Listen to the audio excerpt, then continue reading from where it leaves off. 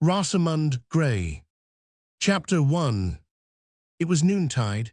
The sun was very hot. An old gentlewoman sat spinning in a little arbor at the door of her cottage. She was blind, and her granddaughter was reading the Bible to her. The old lady had just left her work to attend to the story of Ruth. Orpah kissed her mother-in-law, but Ruth clave unto her. It was a passage she could not let pass without a comment.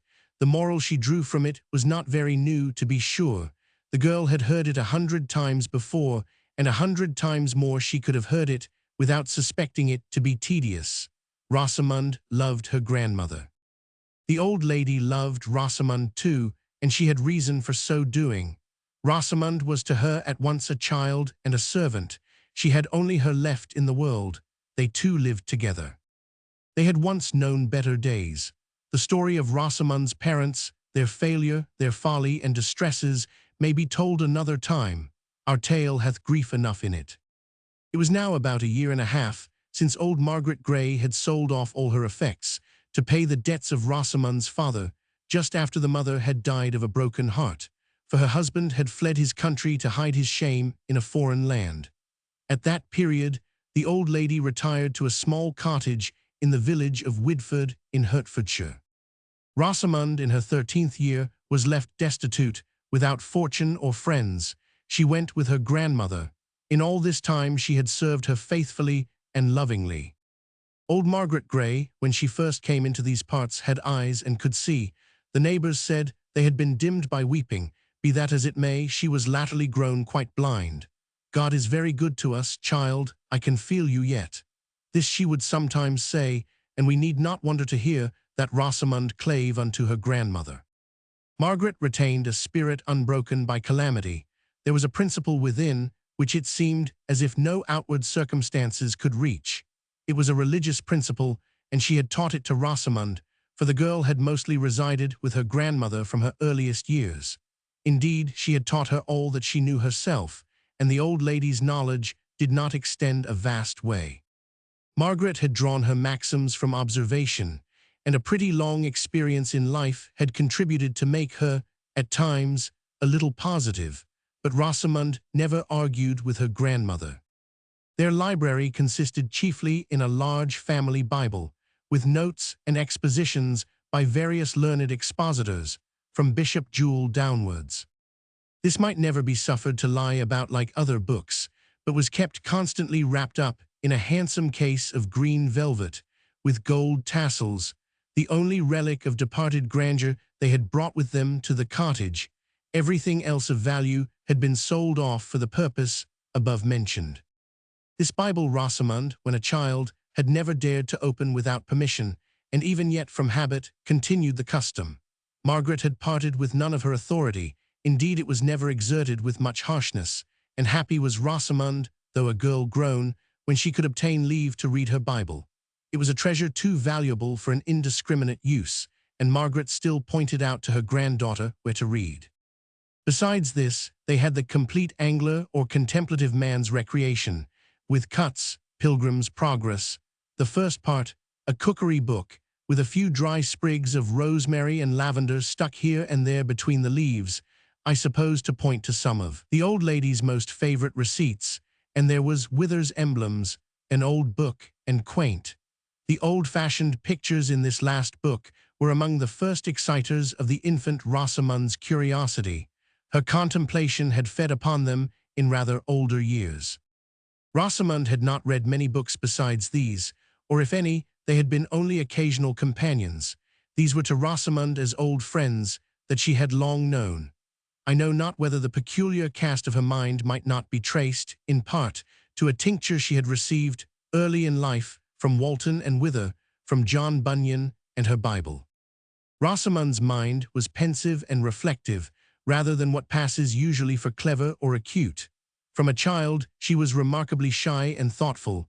This was taken for stupidity and want of feeling, and the child has been sometimes whipped for being a stubborn thing, when her little heart was almost bursting with affection. Even now her grandmother would often reprove her when she found her too grave or melancholy, give her sprightly lectures about good humor and rational mirth, and not unfrequently fall a-crying herself to the great discredit of her lecture. Those tears endeared her the more to Rosamond. Margaret would say, "Child, I love you to cry, when I think you are only remembering your poor dear father and mother. I would have you think about them sometimes. It would be strange if you did not.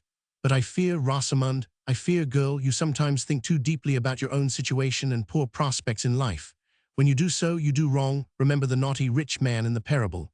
He never had any good thoughts about God and his religion, and that might have been your case." Rosamond at these times could not reply to her. She was not in the habit of arguing with her grandmother, so she was quite silent on these occasions, or else the girl knew well enough herself that she had only been sad to think of the desolate condition of her best friend, to see her, in her old age, so infirm and blind. But she had never been used to make excuses when the old lady said she was doing wrong. The neighbors were all very kind to them. The veriest rustics never passed them without a bow or a pulling off of the hat, some show of courtesy, awkward indeed, but affectionate, with a good morrow, madam, or young madam, as it might happen. Rude and savage natures, who seem born with a propensity to express contempt for anything that looks like prosperity, yet felt respect for its declining luster. The farmers and better sort of people, as they are called, all promised to provide for Rosamond when her grandmother should die. Margaret trusted in God and believed them. She used to say, "I have lived many years in the world and have never known people, good people, to be left without some friend, a relation, a benefactor, a something. God knows our wants, that it is not good for man or woman to be alone, and he always sends us a helpmate, a leaning place, a somewhat." Upon this sure ground of experience did Margaret build her trust in Providence. Chapter 2. Rosamond had just made an end of her story, as I was about to relate, and was listening to the application of the moral, which said application she was old enough to have made herself, but her grandmother still continued to treat her, in many respects, as a child, and Rosamond was in no haste to lay claim to the title of womanhood, when a young gentleman made his appearance and interrupted them. It was young Alan Clare, who had brought a present of peaches and some roses for Rosamond. He laid his little basket down on a seat of the arbor, and in a respectful tone of voice, as though he were addressing a parent, inquired of Margaret how she did. The old lady seemed pleased with his attentions, answered his inquiries by saying that her cough was less troublesome a nights, but she had not yet got rid of it, and probably she never might, but she did not like to tease young people with an account of her infirmities. A few kind words passed on either side, when young Clare, glancing a tender look at the girl, who had all this time been silent, took leave of them with saying, "I shall bring a liner to see you in the evening." When he was gone, the old lady began to prattle. "That is a sweet-dispositioned youth, and I do love him dearly, I must say it. There is such a modesty in all he says or does. He should not come here so often, to be sure, but I don't know how to help it. There is so much goodness in him, I can't find it in my heart to forbid him. But Rosamond, girl, I must tell you beforehand, when you grow older, Mr. Clare must be no companion for you. While you were both so young it was all very well, but the time is coming when folks will think harm of it, if a rich young gentleman like Mr. Clare comes so often to our poor cottage. Dost hear, girl? Why don't you answer? Come, I did not mean to say anything to hurt you. Speak to me, Rosamond. Nay, I must not have you be sullen. I don't love people that are sullen." And in this manner was this poor soul running on, unheard and unheeded, when it occurred to her that possibly the girl might not be within hearing. And true it was that Rosamond had slunk away at the first mention of Mr. Clare's good qualities, and when she returned, which was not till a few minutes after Margaret had made an end of her fine harangue, it is certain her cheeks did look very rosy. That might have been from the heat of the day or from exercise, for she had been walking in the garden. Margaret, we know, was blind, and in this case it was lucky for Rosamond that she was so, or she might have made some not unlikely surmises. I must not have my reader infer from this that I at all think it likely a young maid of 14 would fall in love without asking her grandmother's leave. The thing itself is not to be conceived. To obviate all suspicions, I am disposed to communicate a little anecdote of Rosamond. A month or two back her grandmother had been giving her the strictest prohibitions, in her walks, not to go near a certain spot, which was dangerous from the circumstance of a huge overgrown oak tree spreading its prodigious arms across a deep chalk pit, which they partly concealed. To this fatal place Rosamond came one day. Female curiosity, we know, is older than the flood. Let us not think hardly of the girl if she partook of the sexual failing. Rosamond ventured further and further, climbed along one of the branches, approached the forbidden chasm. Her foot slipped. She was not killed, but it was by a mercy she escaped. Other branches intercepted her fall, and with a palpitating heart she made her way back to the cottage. It happened that evening that her grandmother was in one of her best humors, caressed Rosamond, talked of old times, and what a blessing it was they two found a shelter in their little cottage, and in conclusion told Rosamond she was a good girl, and God would one day reward her for her kindness to her old blind grandmother. This was more than Rosamond could bear. Her morning's disobedience came fresh into her mind. She felt she did not deserve all this from Margaret, and at last burst into a fit of crying and made confession of her fault. The old gentlewoman kissed and forgave her. Rosamond never went near that naughty chasm again. Margaret would never have heard of this if Rosamond had not told of it herself. But this young maid had a delicate moral sense, which would not suffer her to take advantage of her grandmother, to deceive her, or conceal anything from her, though Margaret was old and blind and easy to be imposed upon.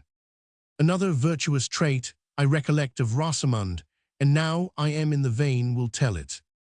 Some, I know, will think these things trifles, and they are so, but if these minutiae make my reader better acquainted with Rosamond, I am content to abide the imputation. These promises of character, hints, and early indications of a sweet nature are to me more dear and choice in the selection than any of those pretty wild flowers, which this young maid, this virtuous Rosamond, has ever gathered in a fine May morning, to make a posy to place in the bosom of her old blind friend. Rosamond had a very just notion of drawing, and would often employ her talent in making sketches of the surrounding scenery. On a landscape, a larger piece than she had ever yet attempted, she had now been working for 3 or 4 months. She had taken great pains with it, given much time to it, and it was nearly finished. For whose particular inspection it was designed, I will not venture to conjecture. We know it could not have been for her grandmother's. One day she went out on a short errand and left her landscape on the table. When she returned, she found it gone. Rosamond from the first suspected some mischief, but held her tongue. At length she made the fatal discovery. Margaret, in her absence, had laid violent hands on it, not knowing what it was, but taking it for some waste paper, had torn it in half, and with one half of this elaborate composition had twisted herself up, a thread paper. Rosamond spread out her hands at sight of the disaster, gave her grandmother a roguish smile, but said not a word. She knew the poor soul would only fret if she told her of it, and when once Margaret was set a-fretting for other people's misfortunes, the fit held her pretty long. So Rosamond that very afternoon began another piece of the same size and subject, and Margaret, to her dying day, never dreamed of the mischief she had unconsciously done. Chapter 3. Rosamond Grey was the most beautiful young creature that eyes ever beheld. Her face had the sweetest expression in it, a gentleness, a modesty, a timidity, a certain charm, a grace without a name. There was a sort of melancholy mingled in her smile. It was not the thoughtless levity of a girl, it was not the restrained simper of premature womanhood. It was something which the poet Young might have remembered when he composed that perfect line. Soft, modest, melancholy female fair. She was a mild-eyed maid, and everybody loved her. Young Alan Clare, when but a boy, sighed for her. Her yellow hair fell in bright and curling clusters, like those hanging locks of young Apollo. Her voice was trembling and musical. A graceful diffidence pleaded for her whenever she spake, and if she said but little, that little found its way to the heart. Young and artless and innocent, meaning no harm and thinking none, affectionate as a smiling infant, playful, yet inobtrusive, as a weaned lamb. Everybody loved her. Young Alan Clare, when but a boy, sighed for her. The moon is shining in so brightly at my window, where I write, that I feel it a crime not to suspend my employment a while to gaze at her. See how she glideth in maiden honour through the clouds, who divide on either side to do her homage. Beautiful vision, as I contemplate thee, an internal harmony is communicated to my mind, a moral brightness, a tacit analogy of mental purity, a calm like that we ascribe in fancy to the favoured inhabitants of thy fairy regions, argent fields. I marvel not, O moon, that heathen people in the olden times did worship thy deity, Cynthia, Diana, Hecate. Christian Europe invokes thee not by these names now. Her idolatry is of a blacker stain. Belial is her god, she worships Mammon. False things are told concerning thee, fair planet, for I will ne'er believe that thou canst take a perverse pleasure in distorting the brains of us, poor mortals. Lunatics, moonstruck, calumny invented, and folly took up these names. I would hope better things from thy mild aspect and benign influences. Lady of heaven, thou lendest thy pure lamp to light the way to the virgin mourner, when she goes to seek the tomb where her warrior lover lies. Friend of the distressed, thou speakest only peace to the lonely sufferer, who walks forth in the placid evening beneath thy gentle light to chide at fortune, or to complain of changed friends or unhappy loves. Do I dream, or doth not even now a heavenly calm descend from thee into my bosom, as I meditate on the chaste loves of Rosamond and her Clare? Chapter 4. Alan Clare was just 2 years older than Rosamond. He was a boy of 14 when he first became acquainted with her. It was soon after she had come to reside with her grandmother at Widford. He met her by chance one day, carrying a pitcher in her hand, which she had been filling from a neighbouring well. The pitcher was heavy, and she seemed to be bending with its weight. Alan insisted on carrying it for her, for he thought it a sin that a delicate young maid like her should be so employed, and he stand idle by. Alan had a propensity to do little kind offices for everybody, but at the sight of Rosamond Grey, his first fire was kindled, his young mind seemed to have found an object, and his enthusiasm was from that time forth awakened. His visits, from that day, were pretty frequent at the cottage. He was never happier than when he could get Rosamond to walk out with him. He would make her admire the scenes he admired, fancy the wild flowers he fancied, watch the clouds he was watching, and not unfrequently repeat to her poetry which he loved, and make her love it. On their return, the old lady, who considered them yet as but children, would bid Rosamond fetch Mr. Clare a glass of her currant wine, a bowl of new milk, or some cheap dainty which was more welcome to Alan than the costliest delicacies of a prince's court. The boy and girl, for they were no more at that age, grew fond of each other, more fond than either of them suspected. They would sit and sigh, and look upon each other and conceive, not what they ailed, yet something they did ail, and yet were well, and yet they were not well, and what was their disease they could not tell. And thus, in this first garden of their simpleness, they spent their childhood. A circumstance had lately happened, which in some sort altered the nature of their attachment. Rosamond was one day reading the tale of Julia de Raubin, a book which young Clare had lent her. Alan was standing by, looking over her, with one hand thrown round her neck, and a finger of the other pointing to a passage in Julia's third letter. Maria, in my hours of visionary indulgence, I have sometimes painted to myself a husband, no matter whom, comforting me amidst the distresses which fortune had laid upon us. I have smiled upon him through my tears, tears not of anguish but of tenderness. Our children were playing around us, unconscious of misfortune. We had taught them to be humble and to be happy. Our little shed was reserved to us, and their smiles to cheer it. I have imagined the luxury of such a scene, and affliction became a part of my dream of happiness. The girl blushed as she read, and trembled. She had a sort of confused sensation that Alan was noticing her, yet she durst not lift her eyes from the book, but continued reading, scarce knowing what she read. Alan guessed the cause of her confusion. Alan trembled too. His color came and went.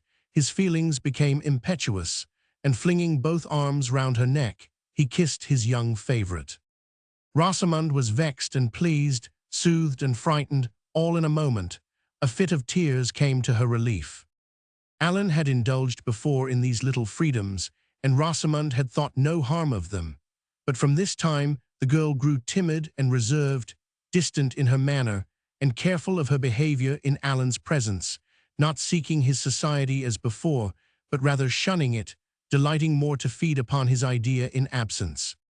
Alan, too, from this day seemed changed. His manner became, though not less tender, yet more respectful and diffident. His bosom felt a throb it had till now not known in the society of Rosamond, and if he was less familiar with her than in former times, that charm of delicacy had superadded a grace to Rosamond, which, while he feared, he loved. There is a mysterious character, heightened, indeed, by fancy and passion, but not without foundation in reality and observation, which true lovers have ever imputed to the object of their affections. This character Rosamond had now acquired with Alan, something angelic, perfect, exceeding nature. Young Clare dwelt very near to the cottage. He had lost his parents, who were rather wealthy, early in life, and was left to the care of a sister some 10 years older than himself. Eleanor Clare was an excellent young lady, discreet, intelligent, and affectionate. Alan revered her as a parent, while he loved her as his own familiar friend. He told all the little secrets of his heart to her, but there was one, which he had hitherto unaccountably concealed from her, namely, the extent of his regard for Rosamond. Eleanor knew of his visits to the cottage, and was no stranger to the persons of Margaret and her granddaughter. She had several times met them when she had been walking with her brother. A civility usually passed on either side, but Eleanor avoided troubling her brother with any unseasonable questions. Alan's heart often beat, and he has been going to tell his sister all, but something like shame, false or true, I shall not stay to inquire, had hitherto kept him back. Still the secret, unrevealed, hung upon his conscience like a crime, for his temper had a sweet and noble frankness in it, which bespake him, yet a virgin from the world. There was a fine openness in his countenance. The character of it somewhat resembled Rosamond's, except that more fire and enthusiasm were discernible in Alan's. His eyes were of a darker blue than Rosamond's, his hair was of a chestnut color, his cheeks ruddy and tinged with brown. There was a cordial sweetness in Alan's smile, the like to which I never saw in any other face. Eleanor had hitherto connived at her brother's attachment to Rosamond. Eleanor, I believe, was something of a physiognomist, and thought she could trace in the countenance and manner of Rosamond qualities which no brother of hers need be ashamed to love. The time was now come when Eleanor was desirous of knowing her brother's favorite more intimately, an opportunity offered of breaking the matter to Alan. The morning of the day in which he carried his present of fruit and flowers to Rosamond, his sister had observed him more than usually busy in the garden, culling fruit, with a nicety of choice not common to him. She came up to him unobserved, and taking him by the arm, inquired, with a questioning smile, "What are you doing, Alan, and who are those peaches designed for?" "For Rosamond Grey," he replied, and his heart seemed relieved of a burden which had long oppressed it. "I have a mind to become acquainted with your handsome friend. Will you introduce me, Alan? I think I should like to go and see her this afternoon." Do go, Eleanor. You don't know what a good creature she is, and old blind Margaret, you will like her very much." His sister promised to accompany him after dinner, and they parted. Alan gathered no more peaches, but hastily cropping a few roses to fling into his basket, went away with it half filled, being impatient to announce to Rosamond the coming of her promised visitor. Chapter 5. When Alan returned home, he found an invitation had been left for him, in his absence, to spend that evening with a young friend who had just quitted a public school in London, and was come to pass one night in his father's house at Whitford, previous to his departure the next morning for Edinburgh University. It was Alan's bosom friend. They had not met for some months, and it was probable a much longer time must intervene before they should meet again. Yet Alan could not help looking a little blank when he first heard of the invitation. This was to have been an important evening, but Elinor soon relieved her brother by expressing her readiness to go alone to the cottage. "I will not lose the pleasure I promised myself. Whatever you may determine upon, Alan, I will go by myself rather than be disappointed." Will you, Elinor?" Elinor promised to go, and I believe Alan, on a second thought, was not very sorry to be spared the awkwardness of introducing two persons to each other, both so dear to him, but either of whom might happen not much to fancy the other.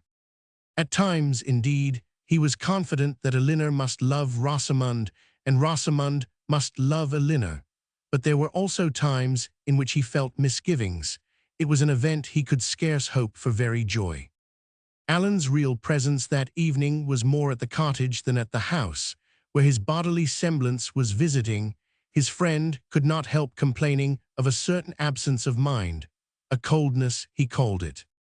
It might have been expected, and in the course of things predicted, that Alan would have asked his friend some questions of what had happened since their last meeting, what his feelings were on leaving school, the probable time when they should meet again, and 100 natural questions which friendship is most lavish of at such times. But nothing of all this ever occurred to Alan. They did not even settle the method of their future correspondence. The consequence was, as might have been expected, Alan's friend thought him much altered, and after his departure sat down to compose a doleful sonnet about a faithless friend.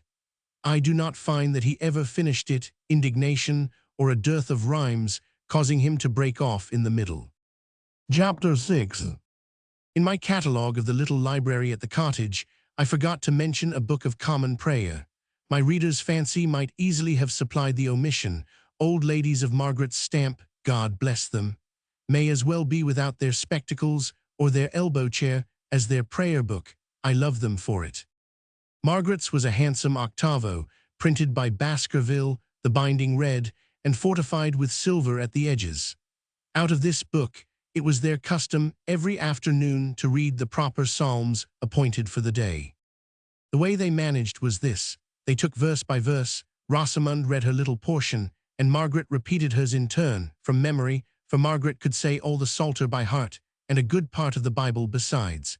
She would not unfrequently put the girl right when she stumbled or skipped. This Margaret imputed to giddiness, a quality which Rosamund was by no means remarkable for, but old ladies like Margaret are not in all instances alike discriminative. They had been employed in this manner just before Miss Clare arrived at the cottage. The psalm they had been reading was the 104th. Margaret was naturally led by it into a discussion of the works of creation. There had been thunder in the course of the day, an occasion of instruction which the old lady never let pass. She began. Thunder has a very awful sound. Some say God Almighty is angry whenever it thunders, that it is the voice of God speaking to us. For my part, I am not afraid of it.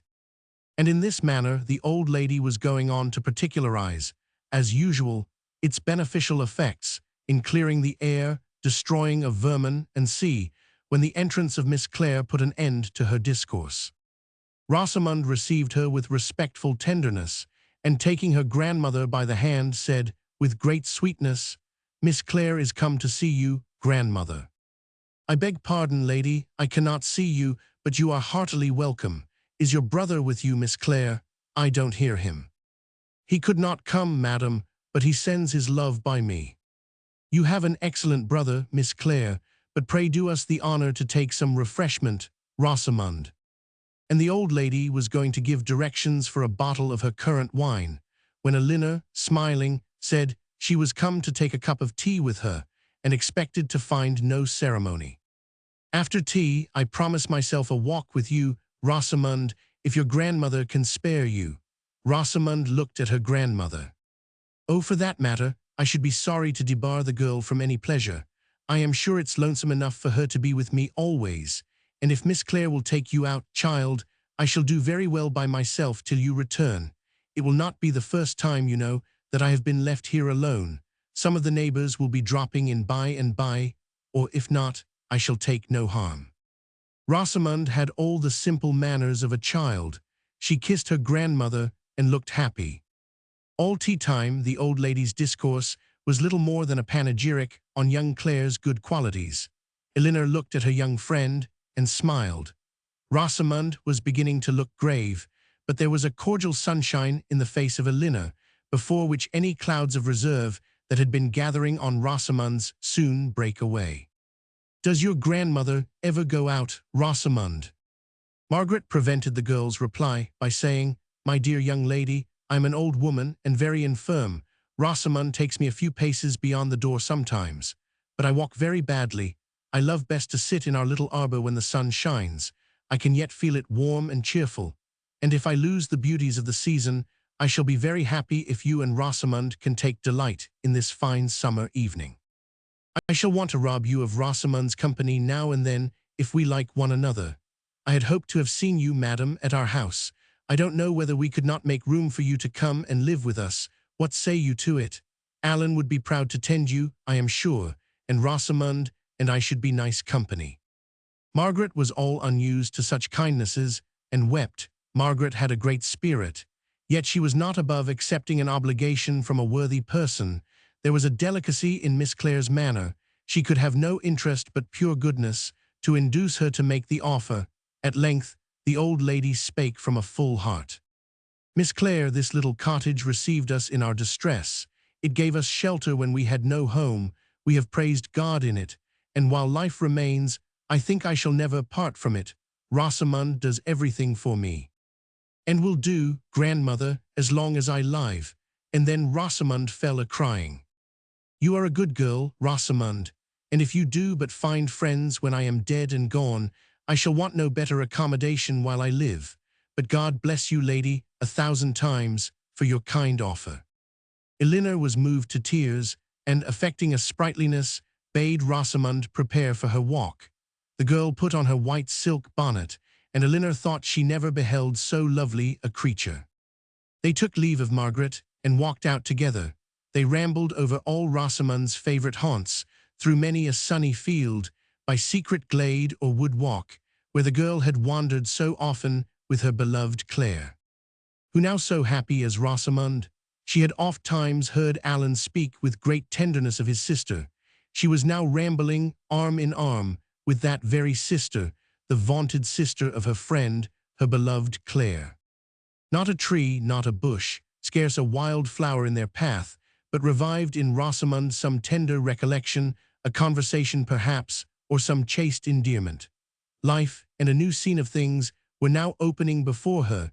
She was got into a fairy land of uncertain existence.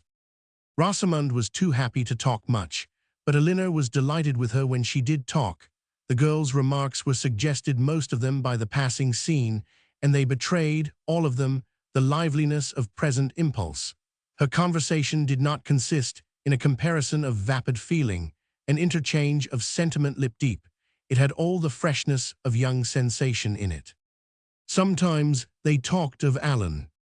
"Alan is very good," said Rosamond, "very good indeed to my grandmother. He will sit with her and hear her stories and read to her and try to divert her 100 ways. I wonder sometimes he is not tired. She talks him to death." "Then you confess, Rosamond, that the old lady does tire you sometimes." "Oh no, I did not mean that. It's very different. I am used to all her ways, and I can humor her and please her, and I ought to do it, for she is the only friend I ever had in the world."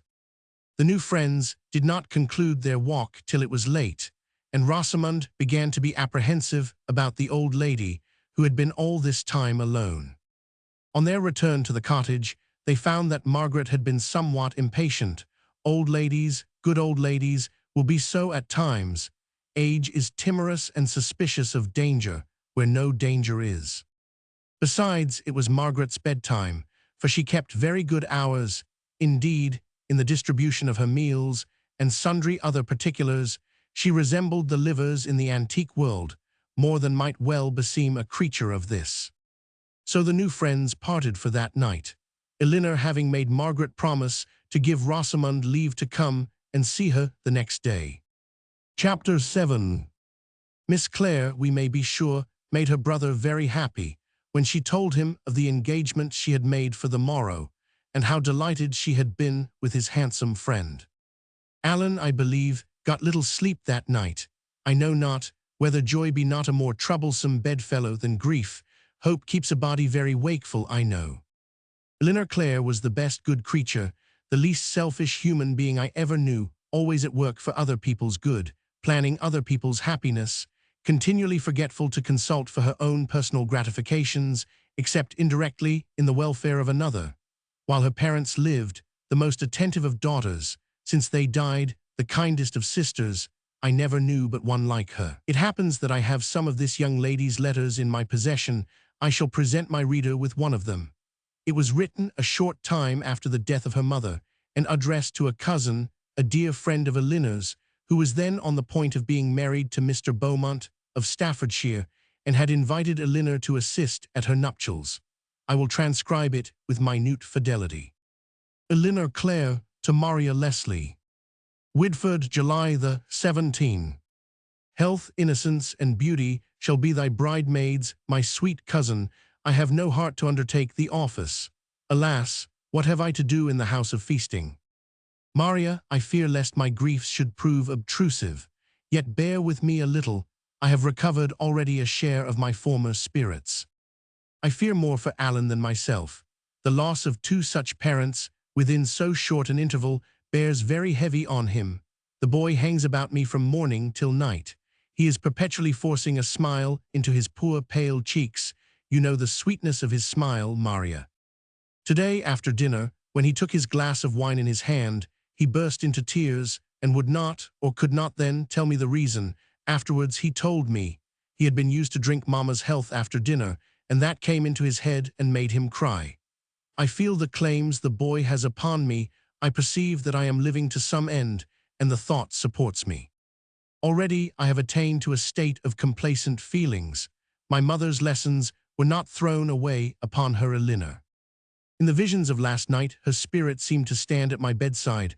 A light, as of noonday, shone upon the room. She opened my curtains. She smiled upon me with the same placid smile as in her lifetime. I felt no fear. Eleanor, she said, for my sake take care of young Alan, and I awoke with calm feelings. Maria, shall not the meeting of blessed spirits, think you, he something like this? I think I could even now behold my mother without dread. I would ask pardon of her for all my past omissions of duty, for all the little asperities in my temper, which have so often grieved her gentle spirit when living. Maria, I think she would not turn away from me. Oftentimes a feeling, more vivid than memory, brings her before me. I see her sit in her old elbow chair, her arms folded upon her lap, a tear upon her cheek, that seems to upbraid her unkind daughter for some inattention. I wipe it away and kiss her honored lips. Maria, when I have been fancying all this, Alan will come in, with his poor eyes red with weeping, and taking me by the hand, destroy the vision in a moment. I am prating to you, my sweet cousin, but it is the prattle of the heart, which Maria loves. Besides, whom have I to talk to of these things but you? You have been my counselor in times past, my companion and sweet familiar friend. Bear with me a little. I mourn the cherishers of my infancy. I sometimes count it a blessing that my father did not prove the survivor. You know something of his story. You know there was a foul tale current. It was the busy malice of that bad man, S., which helped to spread it abroad.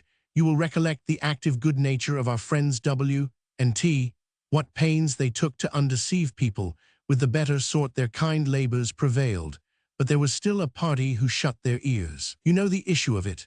My father's great spirit bore up against it for some time. My father never was a bad man, but that spirit was broken at the last, and the greatly injured man was forced to leave his old paternal dwelling in Staffordshire, for the neighbors had begun to point at him. Maria, I have seen them point at him and have been ready to drop. In this part of the country, where the slander had not reached, he sought a retreat, and he found a still more grateful asylum in the daily solicitudes of the best of wives. An enemy hath done this, I have heard him say, and at such times my mother would speak to him so soothingly of forgiveness and long-suffering and the bearing of injuries with patience, would heal all his wounds with so gentle a touch. I have seen the old man weep like a child. The gloom that beset his mind at times betrayed him into skepticism. He has doubted if there be a providence. I have heard him say, God has built a brave world, but methinks he has left his creatures to bustle in it how they may. At such times he could not endure to hear my mother talk in a religious strain. He would say, Woman, have done, you confound, you perplex me when you talk of these matters, and for one day at least unfit me for the business of life. I have seen her look at him. O God, Maria, such a look! It plainly spake that she was willing to have shared her precious hope with the partner of her earthly cares, but she found a repulse. Deprived of such a wife, think you, the old man could long have endured his existence? Or what consolation would his wretched daughter have had to offer him but silent and imbecile tears? My sweet cousin, you will think me tedious, and I am so, but it does me good to talk these matters over. And do not you be alarmed for me, my sorrows are subsiding into a deep and sweet resignation. I shall soon be sufficiently composed, I know it, to participate in my friend's happiness. Let me call her, while yet I may, my own Maria Leslie. Methinks I shall not like you by any other name. Beaumont, Maria Beaumont. It hath a strange sound with it. I shall never be reconciled to this name. But do not you fear, Maria Leslie shall plead with me for Maria Beaumont. And now, my sweet friend, God love you and yours. Eleanor Clare. I find in my collection several letters, written soon after the date of the preceding, and addressed all of them to Maria Beaumont. I am tempted to make some short extracts from these. My tale will suffer interruption by them, but I was willing to preserve whatever memorials I could of Eleanor Clare. From Eleanor Clare to Maria Beaumont. An extract. I have been strolling out for half an hour in the fields, and my mind has been occupied by thoughts which Maria has a right to participate. I have been bringing my mother to my recollection. My heart ached with the remembrance of infirmities that made her closing years of life so sore a trial to her. I was concerned to think that our family differences have been one source of disquiet to her. I am sensible that this last we are apt to exaggerate after a person's death, and surely, in the main, there was considerable harmony among the members of our little family. Still, I was concerned to think that we ever gave her gentle spirit disquiet. I thought on years back on all my parents' friends, the H, S, the F, S on D, S, and on many a merry evening in the fireside circle in that comfortable back parlor. It is never used now. O ye matrovises one of the age, ye know not what ye lose in despising these petty topics of endeared remembrance, associated circumstances of past times. Ye know not the throbbings of the heart, tender yet affectionately familiar, which accompany the dear and honored names of father or of mother. 1. This name will be explained presently. Maria, I thought on all these things. My heart ached at the review of them. It yet aches while I write this. But I am never so satisfied with my train of thoughts as when they run upon these subjects. The tears they draw from us meliorate and soften the heart, and keep fresh within us that memory of dear friends dead, which alone can fit us for a readmission to their society hereafter. From another letter. I had a bad dream this morning that Alan was dead, and who, of all persons in the world, do you think, put on mourning for him? Why, Matrovis. This alone might cure me of superstitious thoughts, if I were inclined to them, for why should Matrovis mourn for us or our family?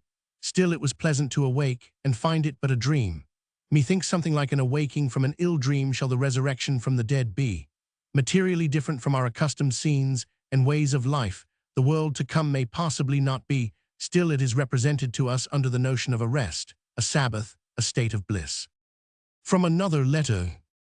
Methinks you and I should have been born under the same roof, sucked the same milk, conned the same hornbook, thumbed the same testament together, for we have been more than sisters, Maria.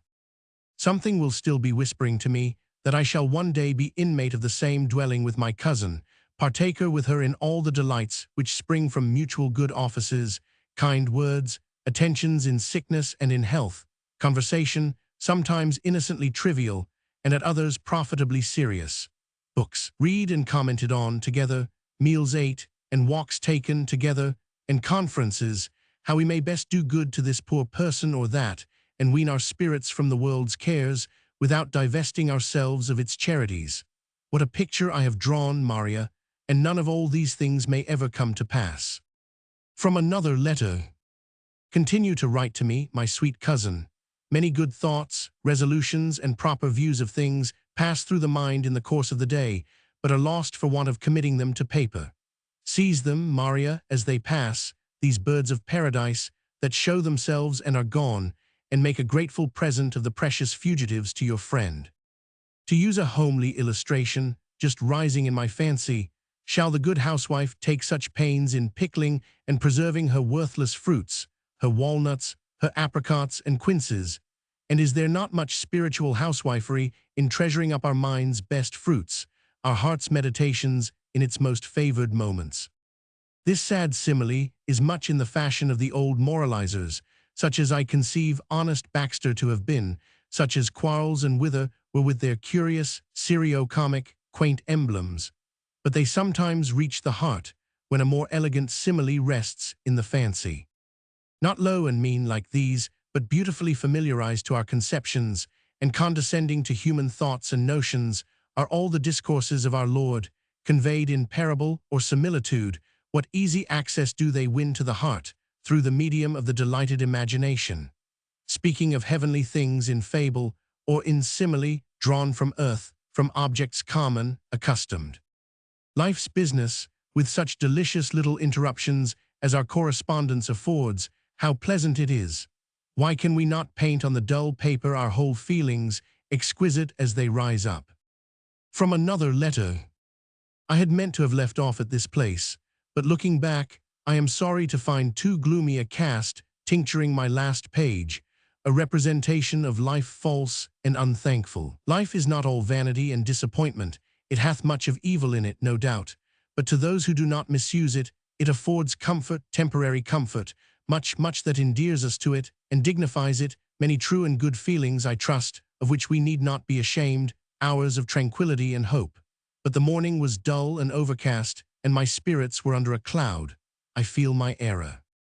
Is it no blessing that we two love one another so dearly, that Alan is left me, that you are settled in life, that worldly affairs go smooth with us both, above all that our lot hath fallen to us in a Christian country?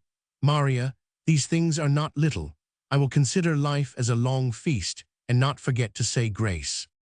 From another letter. Alan has written to me. You know, he is on a visit at his old tutor's in Gloucestershire. He is to return home on Thursday. Alan is a dear boy. He concludes his letter, which is very affectionate throughout, in this manner. Elena, I charge you to learn the following stanza by heart. The monarch may forget his crown, that on his head an hour hath been. The bridegroom may forget his bride, was made his wedded wife yestreen. The mother may forget her child, that smiles so sweetly on her knee. But I'll remember thee, Glencairn, and all that thou hast done for me. The lines are in Burns. You know, we read him for the first time together at Margate, and I have been used to refer them to you, and to call you, in my mind, Glencairn, for you were always very good to me. I had 1,000 failings, but you would love me in spite of them all. I am going to drink your health. I shall detain my reader no longer from the narrative. Chapter 8. They had but 4 rooms in the cottage. Margaret slept in the biggest room upstairs, and her granddaughter in a kind of closet adjoining, where she could be within hearing if her grandmother should call her in the night. The girl was often disturbed in that manner. 2 or 3 times in a night she has been forced to leave her bed, to fetch her grandmother's cordials, or do some little service for her. But she knew that Margaret's ailings were real and pressing, and Rosamond never complained, never suspected, that her grandmother's requisitions had anything unreasonable in them. The night she parted with Miss Clare, she had helped Margaret to bed, as usual, and after saying her prayers, as the custom was, kneeling by the old lady's bedside, kissed her grandmother and wished her a good night. Margaret blessed her and charged her to go to bed directly. It was her customary injunction, and Rosamond had never dreamed of disobeying. So she retired to her little room. The night was warm and clear, the moon very bright. Her window commanded a view of scenes she had been tracing in the daytime with Miss Clare. All the events of the day passed, the occurrences of their walk arose in her mind. She fancied she should like to retrace those scenes, but it was now 9 o'clock, a late hour in the village. Still she fancied it would be very charming, and then her grandmother's injunction came powerfully to her recollection. She sighed, and turned from the window, and walked up and down her little room. Ever when she looked at the window, the wish returned. It was not so very late. The neighbors were yet about, passing under the window to their homes. She thought, and thought again, till her sensations became vivid, even to painfulness. Her bosom was aching to give them vent. The village clock struck 10. The neighbors ceased to pass under the window. Rosamond, stealing downstairs, fastened the latch behind her and left the cottage. One that knew her met her and observed her with some surprise. Another recollects having wished her a good night. Rosamond never returned to the cottage. An old man that lay sick in a small house adjoining to Margaret's testified the next morning that he had plainly heard the old creature calling for her granddaughter. All the night long she made her moan, and ceased not to call upon the name of Rosamond. But no Rosamond was there. The voice died away, but not till near daybreak. When the neighbors came to search in the morning, Margaret was missing. She had straggled out of bed, and made her way into Rosamond's room, worn out with fatigue and fright. When she found the girl not there, she had laid herself down to die, and it is thought she died praying, for she was discovered in a kneeling posture, her arms and face extended on the pillow, where Rosamond had slept the night before. A smile was on her face in death. Chapter 9. Fain would I draw a veil over the transactions of that night, but I cannot. Grief and burning shame forbid me to be silent. Black deeds are about to be made public, which reflect a stain upon our common nature. Rosamond, enthusiastic and improvident, wandered unprotected to a distance from her guardian doors, through lonely glens and wood walks, where she had rambled many a day in safety, till she arrived at a shady copse, out of the hearing of any human habitation. Matrevis met her, flown with insolence and wine. Returning home late at night, he passed that way. Matrevis was a very ugly man, sallow-complexioned, and if hearts can wear that color, his heart was sallow-complexioned also. A young man with grey deliberation, cold and systematic in all his plans, and all his plans were evil. His very lust was systematic. He would brood over his bad purposes for such a dreary length of time that, it might have been expected, some solitary check of conscience must have intervened to save him from commission. But that light from heaven was extinct in his dark bosom. Nothing that is great, nothing that is amiable existed for this unhappy man. He feared, he envied, he suspected, but he never loved. The sublime and beautiful in nature, the excellent and becoming in morals, were things placed beyond the capacity of his sensations. He loved not poetry, nor ever took a lonely walk to meditate, never beheld virtue, which he did not try to disbelieve, or female beauty and innocence, which he did not lust to contaminate. A sneer was perpetually upon his face, and malice grinning at his heart. He would say the most ill-natured things, with the least remorse, of any man I ever knew. This gained him the reputation of a wit, other traits got him the reputation of a villain. And this man formerly paid his court to Eleanor Clare. With what success, I leave my readers to determine. It was not in Eleanor's nature to despise any living thing, but in the estimation of this man, to be rejected was to be despised, and Matrevis never forgave. He had long turned his eyes upon Rosamond Grey. To steal from the bosom of her friends the jewel they prized so much, the little ewe lamb they held so dear, was a scheme of delicate revenge, and Matrevis had a twofold motive for accomplishing this young maid's ruin. Often had he met her in her favorite solitudes, but found her ever cold and inaccessible. Of late, the girl had avoided straying far from her own home in the fear of meeting him, but she had never told her fears to Alan. Matrevis had, till now, been content to be a villain within the limits of the law, but, on the present occasion, hot fumes of wine, cooperating with his deep desire of revenge, and the insolence of an unhoped-for meeting, overcame his customary prudence, and Matrevis rose at once to an audacity of glorious mischief. Late at night he met her, a lonely, unprotected virgin, no friend at hand, no place near of refuge. "Rosamund Grey, my soul is exceeding sorrowful for thee.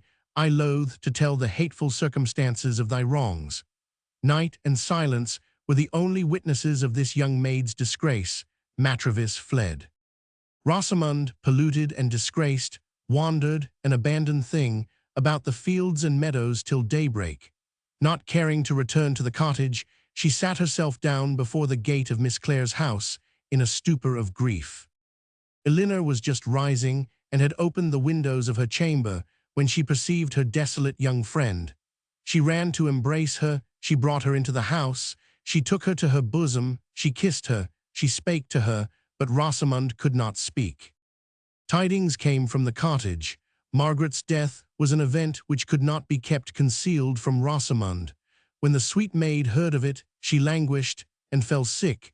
She never held up her head after that time. If Rosamund had been a sister, she could not have been kindlier treated than by her two friends. Alan had prospects in life, might in time have married into any of the first families in Hertfordshire, but Rosamund Grey, humbled though she was and put to shame, had yet a charm for him, and he would have been content to share his fortunes with her yet, if Rosamund would have lived to be his companion. But this was not to be, and the girl soon after died.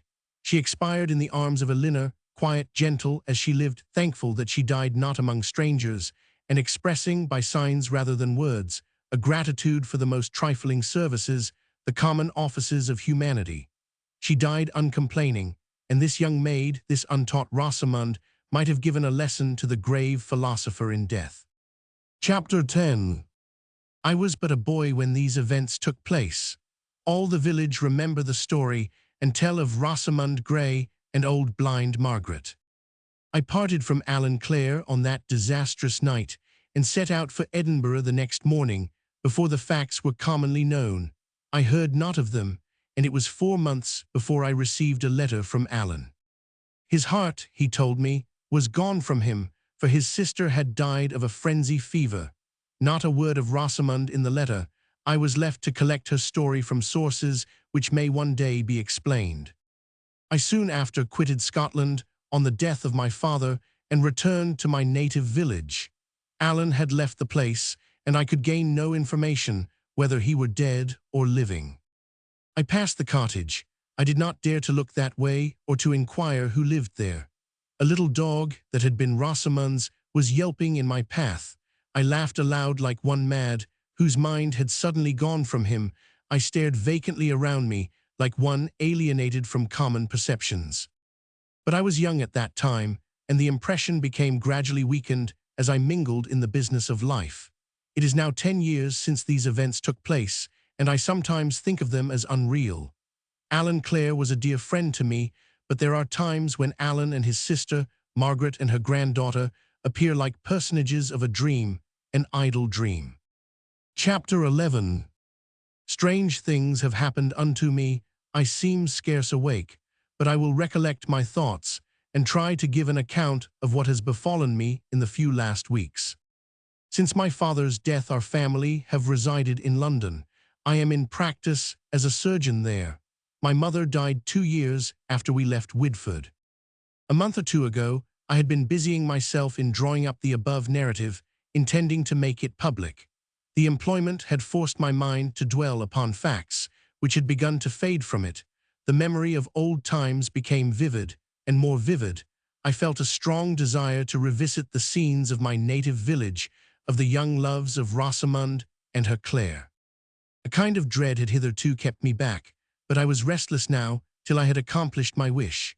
I set out one morning to walk. I reached Widford about 11 in the forenoon, after a slight breakfast at my inn, where I was mortified to perceive the old landlord did not know me again. Old Thomas Billet, he has often made anglerods for me when a child. I rambled over all my accustomed haunts. Our old house was vacant and to be sold. I entered, unmolested, into the room that had been my bedchamber. I kneeled down on the spot where my little bed had stood. I felt like a child. I prayed like one. It seemed as though old times were to return again. I looked round involuntarily, expecting to see some face I knew, but all was naked and mute. The bed was gone. My little pane of painted window, through which I loved to look at the sun when I awoke in a fine summer's morning, was taken out and had been replaced by one of common glass. I visited by turns every chamber. They were all desolate and unfurnished, one excepted, in which the owner had left a harpsichord, probably to be sold. I touched the keys. I played some old Scottish tunes which had delighted me when a child. Past associations revived with the music, blended with a sense of unreality, which at last became too powerful. I rushed out of the room to give vent to my feelings. I wandered, scarce knowing where, into an old wood that stands at the back of the house. We called it the wilderness. A well-known form was missing that used to meet me in this place. It was thine, Ben Moxham, the kindest, gentlest, politest of human beings, yet was he nothing higher than a gardener in the family. Honest creature, thou didst never pass me in my childish rambles without a soft speech and a smile. I remember thy good-natured face.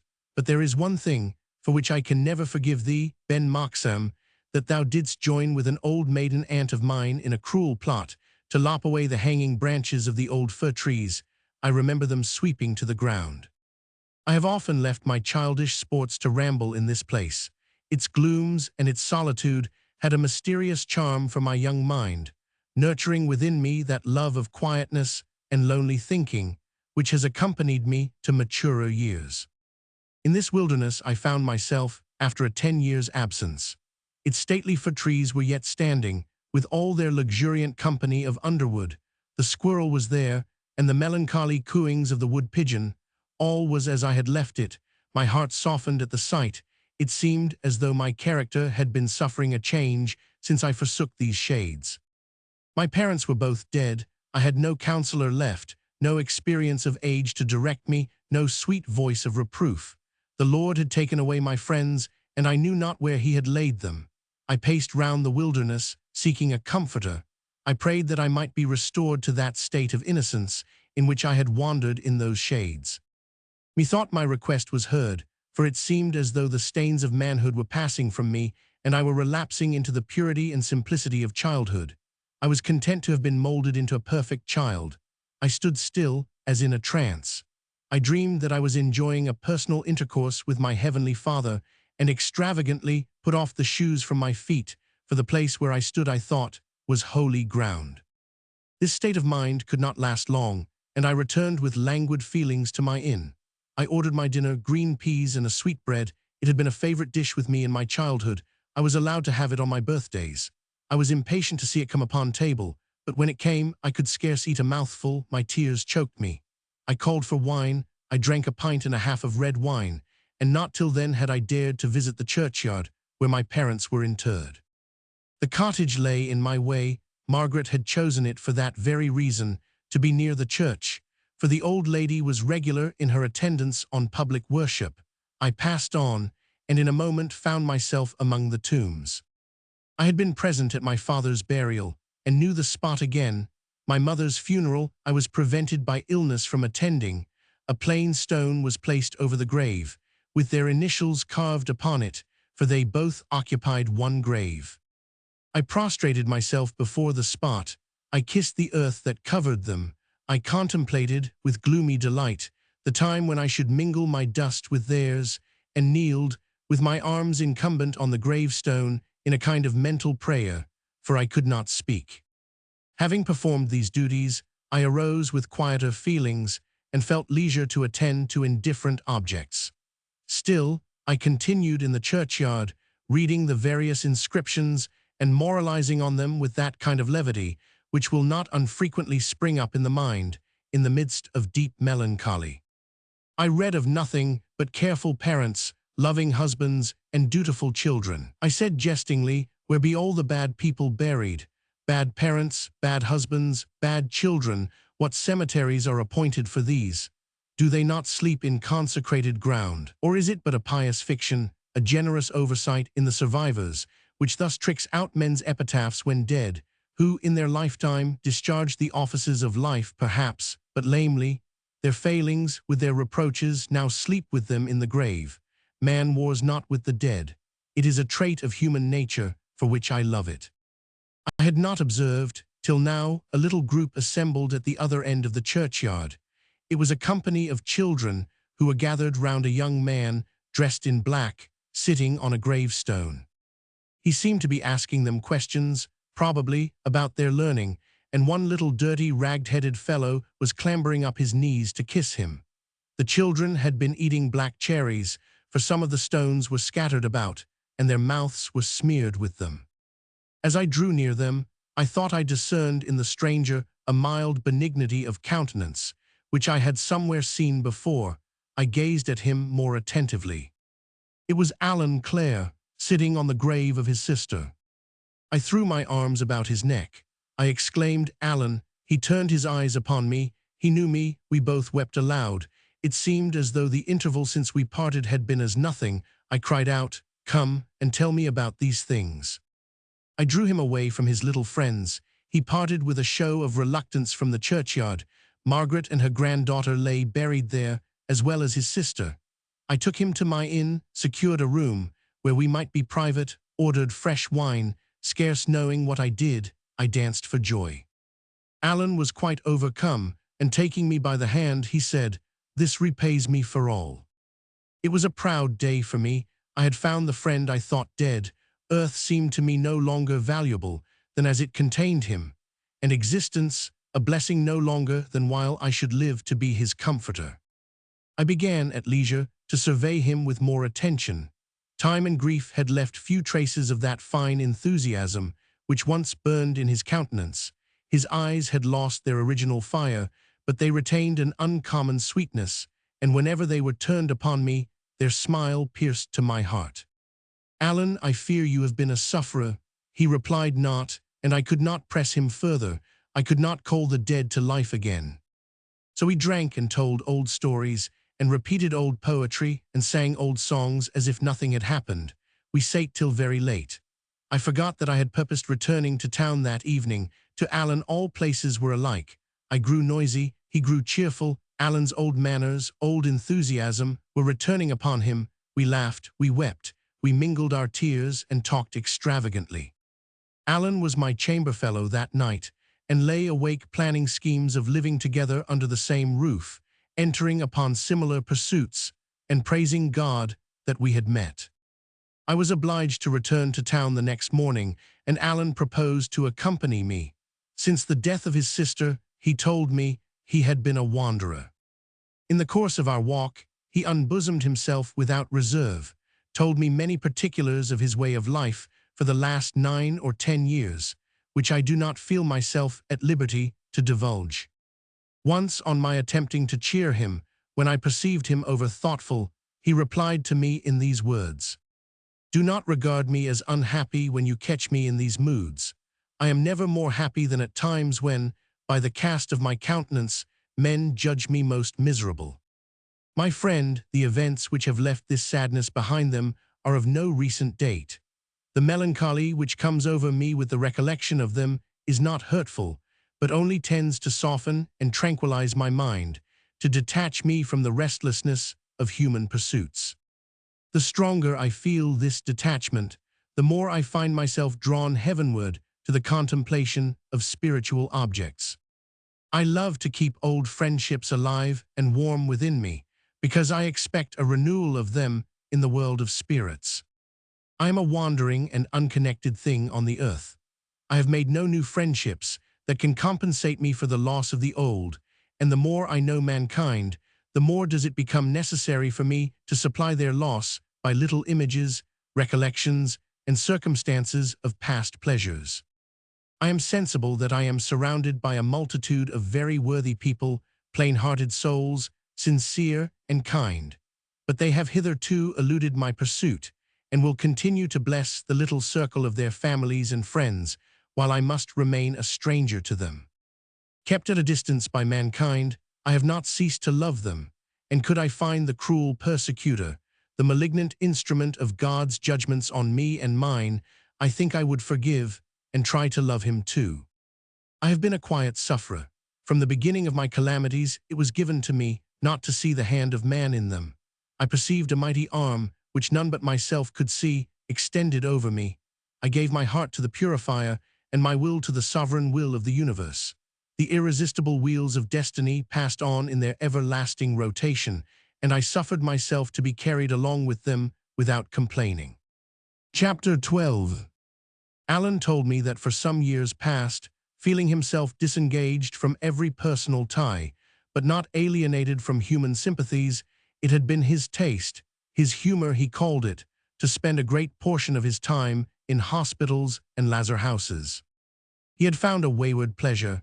He refused to name it a virtue, intending a description of people who had long ceased to expect kindness or friendliness from mankind, but were content to accept the reluctant services, which the oftentimes unfeeling instruments and servants of these well-meant institutions deal out to the poor sick people under their care. It is not medicine, it is not broths and coarse meats, served up at a stated hour with all the hard formalities of a prison. It is not the scanty dole of a bed to die on, which dying man requires from his species. Looks, attentions, consolations, in a word, sympathies, are what a man most needs in this awful close of mortal sufferings. A kind look, a smile, a drop of cold water to the parched lip, for these things a man shall bless you in death. And these better things than cordials did Alan love to administer, to stay by a bedside the whole day, when something disgusting in a patient's distemper has kept the very nurses at a distance, to sit by while the poor wretch got a little sleep, and be there to smile upon him when he awoke, to slip a guinea now and then into the hands of a nurse or attendant. These things have been to Alan as privileges, for which he was content to live, choice marks and circumstances of his Maker's goodness to him. And I do not know whether occupations of this kind be not a spring of purer and nobler delight, certainly instances of a more disinterested virtue than arises from what are called friendships of sentiment.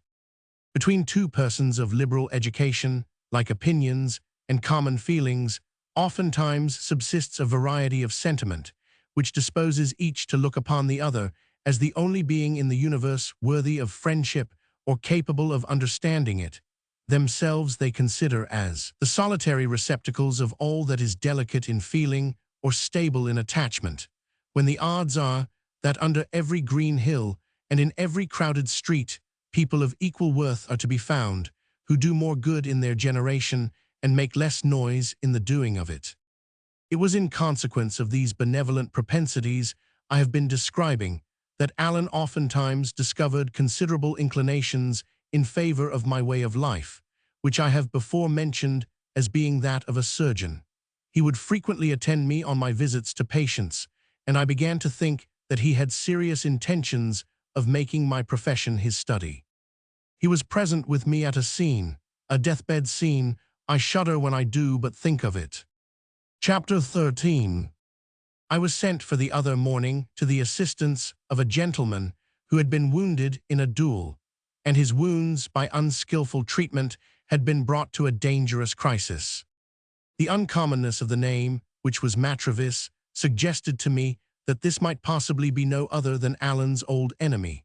Under this apprehension, I did what I could to dissuade Alan from accompanying me, but he seemed bent upon going, and even pleased himself with the notion that it might lie within his ability to do the unhappy man some service. So he went with me. When we came to the house, which was in Soho Square, we discovered that it was indeed the man, the identical Matravis, who had done all that mischief in times past, but not in a condition to excite any other sensation than pity in a heart more hard than Alan's. Intense pain had brought on a delirium. We perceived this on first entering the room, for the wretched man was raving to himself, talking idly in mad, unconnected sentences that yet seemed, at times, to have reference to past facts. One while he told us his dream. He had lost his way on a great heath, to which there seemed no end. It was cold, cold, cold, and dark, very dark. An old woman in leading strings, blind, was groping about for a guide. And then he frightened me, for he seemed disposed to be jocular, and sang a song about an old woman clothed in grey, and said he did not believe in a devil. Presently he bid us not tell Alan Clare. Alan was hanging over him at that very moment, sobbing. I could not resist the impulse, but cried out, "This is Alan Clare. Alan Clare is come to see you, my dear sir." The wretched man did not hear me, I believe, for he turned his head away and began talking of charnel houses and dead men, and whether they knew anything that passed in their coffins. Matravis died that night. Essays. Recollections of Christ's Hospital. To comfort the desponding parent with the thought that, without diminishing the stock which is imperiously demanded to furnish the more pressing and homely wants of our nature, he has disposed of one or more perhaps out of a numerous offspring, under the shelter of a care scarce less tender than the paternal, where not only their bodily cravings shall be supplied, but that mental pabulum is also dispensed, which he hath declared to be no less necessary to our sustenance, who said, that not by bread alone man can live. For this Christ's hospital unfolds her bounty. Here neither, on the one hand, are the youth lifted up above their family, which we must suppose liberal, though reduced, nor, on the other hand, are they liable to be depressed below its level by the mean habits and sentiments which a common charity school generates. It is, in a word, an institution to keep those who have yet held up their heads in the world from sinking, to keep alive the spirit of a decent household when poverty was in danger of crushing it, to assist those who are the most willing, but not always the most able, to assist themselves, to separate a child from his family for a season in order to render him back hereafter, with feelings and habits more congenial to it than he could even have attained by remaining at home in the bosom of it. It is a preserving and renovating principle, an antidote for the res angusta domi, when it presses, as it always does, most heavily upon the most ingenuous natures. This is Christ's hospital, and whether its character would be improved by confining its advantages to the very lowest of the people, let those judge who have witnessed the looks, the gestures, the behavior, the manner of their play with one another, their deportment towards strangers, the whole aspect and physiognomy of that vast assemblage of boys on the London foundation, who freshen and make alive again with their sports the else mouldering cloisters of the old grey friars, which strangers who have never witnessed, if they pass through Newgate Street or by Smithfield, would do well to go a little out of their way to see. For the Christ's Hospital boy feels that he is no charity boy. He feels it in the antiquity and regality of the foundation to which he belongs, in the usage which he meets with at school, and the treatment he is accustomed to out of its bounds, in the respect and even kindness which his well-known garb never fails to procure him in the streets of the metropolis. He feels it in his education, in that measure of classical attainments, which every individual at that school, though not destined to a learned profession, has it in his power to procure, attainments which it would be worse than folly to put it in the reach of the laboring classes to acquire. He feels it in the numberless comforts and even magnificences which surround him, in his old and awful cloisters, with their traditions, in his spacious schoolrooms, and in the well-ordered, airy and lofty rooms where he sleeps, in his stately dining hall, hung round with pictures by Verrio, Lely, and others, one of them surpassing in size and grandeur almost any other in the kingdom, one above all in the very extent and magnitude of the body to which he belongs, and the consequent spirit, intelligence, and public conscience, which is the result of so many various yet wonderfully combining members. Compared with this last-named advantage, what is the stock of information? I do not here speak of book learning, but of that knowledge which boy receives from boy, the mass of collected opinions, the intelligence in common among the few and narrow members of an ordinary boarding school. One by Verrio, representing James II on his throne, surrounded by his courtiers, all curious portraits, receiving the mathematical pupils at their annual presentation, a custom still kept up on New Year's Day at court. The Christ's Hospital, or Bluecoat boy, has a distinctive character of his own, as far removed from the abject qualities of a common charity boy as it is from the disgusting forwardness of a lad brought up at some other of the public schools. There is pride in it, accumulated from the circumstances which I have described as differencing him from the former, and there is a restraining modesty from a sense of obligation and dependence, which must ever keep his deportment from assimilating to that of the latter. His very garb, as it is antique and venerable, feeds his self-respect. As it is a badge of dependence, it restrains the natural petulance of that age from breaking out into overt acts of insolence. This produces silence and a reserve before strangers, yet not that cowardly shyness which boys mute up at home will feel. He will speak up when spoken to, but the stranger must begin the conversation with him. Within his bounds, he is all fire and play, but in the streets, he steals along with all the self-concentration of a young monk. He is never known to mix with other boys. They are a sort of laity to him. All this proceeds, I have no doubt, from the continual consciousness which he carries about him of the difference of his dress from that of the rest of the world, with a modest jealousy over himself, lest, by over-hastily mixing with common and secular playfellows, he should commit the dignity of his cloth. Nor let anyone laugh at this, for considering the propensity of the multitude, and especially of the small multitude, to ridicule anything unusual in dress, above all, where such peculiarity may be construed by malice into a mark of disparagement, this reserve will appear to be nothing more than a wise instinct in the blue-coat boy. That it is neither pride nor rusticity, at least that it has none of the offensive qualities of either, a stranger may soon satisfy himself by putting a question to any of these boys. He may be sure of an answer couched in terms of plain civility, neither loquacious nor embarrassed. Let him put the same question to a parish boy, or to one of the trencher caps in the cloisters, and the impudent reply of the one shall not fail to exasperate any more than the certain servility and mercenary eye to reward, which he will meet with in the other, can fail to depress and sadden him. The Christ's Hospital boy is a religion's character. His school is eminently a religious foundation. It has its peculiar prayers, its services at set times, its graces, hymns, and anthems, following each other in an almost monastic closeness of succession. This religious character in him is not always untinged with superstition.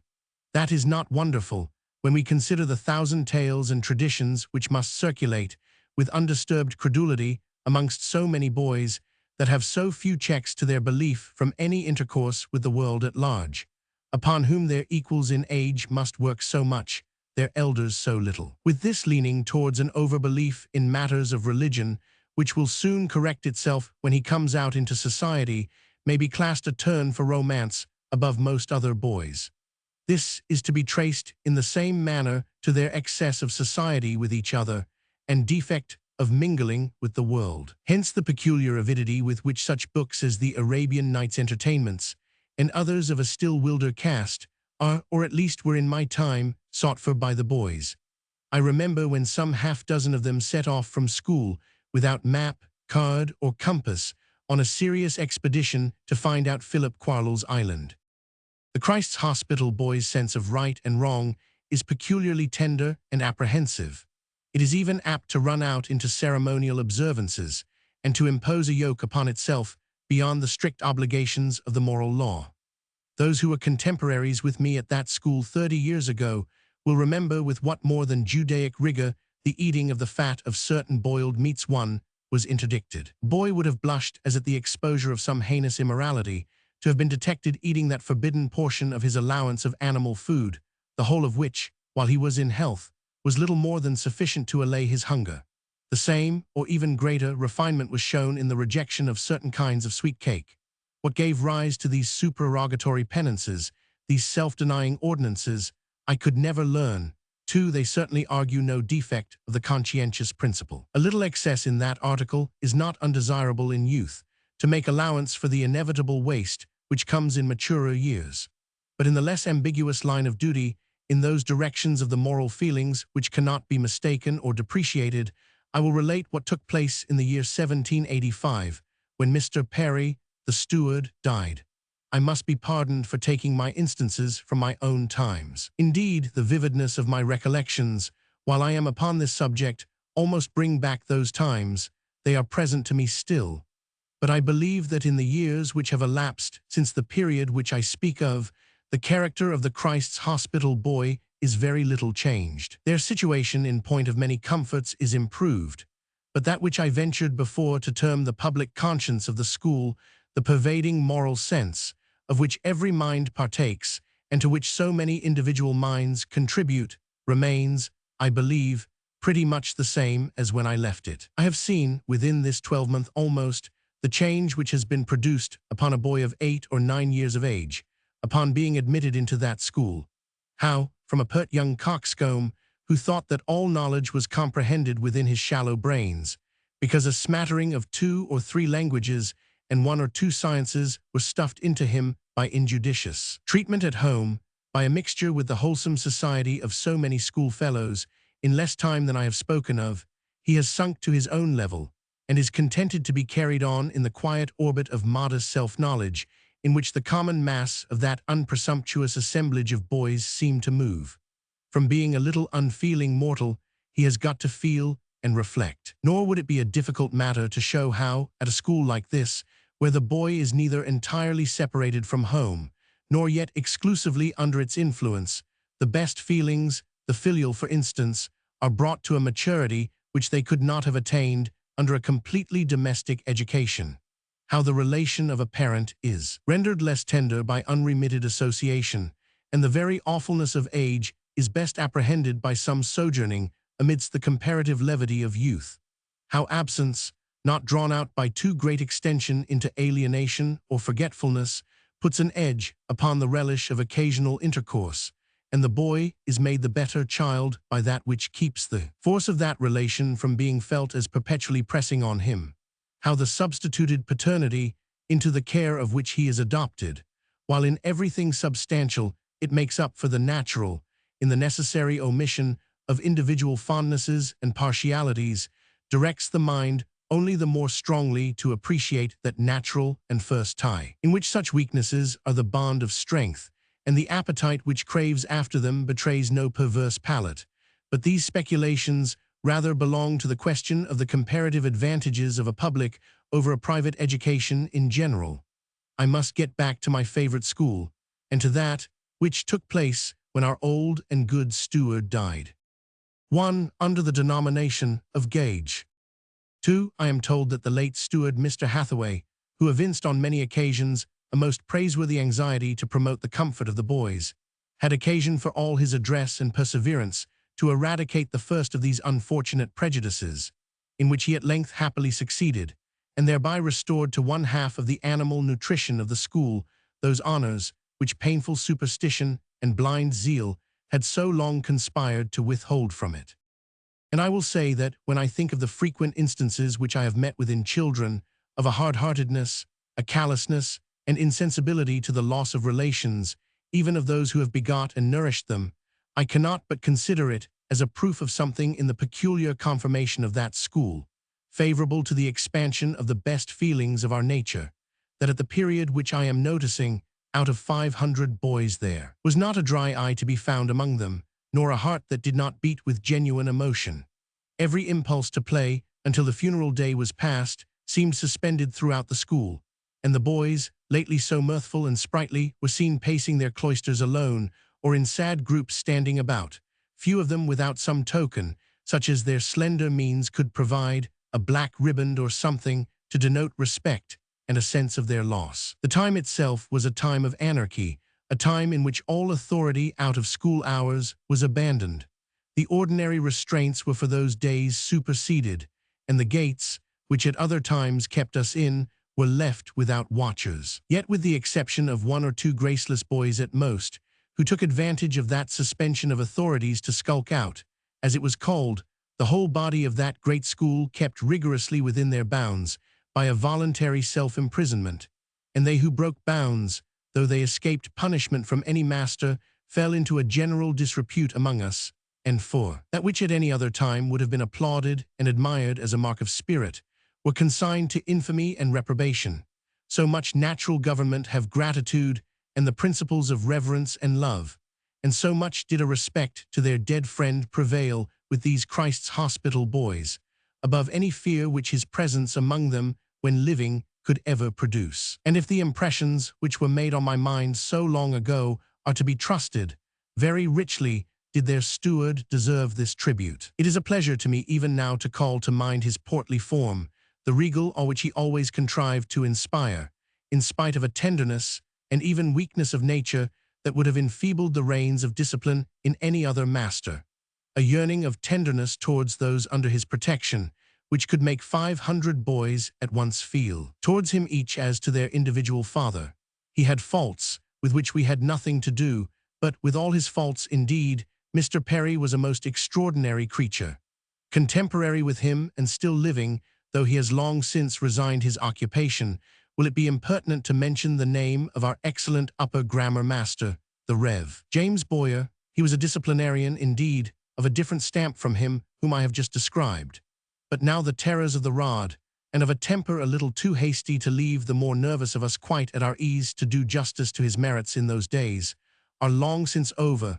Ungrateful were we if we should refuse our testimony to that unwearied assiduity with which he attended to the particular improvement of each of us. Had we been the offspring of the first gentry in the land, he could not have been instigated by the strongest views of recompense and reward to have made himself a greater slave to the most laborious of all occupations than he did for us sons of charity, from whom, or from our parents, he could expect nothing. He has had his reward in the satisfaction of having discharged his duty, in the pleasurable consciousness of having advanced the respectability of that institution to which, both man and boy, he was attached, in the honors to which so many of his pupils have successfully aspired at both our universities, and in the staff with which the governors of the hospital, at the close of his hard labors, with the highest expressions of the obligations the school lay under to him, unanimously voted to present him.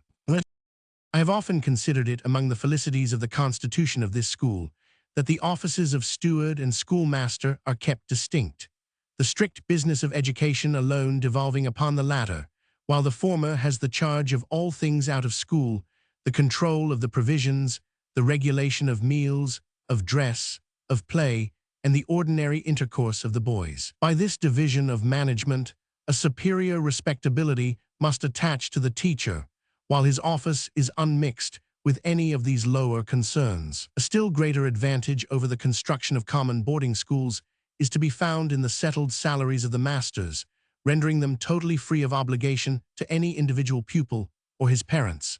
This never fails to have its effect at schools where each boy can reckon up to a hair what profit the master derives from him, where he views him every day in the light of a caterer, a provider for the family, who is to get so much by him in each of his meals. Boys will see and consider these things, and how much must the sacred character of preceptor suffer in their minds by these degrading associations. The very bill which the pupil carries home with him at Christmas, eked out, perhaps, with elaborate though necessary minuteness, instructs him that his teachers have other ends than the mere love to learning in the lessons which they give him. And though they put into his hands the fine sayings of Seneca or Epictetus, yet they themselves are none of those disinterested pedagogues to teach philosophy gratis. The master, too, is sensible that he is seen in this light, and how much this must lessen that affectionate regard to the learners which alone can sweeten the bitter labor of instruction, and convert the whole business into unwelcome and uninteresting task-work. Many preceptors that I have conversed with on the subject are ready, with a sad heart, to acknowledge. From this inconvenience, the settled salaries of the masters of this school in great measure exempt them, while the happy custom of choosing masters, indeed every officer of the establishment, from those who have received their education there, gives them an interest in advancing the character of the school, and binds them to observe a tenderness and a respect to the children, in which a stranger, feeling that independence which I have spoken of, might well be expected to fail. In affectionate recollections of the place where he was bred up, in hearty recognitions of old schoolfellows met with again after the lapse of years, or in foreign countries, the Christ's hospital boy yields to none. I might almost say he goes beyond most other boys. The very compass and magnitude of the school, its thousand bearings, the space it takes up in the imagination beyond the ordinary schools, impresses a remembrance, accompanied with an elevation of mind, that attends him through life. It is too big, too affecting an object, to pass away quickly from his mind. The Christ's hospital boys' friends at school are commonly his intimates through life. For me, I do not know whether a constitutional imbecility does not incline me too obstinately to cling to the remembrances of childhood. In an inverted ratio to the usual sentiments of mankind, nothing that I have been engaged in since seems of any value or importance compared to the colors which imagination gave to everything then. I belonged to no body corporate such as I then made a part of.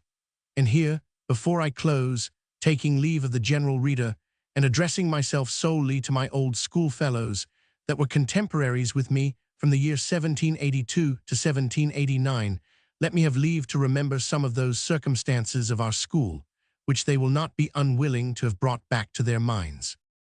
And first let us remember, as first in importance in our childish eyes, the young men as they almost were, who, under the denomination of Grecians, were waiting the expiration of the period when they should be sent, at the charges of the hospital, to one or other of our universities, but more frequently to Cambridge. These youths, from their superior acquirements, their superior age and stature, and the fewness of their numbers, for seldom above 2 or 3 at a time, were inaugurated into that high order, drew the eyes of all, and especially of the younger boys, into a reverent observance and admiration. How tall they used to seem to us, how stately would they pace along the cloisters, while the play of the lesser boys was absolutely suspended, or its boisterousness at least allayed, at their presence. Not that they ever beat or struck the boys, that would have been to have demeaned themselves. The dignity of their persons alone ensured them all respect. The task of blows, of corporal chastisement, they left to the common monitors, or heads of wards, who, it must be confessed, in our time had rather too much license allowed them to oppress and misuse their inferiors, and the interference of the Grecian, who may be considered as the spiritual power, was not unfrequently called for to mitigate by its mediation the heavy unrelenting arm of this temporal power or monitor. In fine, the Grecians were the solemn muftis of the school. Errors were computed from their time. It used to be said, such or such a thing was done when S or T was Grecian. As I ventured to call the Grecians, the muftis of the school, the king's boys, one as their character then was, may well pass for the janissaries. They were the terror of all the other boys, bred up under that hardy sailor, as well as excellent mathematician and connavigator with Captain Cook, William Wales. All his systems were adapted to fit them for the rough element which they were destined to encounter. Frequent and severe punishments, which were expected to be borne with more than Spartan fortitude, came to be considered less as inflictions of disgrace than as trials of obstinate endurance. To make his boys hardy and to give them early sailor habits seemed to be his only aim. To this, everything was subordinate. Moral obliquities, indeed, were sure of receiving their full recompense, for no occasion of laying on the lash was ever let slip, but the effects expected to be produced from it was something very different from contrition or mortification. There was in William Wales a perpetual fund of humor, a constant glee about him, which, heightened by an inveterate provincialism of North Country dialect, absolutely took away the sting from his severities. His punishments were a game at patience, in which the master was not always worst contented when he found himself at times overcome by his pupil. What success this discipline had, or how the effects of it operated upon the after lives of these king's boys, I cannot say, but I am sure that, for the time, they were absolute nuisances to the rest of the school. Hardy, brutal, and often wicked, they were the most graceless lump in the whole mass, older and bigger than the other boys, for by the system of their education they were kept longer at school by 2 or 3 years than any of the rest, except the Grecians. They were a constant terror to the younger part of the school, and some who may read this, I doubt not, will remember the consternation into which the juvenile fry of us were thrown, when the cry was raised in the cloisters that the first order was coming, for so they termed the first form or class of those boys. Still, these sea boys answered some good purposes in the school. They were the military class among the boys, foremost in athletic exercises, who extended the fame of the prowess of the school far and near, and the apprentices in the vicinage, and sometimes the butcher's boys in the neighboring market, had sad occasion to attest their valor. 1. The mathematical pupils, bred up to the sea, on the foundation of Charles II. The time would fail me if I were to attempt to enumerate all those circumstances, some pleasant, some attended with some pain, which, seen through the mist of distance, comes sweetly softened to the memory. But I must crave leave to remember our transcending superiority in those invigorating sports, leapfrog and basting the bear. Our delightful excursions in the summer holidays to the New River near Newington, where, like otters, we would live the long day in. The water never caring for dressing ourselves when we had once stripped. Our savory meals afterwards, when we came home almost famished with staying out all day without our dinners. Our visits at other times to the tower, where by ancient privilege we had free access to all the curiosities. Our solemn procession through the city at Easter, with the Lord Mayor's largesse of buns, wine, and a shilling, with the festive questions and civic pleasantries of the dispensing aldermen, which were more to us than all the rest of the banquet. Our stately suppings in public, where the well-lighted hall and the confluence of well-dressed company who came to see us made the whole look more like a concert or assembly than a scene of a plain bread and cheese collation. The annual orations upon St. Matthew's Day, in which the senior scholar, before he had done, seldom failed to reckon up, among those who had done honor to our school by being educated in it, the names of those accomplished critics and Greek scholars, Joshua Barnes and Jeremiah Markland. I marvel they left out Camden while they were about it. Let me have leave to remember our hymns and anthems and well-toned organ, the doleful tune of the burial anthem chanted in the solemn cloisters, upon the seldom occurring funeral of some schoolfellow, the festivities at Christmas, when the richest of us would club our stock to have a gaudy day, sitting round the fire, replenished to the height with logs, and the penniless, and he that could contribute nothing, partook in all the mirth, and in some of the substantialities of the feasting, the carols sung by night at that time of the year, which, when a young boy, I have so often lain awake to hear from 7, the hour of going to bed, till 10, when it was sung by the older boys and monitors, and have listened to it in their rude chanting, till I have been transported in fancy to the fields of Bethlehem, and the song which was sung at that season by angels' voices to the shepherds. Nor would I willingly forget any of those things which administered to our vanity. The hem-stitched bands and town-made shirts, which some of the most fashionable among us wore, the town girdles with buckles of silver or shining stone, the badges of the sea-boys, the cots or superior shoestrings of the monitors, the medals of the markers, those who were appointed to hear the Bible read in the wards on Sunday morning and evening, which bore on their obverse in silver, as certain parts of our garments carried, in meaner metal, the countenance of our founder, that godly and royal child, King Edward VI, the flower of the Tudor name, the young flower that was untimely cropped, as it began to fill our land with its early odors, the boy patron of boys, the serious and holy child who walked with Cranmer and Bidley, fit associate in those tender years for the bishops and future martyrs of our church to receive, or, as occasion sometimes proved, to give instruction. But ah, what means the silent tear? Why, e'en mid joy, my bosom heave? Ye long-lost scenes, enchantments dear, lo, now I linger o'er your grave. Fly then, ye hours of rosy hue, and bear away the bloom of years, and quick succeed, ye sickly crew, of doubts and sorrows, pains and fears. Still will I ponder fate's unaltered plan, nor, tracing back the child, forget that I am man. 1. Lines meditated in the cloisters of Christ's Hospital in the Poetics of Mr. George Dyer, on the tragedies of Shakespeare, considered with reference to their fitness for stage representation.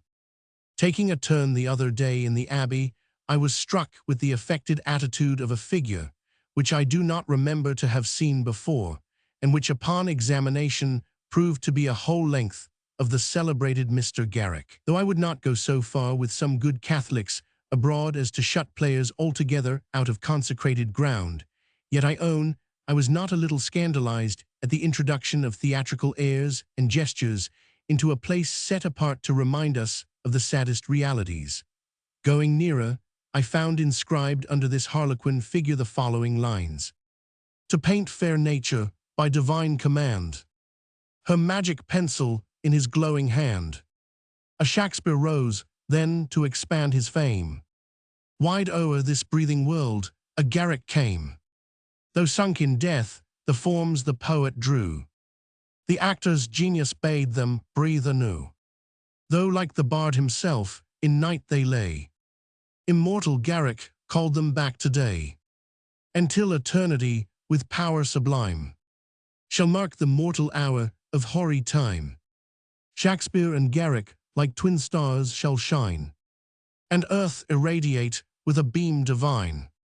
It would be an insult to my readers' understandings to attempt anything like a criticism on this farrago of false thoughts and nonsense. But the reflection it led me into was a kind of wonder, how from the days of the actor here celebrated to our own, it should have been the fashion to compliment every performer in his turn that has had the luck to please the town in any of the great characters of Shakespeare, with the notion of possessing a mind congenial with the poets. How people should come thus unaccountably to confound the power of originating poetical images and conceptions with the faculty of being able to read or recite the same when put into words. One or what connection that absolute mastery over the heart and soul of man, which a great dramatic poet possesses, has with those low tricks upon the eye and ear, which a player, by observing a few general effects, which some common passion, as grief, anger, and see, usually has upon the gestures and exterior, can so easily compass. To know the internal workings and movements of a great mind, of an Othello or a Hamlet, for instance, the when and the why and the how far they should be moved, to what pitch a passion is becoming, to give the reins and to pull in the curb exactly at the moment when the drawing in or the slackening is most graceful, seems to demand a reach of intellect of a vastly different extent from that which is employed upon the bare imitation of the signs of these passions in the countenance or gesture, which signs are usually observed to be most lively and emphatic in the weaker sort of minds, and which signs can after all but indicate some passion, as I said before, anger or grief generally, but of the motives and grounds of the passion, wherein it differs from the same passion in low and vulgar natures. Of these the actor can give no more idea by his face or gesture than the eye, without a metaphor, can speak, or the muscles utter intelligible sounds. But such is the instantaneous nature of the impressions which we take in at the eye and ear at a playhouse, compared with the slow apprehension oftentimes of the understanding in reading, that we are apt not only to sink the playwright in the consideration which we pay to the actor, but even to identify in our minds, in a perverse manner, the actor with the character which he represents. It is difficult for a frequent playgoer to disembarrass the idea of Hamlet from the person and voice of Mr. K. We speak of Lady Macbeth, while we are in reality thinking of Mrs. S. Nor is this confusion incidental alone to unlettered persons, who, not possessing the advantage of reading, are necessarily dependent upon the stage player for all the pleasure which they can receive from the drama, and to whom the very idea of what an author is cannot be made comprehensible without some pain and perplexity of mind. The error is one from which persons otherwise not meanly lettered find it almost impossible to extricate themselves. It is observable that we fall into this confusion only in dramatic recitations. We never dream that the gentleman who reads Lucretius in public with great applause is therefore a great poet and philosopher, nor do we find that Tom Davis, the bookseller, who is recorded to have recited the Paradise Lost better than any man in England in his day, though I cannot help thinking there must be some mistake in this tradition, was therefore, by his intimate friends, set upon a level with Milton. Never let me be so ungrateful as to forget the very high degree of satisfaction which I received some years back from seeing for the first time a tragedy of Shakespeare performed, in which those two great performers sustained the principal parts. It seemed to embody and realize conceptions which had hitherto assumed no distinct shape. But dearly do we pay all our life after for this juvenile pleasure, this sense of distinctness. When the novelty is past, we find to our cost that instead of realizing an idea, we have only materialized and brought down a fine vision to the standard of flesh and blood. We have let go a dream in quest of an unattainable substance. How cruelly this operates upon the mind, to have its free conceptions thus cramped and pressed down to the measure of a straight-lacing actuality, may be judged from that delightful sensation of freshness with which we turn to those plays of Shakespeare which have escaped being performed, and to those passages in the acting plays of the same writer which have happily been left out in the performance. How far the very custom of hearing anything spouted, withers and blows upon a fine passage, may be seen in those speeches from Henry V and C, which are current in the mouths of schoolboys, from their being to be found in Enfield's Speaker and such kind of books. I confess myself utterly unable to appreciate that celebrated soliloquy in Hamlet, beginning to be or not to be, or to tell whether it be good, bad, or indifferent. It has been so handled and pawed about by declamatory boys and men, and torn so inhumanly from its living place, and principle of continuity in the play, till it has become to me a perfect dead member. It may seem a paradox, but I cannot help being of opinion that the plays of Shakespeare are less calculated for performance on a stage than those of almost any other dramatist whatever. Their distinguishing excellence is a reason that they should be so. There is so much in them which comes not under the province of acting, with which eye and tone and gesture have nothing to do. The glory of the scenic art is to personate passion, and the turns of passion, and the more coarse and palpable the passion is, the more hold upon the eyes and ears of the spectators the performer obviously possesses. For this reason, scolding scenes, scenes where two persons talk themselves into a fit of fury, and then in a surprising manner talk themselves out of it again, have always been the most popular upon our stage. And the reason is plain, because the spectators are here most palpably appealed to. They are the proper judges in this war of words. They are the legitimate ring that should be formed round such intellectual prize-fighters. Talking is the direct object of the imitation here. But in all the best dramas, and in Shakespeare above all, how obvious it is that the form of speaking, whether it be in soliloquy or dialogue, is only a medium, and often a highly artificial one, for putting the reader or spectator into possession of that knowledge of the inner structure and workings of mind in a character, which he could otherwise never have arrived at in that form of composition by any gift short of intuition. We do here as we do with novels written in the epistolary form. How many improprieties, perfect solecisms in letter writing do we put up with in Clarissa and other books, for the sake of the delight which that form upon the whole gives us. But the practice of stage representation reduces everything to a controversy of elocution. Every character, from the boisterous blasphemings of Bajazet to the shrinking timidity of womanhood, must play the orator. The love dialogues of Romeo and Juliet, those silver-sweet sounds of lovers' tongues by night, the more intimate and sacred sweetness of nuptial colloquy between an Othello or a Posthumus with their married wives, all those delicacies which are so delightful in the reading, as when we read of those youthful dalliances in paradise. As beseemed, fair couple linked in happy nuptial league. Alone.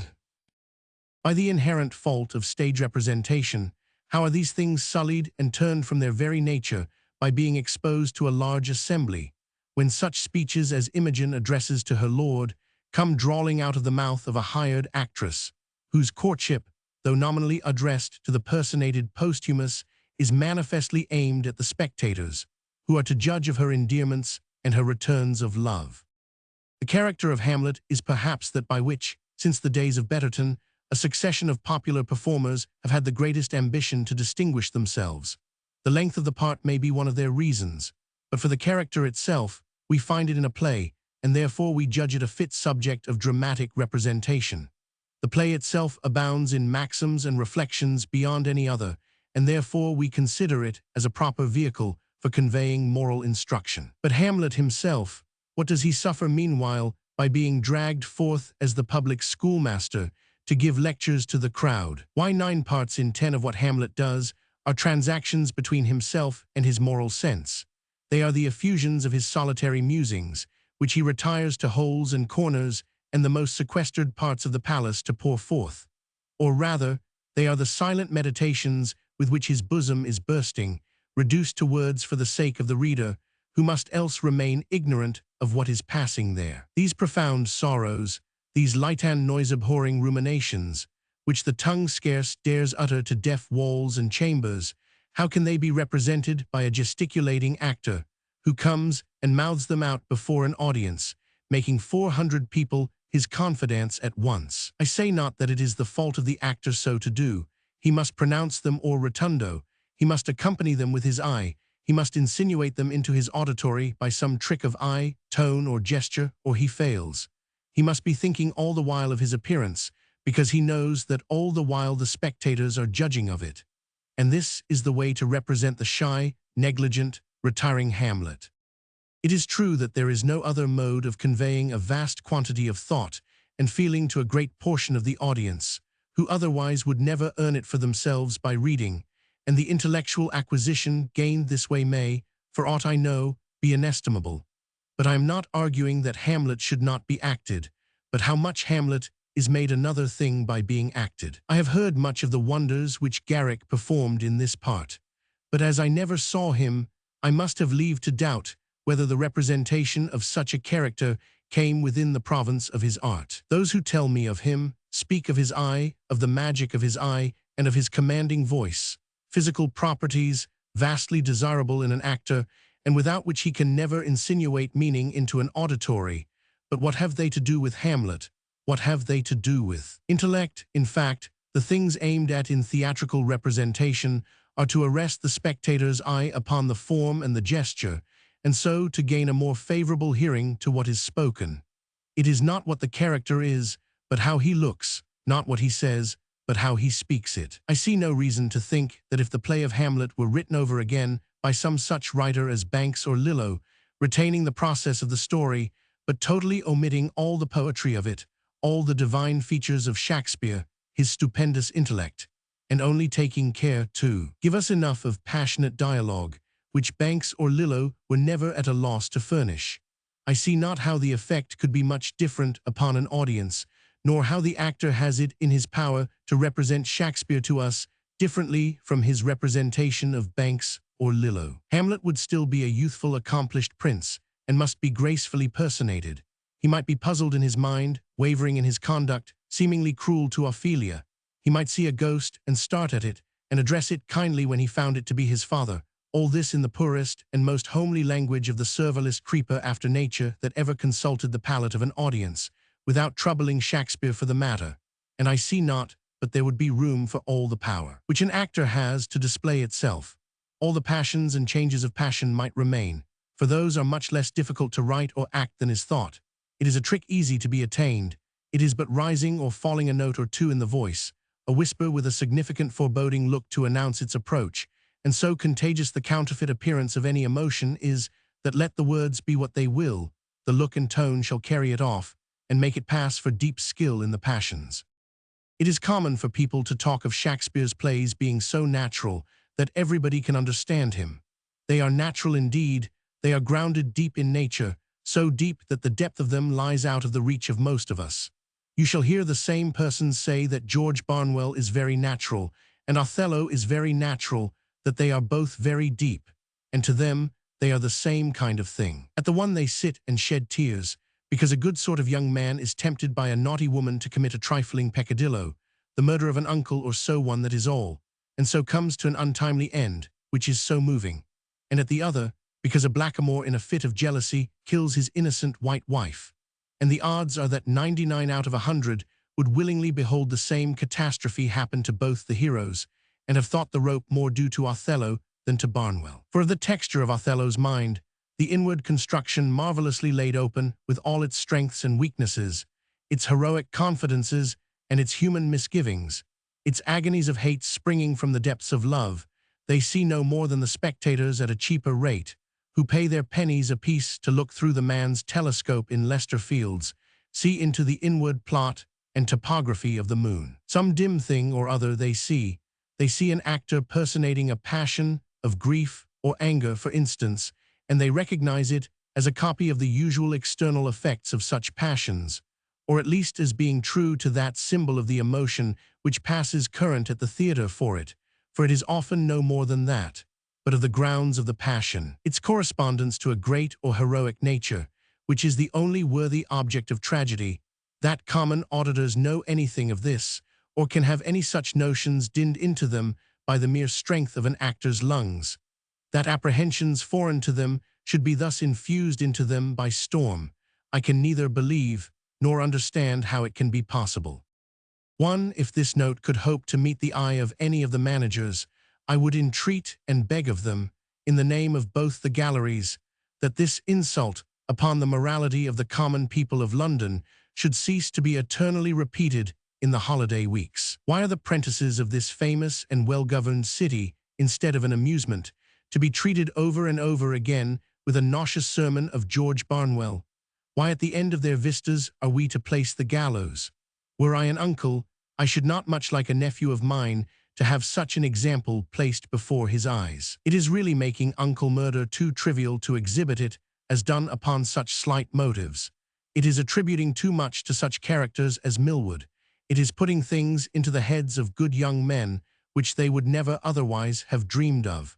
Uncles that think anything of their lives should fairly petition the Chamberlain against it. We talk of Shakespeare's admirable observations of life, when we should feel that not from a petty inquisition into those cheap and everyday characters which surrounded him as they surround us, but from his own mind, which was, to borrow a phrase of Ben Jonson's, the very sphere of humanity, he fetched those images of virtue and of knowledge of which every one of us recognizing a part, think we comprehend in our natures the whole, and oftentimes mistake the powers which he positively creates in us, for nothing more than indigenous faculties of our own minds, which only waited the application of corresponding virtues in him to return a full and clear echo of the same.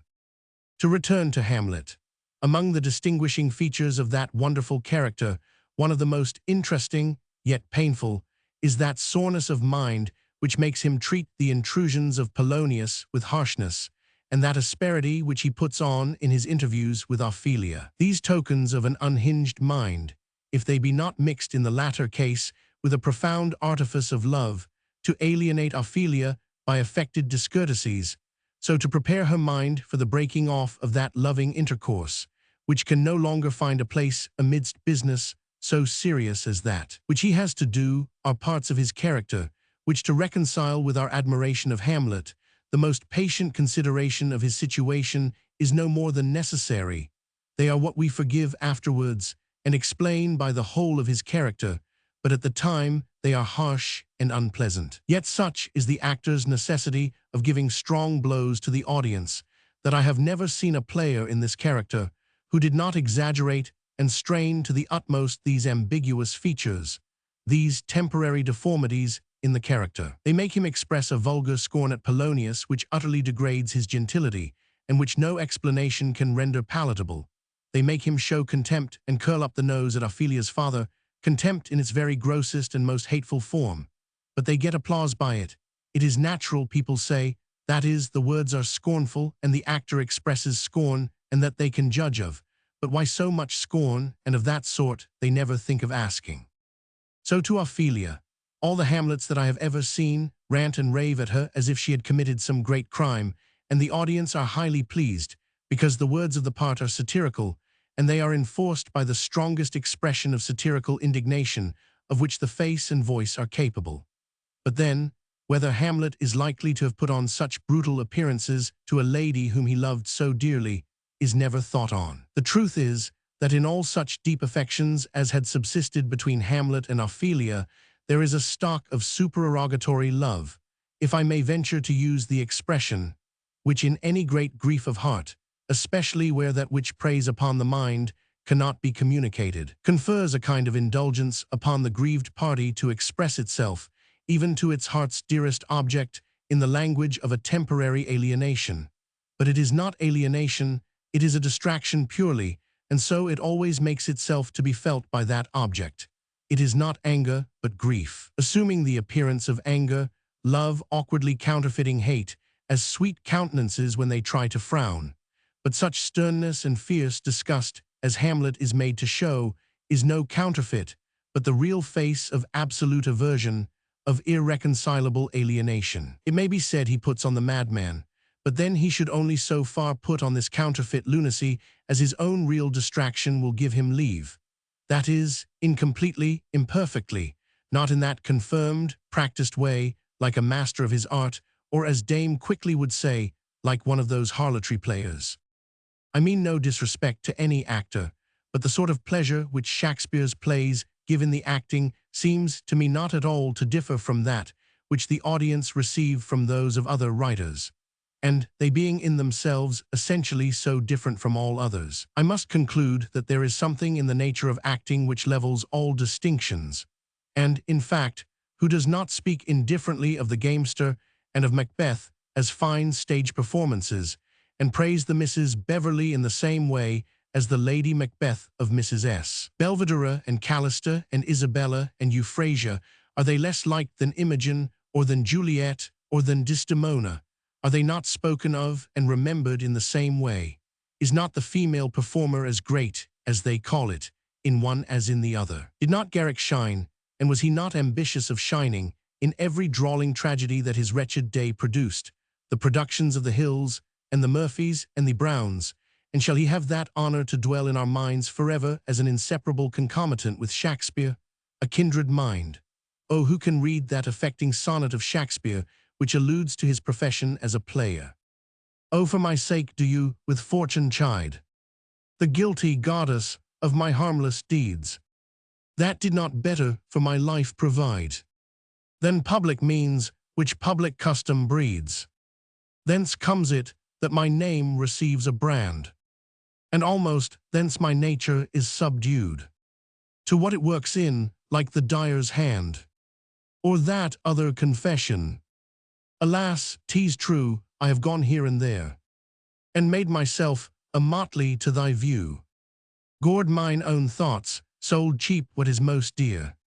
Who can read these instances of jealous self-watchfulness in our sweet Shakespeare, and dream of any congeniality between him and one that, by every tradition of him, appears to have been as mere a player as ever existed, to have had his mind tainted with the lowest player's vices, envy and jealousy, and miserable cravings after applause, one who in the exercise of his profession was jealous even of the women performers that stood in his way, a manager full of managerial tricks and stratagems and finesse, that any resemblance should be dreamed of between him and Shakespeare, who, in the plenitude and consciousness of his own powers, could with that noble modesty, which we can neither imitate nor appreciate, express himself thus of his own sense of his own defects.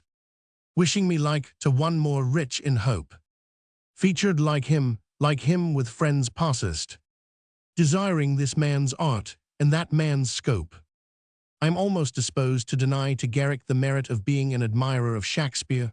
A true lover of his excellences he certainly was not, for would any true lover of them have admitted into his matchless scenes such ribald trash as Tate and Cibber, and the rest of them that, with their darkness, durst affront his light? Have foisted into the acting plays of Shakespeare, I believe it impossible that he could have had a proper reverence for Shakespeare, and have condescended to go through that interpolated scene in Richard III, in which Richard tries to break his wife's heart by telling her he loves another woman, and says, if she survives this she is immortal. Yet I doubt not he delivered this vulgar stuff with as much anxiety of emphasis as any of the genuine parts, and for acting it is as well calculated as any. But we have seen the part of Richard lately produce great fame to an actor by his manner of playing it, and it lets us into the secret of acting and of popular judgments of Shakespeare derived from acting. Not one of the spectators who have witnessed Mr. C's exertions in that part, but has come away with a proper conviction that Richard is a very wicked man and kills little children in their beds, with something like the pleasure which the giants and ogres in children's books are represented to have taken in that practice. Moreover, that he is very close and shrewd and devilish cunning, for you could see that by his eye. But is, in fact, this the impression we have in reading the Richard of Shakespeare? Do we feel anything like disgust, as we do at that butcher-like representation of him that passes for him on the stage? A horror at his crimes blends with the effect which we feel, but how is it qualified, how is it carried off, by the rich intellect which he displays, his resources, his wit, his buoyant spirits, his vast knowledge and insight into characters, the poetry of his part, not an atom of all which is made perceivable in Mr. C's way of acting it. Nothing but his crimes, his actions, is visible. They are prominent and staring. The murderer stands out, but where is the lofty genius, the man of vast capacity, the profound, the witty, accomplished Richard? The truth is, the characters of Shakespeare are so much the objects of meditation rather than of interest or curiosity as to their actions, that while we are reading any of his great criminal characters, Macbeth, Richard, even Iago, we think not so much of the crimes which they commit, as of the ambition, the aspiring spirit, the intellectual activity, which prompts them to overleap these moral fences. Barnwell is a wretched murderer. There is a certain fitness between his neck and the rope. He is the legitimate heir to the gallows. Nobody who thinks at all can think of any alleviating circumstances in his case to make him a fit object of mercy. Or to take an instance from the higher tragedy, what else but a mere assassin is Glenalvon? Do we think of anything but of the crime which he commits, and the rack which he deserves? That is all which we really think about him.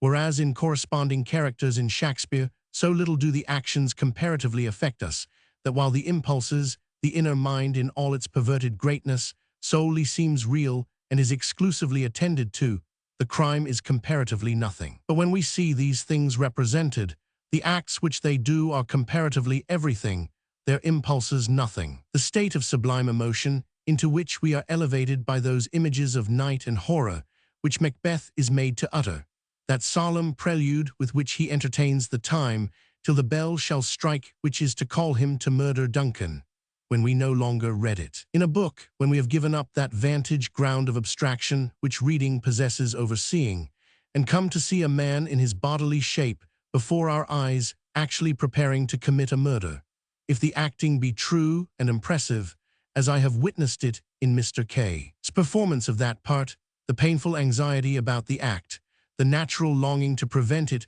while it yet seems unperpetrated, the too close pressing semblance of reality, give a pain and an uneasiness which totally destroy all the delight which the words in the book convey. Where the deed-doing never presses upon us with the painful sense of presence, it rather seems to belong to history, to something past and inevitable, if it has anything to do with time at all. The sublime images, the poetry alone, is that which is present to our minds in the reading. So to see Lear acted, to see an old man tottering about the stage with a walking stick, turned out of doors by his daughters in a rainy night, has nothing in it but what is painful and disgusting.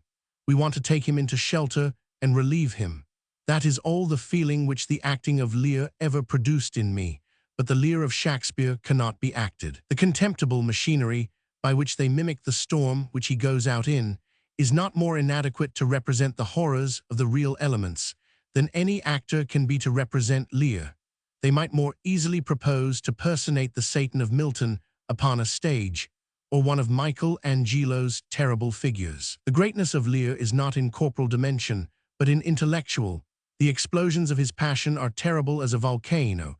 They are storms turning up and disclosing to the bottom that sea, his mind, with all its vast riches. It is his mind which is laid bare. This case of flesh and blood seems too insignificant to be thought on, even as he himself neglects it. On the stage we see nothing but corporal infirmities and weakness, the impotence of rage. While we read it, we see not Lear, but we are Lear. We are in his mind. We are sustained by a grandeur which baffles the malice of daughters and storms. In the aberrations of his reason, we discover a mighty irregular power of reasoning, immethodized from the ordinary purposes of life, but exerting its powers, as the wind blows where it listeth, at will upon the corruptions and abuses of mankind. What have looks or tones to do with that sublime identification of his age with that of the heavens themselves, when, in his reproaches to them for conniving at the injustice of his children, he reminds them that they themselves are old? What gesture shall we appropriate to this? What has the voice or the eye to do with such things? But the play is beyond all art, as the tamperings with it show. It is too hard and stony. It must have love scenes and a happy ending. It is not enough that Cordelia is a daughter, she must shine as a lover too. Tate has put his hook in the nostrils of this Leviathan, for Garrick and his followers, the showmen of the scene, to draw the mighty beast about more easily. A happy ending, as if the living martyrdom that Lear had gone through, the flaying of his feelings alive, did not make a fair dismissal from the stage of life the only decorous thing for him. If he is to live and be happy after, if he could sustain this world's burden after, why all this pudder and preparation? Why torment us with all this unnecessary sympathy? As if the childish pleasure of getting his gilt robes and scepter again could tempt him to act over again his misused station. As if, at his years and with his experience, anything was left but to die. Lear is essentially impossible to be represented on a stage, but how many dramatic personages are there in Shakespeare, which though more tractable and feasible, if I may so speak, than Lear, yet from some circumstance, some adjunct to their character, are improper to be shown to our bodily eye. Othello, for instance. Nothing can be more soothing, more flattering to the nobler parts of our natures, than to read of a young Venetian lady of the highest extraction, through the force of love, and from a sense of merit in him whom she loved, laying aside every consideration of kindred and country and color, and wedding with a coal-black Moor. For such he is represented, in the imperfect state of knowledge respecting foreign countries in those days, compared with our own, or in compliance with popular notions, though the Moors are now well enough known to be by many shades less unworthy of a white woman's fancy. It is the perfect triumph of virtue over accidents, of the imagination over the senses. She sees Othello's color in his mind. But upon the stage, when the imagination is no longer the ruling faculty, but we are left to our poor unassisted senses, I appeal to everyone that has seen Othello played, whether he did not, on the contrary, sink Othello's mind in his color, whether he did not find something extremely revolting in the courtship and wedded caresses of Othello and Desdemona, and whether the actual sight of the thing did not overweigh all that beautiful compromise which we make in reading. And the reason it should do so is obvious, because there is just so much reality presented to our senses as to give a perception of disagreement, with not enough of belief in the internal motives, all that which is unseen, to overpower and reconcile the first and obvious prejudices. What we see upon a stage is body and bodily action. What we are conscious of in reading is almost exclusively the mind and its movements, and this, I think, may sufficiently account for the very different sort of delight with which the same play so often affects us in the reading and the seeing. 1. The error of supposing that, because Othello's color does not offend us in the reading, it should also not offend us in the seeing, is just such a fallacy as supposing that an Adam and Eve in a picture shall affect us just as they do in the poem. But in the poem we for a while have paradisiacal senses given us, which vanish when we see a man and his wife without clothes in the picture. The painters themselves feel this, as is apparent by the awkward shifts they have recourse to make them look not quite naked, by a sort of prophetic anachronism antedating the invention of fig leaves. So in the reading of the play, we see with Desdemona's eyes. In the seeing of it, we are forced to look with our own. It requires little reflection to perceive that if those characters in Shakespeare which are within the precincts of nature have yet something in them which appeals too exclusively to the imagination, to admit of their being made objects to the senses without suffering a change and a diminution, that, still stronger, the objection must lie against representing another line of characters, which Shakespeare has introduced to give a wildness and a supernatural elevation to his scenes, as if to remove them still farther from that assimilation to common life in which their excellence is vulgarly supposed to consist. When we read the incantations of those terrible beings the witches in Macbeth, though some of the ingredients of their hellish compositions savor of the grotesque, yet is the effect upon us other than the most serious and appalling that can be imagined. Do we not feel spellbound as Macbeth was? Can any mirth accompany a sense of their presence? We might as well laugh under a consciousness of the principle of evil himself being truly and really present with us. But attempt to bring these things on to a stage, and you turn them instantly into so many old women that men and children are to laugh at. Contrary to the old saying that seeing is believing, the sight actually destroys the faith, and the mirth in which we indulge at their expense when we see these creatures upon a stage seems to be a sort of indemnification which we make to ourselves for the terror which they put us in. When reading made them an object of belief, when we surrendered up our reason to the poet, as children to their nurses and their elders, and we laugh at our fears, as children who thought they saw something in the dark, triumph when the bringing in of a candle discovers the vanity of their fears. For this exposure of supernatural agents upon a stage is truly bringing in a candle to expose their own delusiveness. Is the solitary taper and the book that generates a faith in these terrors, a ghost by chandelier light, and in good company deceives no spectators, a ghost that can be measured by the eye and his human dimensions made out at leisure. The sight of a well-lighted house and a well-dressed audience shall arm the most nervous child against any apprehensions. As Tom Brown says of the impenetrable skin of Achilles with his impenetrable armor over it, Bully Dawson would have fought the devil with such advantages. Much has been said, and deservedly, in reprobation of the vile mixture which Dryden has thrown into the Tempest.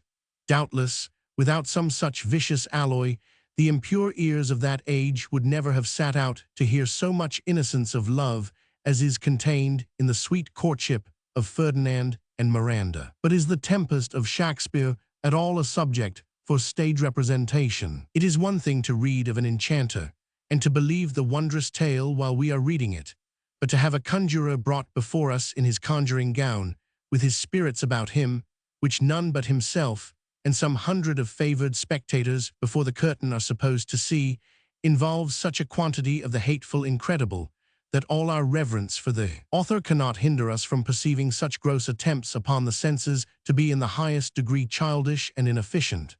Spirits and fairies cannot be represented, they cannot even be painted, they can only be believed.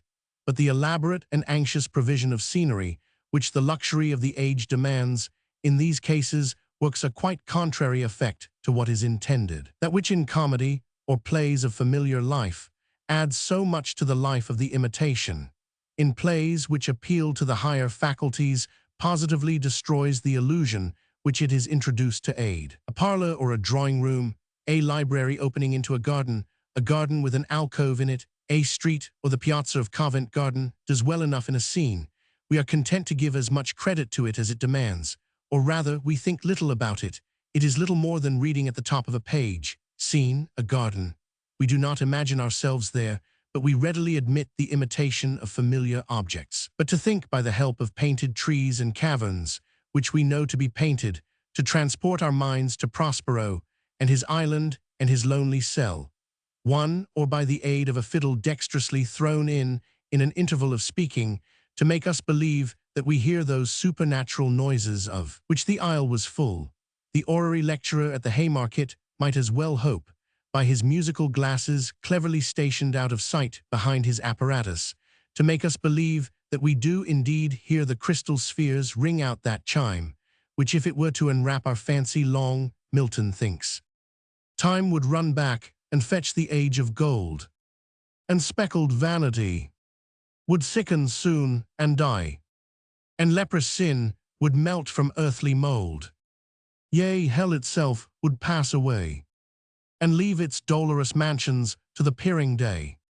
One, it will be said, these things are done in pictures, but pictures and scenes are very different things. Painting is a world of itself, but in scene painting there is the attempt to deceive, and there is the discordancy never to be got over between painted scenes and real people. The Garden of Eden, with our first parents in it, is not more impossible to be shown on a stage than the enchanted isle, with its no less interesting and innocent first settlers. The subject of scenery is closely connected with that of the dresses, which are so anxiously attended to on our stage. I remember the last time I saw Macbeth played, the discrepancy I felt at the changes of garment which he varied, the shiftings and reshiftings, like a Romish priest at Mass. The luxury of stage improvements and the importunity of the public eye require this. The coronation robe of the Scottish monarch was fairly a counterpart to that which our king wears when he goes to the Parliament House, just so full and cumbersome, and set out with ermine and pearls. And if things must be represented, I see not what to find fault within this. But in reading, what robe are we conscious of?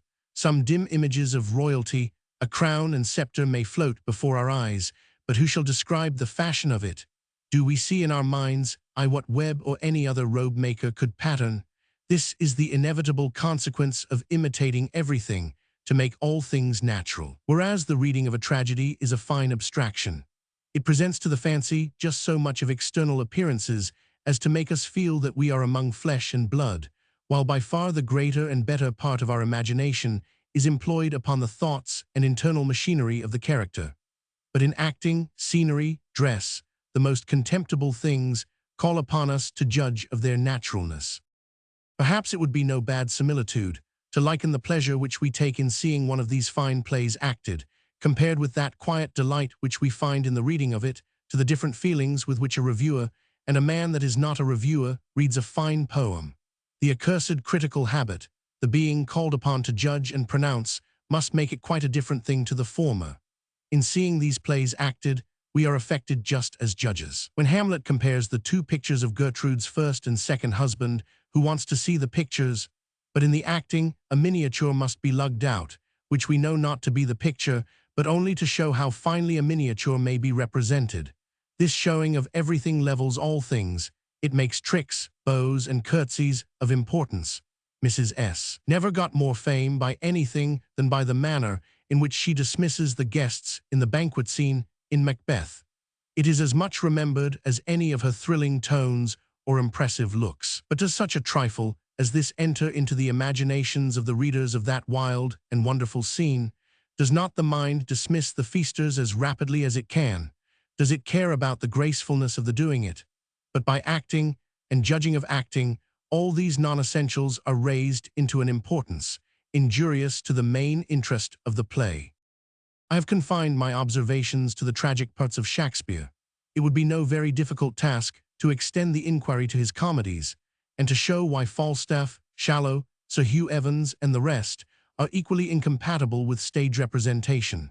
The length to which this essay has run will make it, I am afraid, sufficiently distasteful to the amateurs of the theatre without going any deeper into the subject at present. Characters of dramatic writers. Contemporary with Shakespeare. When I selected for publication in 1808 specimens of English dramatic poets who lived about the time of Shakespeare, the kind of extracts which I was anxious to give were not so much passages of wit and humor, though the old plays are rich in such, as scenes of passion, sometimes of the deepest quality, interesting situations, serious descriptions, that which is more nearly allied to poetry than to wit, and to tragic rather than to comic poetry. The plays which I made choice of were, with few exceptions, such as treat of human life and manners, rather than masques and Arcadian pastorals, with their train of abstractions, unimpassioned deities, passionate mortals, Claius and Medorus and Amintas and Amaryllis. My leading design was to illustrate what may be called the moral sense of our ancestors, to show in what manner they felt when they placed themselves by the power of imagination in trying circumstances, in the conflicts of duty and passion, or the strife of contending duties, what sort of loves and enmities theirs were, how their griefs were tempered, and their full-swollen joys abated, how much of Shakespeare shines in the great men his contemporaries, and how far in his divine mind and manners he surpassed them and all mankind. I was also desirous to bring together some of the most admired scenes of Fletcher and Massinger, in the estimation of the world, the only dramatic poets of that age entitled to be considered after Shakespeare, and by exhibiting them in the same volume with the more impressive scenes of old Marlowe, Heywood, Tourneur, Webster, Ford, and others, to show what we had slighted, while beyond all proportion we had been crying up one or two favorite names. From the desultory criticisms which accompanied that publication, I have selected a few which I thought would best stand by themselves, as requiring least immediate reference to the play or passage by which they were suggested. Christopher Marlowe. Lust's Dominion, or the Lascivious Queen. This tragedy is in King Cambyses' vein, rape and murder and superlatives, huffing braggart puffed lines, such as the playwriters anterior to Shakespeare are full of, and Pistol but coldly imitates. Tamburlaine the Great, or the Scythian Shepherd. The loons of Tamburlaine are perfect midsummer madness. Nebuchadnezzar's are mere modest pretensions compared with the thundering vaunts of this Scythian shepherd. He comes in drawn by conquered kings, and reproaches these pampered jades of Asia that they can draw but 20 miles a day. Till I saw this passage with my own eyes, I never believed that it was anything more than a pleasant burlesque of mine ancients. But I can assure my readers that it is soberly set down in a play which their ancestors took to be serious. Edward II. In a very different style from mighty Tamburlaine is the tragedy of Edward II. The reluctant pangs of abdicating royalty in Edward furnished hints which Shakespeare scarcely improved in his Richard II, and the death scene of Marlowe's king moves pity and terror beyond any scene ancient or modern with which I am acquainted. The Rich Jew of Malta. Marlowe's Jew does not approach so near to Shakespeare's as his Edward II does to Richard II. Barabbas is a mere monster brought in with a large painted nose to please the rabble. He kills in sport, poisons whole nunneries, invents infernal machines. He is just such an exhibition as a century or two earlier might have been played before the Londoners by the royal command, when a general pillage and massacre of the Hebrews had been previously resolved on in the cabinet. It is curious to see a superstition wearing out. The idea of a Jew, which our pious ancestors contemplated with so much horror, has nothing in it now revolting. We have tamed the claws of the beast, and pared its nails, and now we take it to our arms, fondle it, write plays to flatter it. It is visited by princes, affects a taste, patronizes the arts, and is the only liberal and gentlemanlike thing in Christendom. Dr. Faustus. The growing horrors of Faustus's last scene are awfully marked by the hours and half-hours as they expire, and bring him nearer and nearer to the exactment of his dire compact. It is indeed an agony and a fearful collectation. Marlowe is said to have been tainted with atheistical positions, to have denied God and the Trinity. To such a genius, the history of Faustus must have been delectable food. To wander in fields where curiosity is forbidden to go, to approach the dark gulf near enough to look in, to be busied in speculations which are the rottingest part of the core of the fruit that fell from the tree of knowledge one Barabbas the Jew, and Faustus the conjurer, are offsprings of a mind which at least delighted to dally with interdicted subjects. They both talk a language which a believer would have been tender of putting into the mouth of a character, though but in fiction. But the holiest minds have sometimes not thought it reprehensible to counterfeit impiety in the person of another, to bring vice upon the stage speaking her own dialect, and, themselves being armed with an unction of self-confident impunity, have not scrupled to handle and touch that familiarly which would be death to others. Milton, in the person of Satan, has started speculations hardier than any which the feeble armory of the atheist ever furnished, and the precise, straight-laced Richardson has strengthened vice, from the mouth of Lovelace, with entangling sophistries and abstruse pleas against her adversary virtue, which Sedley, Villiers, and Rochester wanted depth of libertinism enough to have invented. One error, entering into the world with sin among us poor Adamites, may be said to spring from the tree of knowledge itself, and from the rotten kernels of that fatal apple. Howell's Letters. Thomas Deco. Old Fortunatus. The humor of a frantic lover in the scene where Orleans to his friend Galloway defends the passion with which himself, being a prisoner in the English king's court, is enamored to frenzy of the king's daughter Agrippina, is done to the life. Orleans is as passionate an inamorato as any which Shakespeare ever drew. He is just such another adept in love's reasons. The sober people of the world are with him. A swarm of fools, crowding together to be counted wise. He talks pure Bion and Romeo. He is almost as poetical as they, quite as philosophical, only a little madder. After all, love's sectaries are a reason unto themselves. We have gone retrograde to the noble heresy, since the days when Sidney proselyted our nation to this mixed health and disease.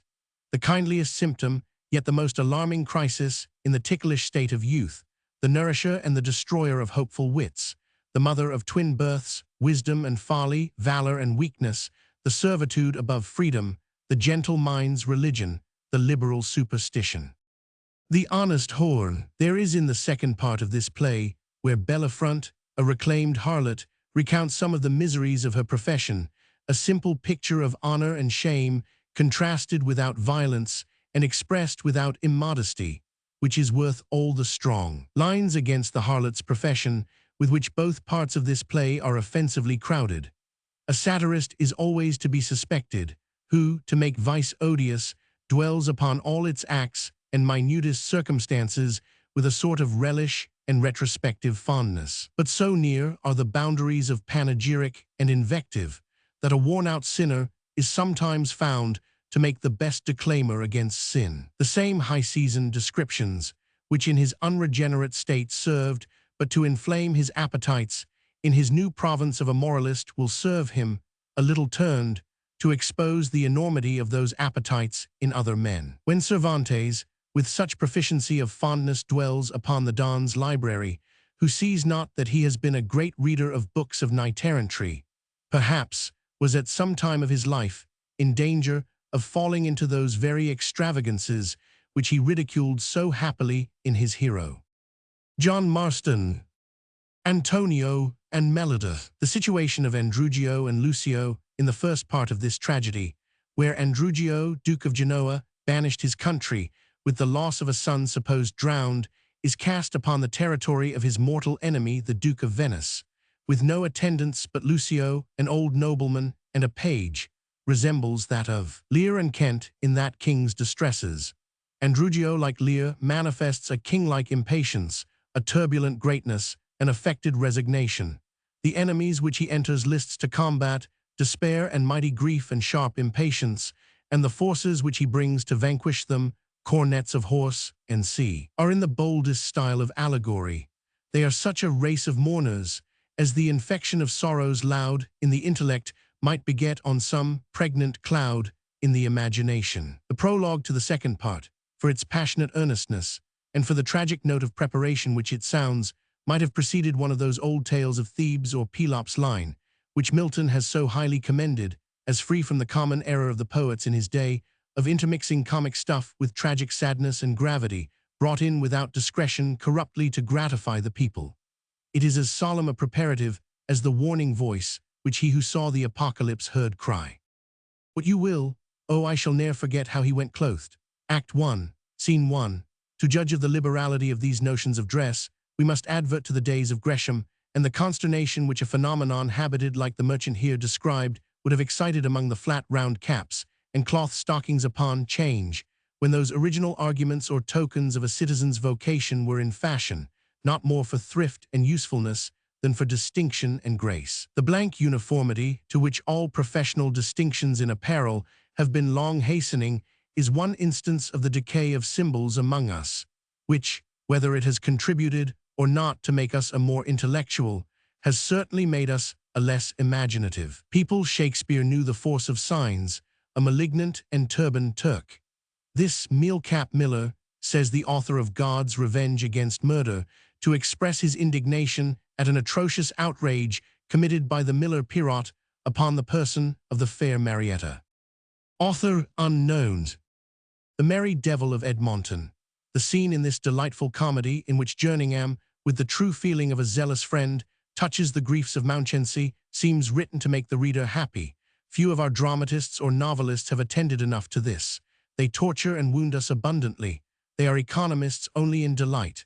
Nothing can be finer, more gentlemanlike, and nobler than the conversation and compliments of these young men. How delicious is Raymond Mounchensey's forgetting, in his fears, that Jerningham has a saint in Essex, and how sweetly his friend reminds him, I wish it could be ascertained, which there is some grounds for believing, that Michael Drayton was the author of this piece. It would add a worthy appendage to the renown of that panegyrist of my native earth, who has gone over her soil in his Polyolbion with the fidelity of a herald and the painful love of a son, who has not left a rivulet so narrow that it may be stepped over without honorable mention, and has animated hills and streams with life and passion beyond the dreams of old mythology.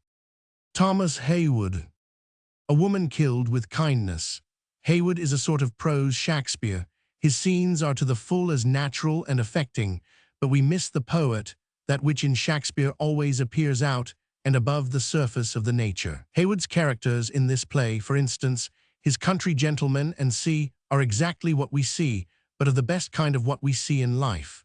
Shakespeare makes us believe, while we are among his lovely creations, that they are nothing but what we are familiar with, as in dreams new things seem old, but we awake and sigh for the difference. The English Traveller. Heywood's preface to this play is interesting, as it shows the heroic indifference about the opinion of posterity which some of these great writers seem to have felt. There is a magnanimity in authorship, as in everything else. His ambition seems to have been confined to the pleasure of hearing the players speak his lines while he lived. It does not appear that he ever contemplated the possibility of being read by after ages. What a slender pittance of fame was motive sufficient to the production of such plays as The English Traveller, The Challenge for Beauty, and The Woman Killed with Kindness. Posterity is bound to take care that a writer loses nothing by such a noble modesty. Thomas Middleton and William Rowley. A fair quarrel, the insipid levelling morality to which the modern stage is tied down, would not admit of such admirable passions as these scenes are filled with. A puritanical obtuseness of sentiment, a stupid infantile goodness, is creeping among us instead of the vigorous passions and virtues clad in flesh and blood with which the old dramatists present us. Those noble and liberal casuists could discern in the differences, the quarrels, the animosities of men, a beauty and truth of moral feeling, no less than in the everlastingly inculcated duties of forgiveness and atonement. With us, all is hypocritical meekness. A reconciliation scene, be the occasion never so absurd, never fails of applause. Our audiences come to the theater to be complimented on their goodness. They compare notes with the amiable characters in the play and find a wonderful sympathy of disposition between them. We have a common stock of dramatic morality, out of which a writer may be supplied without the trouble of copying it from originals within his own breast. To know the boundaries of honor, to be judiciously valiant, to have a temperance which shall beget a smoothness in the angry swellings of youth, to esteem life as nothing when the sacred reputation of a parent is to be defended, yet to shake and tremble under pious cowardice when that ark of an honest confidence is found to be frail and tottering, to feel the true blows of a real disgrace blunting that sword which the imaginary strokes of a supposed false imputation had put so keen an edge upon but lately, to do or to imagine this done in a feigned story asks something more of a moral sense, somewhat a greater delicacy of perception in questions of right and wrong, than goes to the writing of 2 or 3 hackneyed sentences about the laws of honor as opposed to the laws of the land or a commonplace against dueling. Yet such things would stand a writer nowadays in far better stead than Captain Agar and his conscientious honor, and he would be considered as a far better teacher of morality than old Rowley or Middleton, if they were living. William Rowley. A new wonder, a woman never vexed. The old playwriters are distinguished by an honest boldness of exhibition. They show everything without being ashamed. If a reverse in fortune is to be exhibited, they fairly bring us to the prison grate and the alms basket. A poor man on our stage is always a gentleman. He may be known by a peculiar neatness of apparel and by wearing black. Our delicacy, in fact, forbids the dramatizing of distress at all. It is never shown in its essential properties. It appears but as the adjunct of some virtue, as something which is to be relieved, from the approbation of which relief the spectators are to derive a certain soothing of self-referred satisfaction.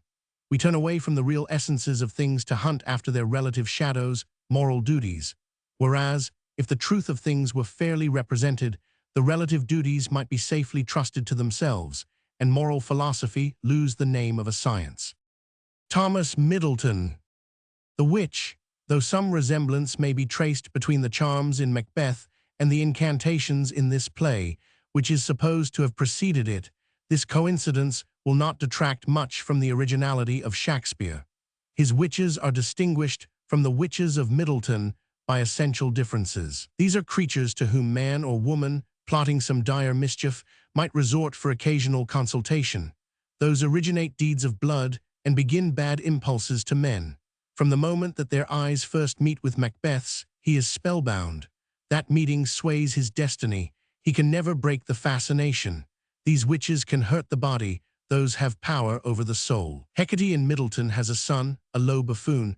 The hags of Shakespeare have neither child of their own, nor seem to be descended from any parent.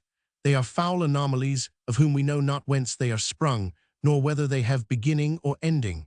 As they are without human passions, so they seem to be without human relations. They come with thunder and lightning, and vanish to airy music. This is all we know of them. Except Hecate, they have no names, which heightens their mysteriousness. The names and some of the properties which the other author has given to his hags excite smiles. The weird sisters are serious things. Their presence cannot coexist with mirth, but in a lesser degree, the witches of Middleton are fine creations. Their power, too, is in some measure over the mind. They raise jars, jealousies, strifes, like a thick scurf over life. William Rowley, Thomas Dekker, John Ford, etc. The Witch of Edmonton. Mother Sawyer in this wild play differs from the hags of both Middleton and Shakespeare. She is the plain, traditional old woman witch of our ancestors, poor, deformed, and ignorant, the terror of villages, herself amenable to a justice. That should he a hardy sheriff, with the power of the county at his heels, that would lay hands on the weird sisters. They are of another jurisdiction, but upon the common and received opinion, the author or authors have engrafted strong fancy. There is something frightfully earnest in her invocations to the familiar. Cyril Tourneur. The Revenger's Tragedy. The reality and life of the dialogue, in which Vindicai and Hippolito first tempt their mother and then threaten her with death for consenting to the dishonor of their sister, passes any scenical illusion I ever felt. I never read it, but my ears tingle, and I feel a hot blush overspread my cheeks, as if I were presently about to proclaim such malefactions of myself, as the brothers here rebuke in their unnatural parent, in words more keen and dagger-like than those which Hamlet speaks to his mother. Such power has the passion of shame truly personated, not only to strike guilty creatures unto the soul, but to appall even those that are free. John Webster. The Duchess of Malfi. All the several parts of the dreadful apparatus with which the death of the Duchess is ushered in, the waxen images which counterfeit death, the wild mask of madmen, the tomb-maker, the bellman, the living person's dirge, the mortification by degrees, are not more remote from the conceptions of ordinary vengeance than the strange character of suffering which they seem to bring upon their victim is out of the imagination of ordinary poets. As they are not like inflictions of this life, so her language seems not of this world. She has lived among horrors till she is become native and endowed unto that element. She speaks the dialect of despair. Her tongue has a smatch of Tartarus and the souls in bale. To move a horror skillfully, to touch a soul to the quick, to lay upon fear as much as it can bear, to wean and weary a life till it is ready to drop, and then step in with mortal instruments to take its last forfeit. This only a Webster can do. Inferior geniuses may upon horror's head horrors accumulate, but they cannot do this. They mistake quantity for quality, they terrify babes with painted devils, but they know not how a soul is to be moved. Their terrors want dignity, their affrightments are without decorum. The White Devil, or Vittoria Corombona. This white devil of Italy sets off a bad cause so speciously, and pleads with such an innocence resembling boldness, that we seem to see that matchless beauty of her face which inspires such gay confidence into her, and are ready to expect, when she has done her pleadings, that her very judges, her accusers, the grave ambassadors who sit as spectators, and all the court, will rise and make proffer to defend her, in spite of the utmost conviction of her guilt. As the shepherds in Don Quixote make proffer to follow the beautiful shepherdess Marcella, without making any profit of her manifest resolution made there in their hearing. So sweet and lovely does she make the shame, which, like a canker in the fragrant rose, does spot the beauty of her budding name. I never saw anything like the funeral dirge in this play for the death of Marcello, except the ditty which reminds Ferdinand of his drowned father in The Tempest. As that is of the water, watery, so this is of the earth, earthy. Both have that intenseness of feeling which seems to resolve itself into the element which it contemplates.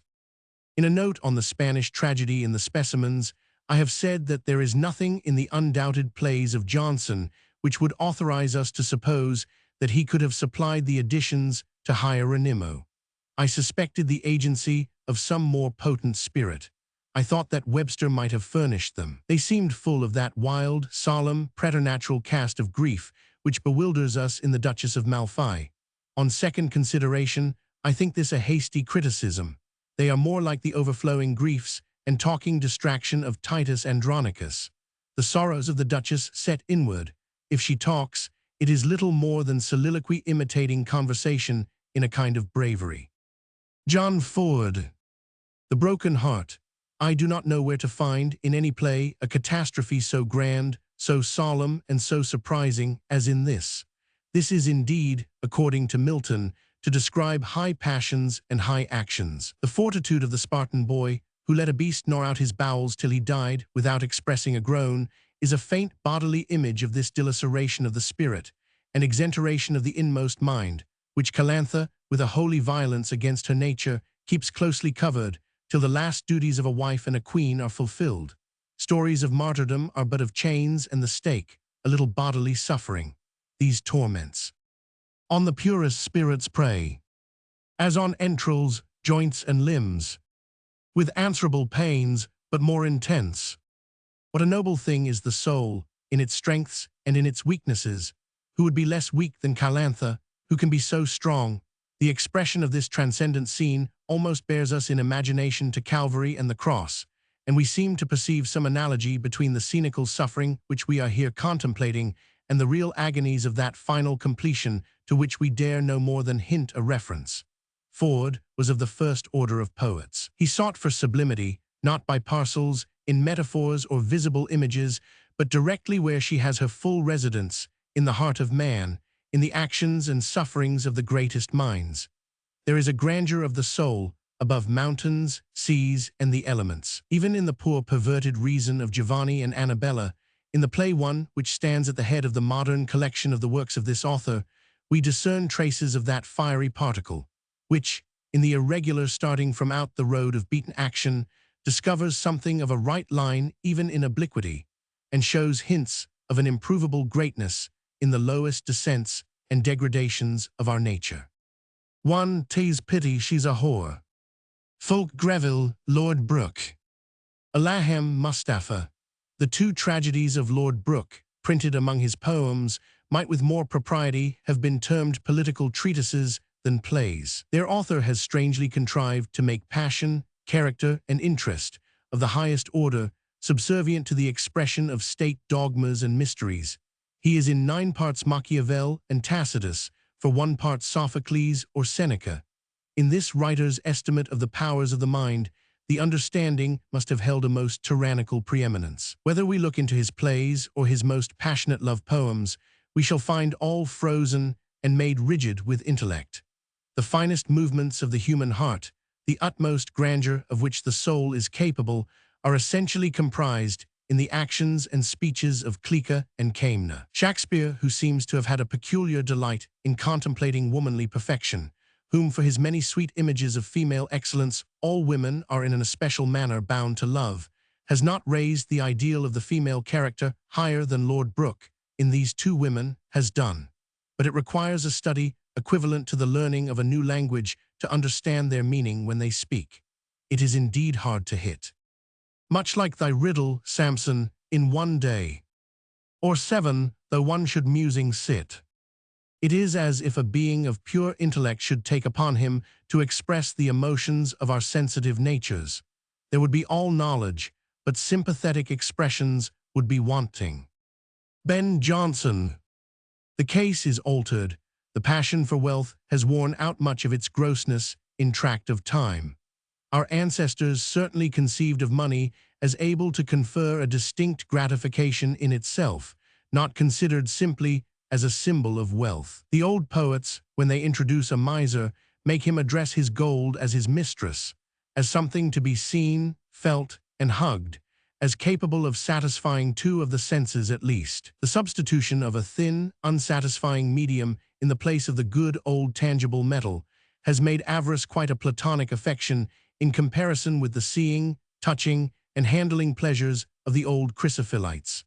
A banknote can no more satisfy the touch of a true sensualist in this passion than Creusa could return her husband's embrace in the shades. See the cave of Mammon in Spenser, Barabbas's contemplation of his wealth in the rich Jew of Malta, Luke's raptures in the city Madam, the idolatry and absolute gold worship of the miser Jacks in this early comic production of Ben Jonson's. Above all, here Guzman, in that excellent old translation of the Spanish Rogue, expatiate on the ruddy cheeks of your golden ruddocks, your Spanish pistolets, your plump and full-faced Portuguese, and your clear-skinned pieces of 8 of Castile, which he and his fellows, the beggars, kept secret to themselves, and did privately enjoy in a plentiful manner. For to have them to pay them away is not to enjoy them. To enjoy them is to have them lying by us, having no other need of them than to use them for the clearing of the eyesight and the comforting of our senses. These we did carry about with us, sewing them in some patches of our doublets near unto the heart, and as close to the skin as we could handsomely quilt them in, holding them to be restorative. Poetaster. This Roman play seems written to confute those enemies of Ben in his own days and hours, who have said that he made a pedantical use of his learning. He has here revived the whole court of Augustus by a learned spell. We are admitted to the society of the illustrious dead. Virgil, Horace, Ovid, Tibullus, converse in our own tongue more finely and poetically than they were used to express themselves in their native Latin. Nothing can be imagined more elegant, refined, and court-like than the scenes between this Louis XIV of antiquity and his literati. The whole essence and secret of that kind of intercourse is contained therein. The economical liberality by which greatness, seeming to waive some part of its prerogative, takes care to lose none of the essentials, the prudential liberties of an inferior, which flatter by commanded boldness and soothe with complimentary sincerity. These, and 1,000 beautiful passages from his new inn, his Cynthia's revels, and from those numerous court masques and entertainments, which he was in the daily habit of furnishing, might be adduced to show the poetical fancy and elegance of mind of the supposed rugged old bard. Alchemist, the judgment is perfectly overwhelmed by the torrent of images, words, and book knowledge with which epicure Mammon, Act Roman 2, Scene 2, confounds and stuns his incredulous hearer. They come pouring out like the successive falls of Nilus. They doubly redouble strokes upon the foe. Description outstrides proof. We are made to believe effects before we have testimony for their causes. If there is no one image which attains the height of the sublime, yet the confluence and assemblage of them all produces a result equal to the grandest poetry. The huge Xerxean army countervails against single Achilles. Epicure Mammon is the most determined offspring of its author. It has the whole matter and copy of the father, eye, nose, lip, the trick of his frown. It is just such a swaggerer as contemporaries have described old Ben to be. Meercraft, Bobadil, the host of the New Inn, have all his image and superscription. But Mammon is arrogant pretension personified. Sir Samson Legend, in Love for Love, is such another lying, overbearing character, but he does not come up to epicure Mammon. What a towering bravery there is in his sensuality! He affects no pleasure under a sultan. It is as if Egypt with Assyria strove in luxury. George Chapman. Bussy D'Amboise, Byron's Conspiracy, Byron's Tragedy, and C. Webster has happily characterized the full and heightened style of Chapman, who, of all the English playwriters, perhaps approaches nearest to Shakespeare in the descriptive and didactic, in passages which are less purely dramatic. He could not go out of himself, as Shakespeare could shift at pleasure, to inform and animate other existences, but in himself he had an eye to perceive and a soul to embrace all forms and modes of being. He would have made a great epic poet, if indeed he has not abundantly shown himself to be one, for his Homer is not so properly a translation as the stories of Achilles and Ulysses rewritten. The earnestness and passion which he has put into every part of these poems would be incredible to a reader of mere modern translations. His almost Greek zeal for the glory of his heroes can only be paralleled by that fierce spirit of Hebrew bigotry with which Milton, as if personating one of the zealots of the old law, clothed himself when he sat down to paint the acts of Samson against the uncircumcised. The great obstacle to Chapman's translations being read is their unconquerable quaintness. He pours out in the same breath the most just and natural and the most violent and crude expressions. He seems to grasp at whatever words come first to hand while the enthusiasm is upon him, as if all other must be inadequate to the divine meaning. But passion, the all in poetry, is everywhere present, raising the low, dignifying the mean, and putting sense into the absurd. He makes his readers glow, weep, tremble, take any affection which he pleases, be moved by words, or in spite of them, be disgusted, and overcome their disgust. Francis Beaumont, John Fletcher. Maid's Tragedy. One characteristic of the excellent old poets is their being able to bestow grace upon subjects which naturally do not seem susceptible of any. I will mention two instances: Zelmane in the Arcadia of Sidney and Helena in the All's Well That Ends Well of Shakespeare. What can be more unpromising, at first sight, than the idea of a young man disguising himself in woman's attire and passing himself off for a woman among women, and that for a long space of time? Yet Sir Philip has preserved so matchless a decorum that neither does Pyrocles' manhood suffer any stain for the effeminacy of Zelmane, nor is the respect due to the princesses at all diminished when the deception comes to be known. In the sweetly constituted mind of Sir Philip Sidney, it seems as if no ugly thought or unhandsome meditation could find a harbor. He turned all that he touched into images of honor and virtue. Helena in Shakespeare is a young woman seeking a man in marriage. The ordinary rules of courtship are reversed, the habitual feelings are crossed. Yet with such exquisite address this dangerous subject is handled, that Helena's forwardness loses her no honor. Delicacy dispenses with its laws in her favor, and nature, in her single case, seems content to suffer a sweet violation. Aspasia in the Maid's Tragedy is a character equally difficult with Helena, of being managed with grace. She too is a slighted woman, refused by the man who had once engaged to marry her. Yet it is artfully contrived that while we pity we respect her, and she descends without degradation. Such wonders true poetry and passion can do, to confer dignity upon subjects which do not seem capable of it. But Aspasia must not be compared at all points with Helena. She does not so absolutely predominate over her situation, but she suffers some diminution, some abatement of the full luster of the female character, which Helena never does. Her character has many degrees of sweetness, some of delicacy, but it has weakness, which, if we do not despise, we are sorry for.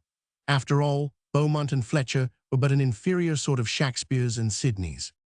Philaster, the character of Bellario, must have been extremely popular in its day. For many years after the date of Philaster's first exhibition on the stage, scarce a play can be found without one of these women pages in it, following in the train of some pre-engaged lover, calling on the gods to bless her happy rival, his mistress, whom no doubt she secretly curses in her heart, giving rise to many pretty equivokes by the way on the confusion of sex, and either made happy at last by some surprising turn of fate, or dismissed with the joint pity of the lovers and the audience. Don has a copy of verses to his mistress, dissuading her from a resolution, which she seems to have taken up from some of these scenical representations, of following him abroad as a page. It is so earnest, so weighty, so rich in poetry, in sense, in wit and pathos, that it deserves to be read as a solemn close in future to all such sickly fancies as he there deprecates. John Fletcher, Thierry and Theodoret. The scene where Ordella offers her life a sacrifice that the King of France may not be childless, I have always considered as the finest in all Fletcher, and Ordella to be the most perfect notion of the female heroic character, next to Calantha in The Broken Heart. She is a piece of sainted nature. Yet noble as the whole passage is, it must be confessed that the manner of it, compared with Shakespeare's finest scenes, is faint and languid. Its motion is circular, not progressive. Each line revolves on itself in a sort of separate orbit. They do not join into one another like a running hand. Fletcher's ideas moved slow. His versification, though sweet, is tedious. It stops at every turn. He lays line upon line, making up one after the other, adding image to image so deliberately that we see their junctures. Shakespeare mingles everything, runs line into line, embarrasses sentences and metaphors. Before one idea has burst its shell, another is hatched and clamorous for disclosure. Another striking difference between Fletcher and Shakespeare is the fondness of the former for unnatural and violent situations. He seems to have thought that nothing great could be produced in an ordinary way. The chief incidents in some of his most admired tragedies show this. One Shakespeare had nothing of this contortion in his mind, none of that craving after violent situations and flights of strained and improbable virtue, which I think always betrays an imperfect moral sensibility. The wit of Fletcher is excellent too, like his serious scenes, but there is something strained and far-fetched in both. He is too mistrustful of nature. He always goes a little on one side of her. Shakespeare chose her without a reserve, and had riches, power, understanding, and length of days with her for a dowry. 1. Wife for a month, Cupid's revenge, double marriage and c. 2. Wit without money, and his comedies generally. Faithful shepherdess. If all the parts of this delightful pastoral had been in unison with its many innocent scenes and sweet lyric intermixtures, it had been a poem fit to vie with Camus or the Arcadia, to have been put into the hands of boys and virgins, to have made matter for young dreams, like the loves of Hermia and Lysander. But a spot is on the face of this Diana. Nothing short of infatuation could have driven Fletcher upon mixing with this blessedness such an ugly deformity as Chloe, the wanton shepherdess. If Chloe was meant to set off Clorin by contrast, Fletcher should have known that such weeds by juxtaposition do not set off, but kill sweet flowers. Philip Massinger, Thomas Deco. The Virgin Martyr. This play has some beauties of so very high an order that with all my respect for Massinger, I do not think he had poetical enthusiasm capable of rising up to them. His associate Decker, who wrote Old Fortunatus, had poetry enough for anything. The very impurities which obtrude themselves among the sweet pieties of this play, like Satan among the sons of heaven, have a strength of contrast, a raciness, and a glow in them which are beyond Massinger. They are to the religion of the rest what Caliban is to Miranda. Philip Massinger, Thomas Middleton, William Rowley. Old Law, there is an exquisiteness of moral sensibility, making one's eyes to gush out tears of delight, and a poetical strangeness in the circumstances of this sweet tragicomedy, which are unlike anything in the dramas which Massinger wrote alone. The pathos is of a subtler edge. Middleton and Rowley, who assisted in it, had both of them finer geniuses than their associate. James Shirley claims a place amongst the worthies of this period, not so much for any transcendent talent in himself, as that he was the last of a great race, all of whom spoke nearly the same language and had a set of moral feelings and notions in common. A new language, and quite a new turn of tragic and comic interest, came in with the Restoration. Specimens from the writings of Fuller. The Church Historian. The writings of Fuller are usually designated by the title of quaint, and with sufficient reason, for such was his natural bias to conceits, that I doubt not upon most occasions it would have been going out of his way to have expressed himself out of them. But his wit is not always a lumen siccum, a dry faculty of surprising. On the contrary, his conceits are oftentimes deeply steeped in human feeling and passion. Above all, his way of telling a story, for its eager liveliness, and the perpetual running commentary of the narrator happily blended with the narration, is perhaps unequaled. As his works are now scarcely perused, but by antiquaries, I thought it might not be unacceptable to my readers to present them with some specimens of his manner, in single thoughts and phrases, and in some few passages of greater length, chiefly of a narrative description. I shall arrange them as I casually find them in my book of extracts, without being solicitous to specify the particular work from which they are taken. Pyramids. The pyramids themselves, doting with age, have forgotten the names of their founders. Virtue in a short person. His soul had but a short diocese to visit, and therefore might the better attend the effectual informing thereof. Intellect in a very tall one. Ofttimes such who are built 4 stories high are observed to have little in their cockloft. Naturals, their heads sometimes so little that there is no room for wit, sometimes so long that there is no wit for so much room. Negroes, the image of God cut in ebony. School divinity. At the first, it will be as welcome to thee as a prison, and their very solutions will seem knots unto thee. Mr. Perkins the divine. He had a capacious head, with angles winding and roomy enough to lodge all controversial intricacies. The same, he would pronounce the word damn with such an emphasis as left a doleful echo in his auditors' ears a good while after. Judges in capital cases, oh, let him take heed how he strikes that hath a dead hand.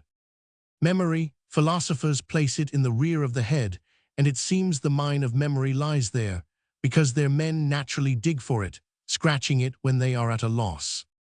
Fancy, it is the most boundless and restless faculty of the soul, for while the understanding and the will are kept, as it were, in libera custodia to their objects of verum et bonum, the fancy is free from all engagements. It digs without spade, sails without ship, flies without wings, builds without charges, fights without bloodshed, in a moment striding from the center to the circumference of the world, by a kind of omnipotency creating and annihilating things in an instant, and things divorced in nature are married in fancy as in a lawless place. Infants, some, admiring what motives to mirth infants meet with in their silent and solitary smiles, have resolved, how truly I know not, that then they converse with angels, as indeed such cannot among mortals find any fitter companions. Music, such is the sociableness of music, it conforms itself to all companies both in mirth and mourning, complying to improve that passion with which it finds the auditors most affected. In a word, it is an invention which might have beseemed a son of Seth to have been the father thereof, though better it was that Cain's great-grandchild should have the credit first to find it, than the world the unhappiness longer to have wanted it. St. Monica, drawing near her death, she sent most pious thoughts as harbingers to heaven, and her soul saw a glimpse of happiness through the chinks of her sickness-broken body. 1. The soul's dark cottage, battered and decayed, lets in new lights through chinks which time has made. Waller. Mortality, to smell to a turf of fresh earth, is wholesome for the body, no less are thoughts of mortality cordial to the soul. Virgin, no lordling husband shall at the same time command her presence and distance, to be always near in constant attendance, and always to stand aloof in awful observance. Elder brother is one who made haste to come into the world to bring his parents the first news of male posterity, and is well rewarded for his tidings. Bishop Fletcher, his pride was rather on him than in him, as only gait and gesture deep, not sinking to his heart, though causelessly condemned for a proud man, as who was a good hypocrite, and far more humble than he appeared. Masters of colleges, a little allay of dullness in a master of a college makes him fitter to manage secular affairs. The good yeoman is a gentleman in ore, whom the next age may see refined. Good parent, for his love, therein like a well-drawn picture, he eyes all his children alike. Deformity in children, this partiality is tyranny, when parents despise those that are deformed, enough to break those whom God had bowed before. Good master, in correcting his servant, he becomes not a slave to his own passion, not cruelly making new indentures of the flesh of his apprentice. He is tender of his servant in sickness and age. If crippled in his service, his house is his hospital. Yet how many throw away those dry bones, out of the which themselves have sucked the marrow.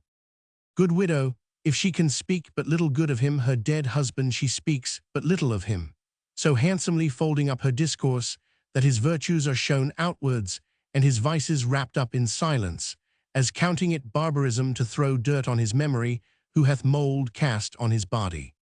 Horses, these are men's wings, wherewith they make such speed. A generous creature a horse is, sensible in some sort of honor, and made most handsome by that which deforms men most pride. Martyrdom, heart of oak hath sometimes warped a little in the scorching heat of persecution. Their want of true courage herein cannot be excused, yet many censure them for surrendering up their forts after a long siege, who would have yielded up their own at the first summons.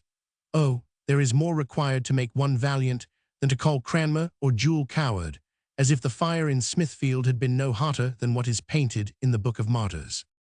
Text of St. Paul saith, "Let not the sun go down on your wrath, to carry news to the antipodes in another world of thy revengeful nature." Yet let us take the apostle's meaning rather than his words, with all possible speed to depose our passion, not understanding him so literally that we may take leave to be angry till sunset. Then might our wrath lengthen with the days, and men in Greenland, where the day lasts above a quarter of a year, have plentiful scope for revenge. 1. This whimsical prevention of a consequence which no one would have thought of deducing, setting up an absurdum on purpose to hunt it down, placing guards, as it were, at the very outposts of possibility, gravely giving out laws to insanity, and prescribing moral fences to distempered intellects, could never have entered into a head less entertainingly constructed than that of Fuller or Sir Thomas Browne, the very air of whose style the conclusion of this passage most aptly imitates. Bishop Brownrigg, he carried learning enough in numerato about him in his pockets for any discourse, and had much more at home in his chests for any serious dispute. Modest want, those that with diligence fight against poverty, though neither conquer till death makes it a drawn battle, expect not but prevent their craving of thee. For God forbid the heavens should never rain, till the earth first opens her mouth, seeing some grounds will sooner burn than chap. Deathbed temptations. The devil is most busy on the last day of his term, and a tenant to be ousted cares not what mischief he doth. Conversation. Seeing we are civilized Englishmen, let us not be naked savages in our talk. Wounded soldier, halting is the stateliest march of a soldier, and 'tis a brave sight to see the flesh of an ancient as torn as his colours. Wat Tyler, a misogrammatist, if a good Greek word may be given to so barbarous a rebel. Heralds new mould men's names, taking from them, adding to them, melting out all the liquid letters, torturing mutes to make them speak, and making vowels dumb, to bring it to a fallacious homonymy at the last, that their names may be the same with those noble houses they pretend to. Antiquarian diligence. It is most worthy observation, with what diligence he Camden inquired after ancient places, making hue and cry after many a city which was run away, and by certain marks and tokens pursuing to find it, as by the situation on the Roman highways, by just distance from other ancient cities, by some affinity of name, by tradition of the inhabitants, by Roman coins digged up, and by some appearance of ruins. A broken urn is a whole evidence, or an old gate still surviving, out of which the city is run out. Besides, commonly some new spruce town not far off is grown out of the ashes thereof, which yet hath so much natural affection as dutifully to own those reverend ruins for her mother. Henry de Essex. He is too well known in our English chronicles, being Baron of Raleigh in Essex and hereditary standard-bearer of England. It happened in the reign of this King Henry Roman II.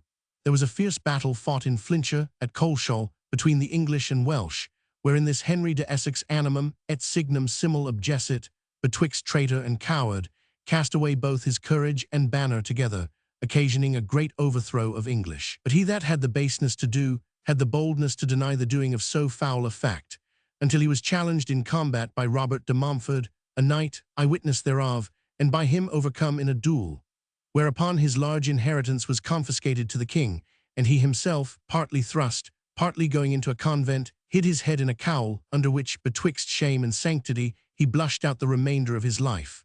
1 Worthies, Article Bedfordshire. 1. The fine imagination of Fuller has done what might have been pronounced impossible.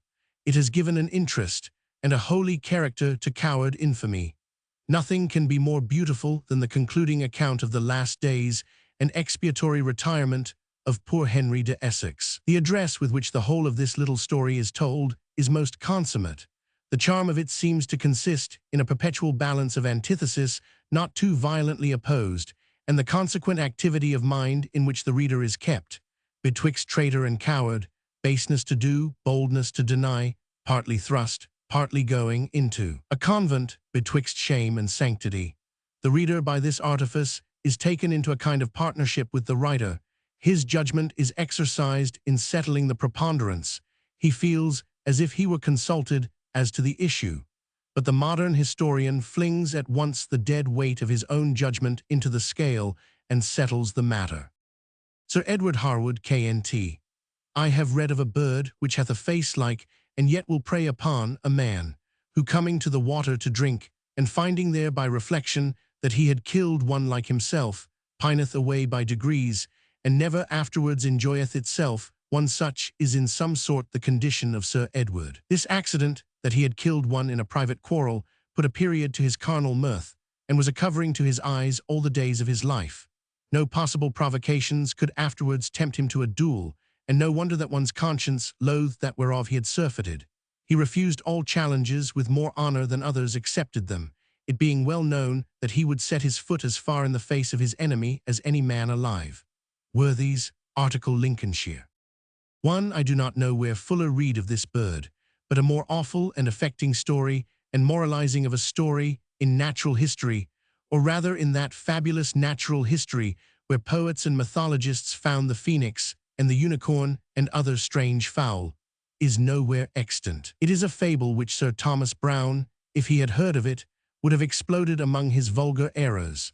But the delight which he would have taken in the discussing of its probabilities would have shown that the truth of the fact, though the avowed object of his search, was not so much the motive which put him upon the investigation, as those hidden affinities and poetical analogies, those essential verities in the application of strange fable, which made him linger with such reluctant delay among the last fading lights of popular tradition, and not seldom to conjure up a superstition that had been long extinct from its dusty grave, to inter it himself with greater ceremonies and solemnities of burial.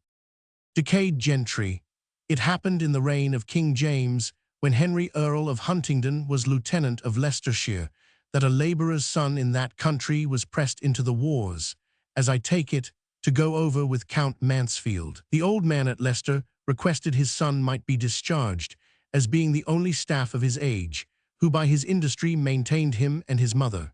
The Earl demanded his name, which the man for a long time was loath to tell, as suspecting it a fault for so poor a man to confess the truth.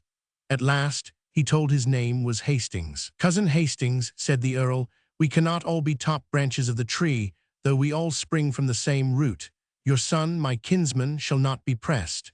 So good was the meeting of modesty in a poor, with courtesy in an honourable person, and gentry I believe in both. And I have reason to believe that some who justly own the surnames and blood of Bohuns, Mortimers, and Plantagenets, though ignorant of their own extractions, are hid in the heap of common people, where they find that under a thatched cottage, which some of their ancestors could not enjoy in a leaded castle, contentment with quiet and security.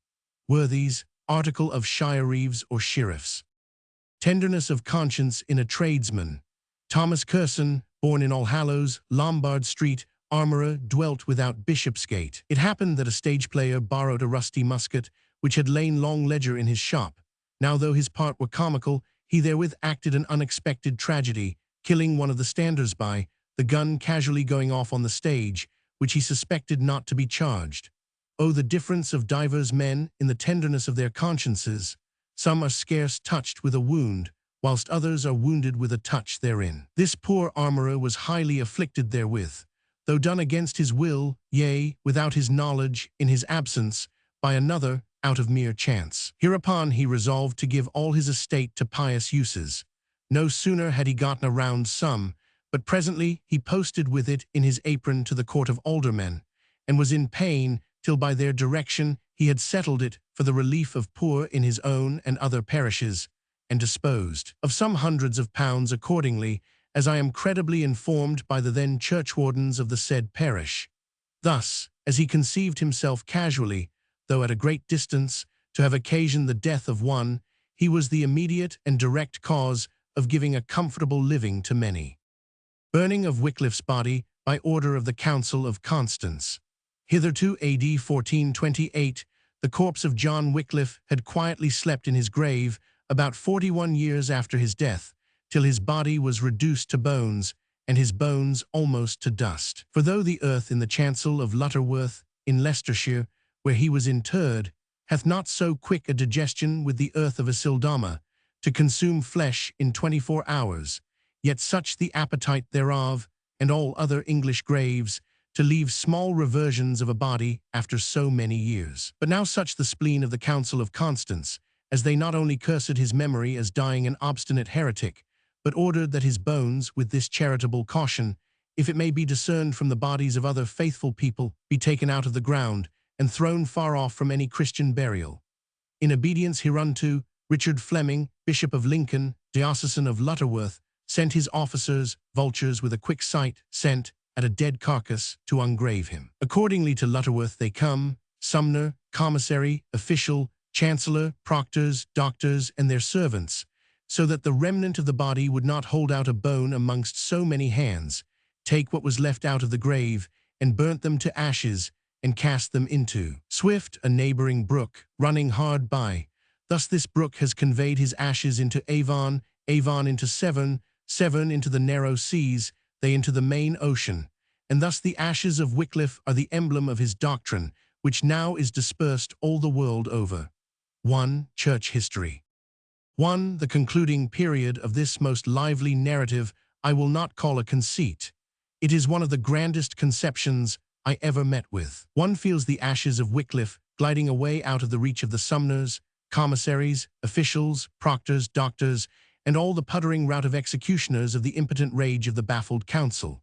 From Swift into Avon, from Avon into Severn, from Severn into the narrow seas, from the narrow seas into the main ocean, where they become the emblem of his doctrine, dispersed all the world over.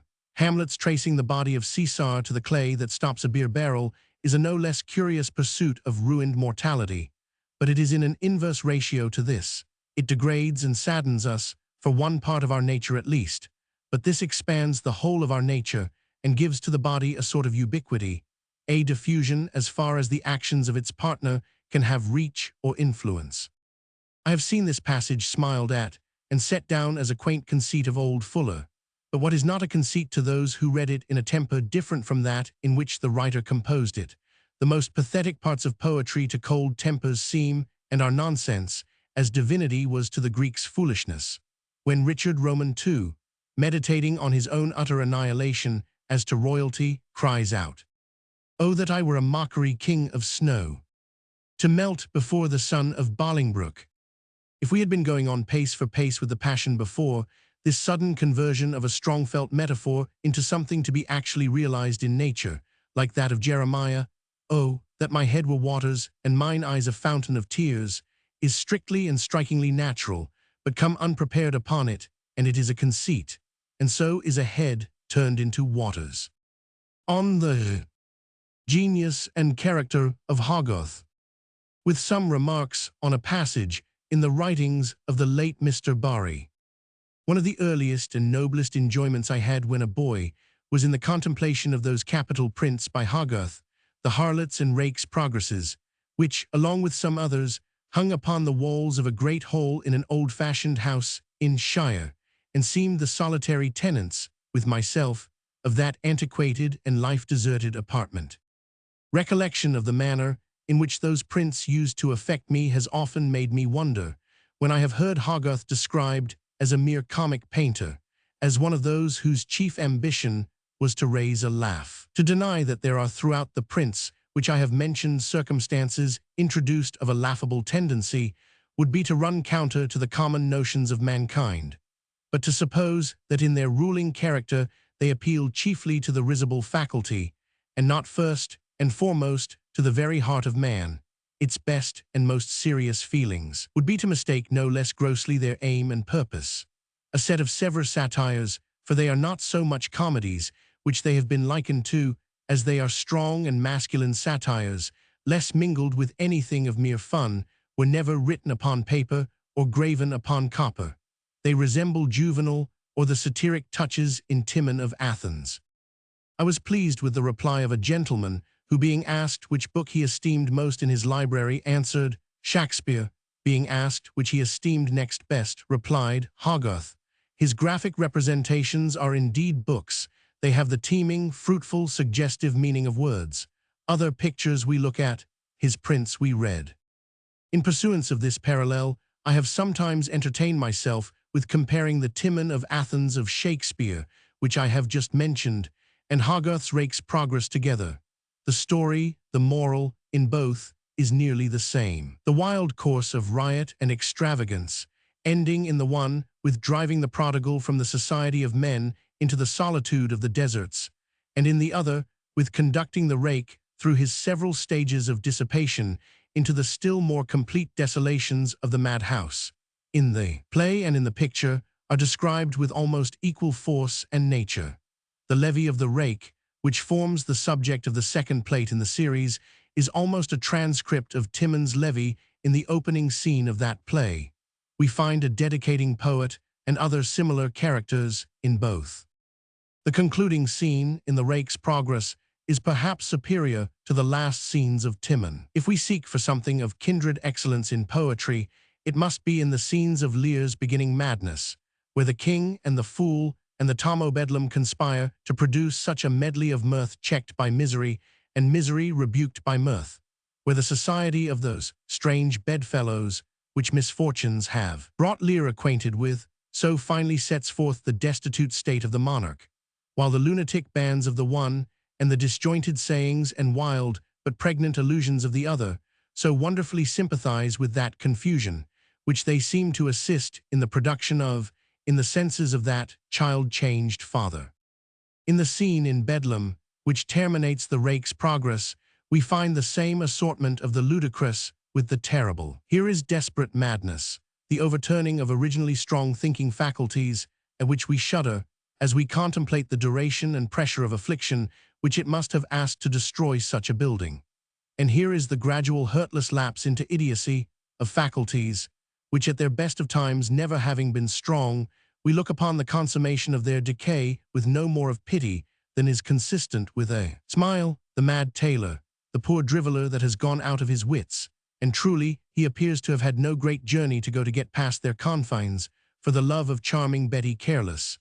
These half-laughable, scarce pitiable objects take off from the horror which the principal figure would of itself raise, at the same time that they assist the feeling of the scene by contributing to the general notion of its subject. Madness, thou chaos of the brain! What art that pleasure giv'st and pain? Tyranny of fancy's reign.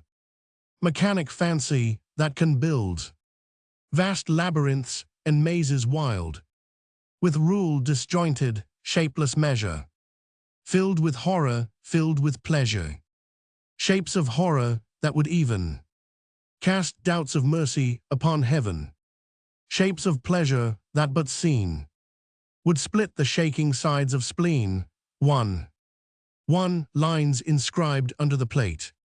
Is it carrying the spirit of comparison to excess to remark that in the poor kneeling weeping female who accompanies her seducer in his sad decay, there is something analogous to Kent or Caius, as he delights rather to be called, in Lear, the noblest pattern of virtue which even Shakespeare has conceived, who follows his royal master in banishment, that had pronounced his banishment, and forgetful at once of his wrongs and dignities, taking on himself the disguise of a menial, retains his fidelity to the figure, his loyalty to the carcass, the shadow, the shell, and empty husk of Lear. In the perusal of a book or of a picture, much of the impression which we receive depends upon the habit of mind which we bring with us to such perusal. The same circumstance may make one person laugh, which shall render another very serious, or in the same person the first impression may be corrected by afterthought. The misemployed incongruous characters at the harlot's funeral, on a superficial inspection, provoke to laughter, but when we have sacrificed the first emotion to levity, a very different frame of mind succeeds, or the painter has lost half his purpose. I never look at that wonderful assemblage of depraved beings, who, without a grain of reverence or pity in their perverted minds, are performing the sacred exteriors of duty to the relics of their departed partner in folly, but I am as much moved to sympathy from the very want of it in them, as I should be by the finest representation of a virtuous deathbed surrounded by real mourners, pious children, weeping friends, perhaps more by the very contrast. What reflections does it not awake of the dreadful heartless state in which the creature, a female too, must have lived, who in death wants the accompaniment of one genuine tear. That wretch who is removing the lid of the coffin to gaze upon the corpse, with a face which indicates a perfect negation of all goodness or womanhood,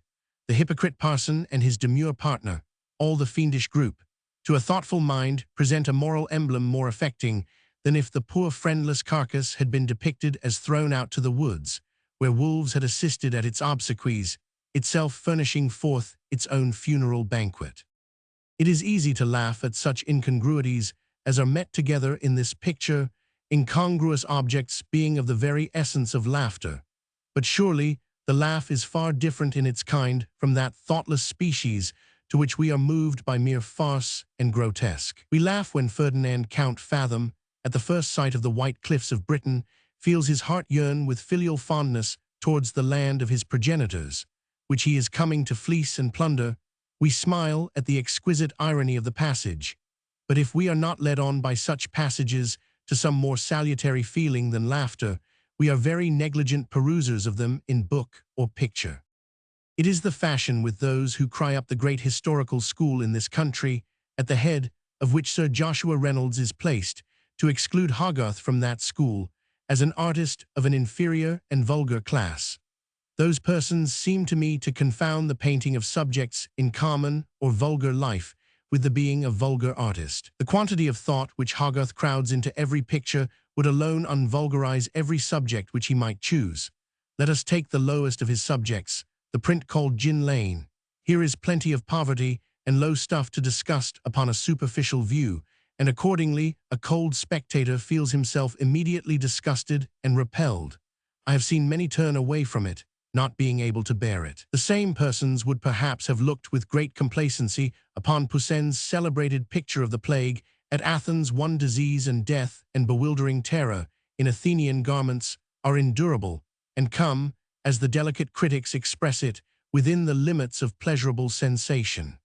But the scenes of their own St. Giles's, delineated by their own countrymen, are too shocking to think of. Yet if we could abstract our minds from the fascinating colors of the picture and forget the coarse execution, in some respects, of the print, intended as it was to be a cheap plate, accessible to the poorer sort of people, for whose instruction it was done, I think we could have no hesitation in conferring the palm of superior genius upon Hogarth, comparing this work of his with Poussin's picture. There is more of imagination in it, that power which draws all things to one, which makes things animate and inanimate, beings with their attributes, subjects, and their accessories, take one color and serve to one effect.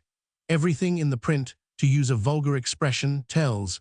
Every part is full of strange images of death. It is perfectly amazing and astounding to look at. Not only the two prominent figures, the woman and the half-dead man, which are as terrible as anything which Michelangelo ever drew, but everything else in the print contributes to bewilder and stupefy. The very houses, as I heard a friend of mine express it, tumbling all about in various directions, seem drunk, seem absolutely reeling from the effect of that diabolical spirit of frenzy which goes forth over the whole composition. To show the poetical and almost prophetical conception in the artist, one little circumstance may serve. Not content with the dying and dead figures, which he has strewed in profusion over the proper scene of the action, he shows you what of a kindred nature is passing beyond it.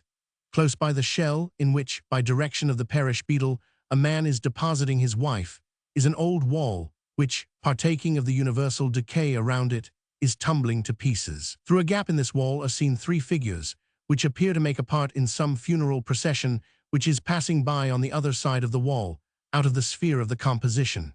This extending of the interest beyond the bounds of the subject could only have been conceived by a great genius. Shakespeare, in his description of the painting of the Trojan War, in his Tarquin and Lucrece, has introduced a similar device, where the painter made a part stand for the whole.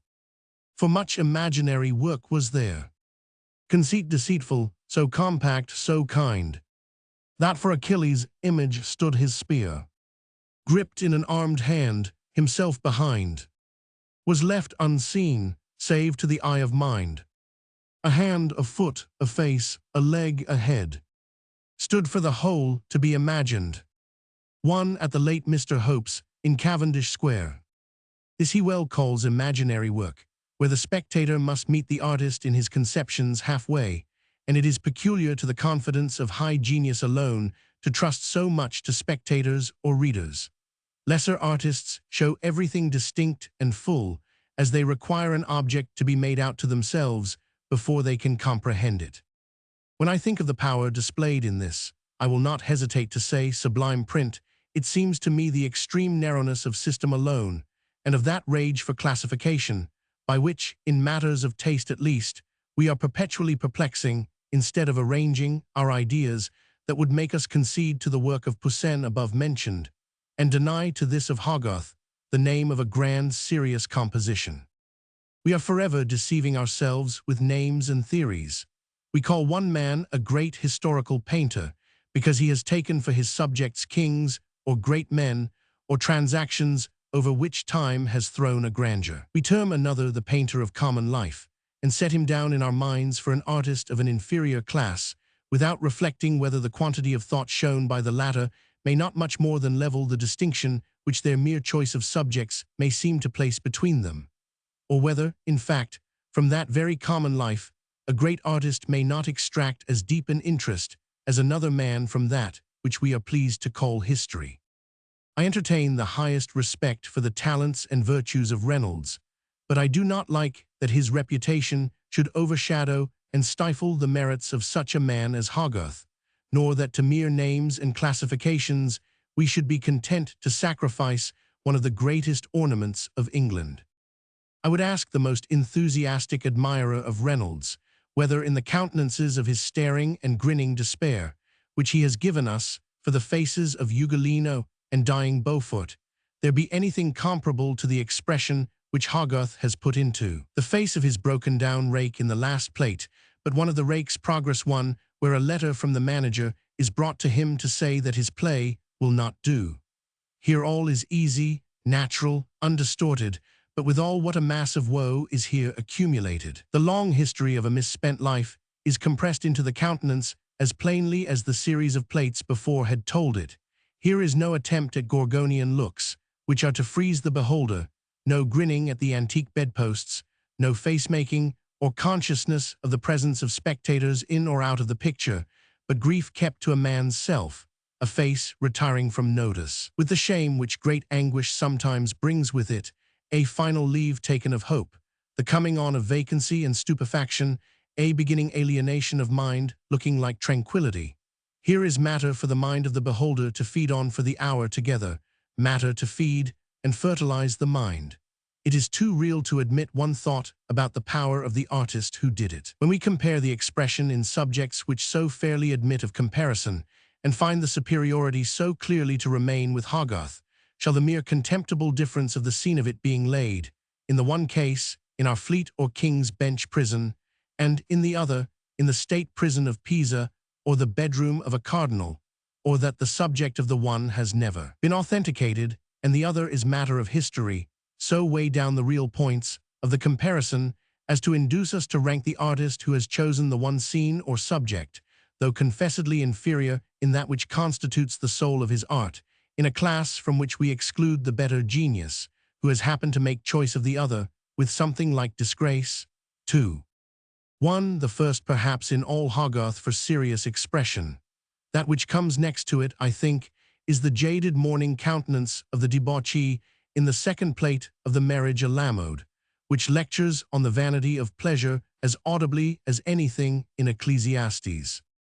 2. Sir Joshua Reynolds, somewhere in his lectures, speaks of the presumption of Hogarth in attempting the grand style in painting, by which he means his choice of certain scripture subjects. Hogarth's excursions into Holy Land were not very numerous, but what he has left us in this kind have at least this merit, that they have expression of some sort or other in them, the child Moses before Pharaoh's daughter, for instance, which is more than can be said of Sir Joshua Reynolds's Repose in Egypt, painted for Macklin's Bible, where for a Madonna he has substituted a sleepy, insensible, unmotherly girl, one so little worthy to have been selected as the mother of the Saviour, that she seems to have neither heart nor feeling to entitle her to become a mother at all.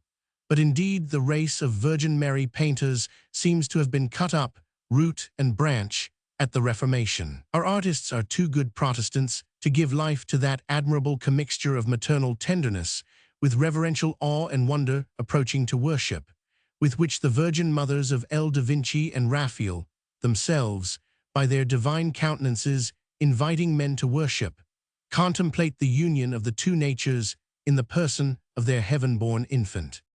The boys under demoniacal possession of Raphael and Domenichino, by what law of classification are we bound to assign them to belong to the great style in painting, and to degrade into an inferior class the rake of Hogarth when he is the madman in the Bedlam scene? I am sure he is far more impressive than either. It is a face which no one that has seen can easily forget.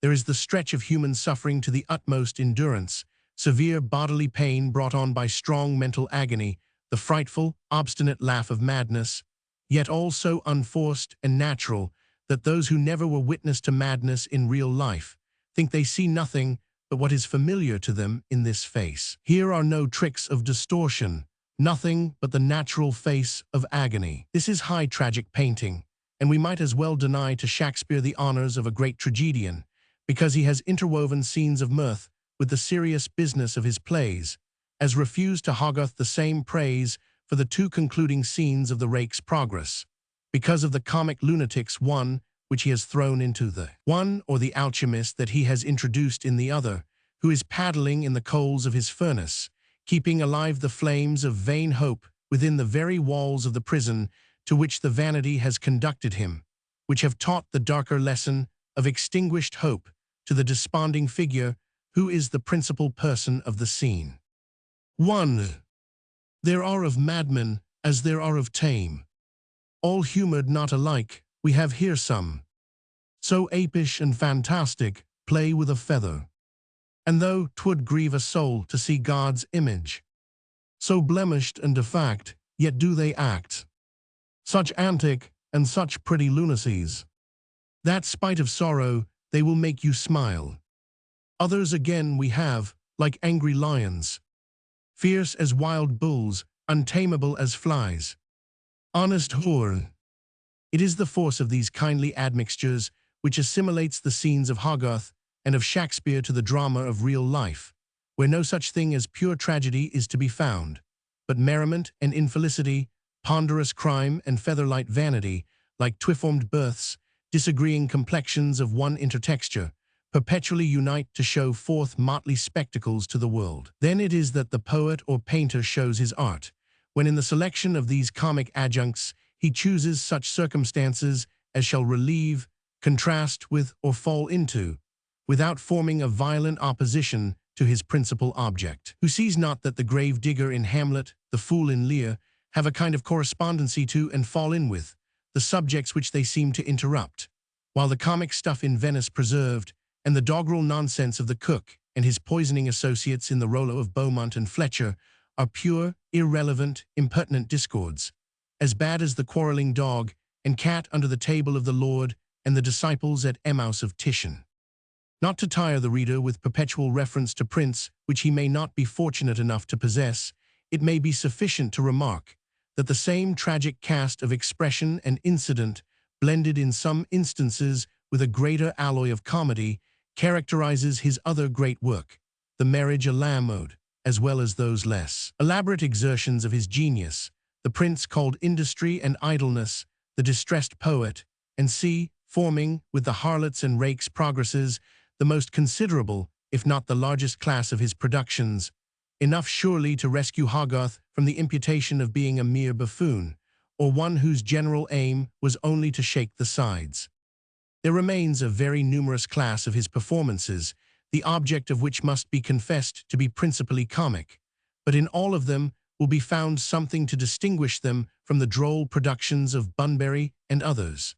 They have this difference, that we do not merely laugh at, we are led into long trains of reflection by them. In this respect, they resemble the characters of Chaucer's Pilgrims, which have strokes of humor in them enough to designate them for the most part as comic.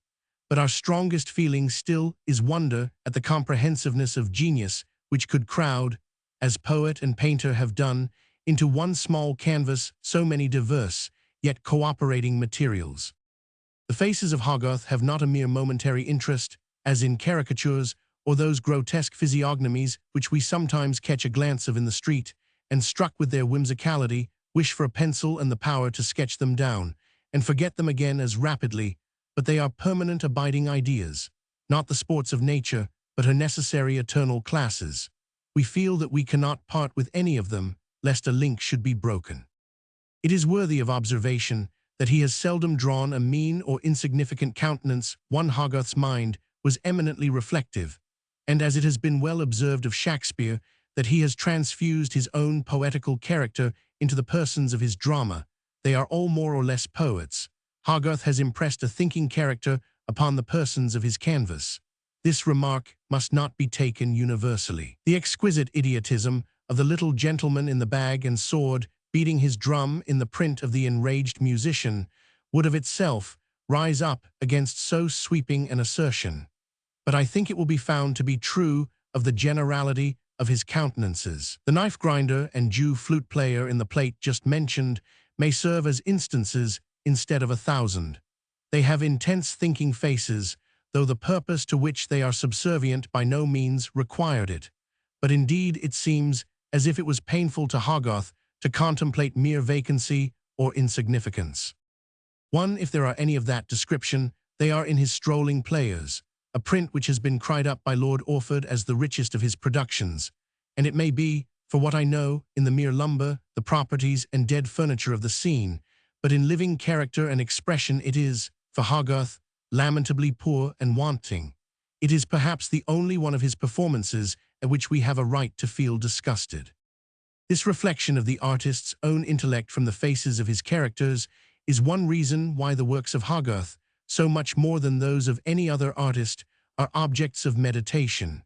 Our intellectual natures love the mirror which gives them back their own likenesses. The mental eye will not bend long with delight upon vacancy. Another line of eternal separation between Hogarth and the common painters of droll or burlesque subjects, with whom he is often confounded, is the sense of beauty, which in the most unpromising subjects seems never wholly to have deserted him. Hogarth himself, says Mr. Coleridge, one from whom I have borrowed this observation, speaking of a scene which took place at Ratzeburg, never drew a more ludicrous distortion, both of attitude and physiognomy, than this effect occasioned, nor was there wanting beside it one of those beautiful female faces which the same Hogarth, in whom the satirist never extinguished that love of beauty which belonged to him as a poet, so often and so gladly introduces as the central figure. In a crowd of humorous deformities, which figure, such is the power of true genius, neither acts nor is meant to act as a contrast, but diffuses through all and over each of the group a spirit of reconciliation and human kindness, and even when the attention is no longer consciously directed to the cause of this feeling, still blends its tenderness with our laughter, and thus prevents the instructive merriment at the whims of nature or the foibles or humors of our fellow-men from degenerating into the heart-poison of contempt or hatred. To the beautiful females in Hogarth, which Mr. C. has pointed out, might be added the frequent introduction of children, which Hogarth seems to have taken a particular delight into his pieces.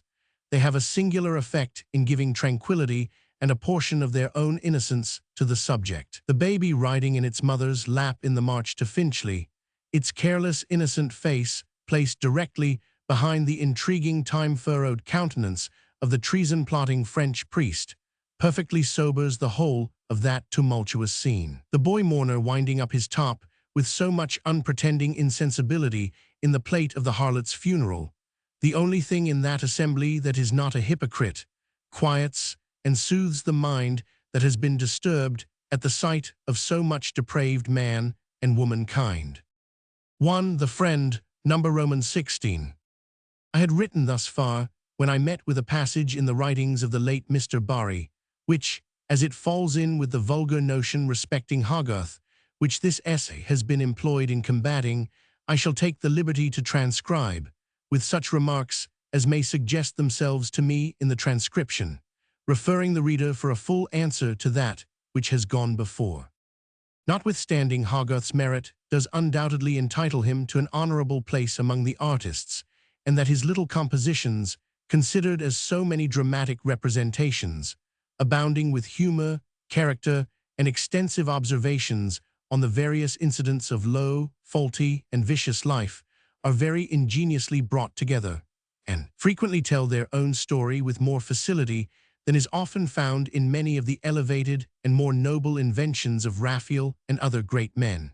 Yet it must be honestly confessed that in what is called knowledge of the figure, foreigners have justly observed that Hogarth is often so raw and unformed as hardly to deserve the name of an artist. But this capital defect is not often perceivable, as examples of the naked and of elevated nature but rarely occur in his subjects, which are for the most part filled with characters that in their nature tend to deformity. Besides, his figures are small, and the junctures and other difficulties of drawing that might occur in their limbs are artfully concealed with their clothes, rags, and sea. But what would atone for all his defects, even if they were twice told, is his admirable fund of invention, ever inexhaustible in its resources, and his satire, which is always sharp and pertinent, and often highly moral, was, except in a few instances where he weakly and meanly suffered his integrity to give way to his envy, seldom or never employed in a dishonest or unmanly way. Hogarth has been often imitated in his satirical vein, sometimes in his humorous, but very few have attempted to rival him in his moral walk. The line of art pursued by my very ingenious predecessor and brother academician, Mr. Penny, is quite distinct from that of Hogarth, and is of a much more delicate and superior relish. He attempts the heart and reaches it, whilst Hogarth's general aim is only to shake the sides. In other respects, no comparison can be thought of, as Mr. Penny has all that knowledge of the figure and academical skill which the other wanted. As to Mr. Bunbury, who had so happily succeeded in the vein of humor and caricatura, he has for some time past altogether relinquished it for the more amiable pursuit of beautiful nature. This, indeed, is not to be wondered at, when we recollect that he has, in Mrs. Bunbury, so admirable an exemplar of the most finished grace and beauty continually at his elbow. But to say all that occurs to me on this subject, perhaps it may be reasonably doubted whether the being much conversant with Hogarth's method of exposing meanness, deformity, and vice in many of his works is not rather a dangerous, or at least a worthless pursuit, which, if it does not find a false relish and a love of and search after satire and buffoonery in the spectator, is at least not unlikely to give him one. Life is short, and the little leisure of it is much better laid out upon that species of art which is employed about the amiable and the admirable, as it is more likely to be attended with better and nobler consequences to ourselves. These two pursuits in art may be compared with two sets of people with whom we might associate, if we give ourselves up to the Footes, the Kenricks, and C. We shall be continually busied and paddling in whatever is ridiculous, faulty, and vicious in life, whereas there are those to be found with whom we should be in the constant pursuit and study of all that gives a value and a dignity to human nature. Account of a series of pictures in the great boom of the Society of Arts, Manufactures, and Commerce at the Adelphi by James Barry, R.A., Professor of Painting to the Royal Academy, reprinted in the last quarto edition of his works. It must be honestly confessed that in what is called knowledge of the figure, foreigners have justly observed, N.C. It is a secret well known to the professors of the art and mystery of criticism to insist upon what they do not find in a man's works, and to pass over in silence what they do. That Hogarth did not draw the naked figure so well as Michelangelo might be allowed, especially as examples of the naked, as Mr. Barry acknowledges, rarely, he might almost have said never, occur in his subjects, and that his figures under their draperies do not discover all the fine graces of an Antinous or an Apollo, may be conceded likewise. Perhaps it was more suitable to his purpose to represent the average forms of mankind in the mediocrity, as Mr. Burke expresses it, of the age in which he lived, but that his figures in general and in his best subjects are so glaringly incorrect as is here insinuated, I dare trust my own eye so far as positively to deny the fact. And there is one part of the figure in which Hogarth is allowed to have excelled, which these foreigners seem to have overlooked, or perhaps calculating from its proportion to the whole, a seventh or an eighth, I forget which, deemed it of trifling importance. I mean the human face, a small part, reckoning by geographical inches, in the map of man's body, but here it is that the painter of expression must condense the wonders of his skill, even at the expense of neglecting the junctures and other difficulties of drawing in the limbs, which it must be a cold eye that, in the interest so strongly demanded by Hogarth's countenances, has leisure to survey and censure. The line of art pursued by my very ingenious predecessor and brother academician, Mr. Penny. The first impression caused in me by reading this passage was an eager desire to know who this Mr. Penny was. This great surpasser of Hogarth in the delicacy of his relish, and the line which he pursued. Where is he? What are his works? What has he to show? In vain I tried to recollect, till by happily putting the question to a friend who is more conversant in the works of the illustrious obscure than myself, I learnt that he was the painter of a Death of Wolfe, which missed the prize the year that the celebrated picture of West, on the same subject, obtained it. That he also made a picture of the Marquis of Granby relieving a sick soldier, moreover, that he was the inventor of two pictures of suspended and restored animation, which I now remember to have seen in the exhibition some years since, and the prints from which are still extant in good men's houses. This, then, I suppose, is the line of subjects in which Mr. Penny was so much superior to Hogarth. I confess I am not of that opinion. The relieving of poverty by the purse, and the restoring a young man to his parents by using the methods prescribed by the Humane Society, are doubtless very amiable subjects, pretty things to teach the first rudiments of humanity. They amount to about as much instruction as the stories of good boys that give away their custards to poor beggar boys in children's books. But, good God, is this milk for babes to be set up in opposition to Hogarth's moral scenes, his strong meat for men? As well might we prefer the fulsome verses upon their own goodness, to which the gentlemen of the Literary Fund annually sit still with such shameless patience to listen, to the satires of Juvenal and Persius, because the former are full of tender images of worth relieved by charity, and charity stretching out her hand to rescue sinking genius, and the theme of the latter is men's crimes and follies with their black consequences, forgetful meanwhile of those strains of moral pathos, those sublime heart touches, which these poets, in them chiefly showing themselves poets, are perpetually darting across the otherwise appalling gloom of their subject, consolatory remembrancers, when their pictures of guilty mankind have made us even to despair for our species, that there is such a thing as virtue and moral dignity in the world, that her unquenchable spark is not utterly out, refreshing admonitions, to which we turn for shelter from the too great heat and asperity of the general satire. And is there nothing analogous to this in Hogarth, nothing which attempts and reaches the heart, no aim beyond that of shaking the sides? If the kneeling ministering female in the last scene of the Rake's Progress, the Bedlam scene, of which I have spoken before, and have dared almost to parallel it with the most absolute idea of virtue which Shakespeare has left us, be not enough to disprove the assertion. If the sad endings of the harlot and the rake, the passionate heart-bleeding entreaties for forgiveness which the adulterous wife is pouring forth to her assassinated and dying lord in the last scene, but one of the marriage a Lamode, if these be not things to touch the heart and dispose the mind to a meditative tenderness, is there nothing sweetly conciliatory in the mild patient face and gesture with which the wife seems to allay and ventilate the feverish irritated feelings of her poor poverty-distracted mate, the true copy of the genus irritable, in the print of the distressed poet? Or if an image of maternal love be required, where shall we find a sublimer view of it than in that aged woman in industry and idleness, Plate V, who is clinging with the fondness of hope, not quite extinguished, to her brutal vice-hardened child, whom she is accompanying to the ship, which is to bear him away from his native soil, of which he has been adjudged unworthy, in whose shocking face every trace of the human countenance seems obliterated, and a brute beast's to be left instead. Shocking and repulsive to all but her who watched over it in its cradle before it was so sadly altered, and feels it must belong to her, while a pulse by the vindictive laws of his country shall be suffered to continue to beat in it. Compared with such things, what is Mr. Penny's knowledge of the figure and academical skill which Hogarth wanted?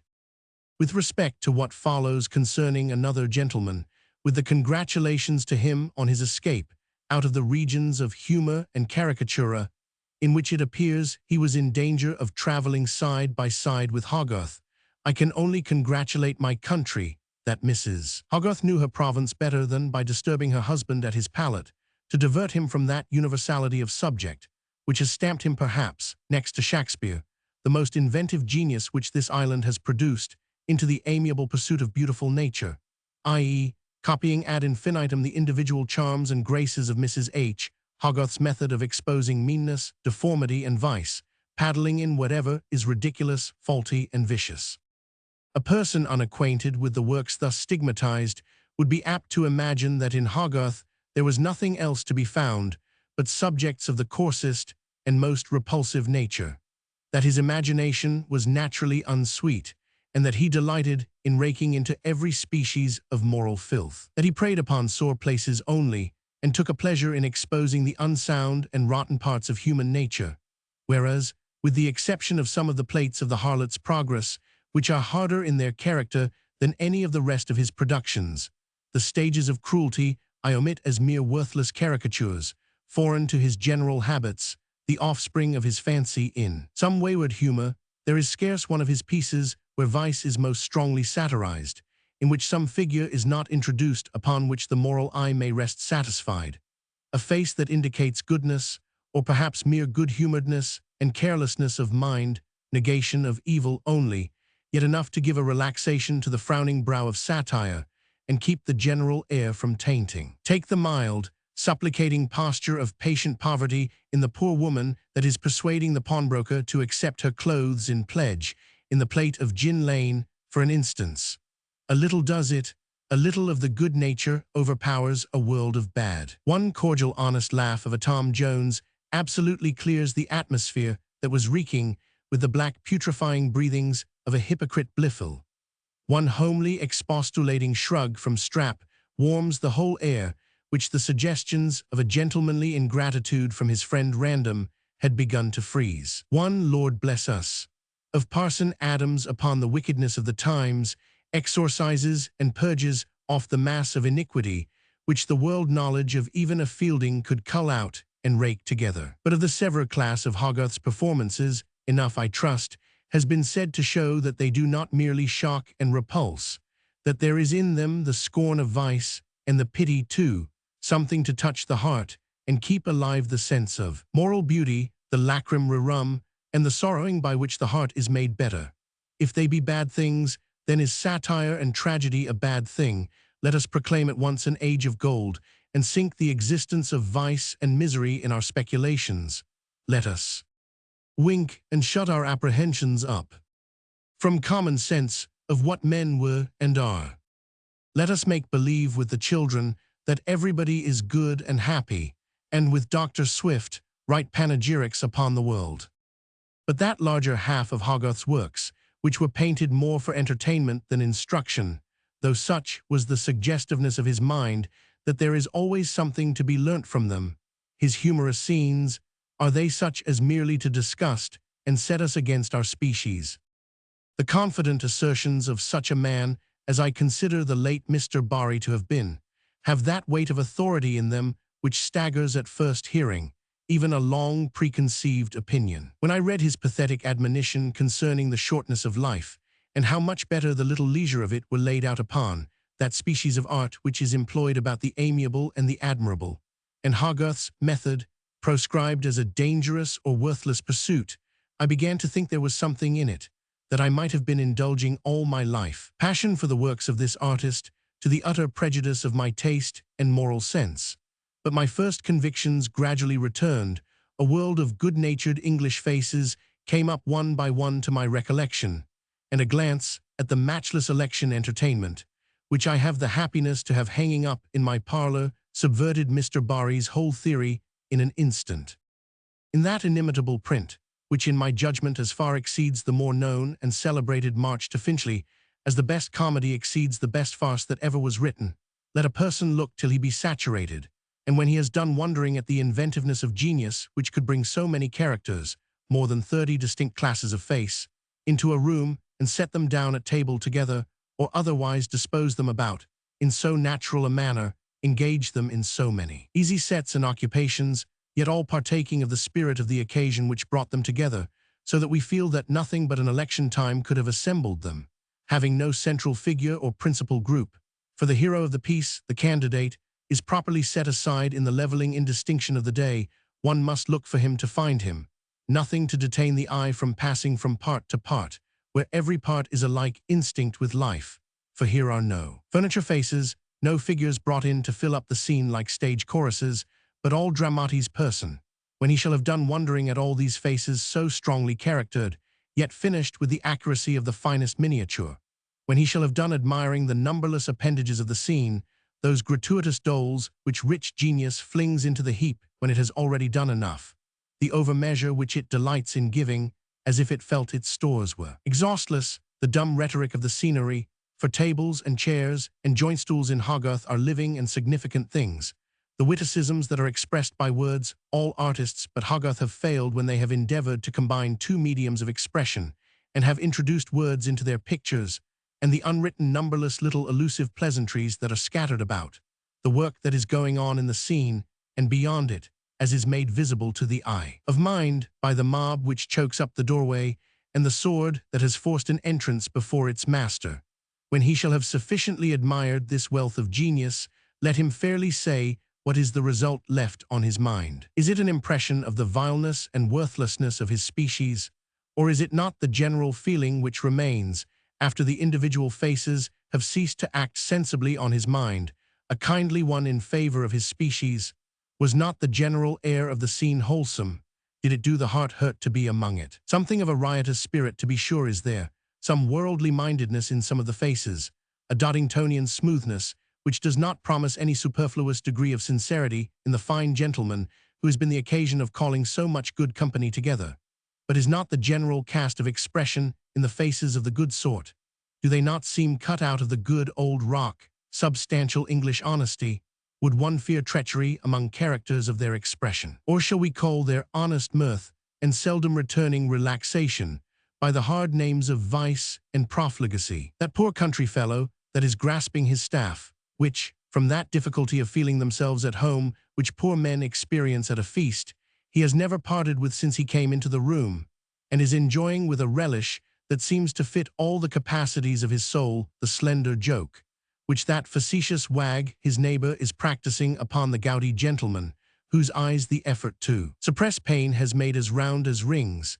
Does it shock the dignity of human nature to look at that man, and to sympathize with him in the seldom heard joke, which has unbent his careworn, hard-working visage, and drawn iron smiles from it? Or with that full-hearted cobbler, who is honoring with the grasp of an honest fist the unused palm of that annoyed patrician, whom the license of the time has seated next him? I can see nothing dangerous in the contemplation of such scenes as this, or the enraged musician, or the Southwark Fair, or 20 other pleasant prints which come crowding in upon my recollection, in which the restless activities, the diversified bents and humors, the blameless peculiarities of men, as they deserve to be called, rather than their vices and follies, are held up in a laughable point of view. All laughter is not of a dangerous or soul-hardening tendency. There is the petrifying sneer of a demon which excludes and kills love, and there is the cordial laughter of a man which implies and cherishes it. What heart was ever made the worse by joining in a hearty laugh at the simplicities of Sir Hugh Evans or Parson Adams, where a sense of the ridiculous mutually kindles, and is kindled by a perception of the amiable? That tumultuous harmony of singers that are roaring out the words, "The world shall bow to the Assyrian throne," from the opera of Judith, in the third plate of the series called The Four Groups of Heads, which the quick eye of Hogarth must have struck off in the very infancy of the rage for sacred oratorios. In this country, while music yet was young, when we have done smiling at the deafening distortions which these terrors of devotion to rags and tatters, these takers of heaven by storm, in their boisterous mimicry of the occupation of angels, are making, what unkindly impression is left behind, or what more of harsh or contemptuous feeling, than when we quietly leave Uncle Toby and Mr. Shandy riding their hobby horses about the room? The conceited, long-backed sign-painter, that with all the self-applause of a Raphael or Correggio, the twist of body which his conceit has thrown him into has something of the Corrigisk in it, is contemplating the picture of a bottle, which he is drawing from an actual bottle that hangs beside him in the print of Beer Street. While we smile at the enormity of the self-delusion, can we help loving the good humor and self-complacency of the fellow? Would we willingly wake him from his dream? I say not that all the ridiculous subjects of Hogarth have, necessarily, something in them to make us like them. Some are indifferent to us, some in their natures repulsive, and only made interesting by the wonderful skill and truth to nature in the painter. But I contend that there is in most of them that sprinkling of the better nature, which, like holy water, chases away and disperses the contagion of the bad. They have this in them, besides, that they bring us acquainted with the everyday human face. They give us skill to detect those gradations of sense and virtue, which escape the careless or fastidious observer in the countenances of the world about us, and prevent that disgust at common life, that tedium quotidianarum formarum, which an unrestricted passion for ideal forms and beauties is in danger of producing. In this, as in many other things, they are analogous to the best novels of Smollett or Fielding. On the poetical works of George Wither. The poems of G. Wither are distinguished by a hearty homeliness of manner and a plain moral speaking. He seems to have passed his life in one continued act of an innocent self-pleasing. That which he calls his motto is a continued self-eulogy of 2,000 lines, yet we read it to the end without any feeling of distaste, almost without a consciousness that we have been listening all the while to a man praising himself. There are none of the cold particles in it, the hardness and self-ends, which render vanity and egotism hateful. He seems to be praising another person under the mask of self, or rather, we feel that it was indifferent to him where he found the virtue which he celebrates, whether another's bosom or his own were its chosen receptacle. His poems are full, and this in particular is one downright confession of a generous self-seeking. But by self he sometimes means a great deal: his friends, his principles, his country, the human race. Whoever expects to find in the satirical pieces of this writer any of those peculiarities which pleased him in the satires of Dryden or Pope will be grievously disappointed. Here are no high-finished characters, no nice traits of individual nature, few or no personalities. The game run down is coarse general vice, or folly as it appears in classes. A liar, a drunkard, a coxcomb is stripped and whipped. No Shaftesbury, no Villiers or Wharton is curiously anatomized and read upon. But to a well-natured mind there is a charm of moral sensibility running through them, which amply compensates the want of those luxuries. Wither seems everywhere bursting with a love of goodness and a hatred of all low and base actions. At this day it is hard to discover what parts of the poem here particularly alluded to, abuses stripped and whipped, could have occasioned the imprisonment of the author. Was vice in high places more suspicious than now? Had she more power, or more leisure to listen after ill reports? That a man should be convicted of a libel when he named no names but hate, and envy, and lust, and avarice, is like one of the indictments in the Pilgrim's Progress, where Faithful is arraigned for having railed on our noble Prince Beelzebub, and spoken contemptibly of his honorable friends, the Lord Old Man, the Lord Carnal Delight, and the Lord Luxurious. What unlucky jealousy could have tempted the great men of those days to appropriate such innocent abstractions to themselves? Wither seems to have contemplated to a degree of idolatry his own possible virtue. He is forever anticipating persecution and martyrdom, fingering, as it were, the flames, to try how he can bear them. Perhaps his premature defiance sometimes made him obnoxious to censures which he would otherwise have slipped by. The homely versification of these satires is not likely to attract in the present day. It is certainly not such as we should expect from a poet soaring in the high region of his fancies, with his garland and his singing robes about him.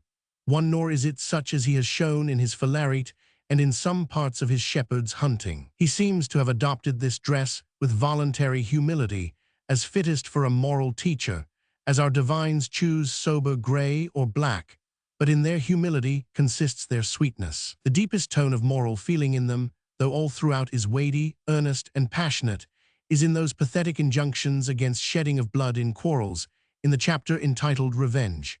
The story of his own forbearance, which follows, is highly interesting. While the Christian sings his own victory over anger, the man of courage cannot help peeping out to let you know that it was some higher principle than fear which counseled this forbearance. 1. Milton. Whether encaged or roaming at liberty, Wither never seems to have abated a jot of that free spirit which sets its mark upon his writings, as much as a predominant feature of independence impresses every page of our late glorious Burns. But the elder poet wraps his proof armor closer about him, the other wears his too much outwards. He is thinking too much of annoying the foe to be quite easy within. The spiritual defenses of Wither. Perpetual source of inward sunshine, the magnanimity of the modern is not without its alloy of soreness, and a sense of injustice, which seems perpetually to gall and irritate. Wither was better skilled in the sweet uses of adversity. He knew how to extract the precious jewel from the head of the toad, without drawing any of the ugly venom along with it.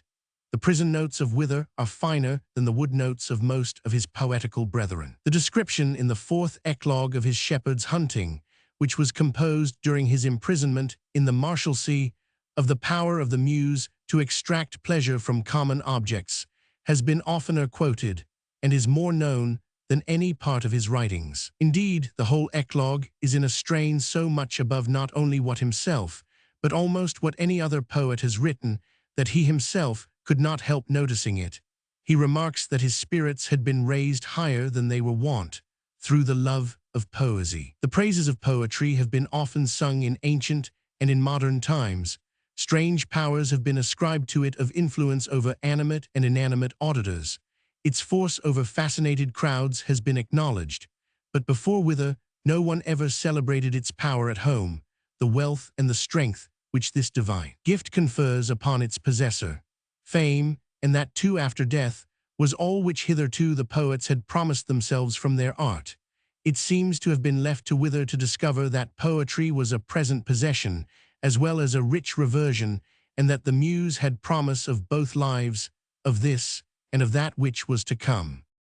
The Mistress of Philarete is in substance a panegyric protracted through several thousand lines, in the mouth of a single speaker, but diversified so as to produce an almost dramatic effect by the artful introduction of some ladies who are rather auditors than interlocutors in the scene, and of a boy whose singing furnishes pretense for an occasional change of meter, though the seven-syllable line in which the main part of it is written is that in which Wither has shown himself so great a master that I do not know that I am always thankful to him for the exchange. Wither has chosen to bestow upon the lady whom he commends the name of Arete, or virtue, and assuming to himself the character of Philarete, or lover of virtue, there is a sort of propriety in that heaped measure of perfections which he attributes to this partly real, partly allegorical personage.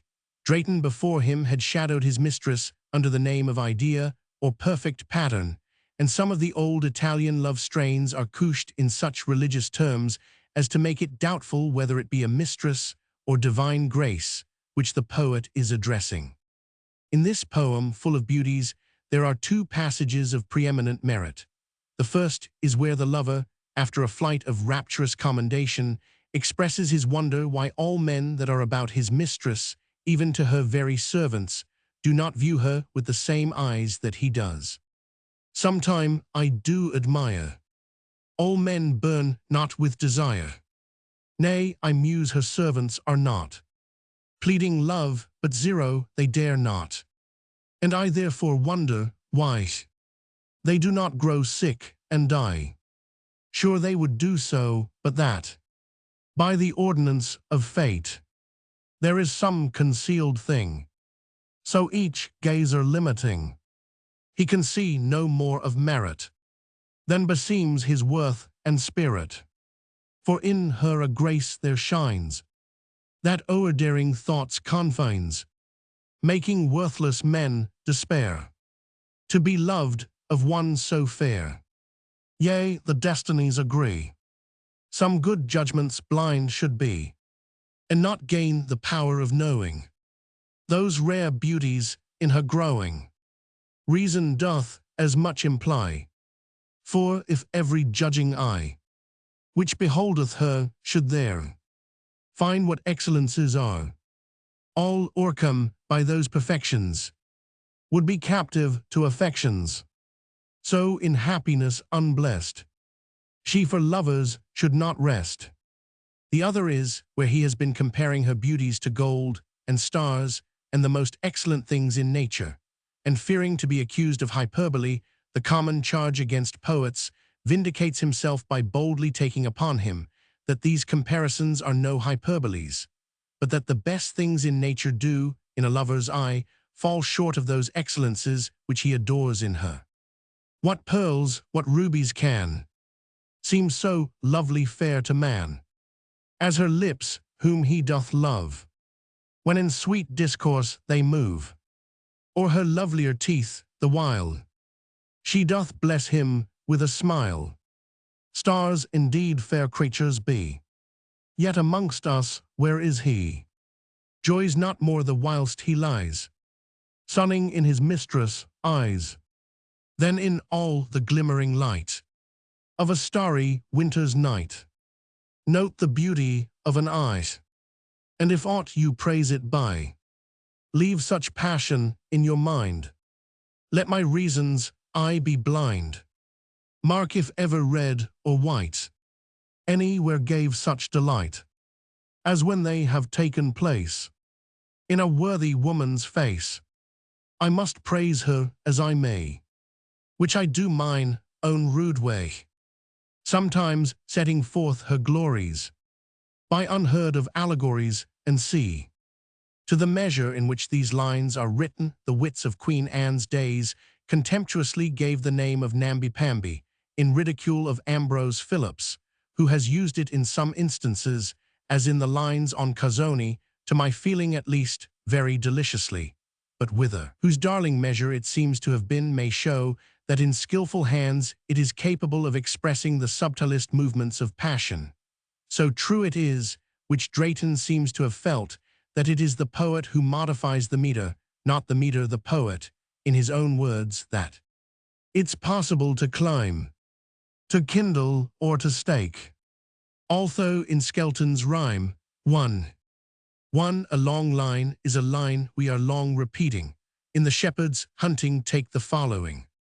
If thy verse doth bravely tower, as she makes wing, she gets power.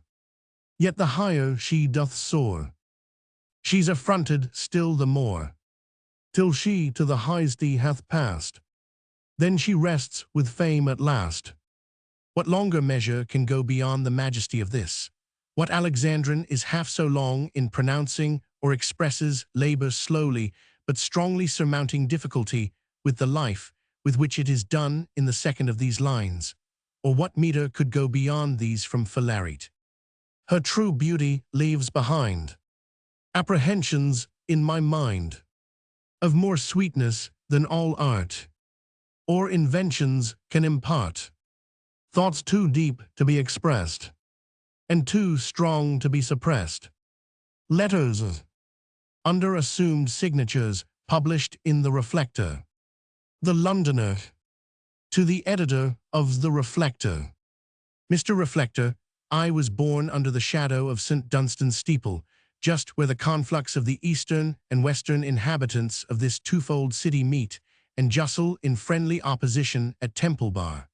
The same day which gave me to the world saw London happy in the celebration of her great annual feast. This I cannot help looking upon as a lively omen of the future great good, will which I was destined to bear toward the city, resembling in kind that solicitude which every chief magistrate is supposed to feel for whatever concerns her interests and well-being. Indeed, I consider myself in some sort a speculative Lord Mayor of London, for though circumstances unhappily preclude me from the hope of ever arriving at the dignity of a gold chain and spittle sermon, yet thus much will I say of myself in truth, that Whittington with his cat, just emblem of vigilance, and a furred gown, never went beyond me in affection which I bear to the citizens. I was born, as you have heard, in a crowd. This has begot in me an entire affection for that way of life, amounting to an almost insurmountable aversion from solitude and rural scenes. This aversion was never interrupted or suspended, except for a few years in the younger part of my life, during a period in which I had set my affections upon a charming young woman. Every man, while the passion is upon him, is for a time at least addicted to groves and meadows and purling streams. During this short period of my existence, I contracted just familiarity enough with rural objects to understand tolerably well ever after the poets, when they declaim in such passionate terms in favor of a country life.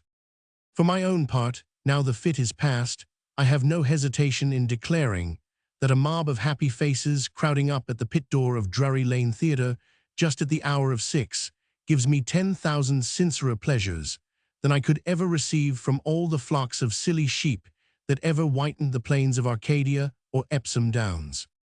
This passion for crowds is nowhere feasted so full as in London. The man must have a rare recipe for melancholy who can be dull in Fleet Street. I am naturally inclined to hypochondria, but in London it vanishes like all other ills. Often, when I have felt a weariness or distaste at home, have I rushed out into her crowded strand and fed my humor, till tears have wetted my cheek for unutterable sympathies with the multitudinous moving picture, which she never fails to present at all hours, like the scenes of a shifting pantomime. The very deformities of London, which give distaste to others, from habit do not displease me. The endless succession of shops where fancy miscalled folly is supplied with perpetual gauds and toys excite in me no puritanical aversion. I gladly behold every appetite supplied with its proper food. The obliging customer and the obliged tradesman, things which live by bowing and things which exist but for homage, do not affect me with disgust. From habit I perceive nothing but urbanity, where other men, more refined, discover meanness.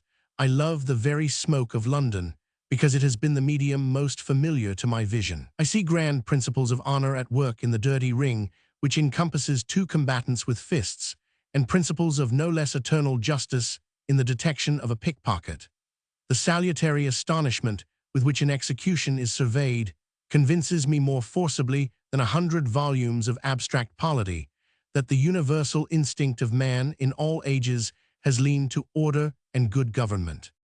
Thus an art of extracting morality from the commonest incidents of a town life is attained by the same well-natured alchemy with which the foresters of Arden in a beautiful country found tongues in trees, books in the running brooks, sermons in stones, and good in everything. Where has spleen her food but in London? Humour, interest, curiosity suck at her measureless breasts without a possibility of being satiated. Nursed amid her noise, her crowds, her beloved smoke, what have I been doing all my life, if I have not lent out my heart with usury to such scenes? I am, sir, your faithful servant, a Londoner, on burial societies, and the character of an undertaker. To the editor of The Reflector. Mr. Reflector, I was amused the other day with having the following notice thrust into my hand by a man who gives out bills at the corner of Fleet Market. Whether he saw any prognostics about me that made him judge such notice seasonable, I cannot say. I might perhaps carry in a countenance, naturally not very florid, traces of a fever which had not long left me. Those fellows have a good instinctive way of guessing at the sort of people that are likeliest to pay attention to their papers. Burial Society.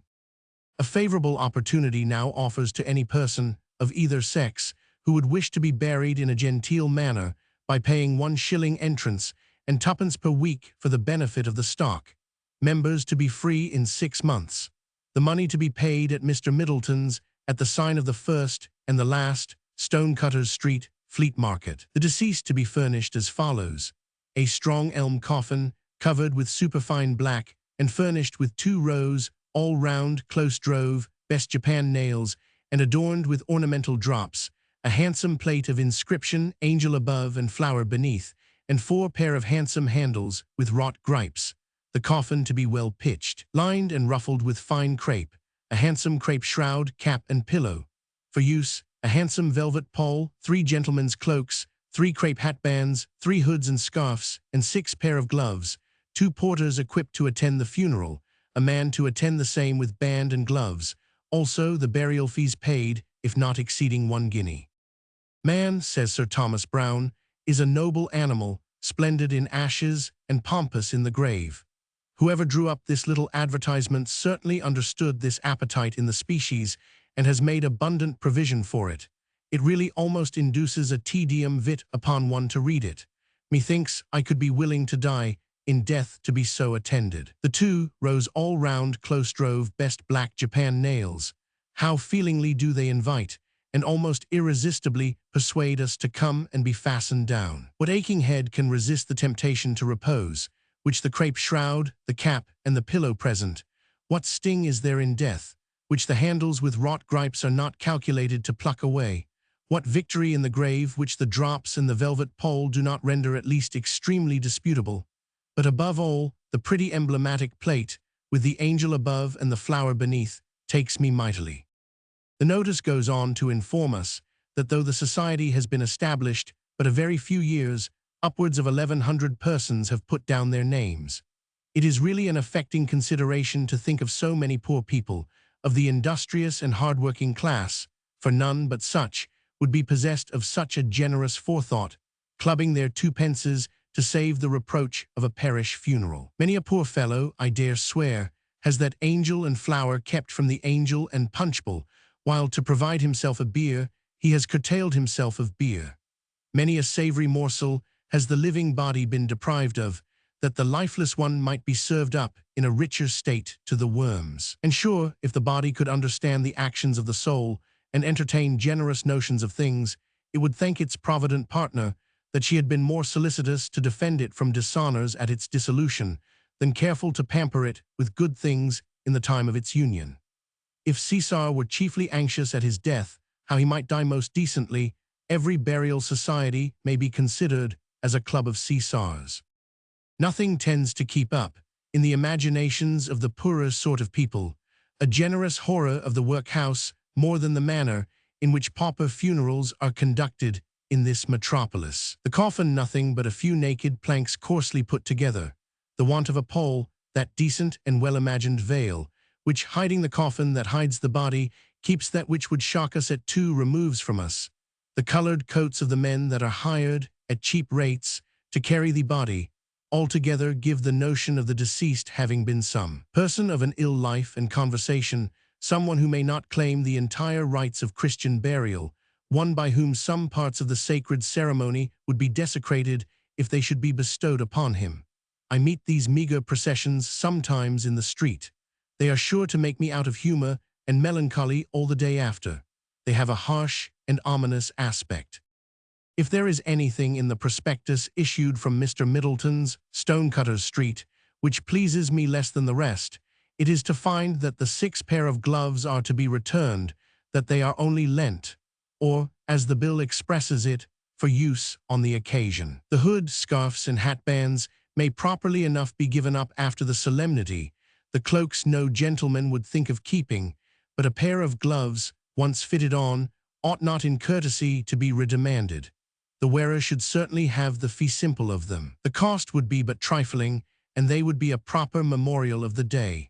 This part of the proposal wants reconsidering. It is not conceived in the same liberal way of thinking as the rest. I am also a little doubtful whether the limit, within which the burial fee is made payable, should not be extended to 30 shillings. Some provision, too, ought undoubtedly to be made in favor of those well-intentioned persons and well-wishers to the fund, who, having all along paid their subscriptions regularly, are so unfortunate as to die before the 6 months, which would entitle them to their freedom, are quite completed. One can hardly imagine a more distressing case than that of a poor fellow lingering on in a consumption till the period of his freedom is almost in sight, and then finding himself going with a velocity which makes it doubtful whether he shall be entitled to his funeral honors, his quota to which he nevertheless squeezes out, to the diminution of the comforts which sickness demands. I think in such cases some of the contribution money ought to revert. With some such modifications, which might easily be introduced, I see nothing in these proposals of Mr. Middleton which is not strictly fair and genteel, and heartily recommend them to all persons of moderate incomes, in either sex, who are willing that this perishable part of them should quit the scene of its mortal activities with as handsome circumstances as possible. Before I quit the subject, I must guard my readers against a scandal, which they may be apt to take at the place whence these proposals purport to be issued. From the sign of the first and the last, they may conclude that Mr. Middleton is some publican, who, in assembling a club of this description at his house, may have a sinister end of his own, altogether foreign to the solemn purpose for which the club is pretended to be instituted. I must set them right by informing them that the issuer of these proposals is no publican, though he hangs out a sign, but an honest superintendent of funerals, who, by the device of a cradle and a coffin, connecting both ends of human existence together, has most ingeniously contrived to insinuate that the framers of these first and last receptacles of mankind divide this our life betwixt them, and that all that passes from the midwife to the undertaker may, in strict propriety, go for nothing, an awful and instructive lesson to human vanity. Looking over some papers lately that fell into my hands by chance, and appear to have been written about the beginning of the last century, I stumbled, among the rest, upon the following short essay, which the writer calls The Character of an Undertaker. It is written with some stiffness and peculiarities of style, but some parts of it, I think, not unaptly characterize the profession to which Mr. Middleton has the honor to belong. The writer doubtless had in his mind the entertaining character of Sable in Steele's excellent comedy of The Funeral. Character of an undertaker. He is master of the ceremonies at burials and mourning assemblies, grand marshal at funeral processions, the only true yeoman of the body, over which he exercises a dictatorial authority from the moment that the breath has taken leave to that of its final commitment to the earth. His ministry begins where the physicians, the lawyers, and the divines end. Or if some part of the functions of the latter run parallel with his, it is only in ordine ad spiritualia. His temporalities remain unquestioned. He is arbitrator of all questions of honor which may concern the defunct, and upon slight inspection will pronounce how long he may remain in this upper world with credit to himself, and when it will be prudent for his reputation that he should retire. His determination in these points is peremptory and without appeal. Yet, with a modesty peculiar to his profession, he meddles not out of his own sphere. With the good or bad actions of the deceased in his lifetime, he has nothing to do. He leaves the friends of the dead man to form their own conjectures as to the place to which the departed spirit is gone. His care is only about the exuvi. He concerns not himself even about the body, as it is a structure of parts internal and a wonderful microcosm. He leaves such curious speculations to the anatomy professor. Or, if anything, he is averse to such wanton inquiries, as delighting rather that the parts which he has care of should be returned to their kindred dust in as handsome and unmutilated condition as possible, that the grave should have its full and unimpaired tribute, a complete and just carcass. Nor is he only careful to provide for the body's entireness, but for its accommodation and ornament. He orders the fashion of its clothes and designs the symmetry of its dwelling. Its vanity has an innocent survival in him. He is bedmaker to the dead. The pillows which he lays never rumple. The day of interment is the theater in which he displays the mysteries of his art. It is hard to describe what he is, or rather to tell what he is not on that day.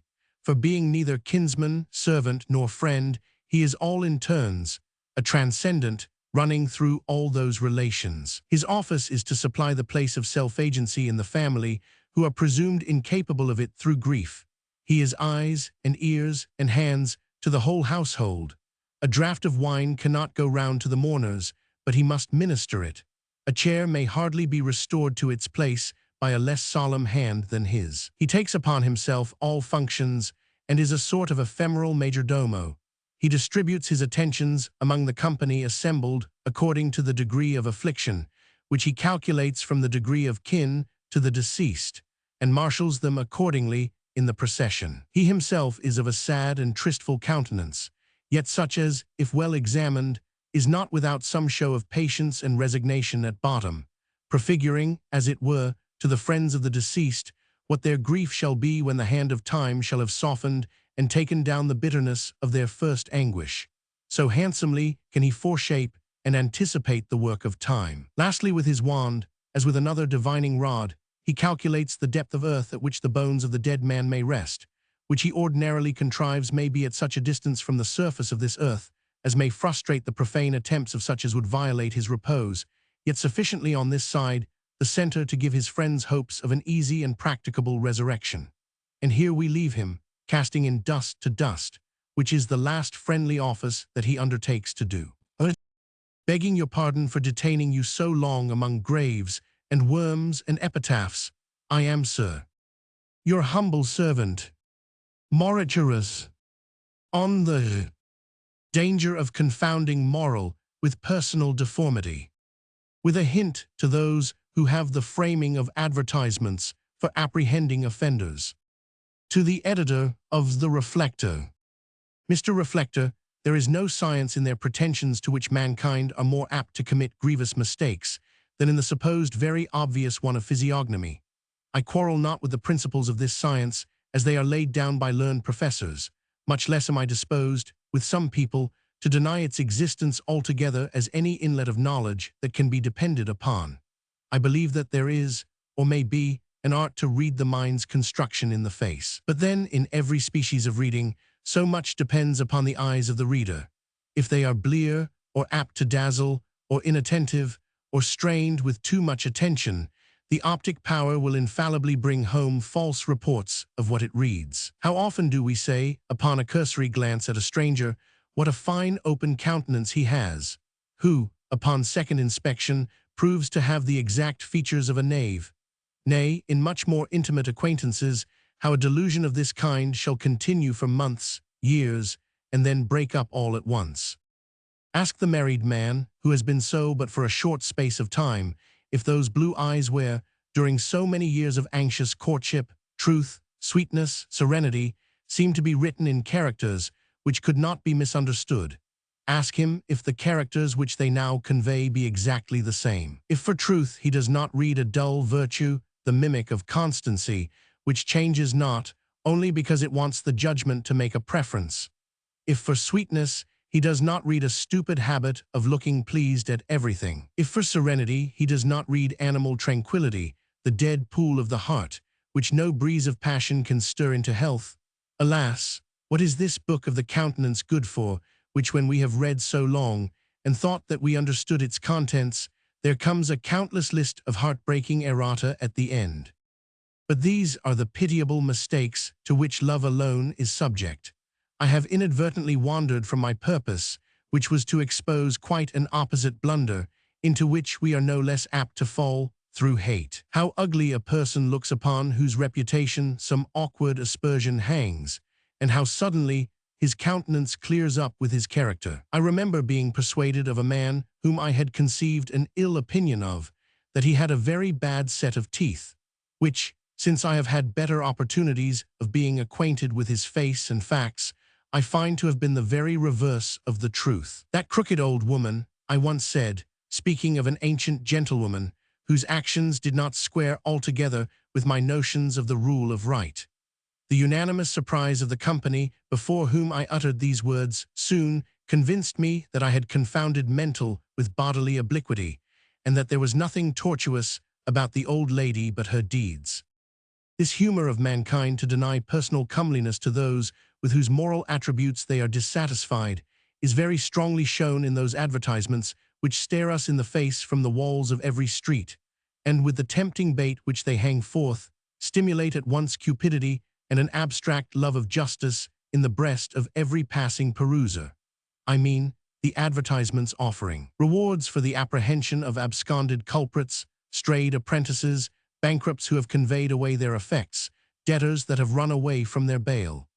I observe that in exact proportion to the indignity with which the prosecutor, who is commonly the framer of the advertisement, conceives he has been treated, the personal pretensions of the fugitive are denied, and his defects exaggerated.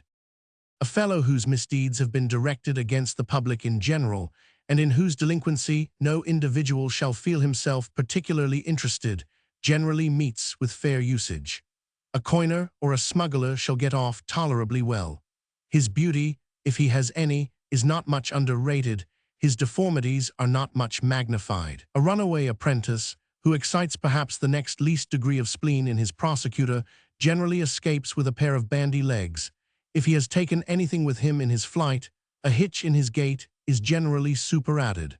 A bankrupt, who has been guilty of withdrawing his effects, if his case be not very atrocious, commonly meets with mild usage. But a debtor, who has left his bail in jeopardy, is sure to be described in characters of unmingled deformity. Here the personal feelings of the bail, which may be allowed to be somewhat poignant, are admitted to interfere, and, as wrath and revenge commonly strike in the dark, the colors are laid on with a grossness which I am convinced must often defeat its own purpose. The fish that casts an inky cloud about him that his enemies may not find him, cannot more obscure himself by that device than the blackening representations of these angry advertisers must inevitably serve to cloak and screen the persons of those who have injured them from detection.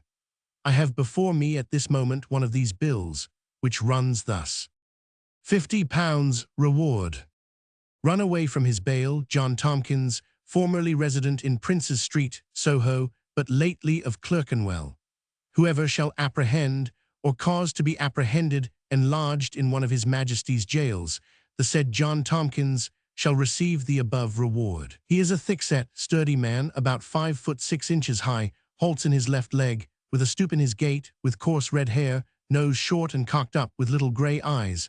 One of them bears the effect of a blow which he has lately received, with a pot belly, speaks with a thick and disagreeable voice, goes shabbily dressed, had on when he went away a greasy shag greatcoat with rusty yellow buttons.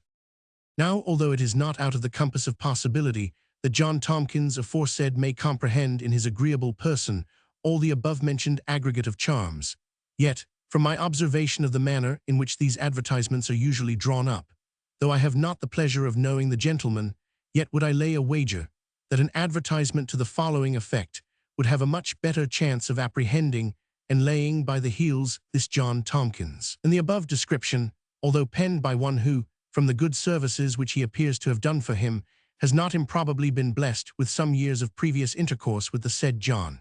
Taking, then, the above advertisement to be true, or nearly so, down to the words, left leg inclusive, though I have some doubt if the blemish there implied amount to positive lameness or be perceivable by any but the nearest friends of John. I would proceed thus. Leans a little forward in his walk, his hair thick and inclining to auburn, his nose of the middle size, a little turned up at the end, lively hazel eyes, the contusion, as its effects are probably gone off by this time, I judge better omitted, inclines to be corpulent, his voice thick, but pleasing, especially when he sings, had on a decent shag greatcoat with yellow buttons. Now I would stake a considerable wager, though by no means a positive man, that some such mitigated description would lead the beagles of the law into a much surer track for finding this ungracious varlet, than to set them upon a false scent after fictitious ugliness and fictitious shabbiness. Though, to do those gentlemen justice, I have no doubt their experience has taught them in all such cases to abate a great deal of the deformity which they are instructed to expect, and has discovered to them that the devil's agents upon this earth, like their master, are far less ugly in reality than they are painted. I am afraid, Mr. Reflector, that I shall be thought to have gone wide of my subject, which was to detect the practical errors of physiognomy, properly so called, whereas I have introduced physical defects, such as lameness, the effects of accidents upon a man's person, his wearing apparel, and as circumstances on which the eye of dislike, looking askance, may report erroneous conclusions to the understanding. But if we are liable, through a kind or an unkind passion, to mistake so grossly concerning things, so exterior and palpable, how much more are we likely to err respecting those nicer and less perceptible hints of character in a face whose detection constitutes the triumph of the physiognomist. To revert to those bestowers of unmerited deformity, the framers of advertisements for the apprehension of delinquents, a sincere desire of promoting the end of public justice induces me to address a word to them on the best means of attaining those ends. I will endeavor to lay down a few practical, or rather negative, rules for their use, for my ambition extends no further than to arm them with cautions against the self-defeating of their own purposes. Imprimis, then, Mr. Advertiser, if the culprit whom you are willing to recover be one to whom in times past you have shown kindness, and been disposed to think kindly of him yourself, but he has deceived your trust, and has run away, and left you with a load of debt to answer for him, sit down calmly, and endeavor to behold him through the spectacles of memory rather than of present conceit. Image to yourself, before you pen a tittle of his description, the same plausible, good-looking man who took you in, and try to put away from your mind every intrusion of that deceitful spectre which perpetually obtrudes itself in the room of your former friend's known visage. It will do you more credit to have been deceived by such a one, and depend upon it, the traitor will convey to the eyes of the world in general much more of that first idea which you formed, perhaps in part erroneous, of his physiognomy, than of that frightful substitute which you have suffered to creep in upon your mind and usurp upon it, a creature which has no archetype except in your own brain. If you be a master that have to advertise a runaway apprentice, though the young dog's faults are known only to you, and no doubt his conduct has been aggravating enough, do not presently set him down as having crooked ankles. He may have a good pair of legs, and run away notwithstanding. Indeed, the latter does rather seem to imply the former. If the unhappy person against whom your laudable vengeance is directed be a thief, think that a thief may have a good nose, good eyes, good ears. It is indispensable to his profession that he be possessed of sagacity, foresight, vigilance. It is more than probable, then, that he is endued with the bodily types or instruments of these qualities to some tolerable degree of perfectness. If petty larceny be his offense, I exhort you, do not confound meanness of crime with diminutiveness of stature. These things have no connection.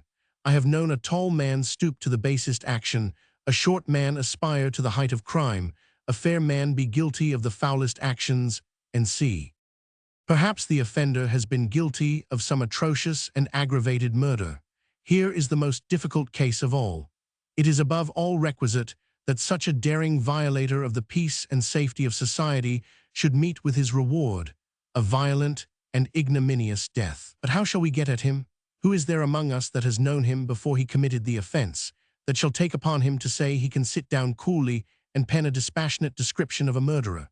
The tales of our nursery, the reading of our youth, the ill-looking man that was hired by the uncle to dispatch the children in the wood, the grim ruffians who smothered the babes in the tower, the black and beetle-browed assassin of Mrs. Ratcliffe, the shag-haired villain of Mr. Monk Lewis, the Tarquin tread, and millstone-dropping eyes of murder in Shakespeare, the exaggerations of picture and of poetry, what we have read and what we have dreamed of, rise up and crowd in upon us such eye-scaring portraits of the man of blood, that our pen is absolutely forestalled. We commence poets when we should play the part of strictest historians, and the very blackness of horror which the deed calls up serves as a cloud to screen the doer. The fiction is blameless. It is accordant with those wise prejudices with which nature has guarded our innocence, as with impassable barriers, against the commission of such appalling crimes. But meantime the criminal escapes, or if, owing to that wise abatement in their expectation of deformity, which, as I hinted at before, the officers of pursuit never fail to make, and no doubt in cases of this sort they make a more than ordinary allowance, if, owing to this or any accident, the offender is caught and brought to his trial, who that has been led out of curiosity to witness such a scene has not with astonishment reflected on the difference between a real committer of a murder and the idea of one which he has been collecting and heightening all his life out of books, dreams, and sea. The fellow, perhaps, is a sleek, smug-looking man, with light hair and eyebrows, the latter by no means jutting out or like a crag, and with none of those marks which our fancy had pre-bestowed upon him. I find I am getting unawares too serious. The best way on such occasions is to leave off, which I shall do by generally recommending to all prosecuting advertisers not to confound crimes with ugliness, or rather, to distinguish between that physiognomical deformity, which I am willing to grant always accompanies crime, and mere physical ugliness, which signifies nothing, is the opponent of nothing, and may exist in a good or bad person indifferently. Credo. On the inconveniences resulting from being hanged. To the editor of The Reflector. Sir, I am one of those unhappy persons whose misfortunes, it seems, do not entitle them to the benefit of pure pity. All that is bestowed upon me of that kindest alleviator of human miseries comes dashed with a double portion of contempt. My griefs have nothing in them that is felt as sacred by the bystanders, yet is my affliction, in truth, of the deepest grain, the heaviest task that was ever given to mortal patience to sustain. Time, that wears out all other sorrows, can never modify or soften mine. Here they must continue to gnaw as long at that fatal mark. Why was I ever born? Why was innocence in my person suffered to be branded with a stain which was appointed only for the blackest guilt? What had I done, or my parents, that a disgrace of mine should involve a whole posterity in infamy? I am almost tempted to believe that in some pre-existent state, crimes to which this sublunary life of mine hath been as much a stranger as the babe that is newly born into it, have drawn down upon me this vengeance, so disproportionate to my actions on this globe. My brain sickens, and my bosom labors to be delivered of the weight that presses upon it, yet my conscious pen shrinks from the avowal. But out it must. O Mr. Reflector, guess at the wretch's misery who now writes this to you, when, with tears and burning blushes, he is obliged to confess that he has been hanged. Methinks I hear an involuntary exclamation burst from you, as your imagination presents to you fearful images of your correspondent unknown, hanged. Fear not, Mr. Editor. No disembodied spirit has the honor of addressing you.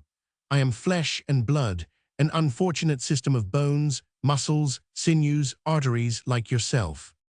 Then, I presume, you mean to be pleasant. That expression of yours, Mr. Correspondent, must be taken somehow in a metaphorical sense. In the plainest sense, without trope or figure, yes, Mr. Editor, this neck of mine has felt the fatal noose. These hands have tremblingly held up the corroborative prayer book. These lips have sucked the moisture of the last consolatory orange. This tongue has chanted the doleful cantata which no performer was ever called upon to repeat. This face has had the veiling nightcap drawn over it. But for no crime of mine, far be it from me to arraign the justice of my country, which, though tardy, did at length recognize my innocence. It is not for me to reflect upon judge or jury, now that 11 years have elapsed since the erroneous sentence was pronounced. Men will always be fallible, and perhaps circumstances did appear at the time a little strong.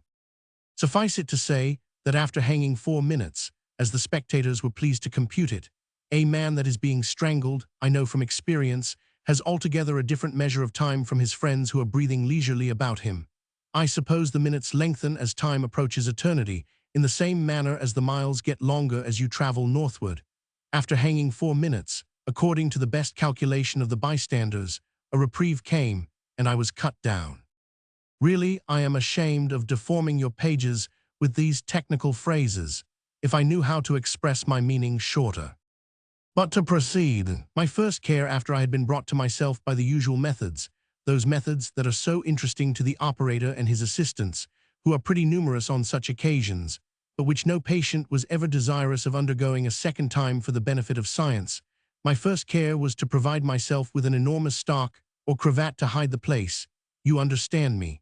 My next care was to procure a residence as distant as possible from that part of the country where I had suffered. For that reason I chose the metropolis, as the place where wounded honor, I had been told, could lurk with the least danger of exciting inquiry, and stigmatized innocence had the best chance of hiding her disgrace in a crowd. I sought out a new circle of acquaintance, and my circumstances happily enabling me to pursue my fancy in that respect, I endeavored, by mingling in all the pleasures which the town affords, to efface the memory of what I had undergone. But alas, such is the portentous and all-pervading chain of connection which links together the head and members of this great community, my scheme of lying perdu was defeated almost at the outset. A countryman of mine, whom a foolish lawsuit had brought to town, by chance met me, and the secret was soon blazoned about. In a short time, I found myself deserted by most of those who had been my intimate friends. Not that any guilt was supposed to attach to my character. My officious countryman, to do him justice, had been candid enough to explain my perfect innocence. But somehow or other, there is a want of strong virtue in mankind. We have plenty of the softer instincts, but the heroic character is gone. How else can I account for it, that of all my numerous acquaintance, among whom I had the honor of ranking sundry persons of education, talents, and worth, scarcely here and there one or two could be found who had the courage to associate with a man that had been hanged. Those few who did not desert me altogether were persons of strong but coarse minds, and from the absence of all delicacy in them, I suffered almost as much as from the superabundance of a false species of it in the others. Those who stuck by me were the jokers, who thought themselves entitled by the fidelity which they had shown towards me to use me with what familiarity they pleased. Many and unfeeling are the jests that I have suffered from these rude, because faithful, Achateses. As they passed me in the streets, one would nod significantly to his companion and say, pointing to me, smoke his cravat, and ask me if I had got a wen, that I was so solicitous to cover my neck. Another would inquire, what news from Assizes, which you may guess, Mr. Editor, was the scene of my shame, and whether the sessions was like to prove a maiden one. A third would offer to insure me from drowning. A fourth would tease me with inquiries how I felt when I was swinging, whether I had not something like a blue flame dancing before my eyes.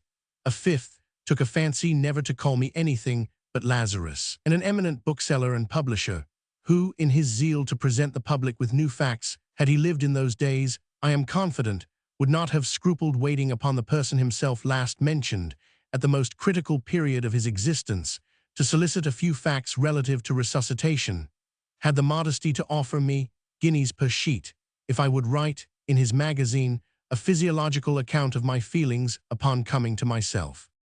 But these were evils which a moderate fortitude might have enabled me to struggle with. Alas, Mr. Editor, the women, whose good graces I had always most assiduously cultivated, from whose softer minds I had hoped a more delicate and generous sympathy than I found in the men, the women began to shun me. This was the unkindest blow of all. But is it to be wondered at? How couldst thou imagine, wretchedest of beings, that that tender creature Seraphina would fling her pretty arms about that neck, which previous circumstances had rendered infamous? That she would put up with the refuse of the rope, the leavings of the cord, or that any analogy could subsist between the knot which binds true lovers and the knot which ties malefactors? I can forgive that pert baggage flirtilla, who, when I complimented her one day on the execution which her eyes had done, replied that, to be sure, Mr. was a judge of those things. But from thy more exalted mind, Celestina, I expected a more unprejudiced decision. The person whose true name I conceal under this appellation, of all the women that I was ever acquainted with, had the most manly turn of mind, which she had improved by reading and the best conversation. Her understanding was not more masculine than her manners, and whole disposition were delicately and truly feminine. She was the daughter of an officer who had fallen in the service of his country, leaving his widow and Celestina, an only child, with a fortune sufficient to set them above want, but not to enable them to live in splendor. I had the mother's permission to pay my addresses to the young lady, and Celestina seemed to approve of my suit. Often and often have I poured out my overcharged soul in the presence of Celestina, complaining of the hard and unfeeling prejudices of the world, and the sweet maid has again and again declared that no irrational prejudice should hinder her from esteeming every man according to his intrinsic worth. Often has she repeated the consolatory assurance that she could never consider as essentially ignominious an accident, which was indeed to be deprecated, but which might have happened to the most innocent of mankind. Then would she set forth some illustrious example, which her reading easily furnished, of a Phocion or a Socrates unjustly condemned, of a Raleigh or a Sir Thomas More, to whom late posterity had done justice, and by soothing my fancy with some such agreeable parallel, she would make me almost to triumph in my disgrace, and convert my shame into glory. In such entertaining and instructive conversations, the time passed on, till I importunately urged the mistress of my affections to name the day for our union. To this she obligingly consented, and I thought myself the happiest of mankind. But how was I surprised one morning on the receipt of the following billet from my charmer. Sir, you must not impute it to levity, or to worse failing, ingratitude, if with anguish of heart I feel myself compelled by irresistible arguments to recall a vow which I fear I made with too little consideration. I never can be yours. The reasons of my decision, which is final, are in my own breast, and you must everlastingly remain a stranger to them. Assure yourself that I can never cease to esteem you as I ought. Celestina. At the sight of this paper, I ran in frantic haste to Celestina's lodgings, where I learned, to my infinite mortification, that the mother and daughter were set off on a journey to a distant part of the country to visit a relation, and were not expected to return in less than 4 months. Stunned by this blow, which left me without the courage to solicit an explanation by letter, even if I had known where they were, for the particular address was industriously concealed from me, I waited with impatience the termination of the period, in the vain hope that I might be permitted to have a chance of softening the harsh decision by a personal interview with Celestina after her return. But before 3 months were at an end, I learned from the newspapers that my beloved had given her hand to another. Heartbroken as I was totally at a loss to account for the strange step which she had taken, and it was not till some years after that I learned the true reason from a female relation of hers, to whom it seems Celestina had confessed in confidence that it was no demerit of mine that had caused her to break off the match so abruptly, nor any preference which she might feel for any other person. For she preferred me, she was pleased to say, to all mankind, but when she came to lay the matter closer to her heart, she found that she never should be able to bear the sight. I give you her very words, as they were detailed to me by her relation. The sight of a man in a nightcap who had appeared on a public platform, it would lead to such a disagreeable association of ideas. And to this punctilio I was sacrificed. To pass over an infinite series of minor mortifications, to which this last and heaviest might well render me callous, behold me here, Mr. Editor. In the 37th year of my existence, the 12th, reckoning from my reanimation, cut off from all respectable connections, rejected by the fairer half of the community, who, in my case alone, seemed to have laid aside the characteristic pity of their sex, punished because I was once punished unjustly, suffering for no other reason than because I once had the misfortune to suffer without any cause at all. In no other country, I think, but this, could a man have been subject to such a lifelong persecution, when once his innocence had been clearly established. Had I crawled forth a rescued victim from the rack in the horrible dungeons of the Inquisition, had I heaved myself up from a half-bastinado in China, or been torn from the just entering, ghastly impaling stake in Barbary, had I dropped alive from the knout in Russia, or come off with a gashed neck from the half-mortal, scarce in time retracted scimitar of an executioneering slave in Turkey, I might have borne about the remnant of this frame, the mangled trophy of reprieved innocence, with credit to myself in any of those barbarous countries. No scorn, at least, would have mingled with the pity, small as it might be, with which what was left of me would have been surveyed. The singularity of my case has often led me to inquire into the reasons of the general levity with which the subject of hanging is treated as a topic in this country.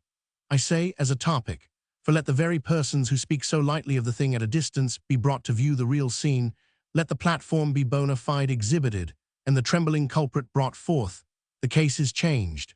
But as a topic of conversation, I appeal to the vulgar jokes which pass current in every street. But why mention them, when the politest authors have agreed in making use of this subject as a source of the ridiculous? Swift and Pope and Prior are fond of recurring to it. Gay has built an entire drama upon this single foundation. The whole interest of the Beggar's Opera may be said to hang upon it.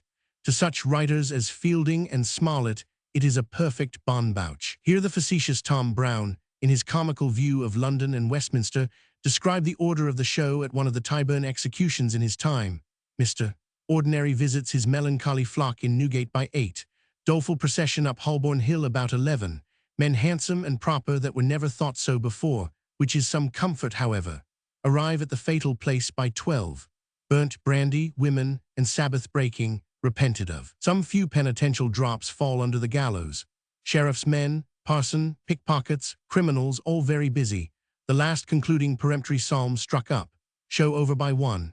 In this sportive strain does this misguided wit think proper to play with a subject so serious, which yet he would hardly have done if he had not known that there existed a predisposition in the habits of his unaccountable countrymen to consider the subject as a jest. But what shall we say to Shakespeare, who, not to mention the solution which the gravedigger in Hamlet gives of his fellow workman's problem, in that scene in Measure for Measure, where the clown calls upon Master Barnardine to get up and be hanged, which he declines on the score of being sleepy, has actually gone out of his way to gratify this amiable propensity in his countrymen. For it is plain, from the use that was to be made of his head, and from Abhorson's asking, is the axe upon the block Sirrah, that beheading and not hanging was the punishment to which Barnardine was destined. But Shakespeare knew that the axe and block were pregnant with no ludicrous images, and therefore falsified the historic truth of his own drama, if I may so speak, rather than he would leave out such excellent matter for a jest, as the suspending of a fellow creature in midair has been ever esteemed to be by Englishmen. One reason why the ludicrous never fails to intrude itself into our contemplations upon this mode of death, I suppose to be the absurd posture into which a man is thrown who is condemned to dance, as the vulgar delight to express it, upon nothing, to see him whisking and wavering in the air. As the wind, you know, will wave a man, 1. To behold the vacant carcass, from which the life is newly dislodged, shifting between earth and heaven, the sport of every gust, like a weathercock serving to show from which point the wind blows, like a mawkin fit only to scare away birds, like a nest left to swing upon a bough when the bird is flown. These are uses to which we cannot without a mixture of spleen and contempt behold the human carcass reduced. We string up dogs, foxes, bats, moles, weasels. Man surely deserves a steadier death. 1. Hieronimo in the Spanish tragedy. Another reason why the ludicrous associates more forcibly with this than with any other mode of punishment, I cannot help thinking to be the senseless costume with which old prescription has thought fit to clothe the exit of malefactors in this country. Let a man do what he will to abstract from his imagination all idea of the whimsical, something of it will come across him when he contemplates the figure of a fellow creature in the daytime, in however distressing a situation, in a nightcap. Whether it be that this nocturnal edition has something discordant with daylight, or that it is the dress which we are seen in at those times when we are seen, as the angel in Milton expresses it, leastwise, this, I am afraid, will always be the case, unless, indeed, as in my instance, some strong personal feeling overpower the ludicrous altogether. To me, when I reflect upon the train of misfortunes which have pursued men through life, owing to that accursed drapery, the cap presents as purely frightful an object as the sleeveless yellow coat and devil-painted mitre of the San Benitos. An ancestor of mine, who suffered for his loyalty in the time of the civil wars, was so sensible of the truth of what I am here advancing, that on the morning of execution no entreaties could prevail upon him to submit to the odious dishabille, as he called it, but he insisted upon wearing, and actually suffered in, the identical flowing periwig which he is painted in the gallery belonging to my uncle's seat in Shire. Suffer me, Mr. Editor, before I quit the subject, to say a word or two respecting the Minister of Justice in this country. In plain words, I mean the hangman.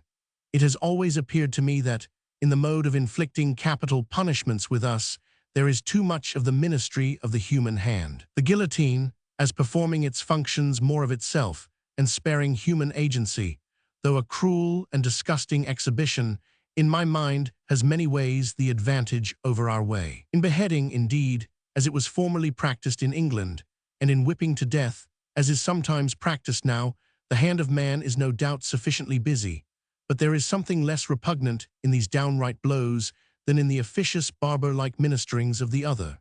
To have a fellow with his hangman's hands fumbling about your collar, adjusting the thing as your valet would regulate your cravat, valuing himself on his menial dexterity. I never shall forget meeting my rascal, I mean the fellow who officiated for me, in London last winter. I think I see him now, in a waistcoat that had been mine, smirking along as if he knew me. In some parts of Germany, that fellow's office is by law declared infamous, and his posterity incapable of being ennobled. They have hereditary hangmen, or had at least, in the same manner as they had hereditary other great officers of state, and the hangmen's families of 2 adjoining parishes intermarried with each other to keep the breed entire. I wish something of the same kind were established in England. But it is time to quit a subject which teems with disagreeable images. Permit me to subscribe myself, Mr. Editor, your unfortunate friend, Pensileser, on the melancholy of tailors. Sedit asternum sedibit. In Felix Theseus, Virgil. That there is a professional melancholy, if I may so express myself, incident to the occupation of a tailor, is a fact which I think very few will venture to dispute. I may safely appeal to my readers, whether they ever knew one of that faculty that was not of a temperament, to say the least, far removed from mercurial or jovial. Observe the suspicious gravity of their gait. The peacock is not more tender, from a consciousness of his peculiar infirmity, than a gentleman of this profession is of being known by the same infallible testimonies of his occupation. Walk, that I may know thee. Do you ever see him go whistling along the footpath like a carman, or brush through a crowd like a baker, or go smiling to himself like a lover? Is he forward to thrust into mobs, or to make one at the ballad singer's audiences? Does he not rather slink by assemblies and meetings of the people, as one that wisely declines popular observation? How extremely rare is a noisy tailor, a mirthful and obstreperous tailor. At my nativity, says Sir Thomas Browne, my ascendant was the earthly sign of Scorpius. I was born in the planetary hour of Saturn, and I think I have a piece of that leaden planet in me. One would think that he were anatomizing a tailor. Save that to the latter's occupation, methinks, a woolen planet would seem more consonant, and that he should be born when the sun was in Aries. He goes on, I am no way facetious, nor disposed for the mirth and galliardize of company. How true a type of the whole trade, eminently economical of his words, you shall seldom hear a jest come from one of them. He sometimes furnishes subject for a repartee, but rarely, I think, contributes one or propria. Drink itself does not seem to elevate him, or at least to call out of him any of the external indications of vanity. I cannot say that it never causes his pride to swell, but it never breaks out. I am even fearful that it may swell and rankle to an alarming degree inwardly, for pride is near of kin to melancholy, a hurtful obstruction from the ordinary outlets of vanity being shut. It is this stoppage which engenders proud humors. Therefore a tailor may be proud. I think he is never vain. The display of his gaudy patterns, in that book of his which emulates the rainbow, never raises any inflations of that emotion in him, corresponding to what the wigmaker, for instance, evinces when he expatiates on a curl or a bit of hair. He spreads them forth with a sullen incapacity for pleasure, a real or affected indifference to grandeur. Cloth of gold neither seems to elate, nor cloth of frieze to depress him, according to the beautiful motto which formed the modest emprise of the shield worn by Charles Brandon at his marriage with the king's sister. Nay, I doubt whether he would discover any vainglorious complacence in his colours, though Iris herself dipped the woof. In further corroboration of this argument, whoever saw the wedding of a tailor announced in the newspapers, or the birth of his eldest son? When was a tailor known to give a dance, or to be himself a good dancer, or to perform exquisitely on the tightrope, or to shine in any such light and airy pastimes, to sing or play on the violin? Do they much care for public rejoicings, lightings up, ringing of bells, firing of cannons, and sea? Valiant I know they can be, but I appeal to those who were witnesses to the exploits of Eliot's famous troop, whether in their fiercest charges they betrayed anything of that thoughtless oblivion of death with which a Frenchman jigs into battle, or whether they did not show more of the melancholy valor of the Spaniard, upon whom they charged, that deliberate courage which contemplation and sedentary habits breathe. Are they often great newsmongers? I have known some few among them arrive at the dignity of speculative politicians, but that light and cheerful everyday interest in the affairs and goings-on of the world, which makes the barber one such delightful company, I think is rarely observable in them. One, having incidentally mentioned the barber in a comparison of professional temperaments, I hope no other trade will take offense, or look upon it as an incivility done to them if I say that in courtesy, humanity, and all the conversational and social graces which gladden life, I esteem no profession comparable to his. Indeed, so great is the goodwill which I bear to this useful and agreeable body of men, that, residing in one of the Inns of Court, where the best specimens of them are to be found, except perhaps at the universities, there are 7 of them to whom I am personally known, and who never pass me without the compliment of the hat on either side. My truly polite and urbane friend Mr. A. M. of Flower-de-Luce Court in Fleet Street will forgive my mention of him in particular. I can truly say that I never spent a quarter of an hour under his hands without deriving some profit from the agreeable discussions which are always going on there. This characteristic pensiveness in them being so notorious, I wonder none of those writers who have expressly treated of melancholy should have mentioned it. Burton, whose book is an excellent abstract of all the authors in that kind who preceded him, and who treats of every species of this malady, from the hypochondriacal or windy to the heroical or love melancholy, has strangely omitted it. Shakespeare himself has overlooked it. I have neither the scholar's melancholy, saith Jacques, which is emulation, nor the courtier's, which is proud, nor the soldier's, which is politic, nor the lover's, which is all these. And then, when you might expect him to have brought in, nor the tailor's, which is, so and so, he comes to an end of his enumeration, and falls to a defining of his own melancholy. Milton likewise has omitted it, where he had so fair an opportunity of bringing it in his Penseroso. But the partial omissions of historians proving nothing against the existence of any well-attested fact, I shall proceed and endeavor to ascertain the causes why this pensive turn should be so predominant in people of this profession above all others. And first, may it not be that the custom of wearing apparel being derived to us from the fall, and one of the most mortifying products of that unhappy event, a certain seriousness, to say no more of it, may in the order of things have been intended to be impressed upon the minds of that race of men to whom in all ages the care of contriving the human apparel has been entrusted, to keep up the memory of the first institution of clothes, and serve as a standing remonstrance against those vanities which the absurd conversion of a memorial of our shame into an ornament of our persons was destined to produce. Correspondent in some sort to this, it may be remarked that the tailor sitting over a cave or hollow place, in the cabalistic language of his order, is said to have certain melancholy regions always open under his feet. But waiving further inquiry into final causes, where the best of us can only wander in the dark, let us try to discover the efficient causes of this melancholy. I think, then, that they may be reduced to 2, omitting some subordinate ones, viz. The sedentary habits of the tailor. Something peculiar in his diet. First, his sedentary habits. In Dr. Norris's famous narrative of the frenzy of Mr. John Dennis, the patient, being questioned as to the occasion of the swelling in his legs, replies that it came by criticism, to which the learned doctor, seeming to demur as to a distemper which he had never read of, Dennis, who appears not to have been mad upon all subjects, rejoins with some warmth that it was no distemper but a noble art, that he had sat 14 hours a day at it, and that the other was a pretty doctor not to know that there was a communication between the brain and the legs.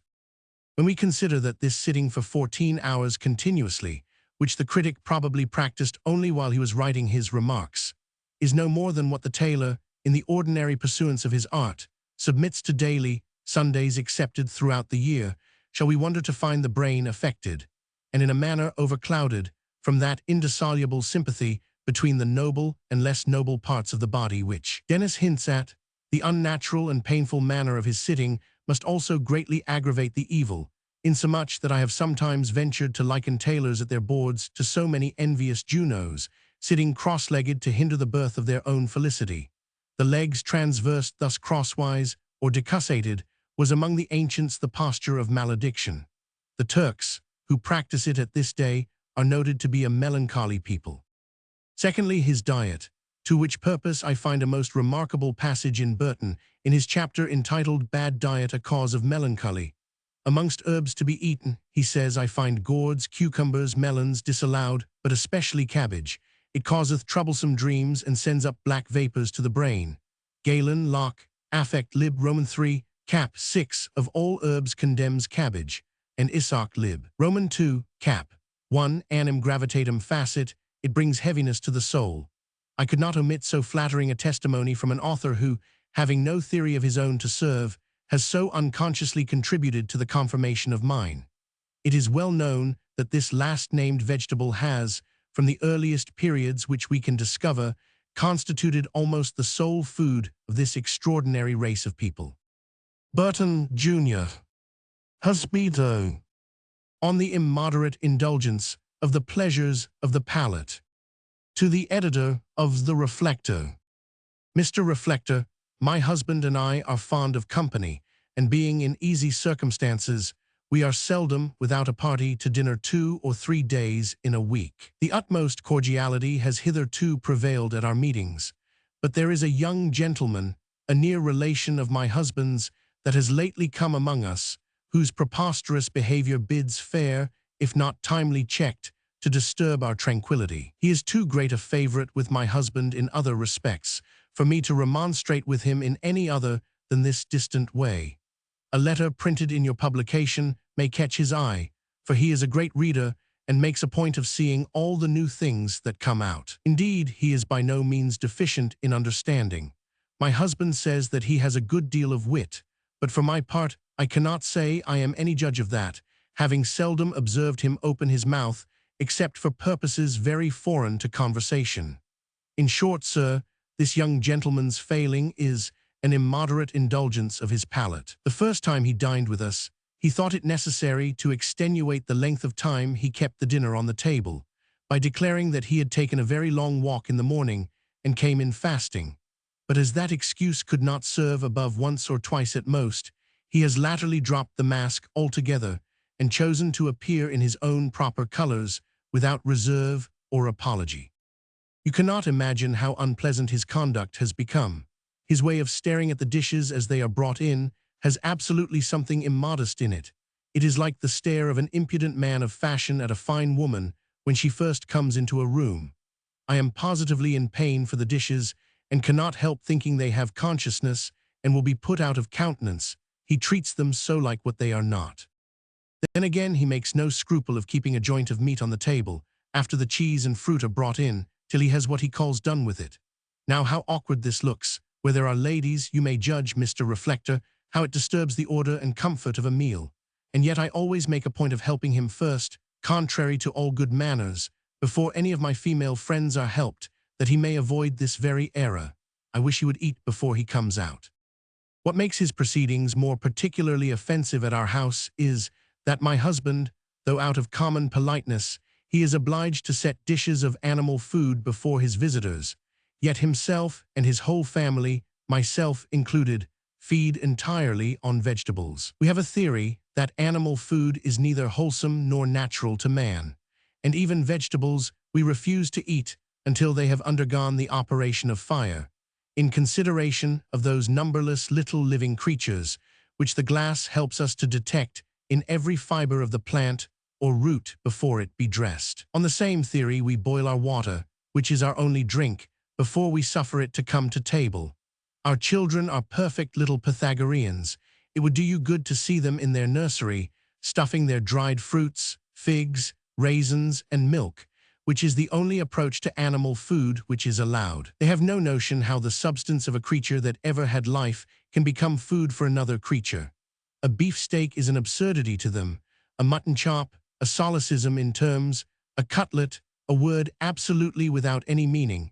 A butcher is nonsense, except so far as it is taken for a man who delights in blood or a hero. In this happy state of innocence, we have kept their minds, not allowing them to go into the kitchen or to hear of any preparations for the dressing of animal food, or even to know that such things are practiced. But as a state of ignorance is incompatible with a certain age, and as my eldest girl, who is 10 years old next midsummer, must shortly be introduced into the world and sit at table with us, where she will see some things which will shock all her received notions, I have been endeavoring by little and little to break her mind, and prepare it for the disagreeable impressions which must be forced upon it. The first hint I gave her upon the subject, I could see her recoil from it with the same horror with which we listen to a tale of anthropophagism, but she has gradually grown more reconciled to it, in some measure, from my telling her that it was the custom of the world, to which, however senseless, we must submit, so far as we could do it with innocence, not to give offense, and she has shown so much strength of mind on other occasions, which I have no doubt is owing to the calmness and serenity superinduced by her diet, that I am in good hopes when the proper season for her debut arrives, she may be brought to endure the sight of a roasted chicken or a dish of sweetbreads for the first time without fainting. Such being the nature of our little household, you may guess what inroads into the economy of it, what resolutions and turnings of things upside down, the example of such a feeder as Mr. is calculated to produce. I wonder, at a time like the present, when the scarcity of every kind of food is so painfully acknowledged, that shame has no effect upon him. Can he have read Mr. Malthus's thoughts on the ratio of food to population? Can he think it reasonable that one man should consume the sustenance of many? The young gentleman has an agreeable air and person, such as are not unlikely to recommend him on the score of matrimony. But his fortune is not over large, and what prudent young woman would think of embarking hers with a man who would bring 3 or 4 mouths, or what is equivalent to them, into a family? She might as reasonably choose a widower in the same circumstances, with 3 or 4 children. I cannot think who he takes after. His father and mother, by all accounts, were very moderate eaters, only I have heard that the latter swallowed her victuals very fast, and the former had a tedious custom of sitting long at his meals. Perhaps he takes after both. I wish you would turn this in your thoughts, Mr. Reflector, and give us your ideas on the subject of excessive eating, and particularly of animal food. Hospito. Edax on appetite. To the editor of The Reflector. Mr. Reflector, I am going to lay before you a case of the most iniquitous persecution that ever poor devil suffered. You must know, then, that I have been visited with a calamity ever since my birth. How shall I mention it without offending delicacy? Yet out it must. My sufferings, then, have all arisen from a most inordinate appetite. Not for wealth, not for vast possessions, then might I have hoped to find a cure in some of those precepts of philosophers or poets, those verba et voces which Horace speaks of. Quibus hunc lenior dolorem passus, et magnum morbi deponer partum. Not for glory, not for fame, not for applause, for against this disease too, he tells us there are certain piacula, or, as Pope has chosen to render it, rhymes which fresh and fresh applied will cure the errantsty puppy of his pride. Nor yet for pleasure, properly so called, the strict and virtuous lessons which I received in early life from the best of parents, a pious clergyman of the Church of England, now no more, I trust, have rendered me sufficiently secure on that side. No, sir, for none of these things, but an appetite in its coarsest and least metaphorical sense, an appetite for food. The exorbitances of my arrowroot and papish days I cannot go back far enough to remember. Only I have been told that my mother's constitution not admitting of my being nursed at home, the woman who had the care of me for that purpose used to make most extravagant demands for my pretended excesses in that kind, which my parents, rather than believe anything unpleasant of me, chose to impute to the known covetousness and mercenary disposition of that sort of people. This blindness continued on their part after I was sent for home, up to the period when it was thought proper, on account of my advanced age, that I should mix with other boys more unreservedly than I had hitherto done. I was accordingly sent to boarding school. Here the melancholy truth became too apparent to be disguised. The prying republic of which a great school consists soon found me out. There was no shifting the blame any longer upon other people's shoulders, no good-natured maid to take upon herself the enormities of which I stood accused in the article of bread and butter, besides the crying sin of stolen ends of puddings and cold pies strangely missing. The truth was but too manifest in my looks, in the evident signs of inanition which I exhibited after the fullest meals, in spite of the double allowance which my master was privately instructed by my kind parents to give me. The sense of the ridiculous, which is but too much alive in grown persons, is tenfold more active and alert in boys. Once detected, I was the constant butt of their arrows, the mark against which every puny leveler directed his little shaft of scorn. The very Graduses and Thesauruses were raked for phrases to pelt me with by the tiny pedants. Ventri natus, ventri deditus, vesana gula, escarum gurges, dapibus indulgens, non dans frna gull, sectans laut furcula mens, resounded wheresoever I passed. I led a weary life, suffering the penalties of guilt for that which was no crime, but only following the blameless dictates of nature.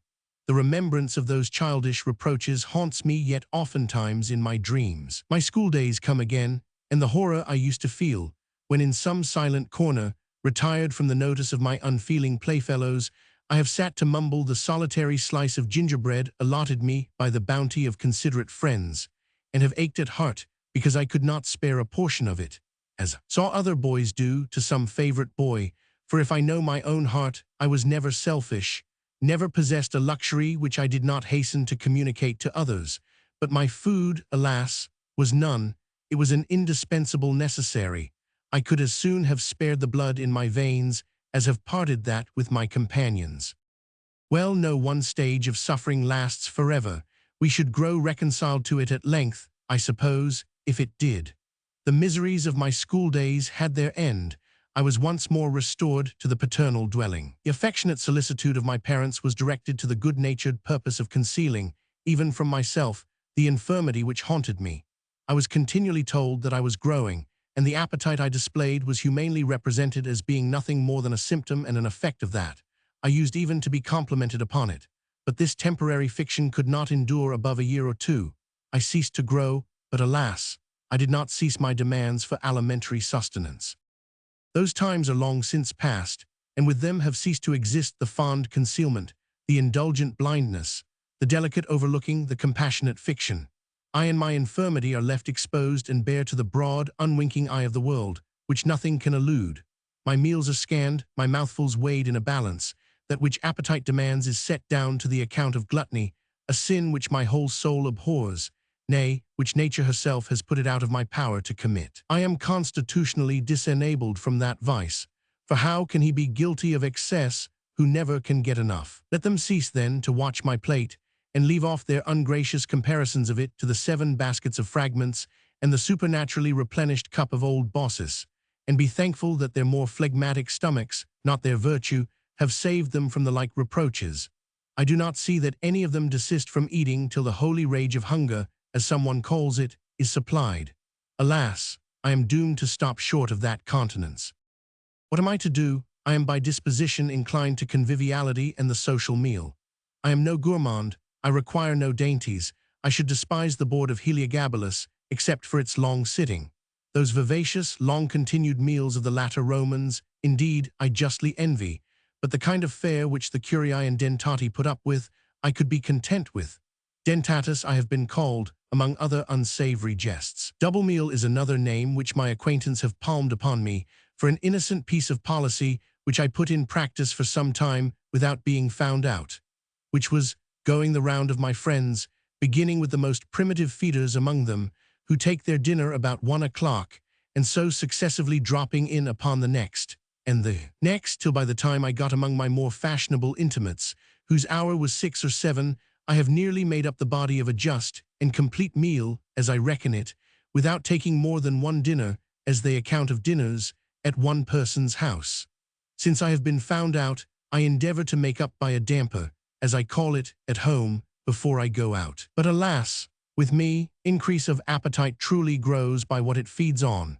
What is peculiarly offensive to me at those dinner parties is the senseless custom of cheese and the dessert afterwards. I have a rational antipathy to the former, and for fruit, and those other vain vegetable substitutes for meat, the only legitimate aliment for human creatures since the flood, as I take it to be deduced from that permission, or ordinance rather, given to Noah and his descendants. I hold them in perfect contempt. Hay for horses. I remember a pretty apologue which Mandeville tells very much to this purpose in his fable of the bees. He brings in a lion arguing with a merchant who had ventured to expostulate with this king of beasts upon his violent methods of feeding. The lion thus retorts, "Savage I am, but no creature can be called cruel, but what either by malice or insensibility extinguishes his natural pity. The lion was born without compassion. We follow the instinct of our nature. The gods have appointed us to live upon the waste and spoil of other animals, and as long as we can meet with dead ones, we never hunt after the living. 'Tis only man, mischievous man, that can make death a sport. Nature taught your stomach to crave nothing but vegetables. Under favor of the lion, if he meant to assert this universally of mankind, it is not true. However, what he says presently is very sensible.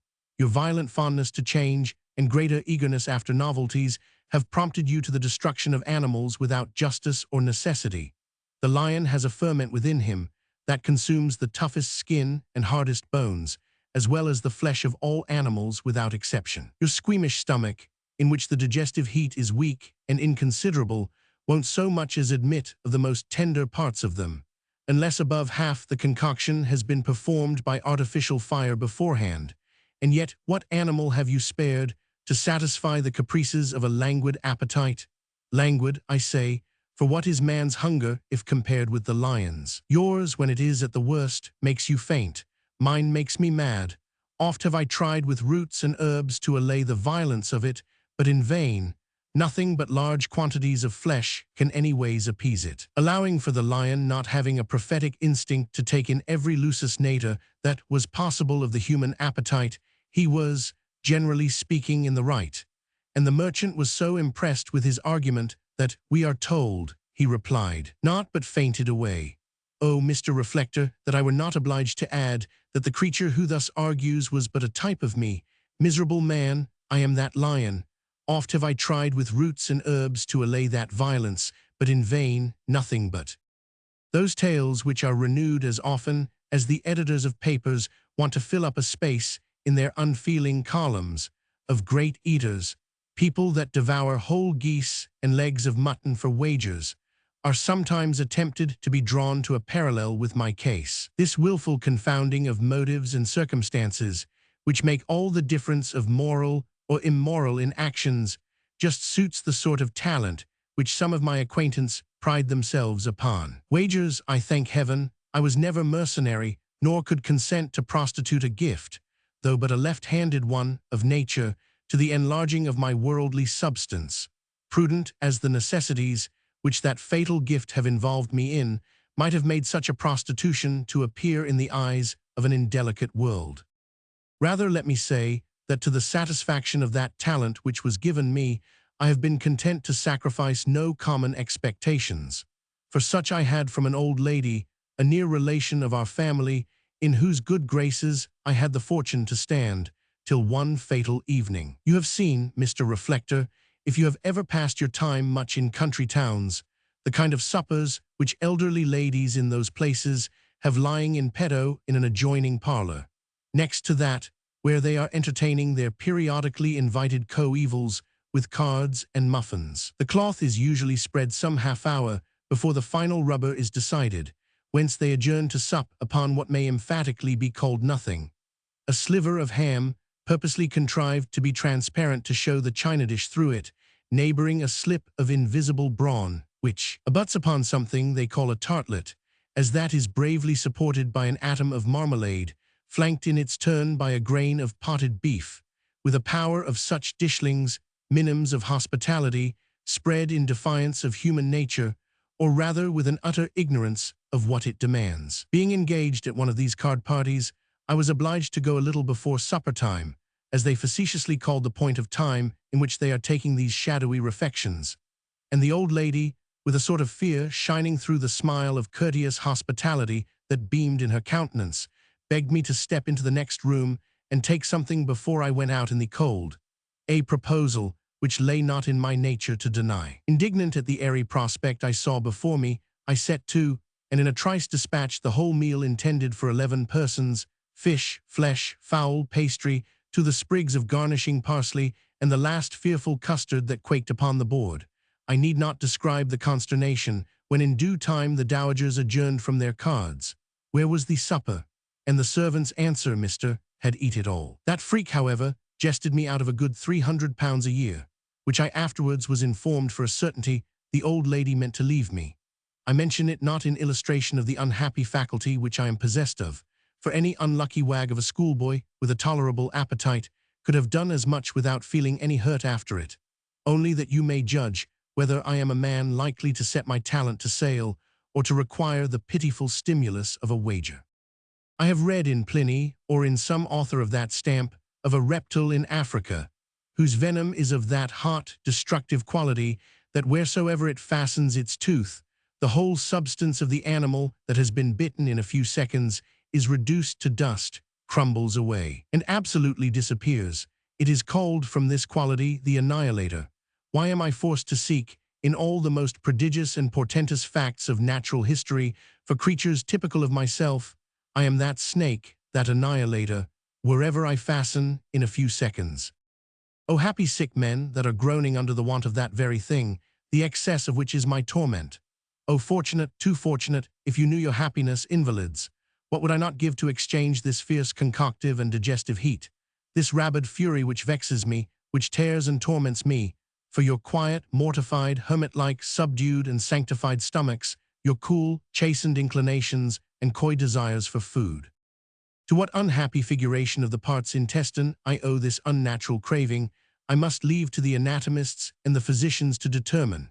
They, like the rest of the world, have doubtless their eye upon me, and as I have been cut up alive by the sarcasms of my friends, so I shudder when I contemplate the probability that this animal frame, when its restless appetites shall have ceased their importunity, may be cut up also. Horrible suggestion, to determine in what system of solids or fluids this original sin of my constitution lay lurking. What work will they make with their acids and alkalines, their serums and coagulums, effervescences, viscous matter, bile, chyle, and acrimonious juices, to explain that cause which nature, who willed the effect to punish me for my sins, may no less have determined to keep in the dark from them, to punish them for their presumption. You may ask, Mr. Reflector, to what purpose is my appeal to you? What can you do for me?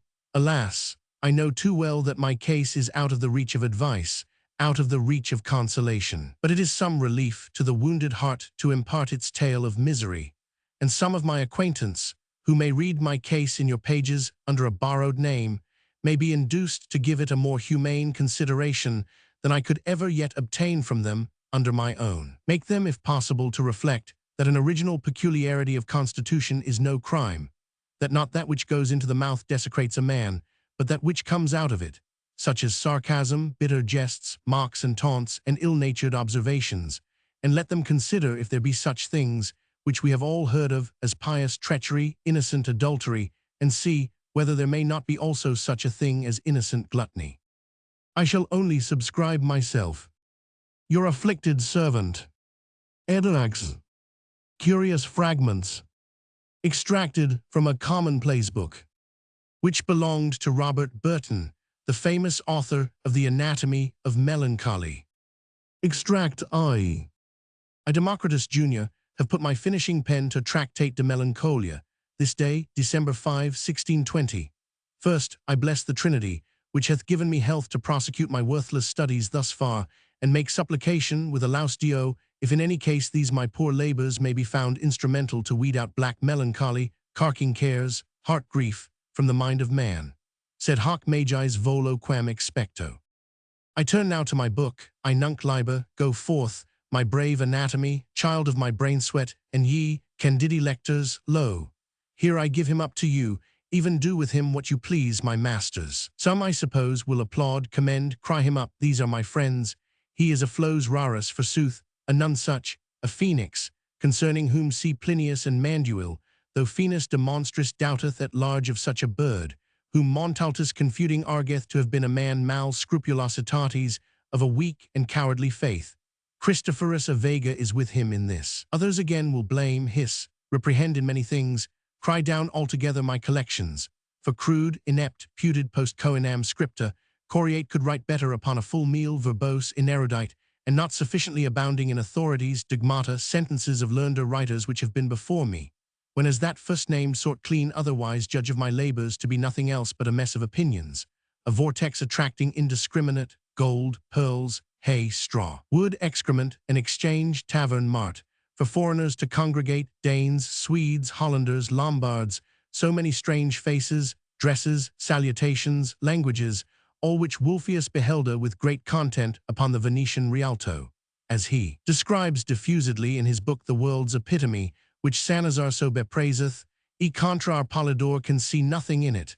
They call me singular, a pedant, fantastic, words of reproach in this age, which is all too neoteric and light for my humour. One cometh to me sighing, complaining, he expected universal remedies in my anatomy, so many cures as there are distemperatures among men. I have not put his affection in my cases. Hear you his case. My fine sir is a lover, an inamorata, a Pyramus, a Romeo. He walks 7 years disconsolate, moping because he cannot enjoy his miss. Insanus amor is his melancholy, the man is mad, delirat he dotes. All this while his glycera is rude, spiteful, not to be entreated, churlish, spits at him. Yet exceeding fair, gentle eyes, which is a beauty, hair lustrous and smiling, the trope is none of mine, Nies Silvius hath crines ridence.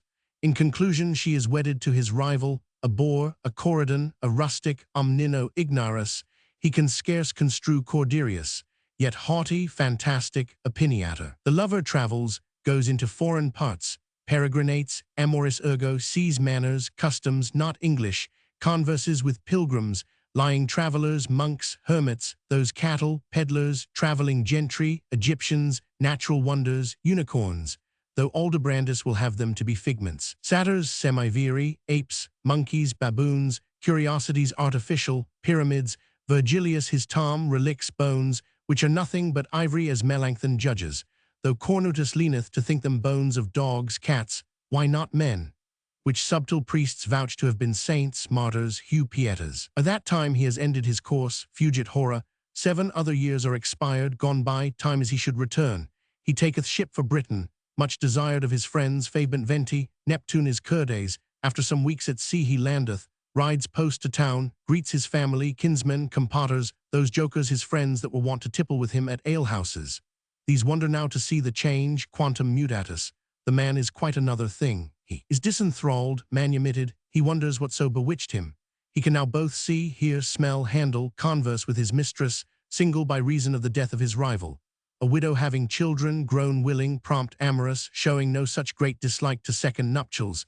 He might have her for asking no such thing, his mind is changed. He loathes his former meat, had liever eat ratsbane, aconite, his humour is to die a bakeller. Mark the conclusion. In this humour of celibate 7 other years are consumed in idleness, sloth, world's pleasures, which fatigate, satiate, induce weariness, vapours, tedium vit. When upon a day, behold a wonder, redit amor, the man is as sick as ever, he is commenced lover upon the Stark walks with his hand thrust in his bosom for negligence, moping he leans his head, face yellow, beard flowing and incomposite, eyes sunken, anhelus, breath wheezy and asthmatical, by reason of overmuch sighing. Society he abhors, solitude is but a hell, what shall he do? All this while his mistress is forward, coming, amantissima, ready to jump at once into his mouth. Her he hateth, feels disgust when she is but mentioned, thinks her ugly, old, a painted Jezebel, Alecto, Megara, and Tisiphone all at once. A Corinthian lies, a strumpet, only not handsome, that which he affecteth so much, that which drives him mad, distracted, frenetic. Beside himself is no beauty which lives, nothing in rerum natura, so he might entertain a hope of a cure, but something which is not, can never be, a certain fantastic opinion or notional image of his mistress, that which she was, and that which he thought her to be in former times, how beautiful, torments him, frets him, follows him, makes him that he wishes to die. This capriccio, Sir Humorous, he cometh to me to be cured. I counsel marriage with his mistress, according to Hippocrates his method, together with milk diet, herbs, aloes, and wild parsley, good in such cases, though Avicenna preferreth some sorts of wild fowl, teals, widgeons, becaficos, which men in Sussex eat. He flies out in a passion, ho, and falls to calling me names, dizzard, ass, lunatic, moper, bedlamite, pseudo-Democritus.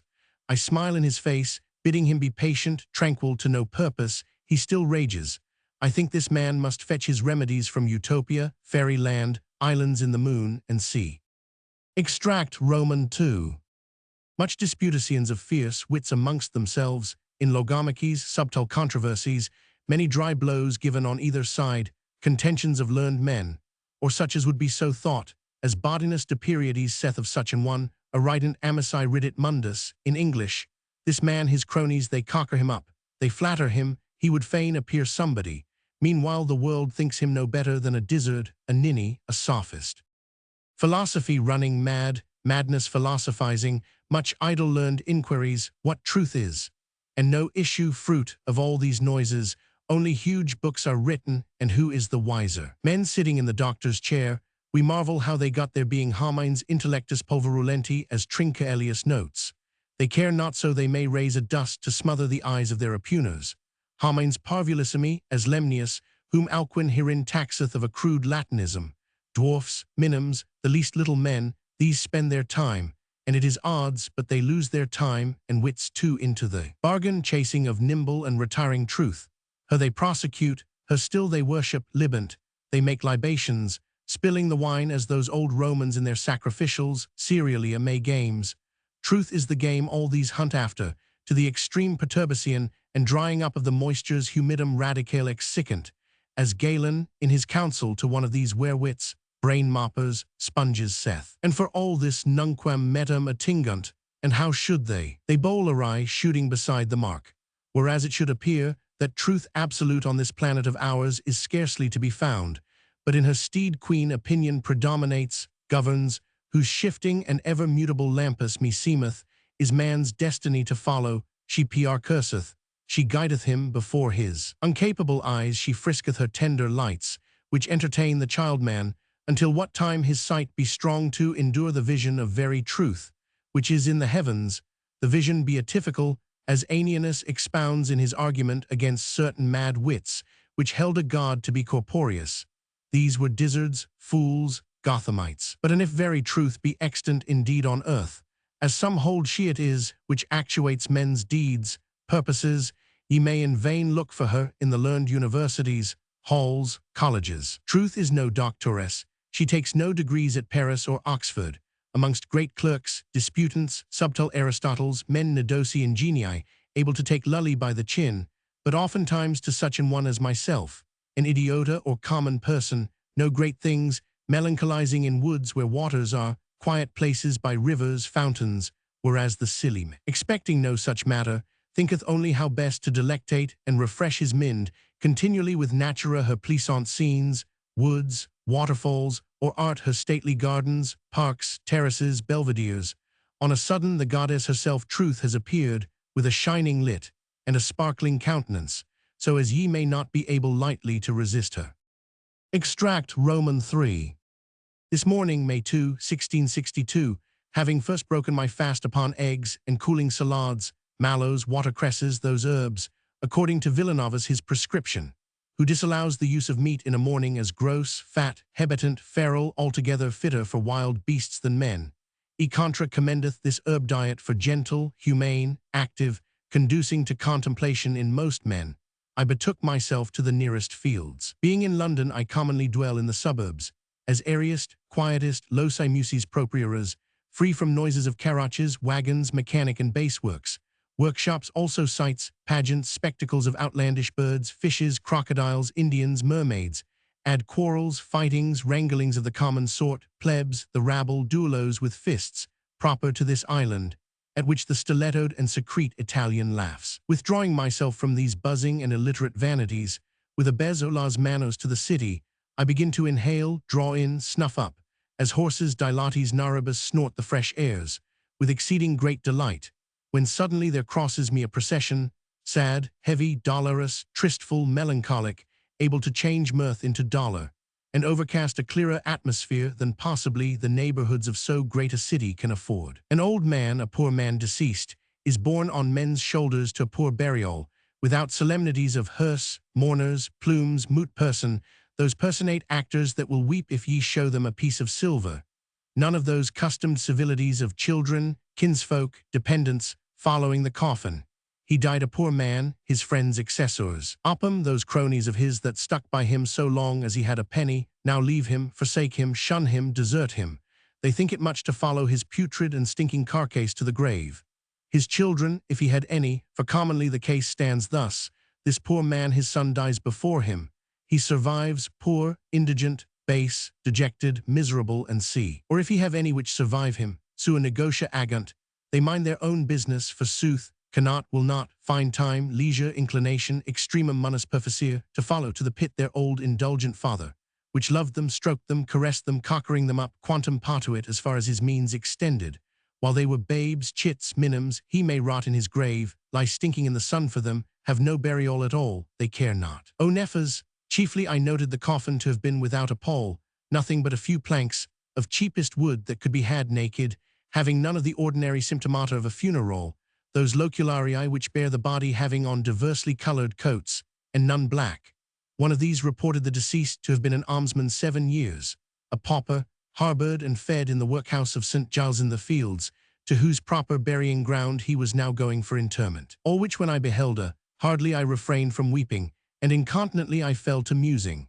If this man had been rich, a Croesus, a Crassus, or as rich as Whittington, what pomp, charge, lavish cost, expenditure of rich burial, ceremonial obsequies, obsequious ceremonies, had been thought too good for such an one.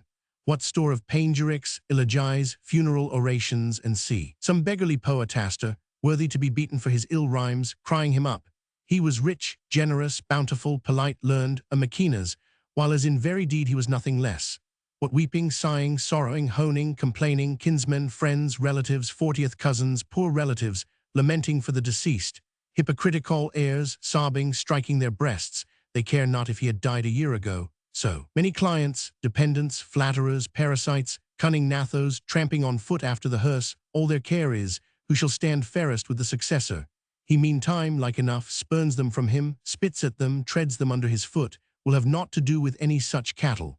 I think him in the right. Hoc sunt majora gravitate Heraclidi. These follies are enough to give crying Heraclitus a fit of the spleen. Mr. H. A farce in 2 acts. As it was performed at Drury Lane Theatre. December 1806. Mr. H., thou wert damned. Bright shone the morning on the playbills that announced thy appearance, and the streets were filled with the buzz of persons asking one another if they would go to see Mr. H. and answering that they would certainly, but before night the gaiety, not of the author, but of his friends in the town, was eclipsed, for thou wert damned. Hadst thou been anonymous, thou haply mightst have lived. Bet thou didst come to an untimely end for thy tricks, and for want of a better name to pass them off, theatrical examiner. Characters: Mr. H., Mr. Elliston. Belleville, Mr. Bartley. Landlord Pry, Mr. Wewitzer. Melisenda, Miss Mellon. Maid to Melisenda, Mrs. Harlow.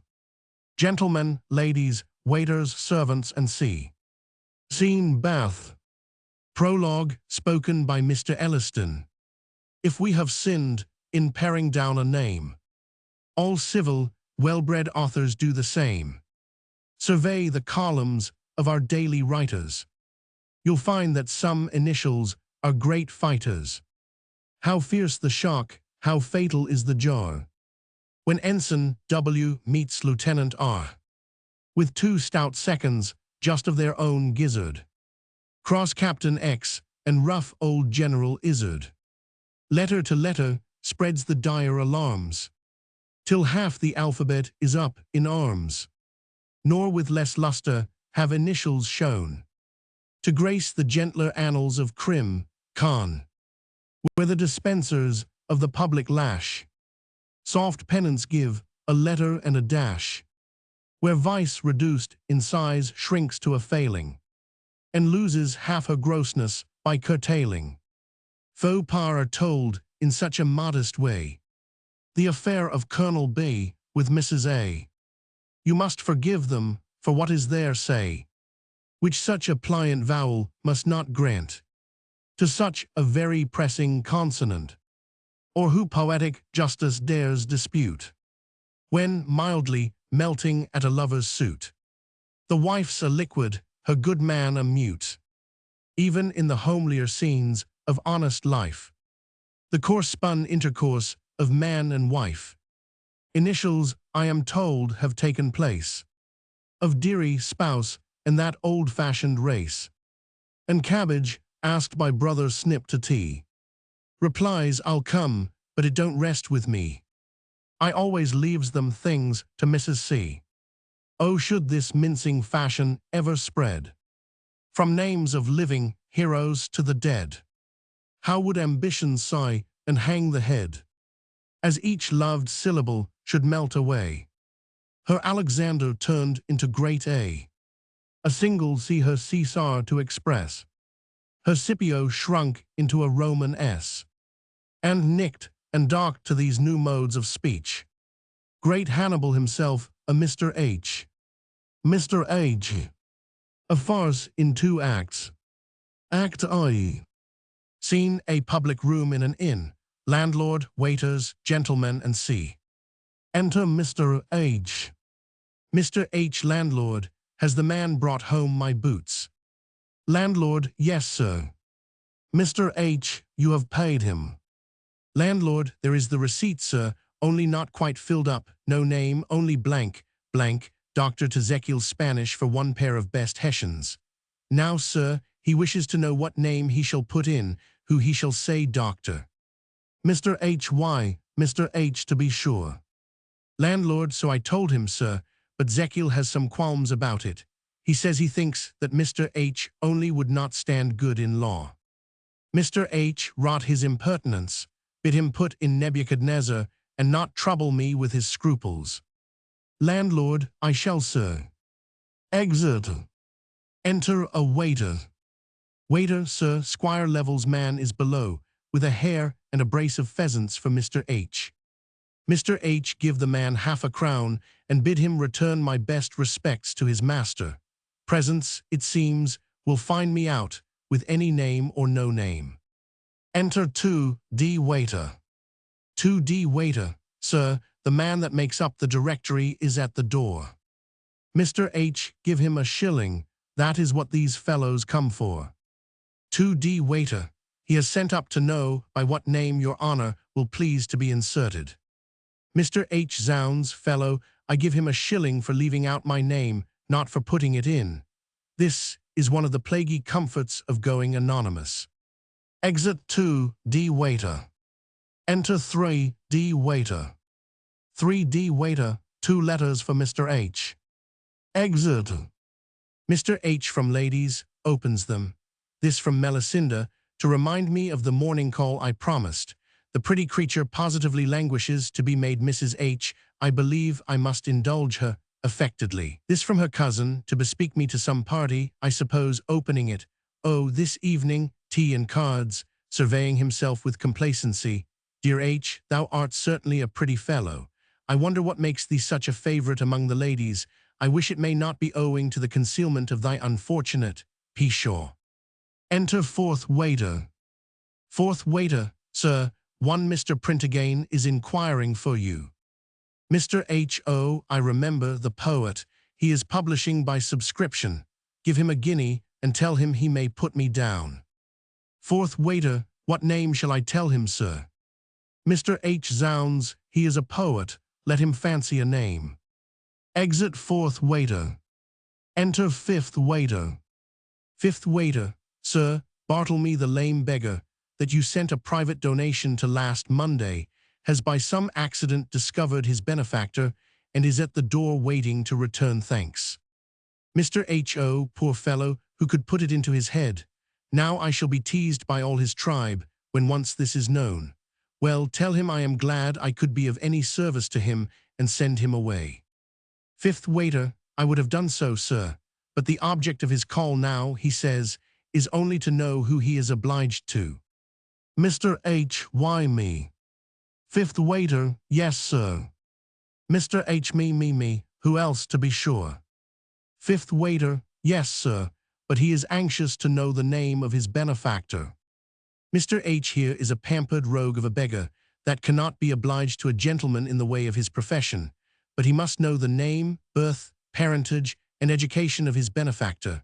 I warrant you, next he will require a certificate of one's good behavior and a magistrate's license in one's pocket, lawfully empowering so and so to give an alms. Anything more. Fifth waiter, yes, sir, here has been Mr. Patriot, with the county petition to sign, and Mr. Failtime, that owes so much money, has sent to remind you of your promise to bail him. Mr. H. Neither of which I can do while I have no name. Here is more of the plaguey comforts of going anonymous, that one can neither serve one's friend nor one's country. Damn it, a man had better be without a nose than without a name. I will not live long in this mutilated, dismembered state. I will to Melisenda this instant, and try to forget these vexations. Melisenda, there is music in the name, but then, hang it, there is none in mine to answer to it. Exit. While Mr. H. has been speaking, two gentlemen have been observing him curiously. First gent, who the devil is this extraordinary personage? 2D gent, who, why, tease Mr. H. First gent, has he no more name? 2D gent, none that has yet transpired. No more, why that single letter has been enough to inflame the imaginations of all the ladies in Bath. He has been here but a fortnight, and is already received into all the first families. First gent, wonderful, yet nobody know who he is or where he comes from. 2D gent, he is vastly rich, gives away money as if he had infinity, dresses well, as you see, and for a dress, the mothers are all dying for fear the daughters should get him, and for the daughters, he may command them as absolutely as Melisenda, the rich heiress, T's thought will carry him. First gent, and is it possible that a mere anonymous? 2D gent, foo, that is the charm. Who is he, and what is he, and what is his name? The man with the great nose on his face never excited more of the gaping passion of wonderment in the dames of Strasbourg than this newcomer, with the single letter to his name, has lighted up among the wives and maids of Bath. His simply having lodgings here draws more visitors to the house than an election. Come with me to the parade, and I will show you more of him. Exeunt. Scene in the street, Mr. H. walking, Belleville meeting him. Belleville, my old Jamaica schoolfellow that I have not seen for so many years. It can be no other than Jack, going up to him. My dear Ho. Mr. H. stopping his mouth. Ho, the devil, hush. Belleville, why, sure it is. Mr. H. It is your old friend Jack, that shall be nameless. Belleville, my dear Ho. Mr. H. stopping him, don't name it. Belleville, name what? Mr. H. My cursed, unfortunate name. I have reasons to conceal it for a time. Belleville, I understand you, creditors Jack. Mr. H. No, I assure you. Belleville, snapped up a ward, peradventure, and the whole chancery at your heels. Mr. H. I don't use to travel with such cumbersome luggage. Belleville, you han't taken a purse. Mr. H. To relieve you at once from all disgraceful conjecture, you must know, 'tis nothing but the sound of my name. Belleville, ridiculous, 'tis true yours is none of the most romantic, but what can that signify in a man? Mr. H, you must understand that I am in some credit with the ladies. Belleville, with the ladies. Mr. H, and truly, I think not without some pretensions, my fortune. Belleville, sufficiently splendid, if I may judge from your appearance. Mr. H, my figure. Belleville, airy, gay, and imposing. Mr. H, my parts. Belleville, bright. Mr. H, my conversation. Belleville, equally remote from flippancy and taciturnity. Mr. H, but then my name, damn my name. Belleville, childish. Mr. H, not so. O Belleville, you are blessed with one which sighing virgins may repeat without a blush, and for it change the paternal. But what virgin of any delicacy, and I require some in a wife, would endure to be called Mrs. Belleville, ha ha ha, most absurd. Did not Clementina Falconbridge, the romantic Clementina Falconbridge, fancy Tommy Potts, and Rossabella Sweetlips sacrifice her mellifluous appellative to Jack Deddy, Matilda her cousin married a Gubbins, and her sister Amelia a Clutterbuck. Mr. H. Potts is tolerable, Deddy is sufferable, Gubbins is bearable, and Clutterbuck is endurable, but ho! Belleville, hush, Jack, don't betray yourself, but you are really ashamed of the family name. Mr. H. and of my father that begot me, and my father's father, and all their forefathers that have borne it since the conquest. Belleville, but how do you know the women are so squeamish? Mr. H, I have tried them. I tell you there is neither maiden of 16 nor widow of 60, but would turn up their noses at it. I have been refused by 19 virgins, 29 relics, and 2 old maids. Belleville, that was hard indeed, Jack. Mr. H. Parsons have stuck at publishing the banns because they averred it was a heathenish name. Parents have lingered their consent because they suspected it was a fictitious name, and rivals have declined my challenges because they pretended it was an ungentlemanly name. Belleville, ha ha ha, but what course do you mean to pursue? Mr. H, to engage the affections of some generous girl, who will be content to take me as Mr. H. Belleville, Mr. H. Mr. H, yes, that is the name I go by here. You know one likes to be as near the truth as possible. Belleville, certainly, but what then? To get her to consent. Mr. H, to accompany me to the altar without a name, in short, to suspend her curiosity, that is all, till the moment the priest shall pronounce the irrevocable charm, which makes 2 names one. Belleville, and that name, and then she must be pleased, ha, Jack. Mr. H, exactly such a girl it has been my fortune to meet with, hark, whispers, musing, yet hang it, 'tis cruel to betray her confidence. Belleville, but the family name, Jack. Mr. H, as you say, the family name must be perpetuated. Belleville, though it be but a homely one. Mr. H, true, but come, I will show you the house where dwells this credulous melting fair. Belleville, ha ha, my old friend dwindled down to 1 letter. Exeunt. Scene, an apartment in Melissenda's house, Melisenda sola, as if musing. Melisenda, H, sure it must be something precious by its being concealed. It can't be Homer, that is a heathen's name, nor Horatio, that is no surname. What if it be Hamlet? The Lord Hamlet pretty, and I his poor distracted Ophelia.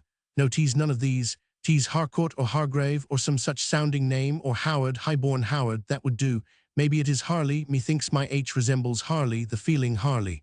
But I hear him, and from his own lips I will once forever be resolved. Enter Mr. H. Mr. H, my dear Melisenda. Melisenda, my dear H, that is all you give me power to swear allegiance to be enamored of inarticulate sounds, and call with sighs upon an empty letter. But I will know. Mr. H, my dear Melisenda, press me no more for the disclosure of that, which in the face of day so soon must be revealed. Call it whim, humor, caprice in me. Suppose I have sworn an oath, never, till the ceremony of our marriage is over, to disclose my true name. Melisenda, oh, H, I cherish here a fire of restless curiosity which consumes me. 'Tis appetite, passion, call it whim, caprice in me. Suppose I have sworn, I must and will know it this very night. Mr. H. Ungenerous Melisenda, I implore you to give me this one proof of your confidence. The holy vow once passed, your H shall not have a secret to withhold. Melisenda, my H has overcome. His Melisenda shall pine away and die before she dare express a saucy inclination. But what shall I call you till we are married? Mr. H, call me anything, call me love, love. I love, love will do very well. Melisenda, how many syllables is it, love? Mr. H, how many? That is coming to the question with a vengeance. 1, 2, 3, 4, what does it signify how many syllables? Melisenda, how many syllables, love? Mr. H, my Melisenda's mind, I had hoped, was superior to this childish curiosity. Melisenda, how many letters are there in it? Exit Mr. H, followed by Melisenda, repeating the question. Scene, a room in the inn, 2 waiters disputing. First waiter, Sir Harbottle Hammond, you may depend upon it. 2d waiter, Sir Harry Hardcastle, I tell you. First waiter, the Hammonds of Huntingdonshire. 2d waiter, the Hardcastles of Hertfordshire. First waiter, the Hammonds. 2d waiter, don't tell me, does not Hardcastle begin with an H? First waiter, so does Hammond for that matter. 2d waiter, faith, so it does if you go to spell it. I did not think of that. I begin to be of your opinion, he is certainly a Hammond. First waiter, here comes Susan chambermaid, maybe she can tell. Enter Susan. Both, well Susan, have you heard anything who the strange gentleman is? Susan, haven't you heard? It's all come out. Mrs. Guesswell, the parson's widow, has been here about it. I overheard her talking in confidence to Mrs. Setter and Mrs. Pointer, and she says they were holding a sort of a comedy about it. Both what? Susan, there can't be a doubt of it, she says, what from his figure and the appearance he cuts, and his sumptuous way of living, and above all from the remarkable circumstance that his surname should begin with an H, that he must be. Both, well. Susan, neither more nor less than the prince. Both prince. Susan, the Prince of Hesse Castle, in disguise. Both, very likely, very likely. Susan, oh, there can't be a doubt on it. Mrs. Guesswell says she knows it. First waiter, now if we could be sure that the Prince of Hesse, what do you call him, was in England on his travels. 2d waiter, get a newspaper, look in the newspapers. Susan, fiddle of the newspapers, who else can it be? Both, that is very true, gravely. Enter landlord. Landlord, here Susan, James, Philip, where are you all? The London coach is come in, and there is Mr. Filicide, the fat passenger, has been bawling for somebody to help him off with his boots. The chambermaid and waiters slip out. Solus, the house is turned upside down since the strange gentleman came into it. Nothing but guessing and speculating and guessing. Waiters and chambermaids getting into corners and speculating. Hostlers and stable boys speculating in the yard. I believe the very horses in the stable are speculating too, for there they stand in a musing posture, nothing for them to eat, and not seeming to care whether they have anything or no, and after all what does it signify? I hate such curious, odd, so I must take this box up into his bedroom, he charged me to see to it myself. I hate such inquisitive, I wonder what is in it, it feels heavy, reads, leases, title deeds, wills. Here now a man might satisfy his curiosity at once. Deeds must have names to them, so must leases and wills. But I wouldn't. It is a pretty box too, prettily dovetailed. I admire the fashion of it much. But I'd cut my fingers off before I'd do such a dirty. What have I to do? Curse the keys, how they rattle. Rattle in one's pockets, the keys and the halfpence, takes out a bunch and plays with them. I wonder if any of these would fit. One might just try them, but I wouldn't lift up the lid if they did. Oh no, what should I be the richer for knowing? All this time he tries the keys one by one. What's his name to me? 1,000 names begin with an H. I hate people that are always prying, poking and prying into things, thrusting their finger into one place, a mighty little hole this, and their keys into another. Oh Lord, little Rusty fits it. But what is that to me? I wouldn't go to no, but it is odd little Rusty should just happen. While he is turning up the lid of the box, Mr. H enters behind him unperceived. Mr. H, what are you about, you dog? Landlord, oh Lord, sir, I pardon, no thief, as I hope to be saved. Little Pry was always honest. Mr. H, what else could move you to open that box? Landlord, sir, don't kill me, and I will confess the whole truth.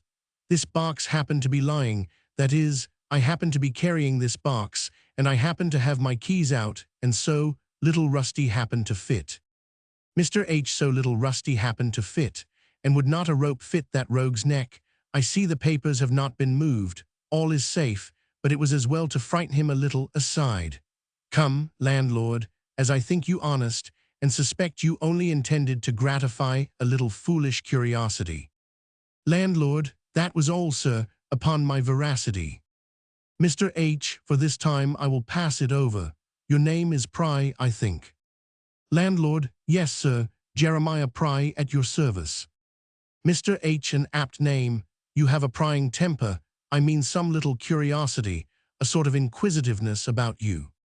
Landlord, a natural thirst after knowledge, you may call it, sir. When a boy, I was never easy, but when I was thrusting up the lids of some of my schoolfellows' boxes, not to steal anything, upon my honor, sir, only to see what was in them, have had pens stuck in my eyes for peeping through keyholes after knowledge, could never see a cold pie with the legs dangling out at top, but my fingers, or for lifting up the crust, just to try if it were pigeon or partridge, for no other reason in the world.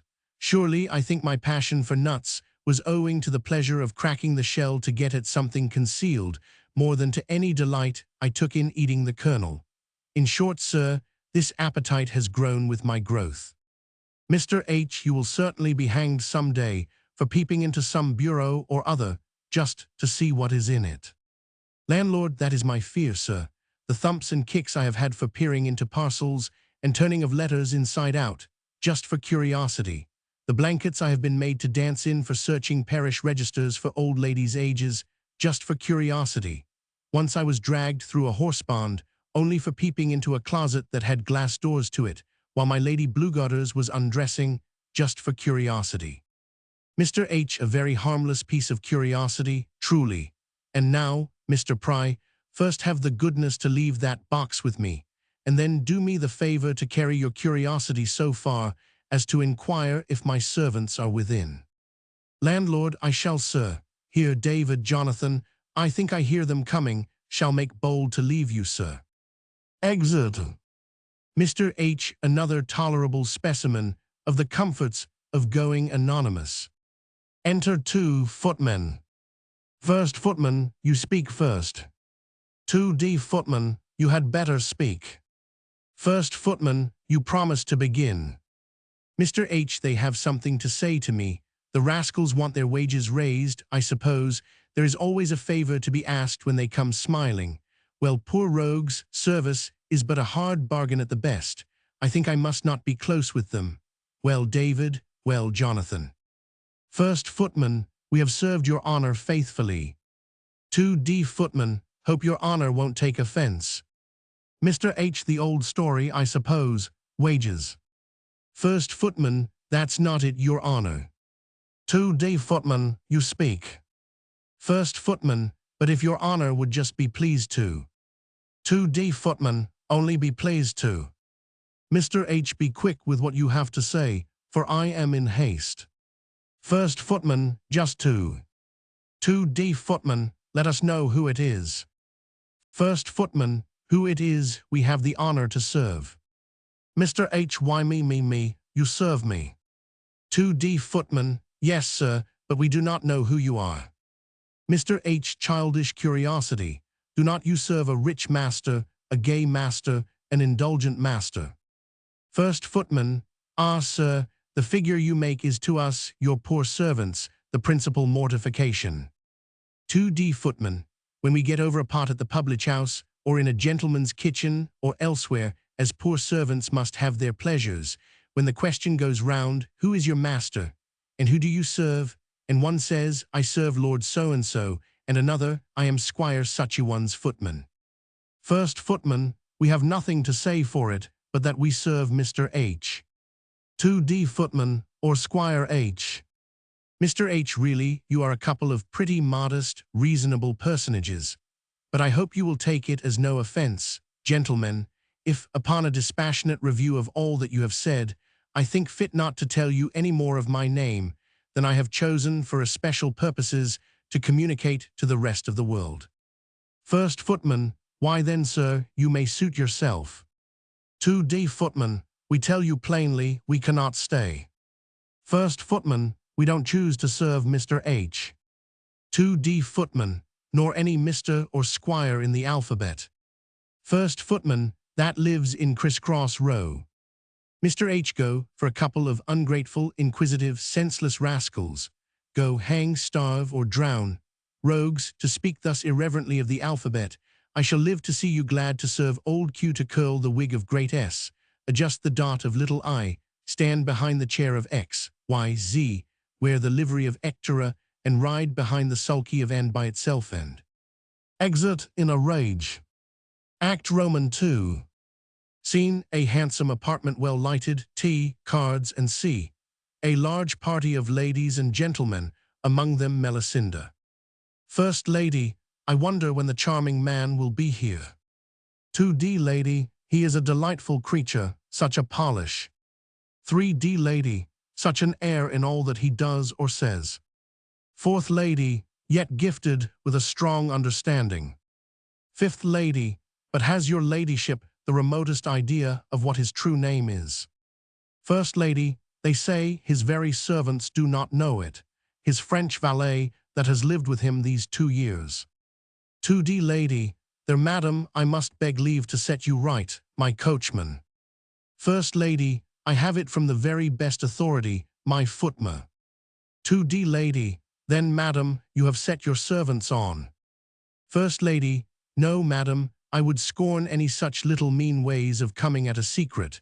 For my part, I don't think any secret of that consequence. 2D lady, that's just like me. I make a rule of troubling my head with nobody's business but my own. Melisenda, but then she takes care to make everybody's business her own, and so to justify herself that way, aside. First lady, my dear Melisenda, you look thoughtful. Melisenda, nothing. 2D lady, give it a name. Melisenda, perhaps it is nameless. First lady, as the object come, never blush nor deny it, child. Bless me, what great ugly thing is that dangles at your bosom? Melisenda, this, it is a cross, how do you like it? 2D lady, a cross. Well, to me it looks for all the world like a great staring H. Hear a general laugh. Melisenda, malicious creatures, believe me it is a cross and nothing but a cross. First lady, a cross, I believe, you would willingly hang at. Melisenda, intolerable spite. Mr. H is announced. Enter Mr. H. First lady, oh Mr. H, we are so glad. 2D lady, we have been so dull. Third lady, so perfectly lifeless, you owe it to us to be more than commonly entertaining. Mr. H ladies, this is so obliging. Fourth lady, oh Mr. H, those ranunculars you said were dying, pretty things, they have got up. Fifth lady, I have worked that sprig you commended, I want you to come. Mr. H ladies. Sixth lady, I have sent for that piece of music from London. Mr. H the Mozart, seeing Melisenda, Melisenda. Several ladies at once. Nay, positively, Melisenda, you shan't engross him all to yourself. While the ladies are pressing about Mr. H, the gentlemen show signs of displeasure. First gent, we shan't be able to edge in a word, now this coxcomb is come. 2D gent, damn him, I will affront him. First gent, sir, with your leave, I have a word to say to one of these ladies. 2D gent, if we could be heard. The ladies pay no attention, but to Mr. H. Mr. H, you see, gentlemen, how the matter stands, hums an air. I am not my own master, positively I exist and breathe, but to be agreeable to these, did you speak. First gent, and affects absence of mind, puppy. Mr. H, who spoke of absence of mind, Did you, madam? How do you do, Lady Warewell? How do? I did not see your ladyship before. What was I about to say? Oh, absence of mind. I am the most unhappy dog in that way, sometimes spurt out the strangest things, the most malapropos, without meaning to give the least offense. Upon my honor, sheer absence of mind. Things I would have given the world not to have said. First gent, do you hear the coxcomb? First lady, great wits, they say. 2D lady, your fine geniuses are most given. 3D lady, men of bright parts are commonly too vivacious. Mr. H, but you shall hear. I was to dine the other day at a great nabob's that must be nameless, who, between ourselves, is strongly suspected of being very rich, that's all. John, my valet, who knows my foible, cautioned me, while he was dressing me, as he usually does where he thinks there's a danger of my committing a lapsus, to take care in my conversation how I made any allusion direct or indirect to presents. You understand me. I set out double-charged with my fellow's consideration and my own, and to do myself justice, behaved with tolerable circumspection for the first half-hour or so, till at last a gentleman in company, who was indulging a free vein of raillery at the expense of the ladies, stumbled upon that expression of the poet, which calls them fair defects. First lady, it is Pope, I believe, who says it. Mr. H. No, madam, Milton. Where was I? Oh, fair defects. This gave occasion to a critic in company to deliver his opinion on the phrase, that led to an enumeration of all the various words which might have been used instead of defect, as want, absence, poverty, deficiency, lack. This moment I, who had not been attending to the progress of the argument, as the denouement will show, starting suddenly up out of one of my reveries, by some unfortunate connection of ideas, which the last fatal word had excited, the devil put it into my head to turn round to the nabob, who was sitting next me, and in a very marked manner, as it seemed to the company, to put the question to him, pray, sir, what may be the exact value of a lac of rupees? You may guess the confusion which followed. First lady, what a distressing circumstance. 2D lady, to a delicate mind. 3D lady, how embarrassing. Fourth lady, I declare, I quite pity you. First gent, puppy.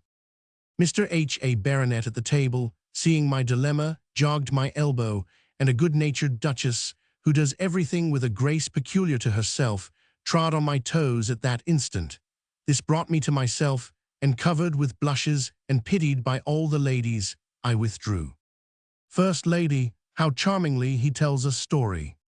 Second lady, but how distressing.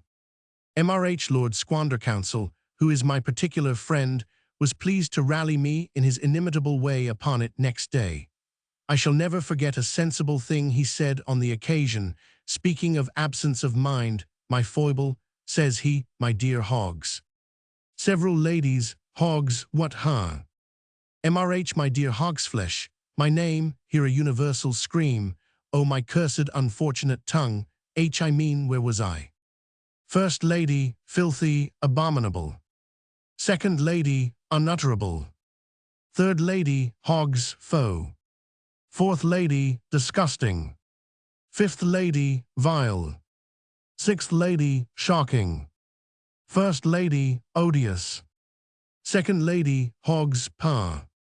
Third lady, a smelling bottle, look to Miss Melisenda. Poor thing, it is no wonder. You had better keep off from her, Mr. Hogsflesh, and not be pressing about her in her circumstances. First gent, good time of day to you, Mr. Hogsflesh.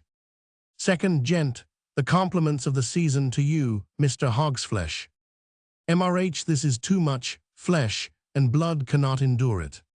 First gent, what flesh, hogsflesh. Second gent, how he sets up his bristles. Mr. H. Bristles. First gent, he looks as fierce as a hog in armor. Mr. H. A. Hog, madam, here he severally accosts the ladies who by turns repel him. First lady, extremely obliged to you for your attentions, but don't want a partner. 2D lady, greatly flattered by your preference, but believe I shall remain single. 3D lady, shall always acknowledge your politeness, but have no thoughts of altering my condition. Fourth lady, always be happy to respect you as a friend, but you must not look for anything further. Fifth lady, no doubt of your ability to make any woman happy, but have no thoughts of changing my name. Sixth lady, must tell you, sir, that if, by your insinuations, you think to prevail with me, you have got the wrong sow by the ear. Does he think any lady would go to pig with him? Old lady, must beg you to be less particular in your addresses to me. Does he take me for a Jew, to long after forbidden meats? Mr. H, I shall go mad.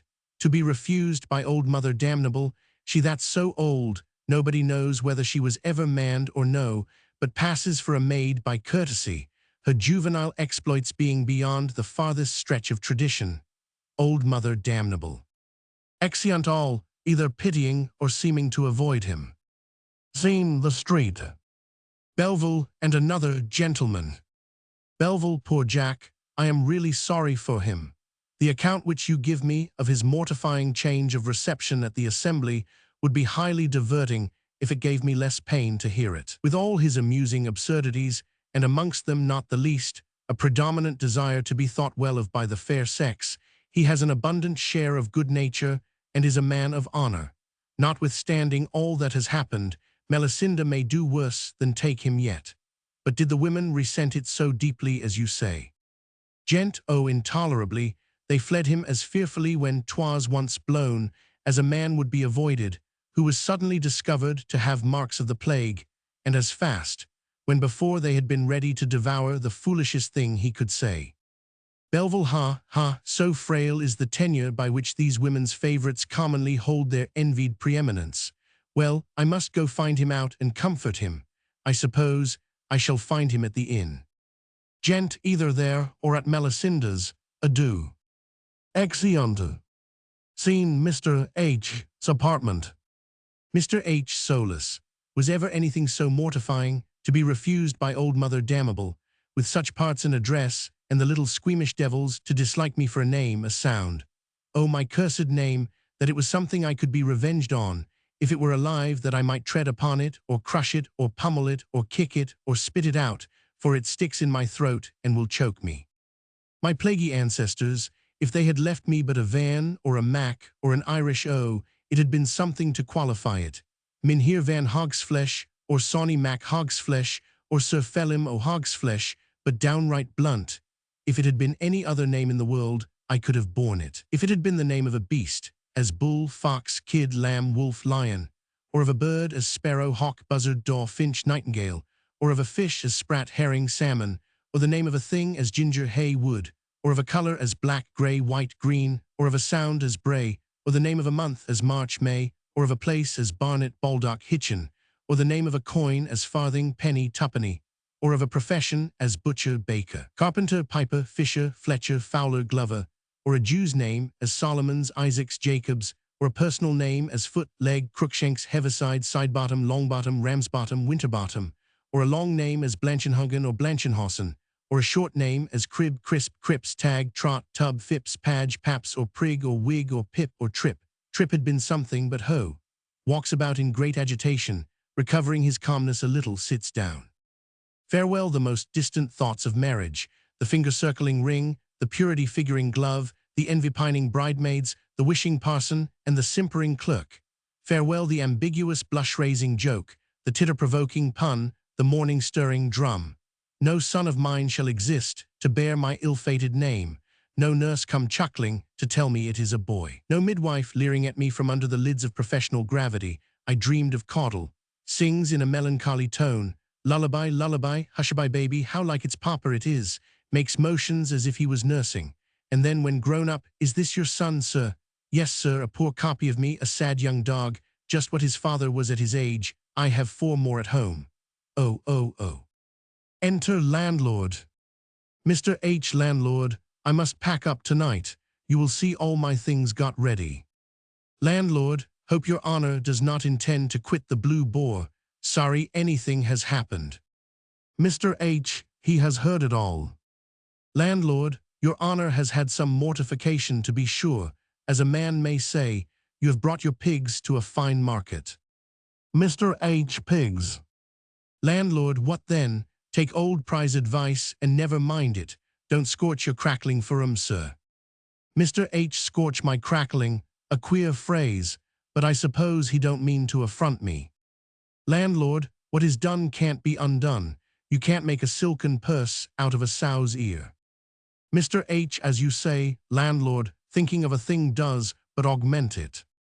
Landlord, does but augment it, indeed, sir. Mr. H, augment it, damn it, I said augment it.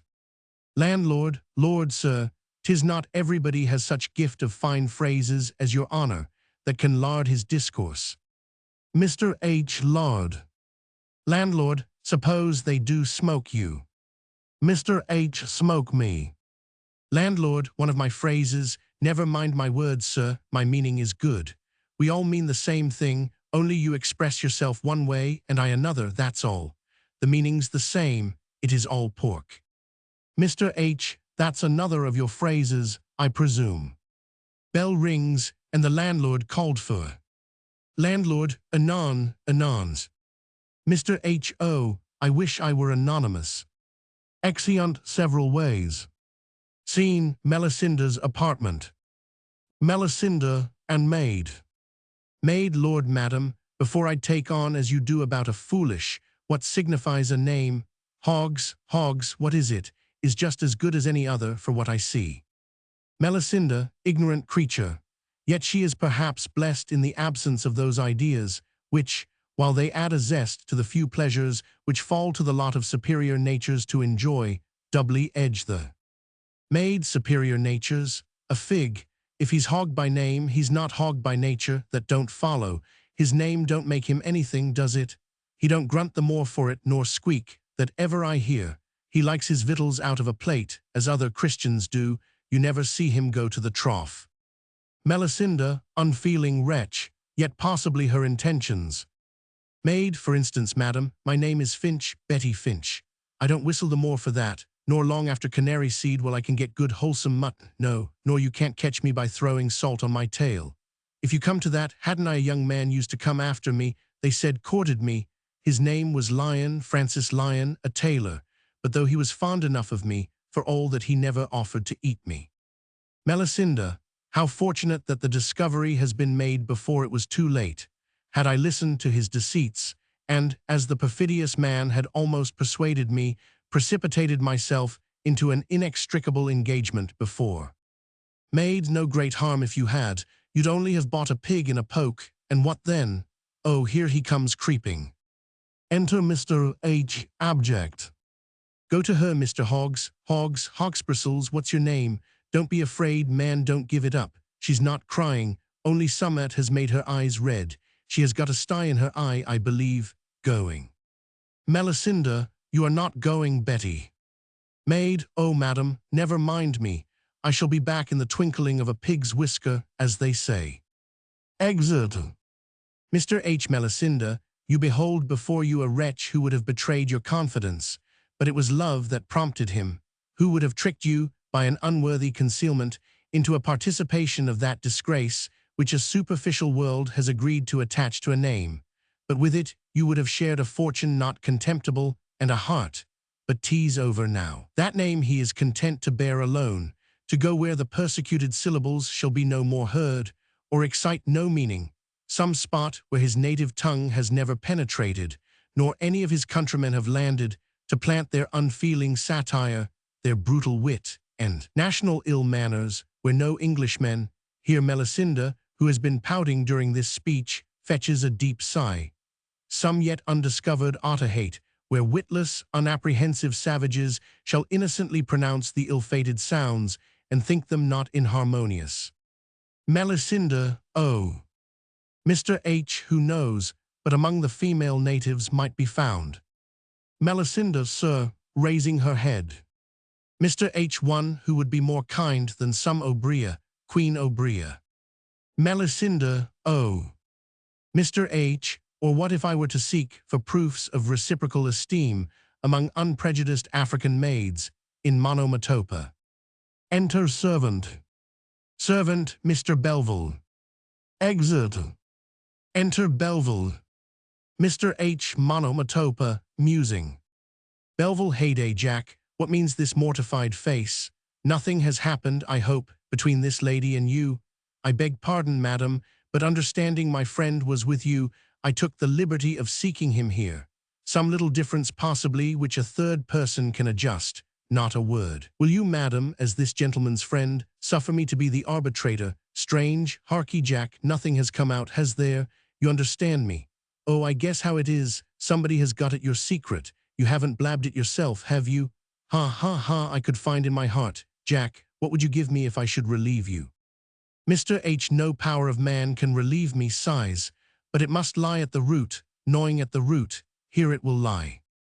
Belleville, no power of man, not a common man, I grant you. For instance, a subject, it's out of the power of any subject. Mr. H. gnawing at the root, there it will lie. Belleville, such a thing has been known as a name to be changed, but not by a subject, shows a gazette. Mr. H. gnawing at the root, suddenly snatches the paper out of Belleville's hand.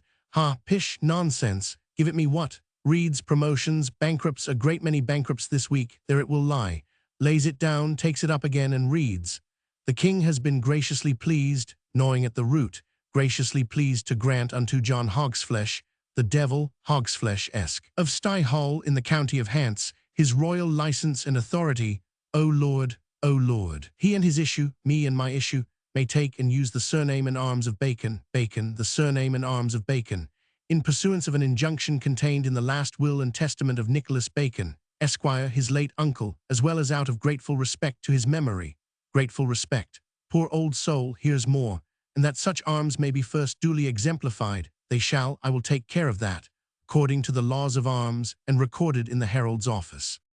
Belleville, come, madam, give me leave to put my own interpretation upon your silence, and to plead for my friend, that now that only obstacle which seemed to stand in the way of your union is removed, you will suffer me to complete the happiness which my news seems to have brought him, by introducing him with a new claim to your favor, by the name of Mr. Bacon.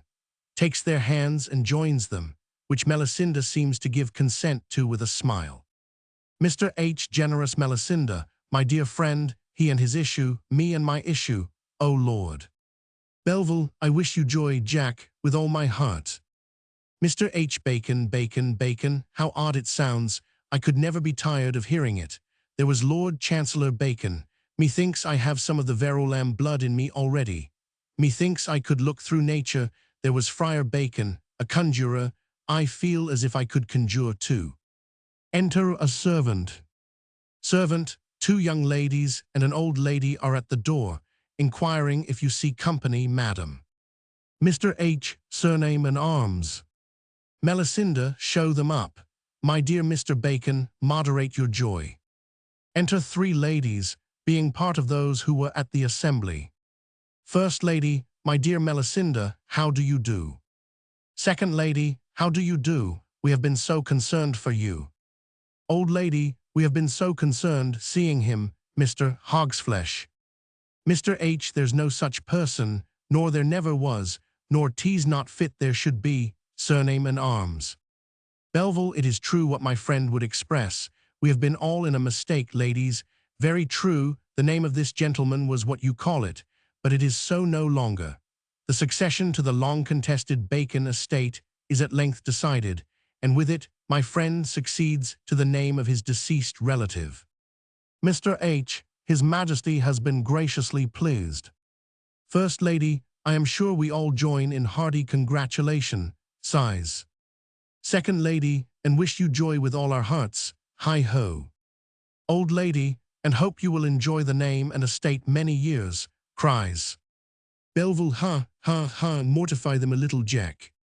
First Lady, hope you intend to stay. Second Lady, with us some time. Old Lady, in these parts. Mr. H. Ladies, for your congratulations I thank you, for the favors you have lavished on me, and in particular for this lady's, turning to the old lady, good opinion, I rest your debtor. As to any future favors, accosts them severally in the order in which he was refused by them at the assembly, Madam, shall always acknowledge your politeness, but at present, you see, I am engaged with a partner. Always be happy to respect you as a friend, but you must not look for anything further. Must beg of you to be less particular in your addresses to me. Ladies all, with this piece of advice, of Bath and you. Your ever grateful servant takes his leave. Lay your plans surer when you plot to grieve. See, while you kindly mean to mortify another, the wild arrow do not fly. And gall yourself, for once you've been mistaken. Your shafts have missed their aim, hog's flesh has saved his bacon. Poems. Dedication 1. 1. Prefix to the author's works, published in 1818. To St. Coleridge-esque. My dear Coleridge, you will smile to see the slender labors of your friend designated by the title of works, but such was the wish of the gentlemen who have kindly undertaken the trouble of collecting them, and from their judgment could be no appeal. It would be a kind of disloyalty to offer to anyone but yourself a volume containing the early pieces, which were first published among your poems, and were fairly derivatives from you and them.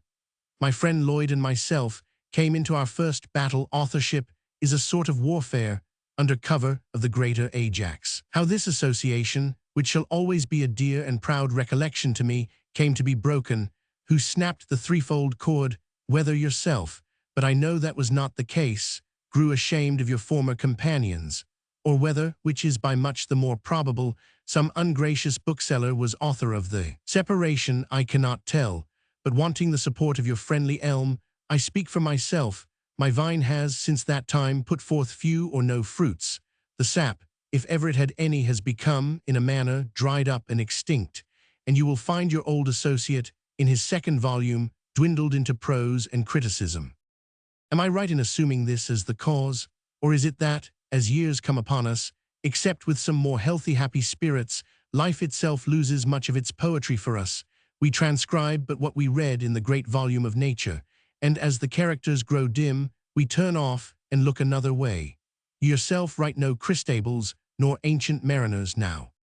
Some of the sonnets, which shall be carelessly turned over by the general reader, may happily awaken in you remembrances, which I should be sorry should be ever totally extinct, the memory of summer days and of delightful years, even so far back as to those old suppers at our old inn, when life was fresh and topics exhaustless, and you first kindled in me, if not the power, yet the love of poetry and beauty and kindliness.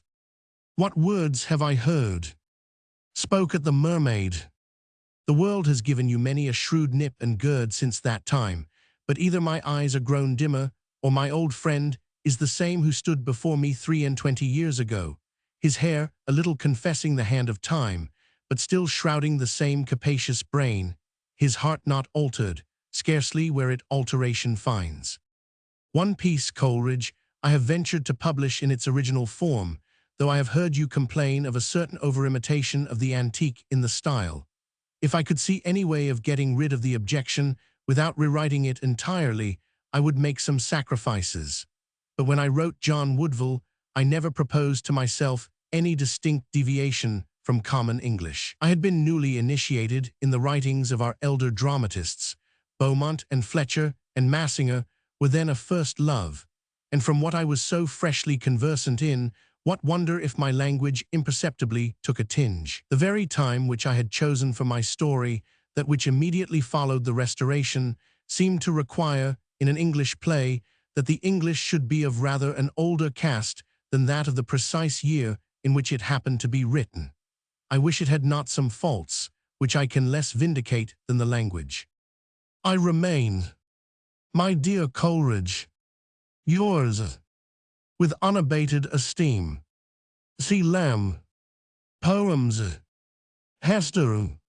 When maidens such as Hester die, their place ye may not well supply, though ye among 1,000 try, with vain endeavor. A month or more hath she been dead, yet cannot I by force be led to think upon the wormy bed, and her together.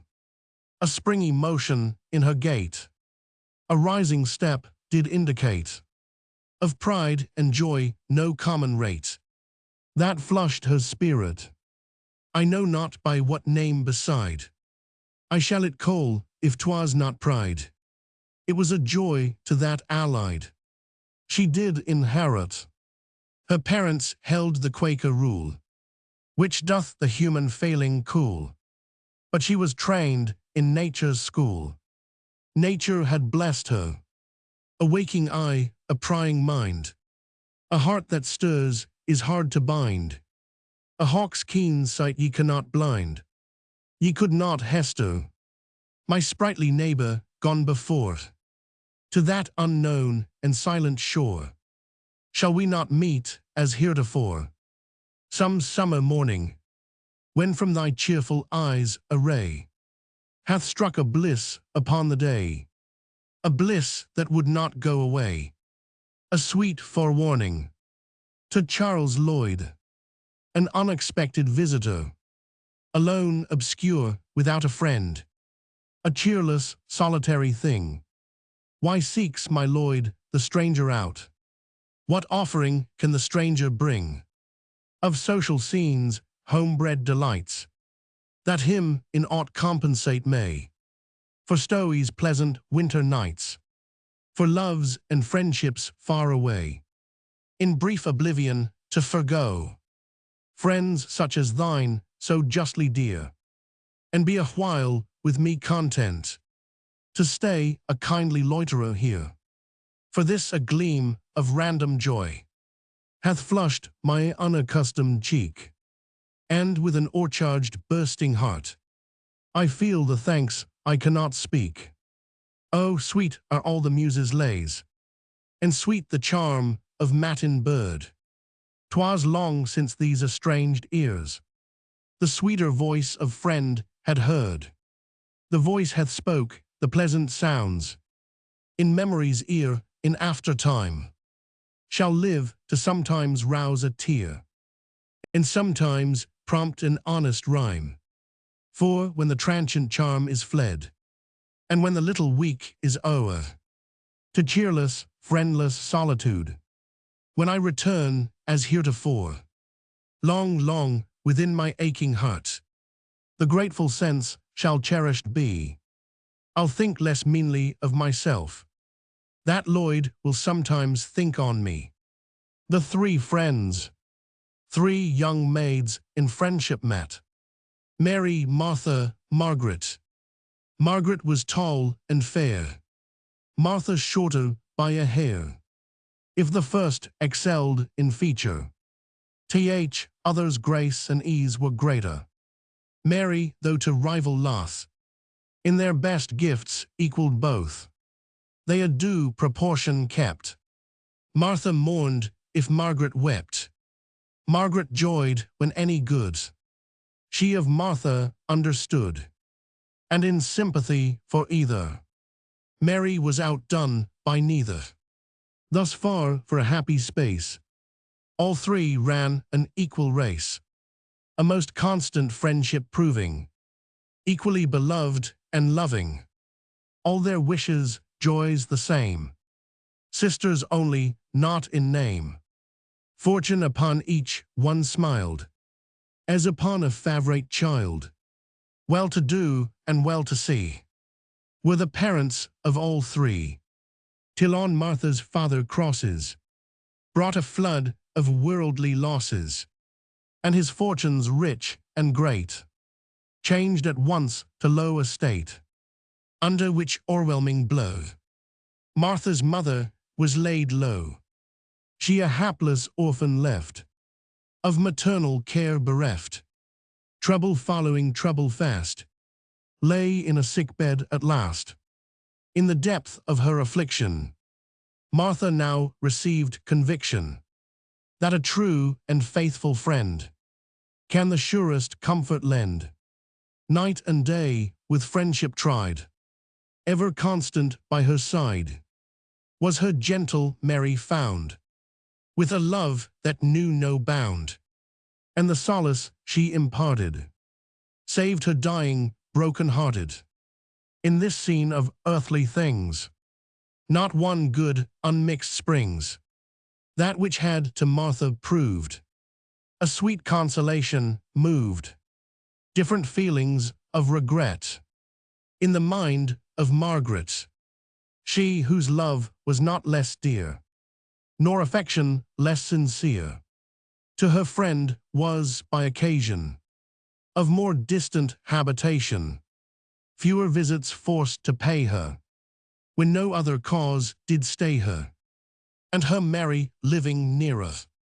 Margaret began to fear her, lest her visits day by day Martha's heart should steal away. That whole heart she ill could spare her, where till now she'd been a sharer. From this cause with grief she pined, till at length her health declined. All her cheerful spirits flew, fast as Martha's gathered new, and her sickness waxed sore, just when Martha felt no more. Mary, who had quick suspicion of her altered friend's condition, seeing Martha's convalescence, less demanded now her presence, with a goodness built on reason, changed her measures with the season, turned her steps from Martha's door, went where she was wanted more. All her care and thoughts were set, now to tend on Margaret, Mary living twixt the two. From her home could oftener go, either of her friends to see, than they could together be. Truth explained is to suspicion, evermore the best physician. Soon her visits had the effect, all that Margaret did suspect, from her fancy vanished clean. She was soon what she had been, and the color she did lack, to her faded cheek came back. Wounds which love had made her feel, love alone had power to heal. Martha, who the frequent visit now had lost and sore did miss it, with impatience waxed cross, counted Margaret's gain her loss. All that Mary did confer on her friend thought due to her, in her girlish bosom rise little foolish jealousies, which into such rancor wrought. She one day for Margaret sought, finding her by chance alone. She began, with reasons shown, to insinuate a fear, whether Mary was sincere, wished that Margaret would take heed, whence her actions did proceed. For herself she'd long been minded, not with outsides to be blinded. All that pity and compassion she believed was affectation. In her heart she doubted whether Mary cared a pin for either. She could keep whole weeks at distance, and not know of their existence, while all things remained the same. But when some misfortune came, then she made a great parade of her sympathy and aid. Not that she did really grieve, it was only make-believe, and she cared for nothing, so she might her fine feelings show, and get credit on her part for a soft and tender heart.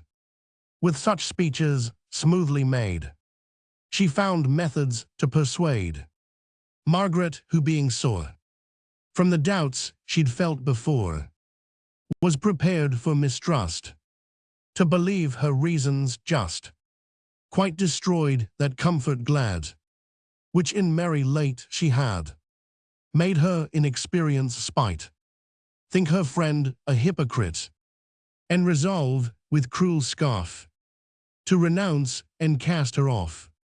See how good turns are rewarded. She of both is now discarded, who to both had been so late, their support in low estate, all their comfort and their stay, now of both is cast away. But the league her presence cherished, losing its best prop, soon perished. She that was a link to either, to keep them and it together. Being gone, the two, no wonder, that were left soon fell asunder. Some civilities were kept, but the heart of friendship slept. Love with hollow forms was fed, but the life of love lay dead. A cold intercourse they held, after Mary was expelled. 2 long years did intervene, since they'd either of them seen, or by letter any word, of their old companion heard, when upon a day once walking, of indifferent matters talking, they a female figure met. Martha said to Margaret, "That young maid in face does carry a resemblance strong of Mary." Margaret at nearer sight owned her observation right, but they did not far proceed, ere they knew 'twas she indeed. She but I how changed they view her, from that person which they knew her. Her fine face disease had scarred, and its matchless beauty marred, but enough was left to trace Mary's sweetness, Mary's grace. When her eye did first behold them, how they blushed, but when she told them how on a sick bed she lay, months while they had kept away, and had no inquiries made if she were alive or dead, how for want of a true friend she was brought near to her end, and was like so to have died, with no friend at her bedside. How the constant irritation, caused by fruitless expectation of their coming, had extended the illness when she might have mended. Then, oh then, how did reflection come on them with recollection, all that she had done for them, how it did their fault condemn. But sweet Mary, still the same, kindly eased them of their shame, spoke to them with accents bland, took them friendly by the hand, bound them both with promise fast, not to speak of troubles past, made them on the spot declare a new leg of friendship there, which, without a word of strife, lasted thenceforth long as life. Martha now and Margaret strove who most should pay the debt which they owed her, nor did vary ever after from their Mary to a river in which a child was drowned. Smiling river, on thy bosom sunbeams play, though they're flating and retreating, thou hast more deceit than they. In thy channel,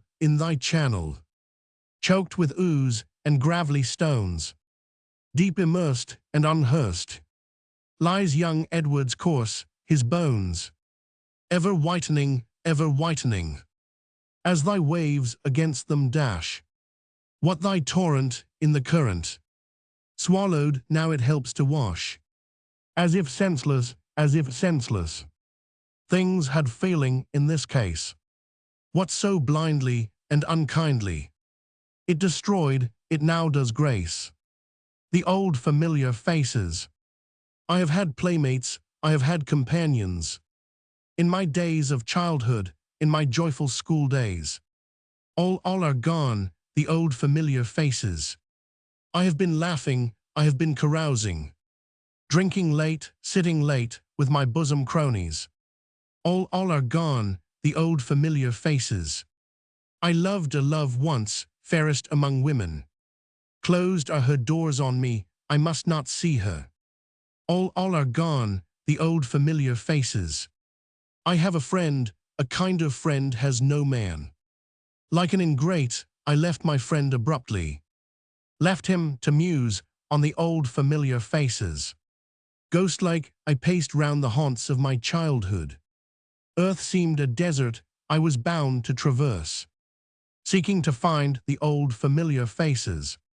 Friend of my bosom, thou more than a brother, why wert not thou born in my father's dwelling? So might we talk of the old familiar faces, how some they have died, and some they have left me, and some are taken from me, all are departed. All are gone, the old familiar faces. Helen, high-born Helen, round your dwelling, these 20 years I've paced in vain. Haughty beauty, thy lover's duty, hath been to glory in his pain.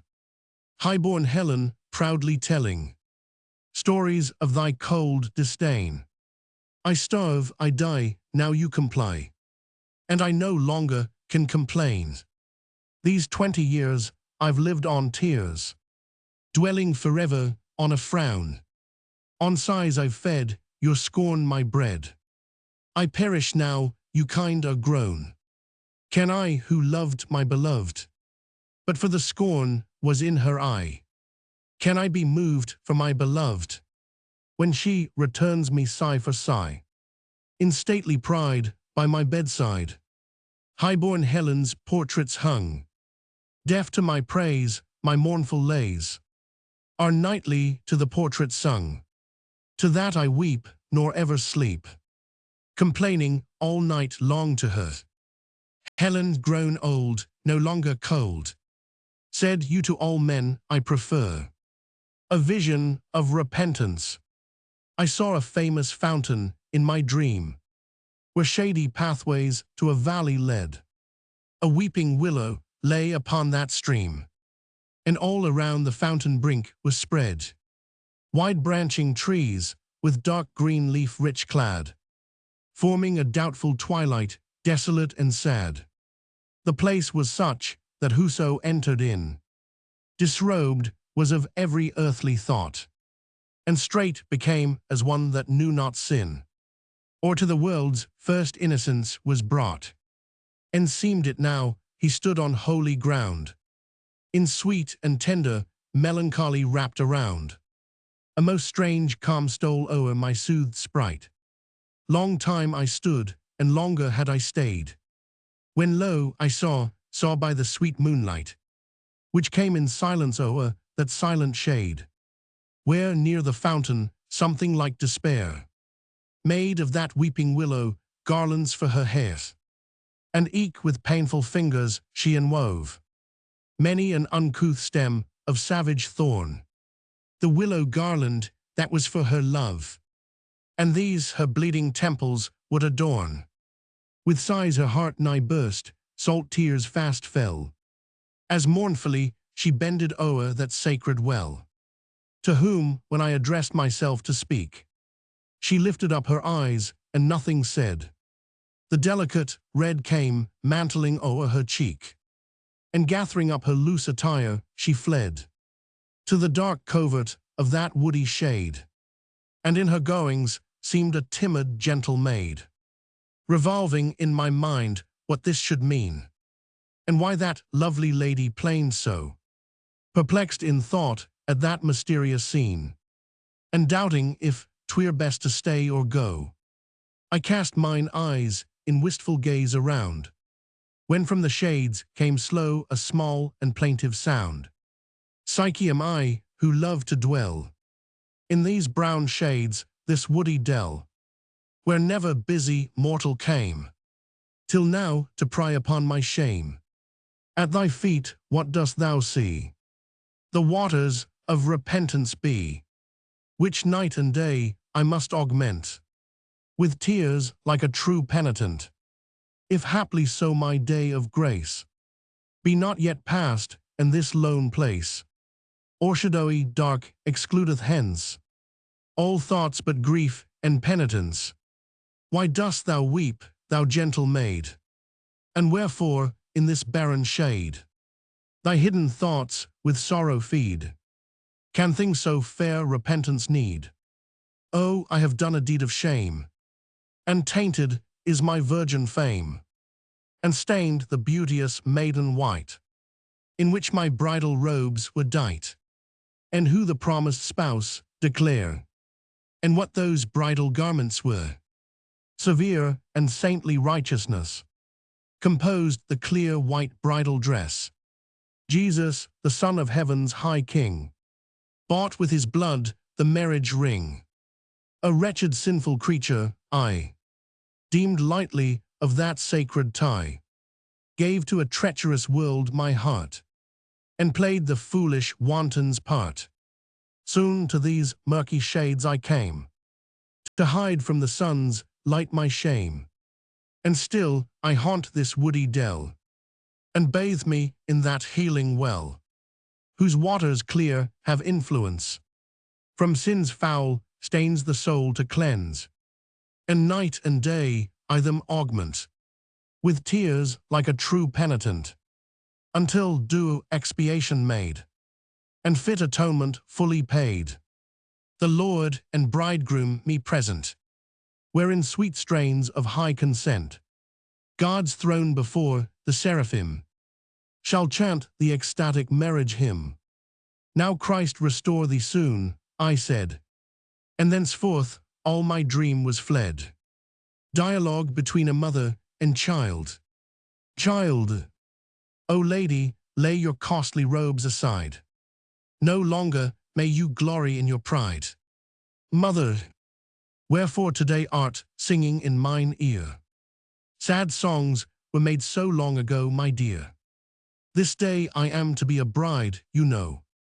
Why sing sad songs were made so long ago? Child, O mother, lay your costly robes aside, for you may never be another's bride. That line I learned not in the old sad song. Mother, I pray thee, pretty one, now hold thy tongue. Play with the bridemaids, and be glad, my boy, for thou shalt be a second father's joy. Child, one father fondled me upon his knee. One father is enough, alone for me. Queen Oriana's dream, on a bank with roses shaded, whose sweet scent the violets aided. Violets whose breath alone yields but feeble smell or none. Sweeter bed Jove ne'er reposed on, when his eyes Olympus closed on, while o'erhead 6 slaves did hold canopy of cloth, o gold, and 2 more did music keep, which might Juno lull to sleep. Oriana, who was queen to the mighty Tamerlane, that was lord of all the land, between Thrace and Samarcand, while the noontide fervor beamed, mused himself to sleep and dreamed. Thus far, in magnific strain, a young poet soothed his vein, but he had nor prose nor numbers to express a princess' slumbers.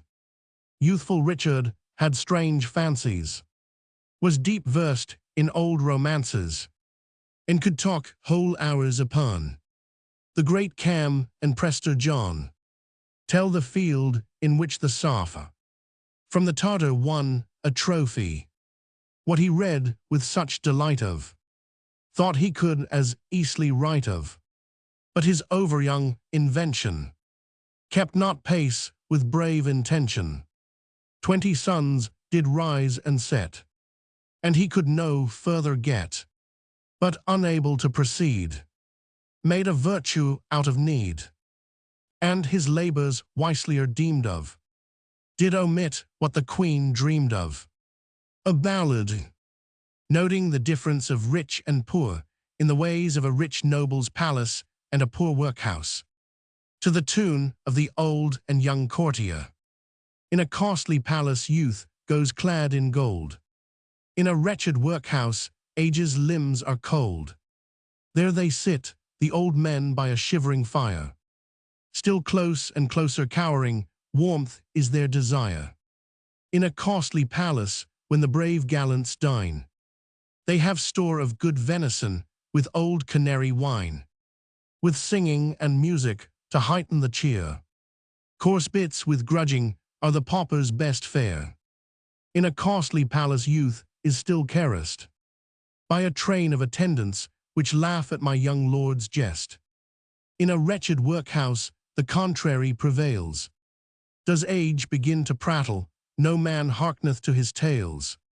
In a costly palace, if the child with a pin do but chance to prick a finger, straight the doctor is called in. In a wretched workhouse, men are left to perish, for want of proper cordials, which their old age might cherish. In a costly palace, youth enjoys his lust. In a wretched workhouse age, in corners thrust, thinks upon the former days, when he was well-to-do, had children to stand by him, both friends and kinsmen too. In a costly palace youth his temples hides, with a new devised peruke that reaches to his sides. In a wretched workhouse, age's crown is bare, with a few thin locks just to fence out the cold air. In peace as in war, 'tis our young gallant's pride to walk, each one the streets, with a rapier by his side, that none to do them injury may have pretence. Wretched age, in poverty, must brook offence. Hypochondriacus, by myself walking, to myself talking, when as I ruminate on my untoward fate, scarcely seem I alone sufficiently, black thoughts continually crowding my privacy. They come unbidden, like foes at a wedding, thrusting their faces in better guests' places, peevish and malcontent, clownish impertinent, dashing the merriment. So in like fashions, dim cogitations follow and haunt me, striving to daunt me, in my heart festering, in my ears whispering. Thy friends are treacherous, thy foes are dangerous, thy dreams ominous, fierce anthropophagy, spectra diaboli. What scared St. Anthony? Hobgoblins, lemuries, dreams of antipodes, night-riding incubi, troubling the fantasy, all dire illusions, causing confusions, figments heretical, scruples fantastical, doubts diabolical. Abaddon vexeth me, Mahu perplexeth me, Lucifer tireth me. Jesu Maria, liberate nos ob his dearest tentationibus inimici. A farewell to tobacco. May the Babylonish curse straight confound my stammering verse. If I can a passage see in this word perplexity, or a fit expression find, or a language to my mind, still the phrase is wide or scant, to take leave of thee, great plant, or in any terms relate, half my love or half my hate, for I hate yet love thee so, that whichever thing I show, the plain truth will seem to be a constrained hyperbole, and the passion to proceed more from a mistress than a weed. Sooty retainer to the vine, Bacchus black servant, negro fine, sorcerer that maxed us dote upon thy begrimed complexion, and for thy pernicious sake, more and greater oaths to break than reclaimed lovers take. Gainst women thou thy siege dost lay, much too in the female way, while thou suck'st the laboring breath, faster than kisses or than death. Thou in such a cloud dost bind us, that our worst foes cannot find us, and ill fortune that would thwart us shoots at rovers shooting at us, while each man through thy heightening steam does like a smoking Etna seem, and all about us does express fancy and wit in richest dress, a Sicilian fruitfulness. Thou through such a mist dost show us, that our best friends do not know us, and for those allowed features, due to reasonable creatures, likenst thee us to fell chimeras, monsters that, who see us fear us, worse than Cerberus or Geryon, or who first loved a cloud, Ixion. Bacchus we know, and we allow his tipsy rites, but what art thou, that but by reflex canst show what his deity can do? As the false Egyptian spell aped the true Hebrew miracle, some few vapors thou mayst erase, the weak brain may serve to amaze, but to the reins and nobler heart canst nor life nor heat impart. Brother of Bacchus, later born, the old world was sure forlorn, wanting thee that aidest more the gods' victories than before. all his panthers and the brawls of his piping bacchanals, these as stale we disallow, or judge of thee meant only thou, his true Indian conquest art, and for ivy round his dart, the reformed god now weaves a finer thyrsus of thy leaves, sent to match thy rich perfume. Chemic art did ne'er presume, through her quaint alembic strain, none so sovereign to the brain. Nature that did in the excel, framed again no second smell.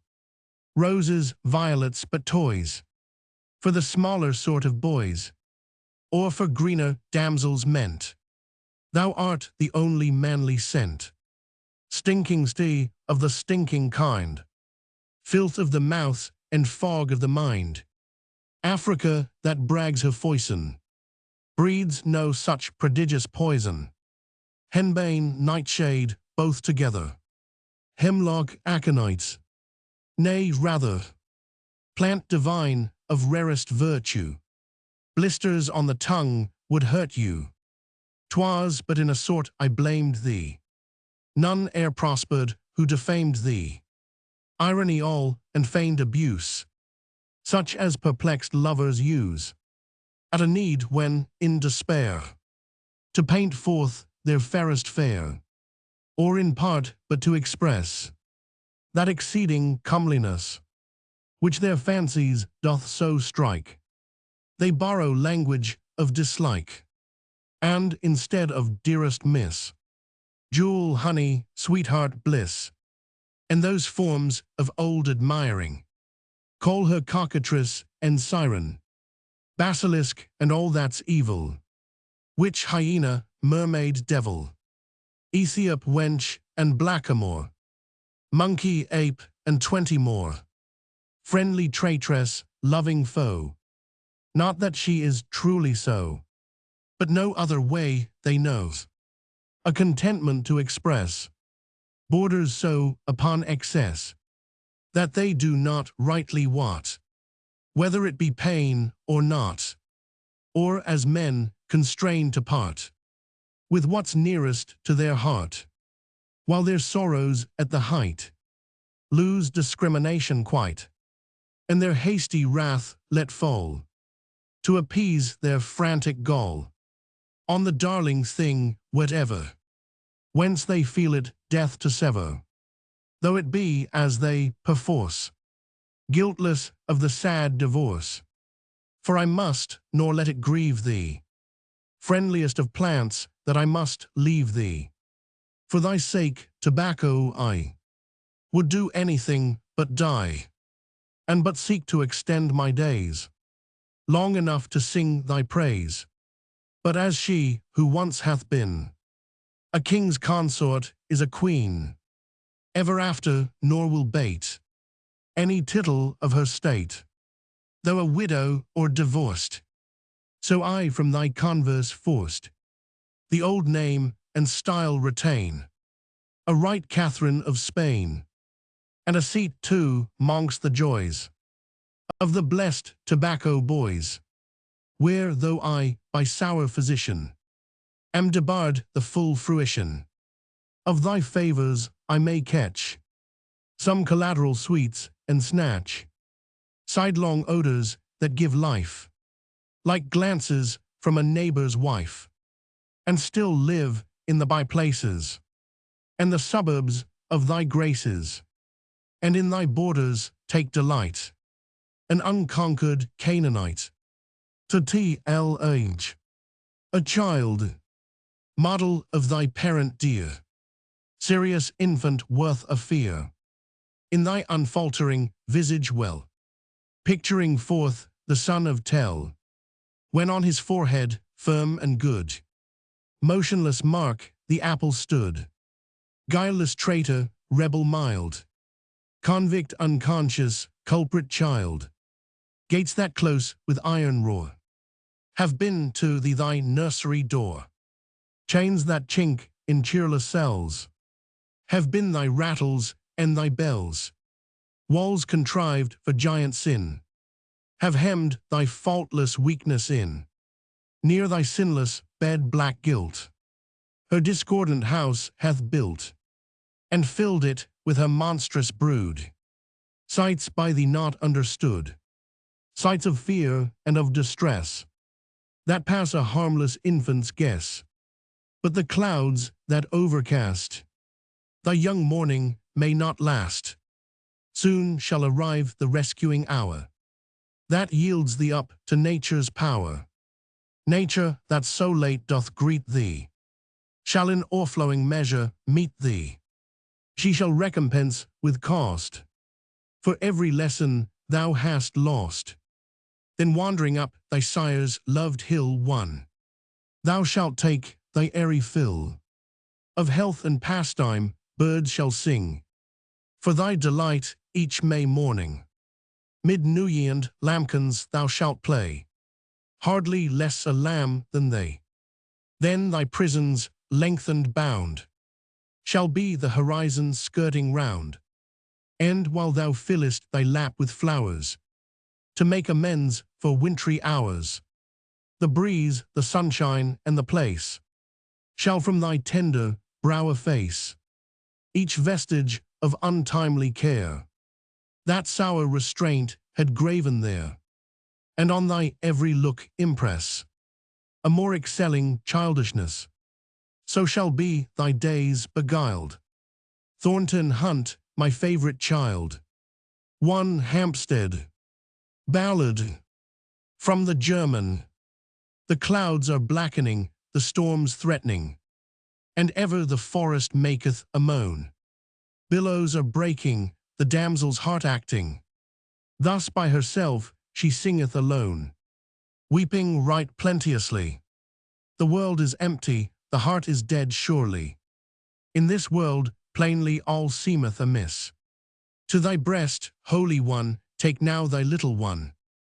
I have had earnest of all earth's bliss, living right lovingly. David in the cave of Adullam. David and his 3 captains bold kept ambush once within a hold.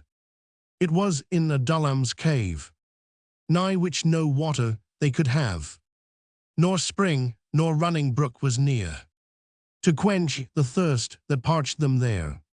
Then David, king of Israel, straight bethought him of a well, which stood beside the city gate, at Bethlehem, where before his state of kingly dignity he had oft drunk his fill, a shepherd lad. But now his fierce Philistine foe encamped before it, he does know. Yet ne'ertheless, with heat oppressed, those 3 bold captains he addressed, and wished that one to him would bring some water from his native spring. His valiant captains instantly to execute his will did fly.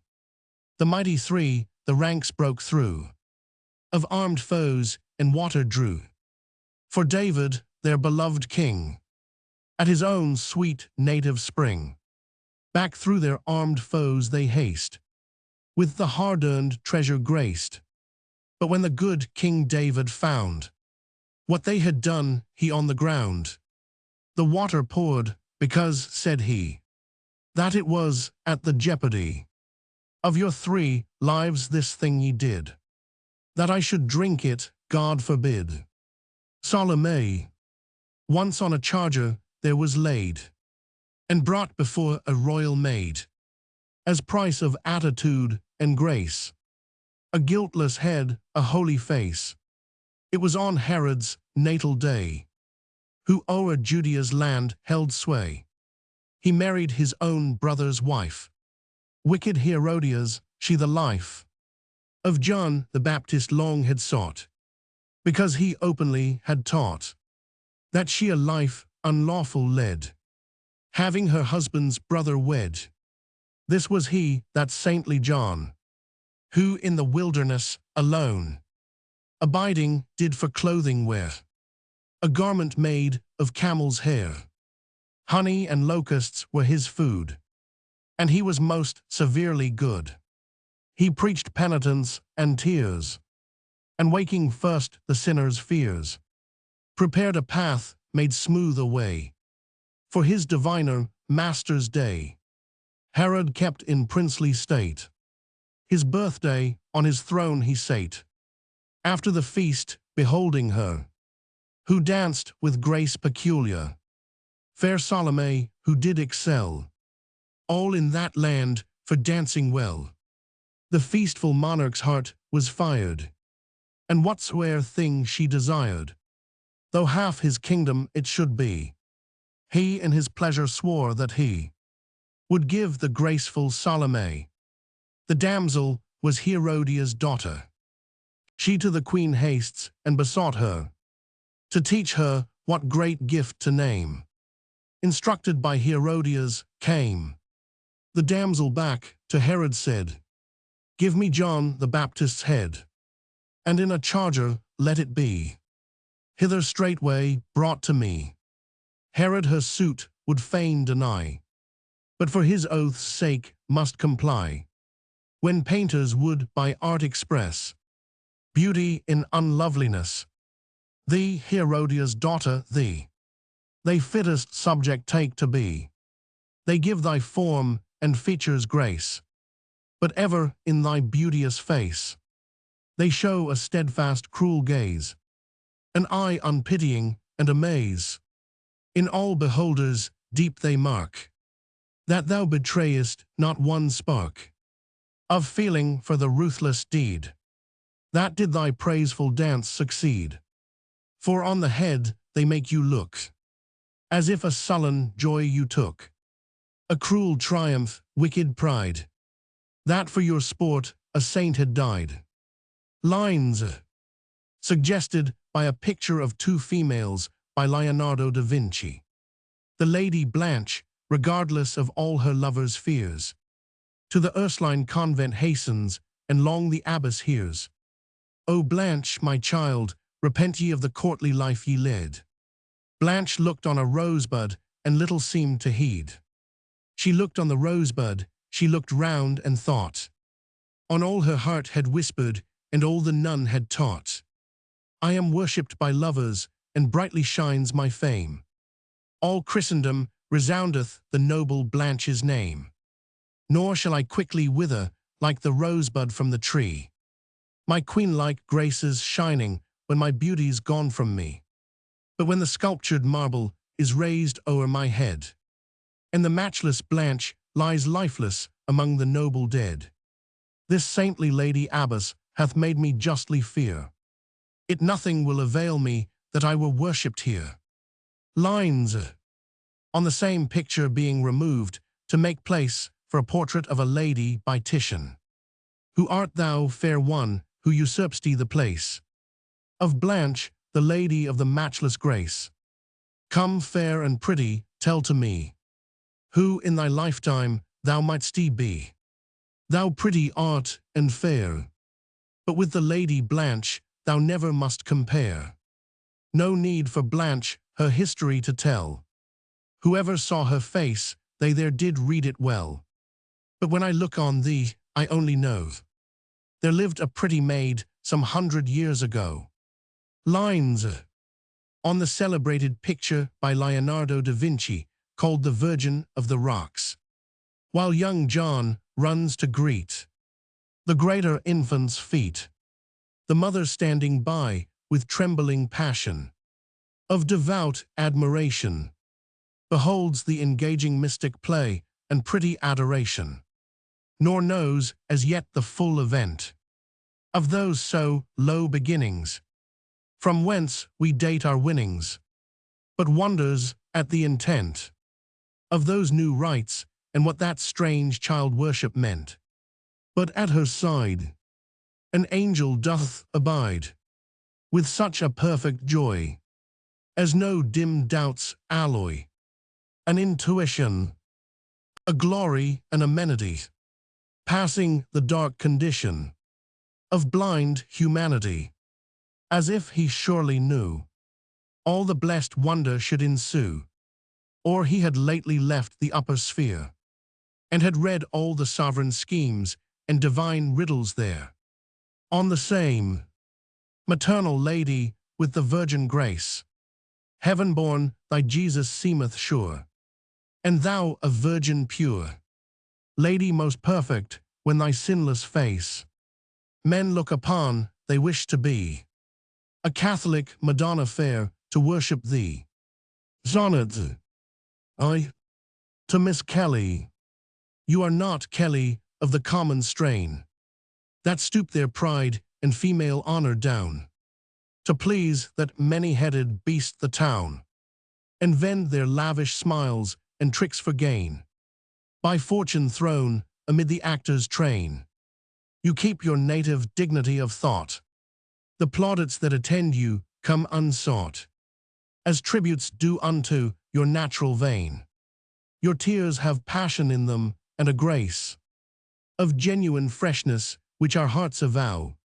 Your smiles are winds whose ways we cannot trace, that vanish and return we know not how, and please the better from a pensive face, a thoughtful eye and a reflecting brow.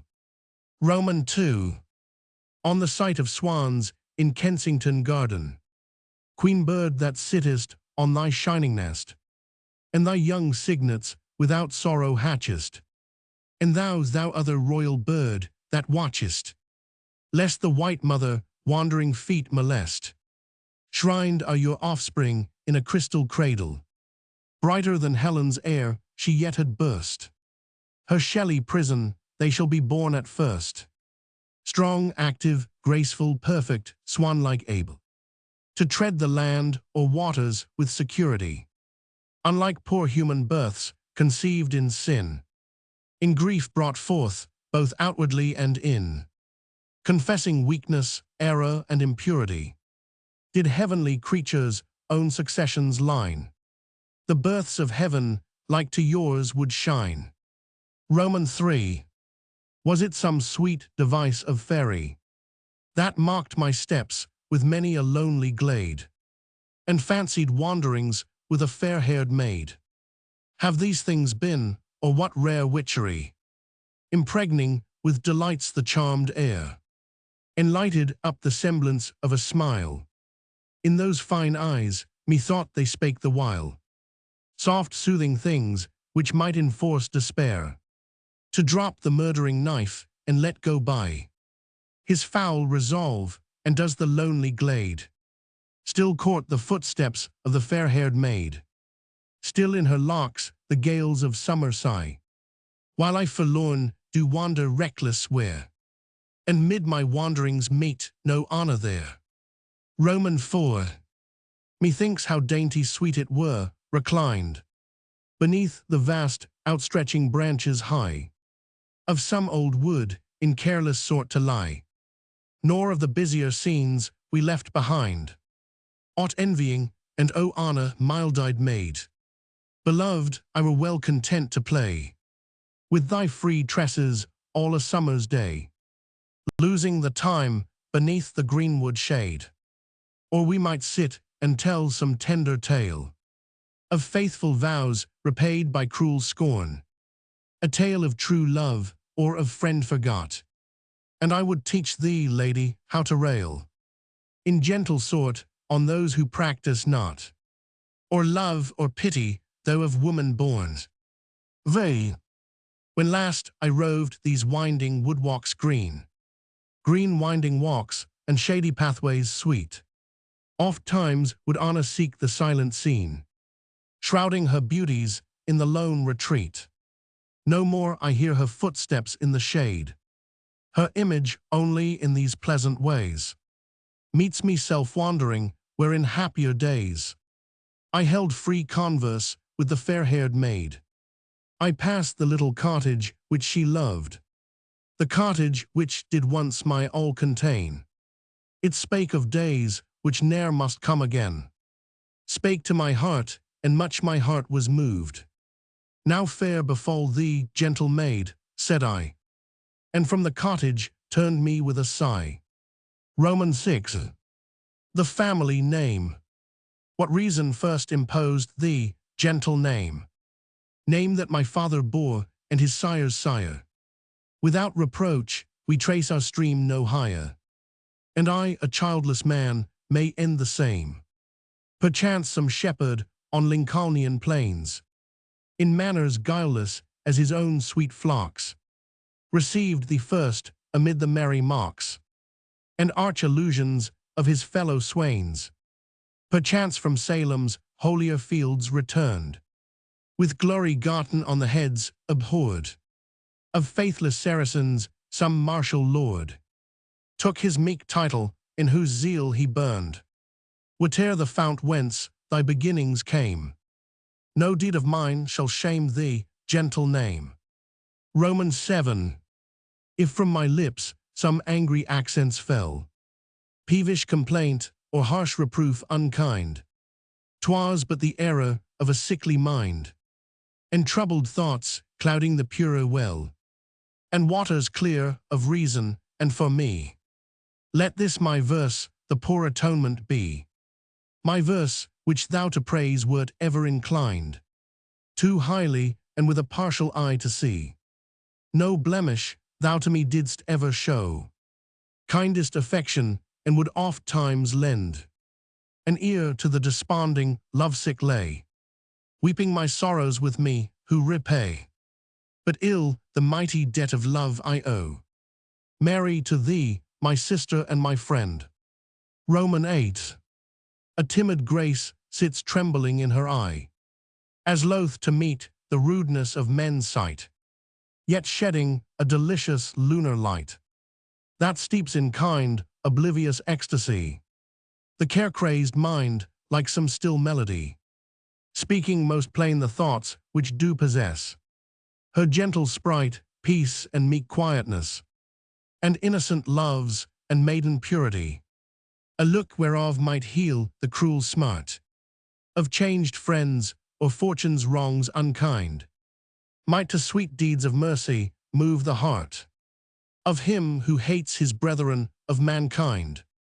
Turned are those lights from me who fondly yet past joys, vain loves, and buried hopes regret. Roman 9.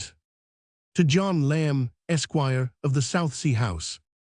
John, you were figuring in the gay career of blooming manhood with a young man's joy, when I was yet a little peevish boy.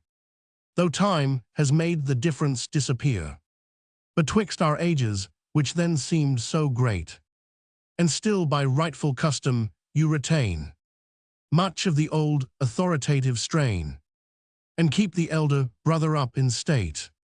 Oh, you do well in this, 'tis man's worst deed, to let the things that have been run to waste, and in the unmeaning present sink the past, in whose dim glass even now I faintly read old buried forms and faces long ago, which you and I and one more only know. Legs. Oh, I could laugh to hear the midnight wind, that, rushing on its way with careless sweep, scatters the ocean waves, and I could weep, like to a child, for now to my raised mind, on wings of winds comes wild-eyed fantasy, and her rude visions give severe delight. O winged bark, how swift along the night pass thy proud keel, nor shall I let go by lightly of that drear hour the memory, when wet and chilly on thy deck I stood, unbonneted, and gazed upon the flood, even till it seemed a pleasant thing to die, to be resolved into elemental wave, or take my portion with the winds that rave. Zoe. We were two pretty babes, the youngest she, the youngest and the loveliest far I ween, and innocence her name, the time has been. We two did love each other's company. Time was, we two had wept to have been apart. But when by show of seeming good beguiled, I left the garb and manners of a child, and my first love for man's society, defiling with the world my virgin heart, my loved companion dropped a tear and fled, and hid in deepest shades her awful head. Beloved, who shall tell me where thou art? In what delicious Eden to be found? that I may seek thee the wide world around. Blank verse. Childhood. In my poor mind, it is most sweet to muse upon the days gone by, to act in thought, past seasons o'er, and be again a child, to sit in fancy on the turf-clad slope, down which the child would roll, to pluck gay flowers, make posies in the sun, which the child's hand, childhood offended soon reconciled, would throw away, and straight take up again, then fling them to the winds, and o'er the lawn, bound with so playful and so light a foot, that the pressed daisy scarce declined her head. The grandame. On the green hill-top, hard by the house of prayer, a modest roof, and not distinguished from its neighbor barn, save by a slender tapering length of spire. The grandame sleeps, a plain stone barely tells the name and date to the chance passenger. For lowly born was she, and long had eat well earned the bread of service, hers was else a mountain spirit, one that entertained scorn of base action, deed dishonorable, or aught unseemly. I remember well her reverend image, I remember too with what a zeal she served her master's house, and how the prattling tongue of garrulous age delighted to recount the oft-told tale, or anecdote domestic. Wise she was, and wondrous skilled in genealogies, and could in apt and voluble terms discourse of births, of titles and alliances, of marriages and intermarriages, relationship remote or near of kin, of friends offended, family disgraced, maiden highborn but wayward disobeying, parental strict injunction and regardless, of unmixed blood and ancestry remote, stooping to wed with one of low degree. But these are not thy praises, and I wrong thy honored memory, recording chiefly things light or trivial, better twere to tell, how with a nobler zeal and warmer love she served her heavenly master. I have seen that reverend form bent down with age and pain, and rankling malady, yet not for this ceased she to praise her Maker, or withdrew her trust in him, her faith and humble hope. So meekly had she learned to bear her cross, for she had studied patience in the school of Christ. Much comfort she had thence derived, and was a follower of the Nazarene. The Sabbath bells, the cheerful Sabbath bells, were ever heard, strike pleasant on the sense, most like the voice of one who from the far-off hills proclaims tidings of good to Zion. Chiefly their piercing tones fall sudden on the ear of the contemplant, solitary man, whom thoughts abstruse or high have chanced to lure forth from the walks of men, revolving oft and oft again, hard matter which eludes and baffles his pursuit, thought sick and tired of controversy where no end appears, no clue to his research. The lonely man half wishes for society again. Him thus engaged, the Sabbath bells salute. Sudden his heart awakes, his ears drink in the cheering music, his relenting soul yearns after all the joys of social life, and softens with the love of humankind. Fancy employed on divine subjects. The truant fancy was a wanderer ever, a lone enthusiast maid. She loves to walk in the bright visions of empyreal light, by the green pastures and the fragrant meads, where the perpetual flowers of Eden blow, by crystal streams and by the living waters, along whose margin grows the wondrous tree, whose leaves shall heal the nations underneath, whose holy shade a refuge shall be found from pain and want and all the ills that wait on mortal life, from sin and death forever.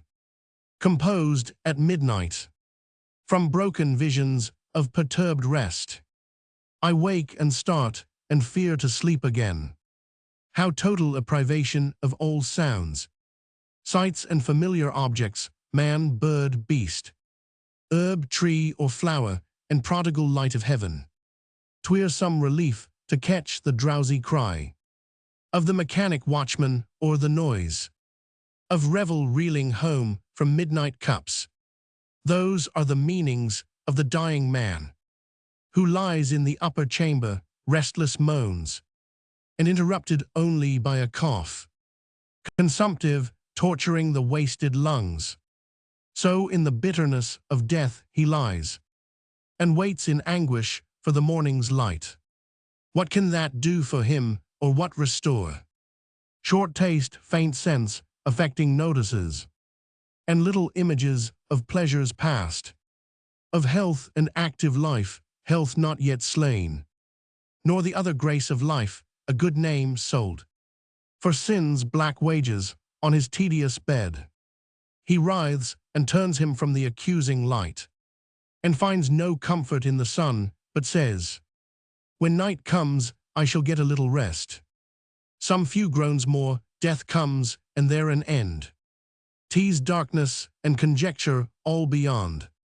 Weak nature fears, though charity must hope, and fancy, most licentious on such themes, where decent reverence well had kept her mute, hath o'erstocked hell with devils, and brought down, by her enormous fablings and mad lies, discredit on the gospel's serious truths, and salutary fears, the man of parts, poet or prose declaimer, on his couch, lolling like one indifferent, fabricates a heaven of gold where he, and such as he, their heads encompassed with crowns, their heels, with fine wings garlanded, shall tread the stars.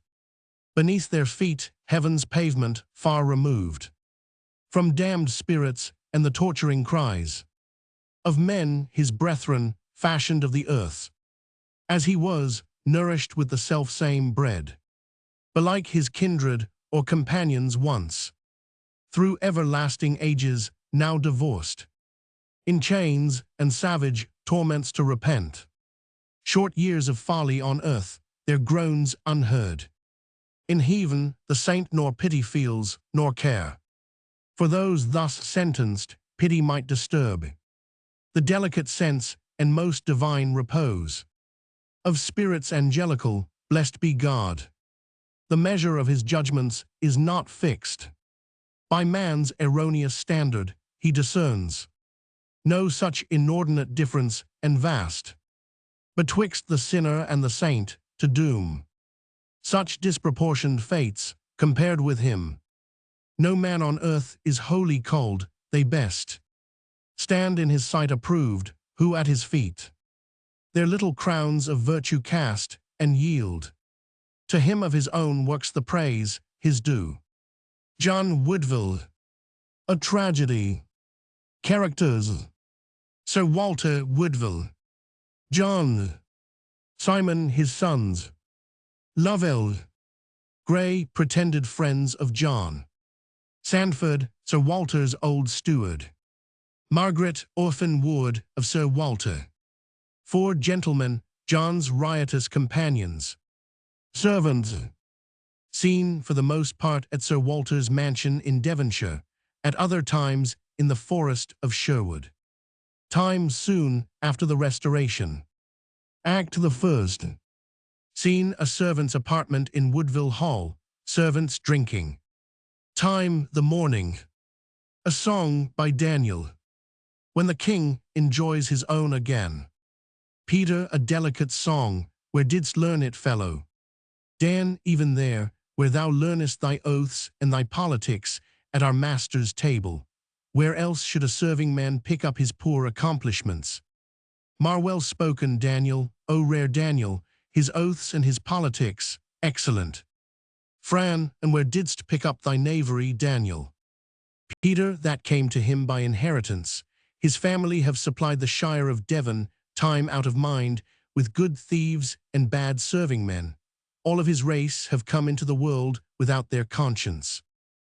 Good thieves and bad serving men, better and better. I marvel what Daniel hath got to say in reply. Dan, I marvel more when thou wilt say anything to the purpose, thou shallow serving man, whose swiftest conceit carries thee no higher than to apprehend with difficulty the stale jests of us thy compeers, when wast ever known to club thy own particular jest among us. Mar most unkind Daniel, to speak such biting things of me. Fran, see, if he hath not brought tears into the poor fellow's eyes with the saltness of his rebuke. Dan, no offence, brother Martin, I meant none. 'Tis true, heaven gives gifts, and withholds them. It has been pleased to bestow upon me a nimble invention to the manufacture of a jest, and upon thee, Martin, an indifferent bad capacity to understand my meaning. Mar, is that all? I am content, here's my hand. Fran, well, I like a little innocent mirth myself, but never could endure bawdry. Dan, quod homines tot sententi. Mar, and what is that? Dan, 'tis Greek, and argues difference of opinion. Mar, I hope there is none between us. Dan, here's to thee, brother Martin, drinks. Mar, and to thee, Daniel, drinks. Fran, and to thee, Peter, drinks. Peter, thank you, Francis, and here's to thee, drinks. Mar, I shall be fuddled anon. Dan, and drunkenness I hold to be a very despicable vice. Although a shocking vice, they drink round. Peter, inasmuch as it taketh away the understanding. Dan, and makes the eyes red. Peter, and the tongue to stammer. Dan, and to blab out secrets. During this conversation, they continue drinking. Peter, some men do not know an enemy from a friend when they are drunk. Dan, certainly sobriety is the health of the soul. Mar, now I know I am going to be drunk. Dan, how canst tell, dry bones? Mar, because I begin to be melancholy, that's always a sign. Fran, take care of Martin, he'll topple off his seat else. Martin drops asleep. Peter, times are greatly altered, since young master took upon himself the government of this household. All greatly altered. Fran, I think everything be altered for the better, since his Majesty's blessed restoration. Peter, in Sir Walter's days, there was no encouragement given to good housekeeping. All nuns. Dan, for instance, no possibility of getting drunk before 2 in the afternoon. Peter, every man his allowance of ale at breakfast, his quart. All a quart. In derision. Dan, nothing left to our own sweet discretions. Peter, whereby it may appear, we were treated more like beasts than what we were, discreet and reasonable serving men. All like beasts. Mar, opening his eyes, like beasts. Dan, to sleep, wagtail. Fran, I marvel all this while where the old gentleman has found means to secrete himself. It seems no man has heard of him since the day of the king's return. Can any tell why our young master, being favored by the court, should not have interest to procure his father's pardon? Dan, Mary, I think, 'tis the obstinacy of the old knight, that will not be beholden to the court for his safety. Mar, now, that is wilful. Fran, but can any tell me the place of his concealment? Peter, that cannot I, but I have my conjectures. Dan, 200 pounds, as I hear, to the man that shall apprehend him. Fran, well, I have my suspicions. Peter, and so have I. Mar and I can keep a secret. Fran, to Peter, Warwickshire you mean. A slide. Peter, perhaps not. Fran, nearer, perhaps. Peter, I say nothing. Dan, I hope there is none in this company would be mean enough to betray him. All, O Lord, surely not. They drink to Sir Walter's safety. Fran, I have often wondered how our master came to be accepted by name in the late act of oblivion. Dan, shall I tell the reason? All eyes do. Dan, 'tis thought he is no great friend to the present happy establishment. All, oh, monstrous. Peter, fellow servants, a thought strikes me. Do we, or do we not, come under the penalties of the Treason Act by reason of our being privy to this man's concealment. All truly a sad consideration. To them enters Sandford suddenly. Sand, you well-fed and unprofitable grooms, maintained for state, not use. You lazy feasters at another's cost, that eat like maggots into an estate, and do as little work, being indeed but foul excrescences, and no just parts in a well-ordered family. You base and rascal imitators, who act up to the height your master's vices, but cannot read his virtues in your bond. Which of you, as I entered, spake of betraying? Was it you, or thin face, was it you? Mar, whom does he call thin face? Sand, no prating loon, but tell me who he was, that I may brain the villain with my staff, that seeks Sir Walter's life. You miserable men, with minds more slavish than your slave's estate, have you that noble bounty so forgot, which took you from the looms and from the ploughs, which better had ye followed, fed ye, clothed ye, and entertained ye in a worthy service, where your best wages was the world's repute, that thus ye seek his life, by whom ye live? Have you forgot, too, how often in old times your drunken mirths have stunned day's sober ears, carousing full cups to Sir Walter's health, whom now ye would betray, but that he lies out of the reach of your poor treacheries? This learn from me. Our master's secret sleeps with trustier tongues, then will unlock themselves to carles like you. Go, get you gone, you knaves, who stirs this staff shall teach you better manners else. All well, we are going. Sand, and quickly too, ye had better, for I see young Mistress Margaret coming this way. Exeunt all but Sandford. Enter Margaret, as in a fright, pursued by a gentleman, who, seeing Sandford, retires muttering a curse. Sand, good morrow to my fair mistress, 'twas a chance. I saw you, lady, so intent was I on chiding hence these graceless serving-men, who cannot break their fast at morning meals, without debauch and mistimed riotings. This house hath been a scene of nothing else but atheist riot and profane excess, since my old master quitted all his rights here.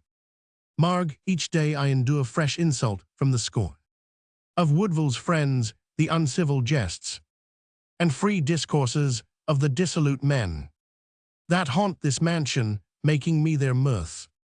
Sand, does my young master know of these affronts? Marg, I cannot tell, perhaps he has not been told. Perhaps he might have seen them if he would. I have known him more quick-sighted, let that pass. All things seem changed, I think. I had a friend. I can't but weep to think him altered too. These things are best forgotten, but I knew a man, a young man, young and full of honor, that would have picked a quarrel for a straw, and fought it out to the extremity, e'en with the dearest friend he had alive, on but a bare surmise, a possibility, that Margaret had suffered an affront. Some are too tame, that were too splenetic once. Sand, 'twere best he should be told of these affronts. Marg, I am the daughter of his father's friend, Sir Walter's orphan ward. I am not his servant maid, that I should wait the opportunity of a gracious hearing, inquire the times and seasons when to put my peevish prayer up at young Woodville's feet, and sue to him for slow redress, who was himself a suitor late to Margaret. I am somewhat proud, and Woodville taught me pride. I was his favourite once, his playfellow in infancy, and joyful mistress of his youth. None once so pleasant in his eyes as Margaret. His conscience, his religion, Margaret was. His dear heart's confessor, a heart within that heart, and all dear things summed up in her alone. As Margaret smiled or frowned, John lived or died. His dress, speech, gesture, studies, friendships, all being fashioned to her liking. His flatteries taught me first this self-esteem. His flatteries and caresses while he loved. The world esteemed her happy who had won his heart, who won all hearts. And ladies envied me the love of Woodville. Sand, he doth affect the courtier's life too much, whose art is to forget. And that has wrought this seeming change in him. That was by nature noble. 'Tis these court plagues that swarm about our house have done the mischief, making his fancy giddy with images of state, preferment, place, tainting his generous spirits with ambition. Marg, I know not how it is. A cold protector is John grown to me. The mistress and presumptive wife of Woodville can never stoop so low to supplicate a man her equal to redress those wrongs which he was bound first to prevent, but which his own neglects have sanctioned rather. Both sanctioned and provoked a marked neglect, and strangeness fastening bitter on his love which long has been upon the wane. For me, I am determined what to do, to leave this house this night, and lukewarm John, and trust for food to the earth and providence. Sand, O lady, have a care of these indefinite and spleen-bred resolves. You know not half the dangers that attend upon a life of wandering, which your thoughts now, feeling the swellings of a lofty anger, to your abused fancy, as 'tis likely, portray without its terrors, painting lies, and representments of fallacious liberty. You know not what it is to leave the roof that shelters you. Marg, I have thought on every possible event, the dangers and discouragements you speak of, even till my woman's heart hath ceased to fear them, and cowardice grows enamored of rare accidents. Nor am I so unfurnished as you think of practicable schemes. Sand, now God forbid, think twice of this, dear lady. Marg, I pray you spare me, Mr. Sandford, and once for all believe, nothing can shake my purpose. Sand, but what course have you thought on? Marg, to seek Sir Walter in the forest of Sherwood. I have letters from young Simon, acquainting me with all the circumstances of their concealment, place, and manner of life, and the merry hours they spend in the green haunts of Sherwood, nigh which place they have ta'en a house in the town of Nottingham, and pass for foreigners, wearing the dress of Frenchmen, all which I have perused with so attent and childlike longings that to my doting ears two sounds now seem like one meaning in two words, Sherwood and liberty. And, gentle Mr. Sandford, 'tis you that must provide now the means of my departure, which for safety must be in boy's apparel. Sand, since you will have it so, my careful age trembles at all may happen. I will engage to furnish you.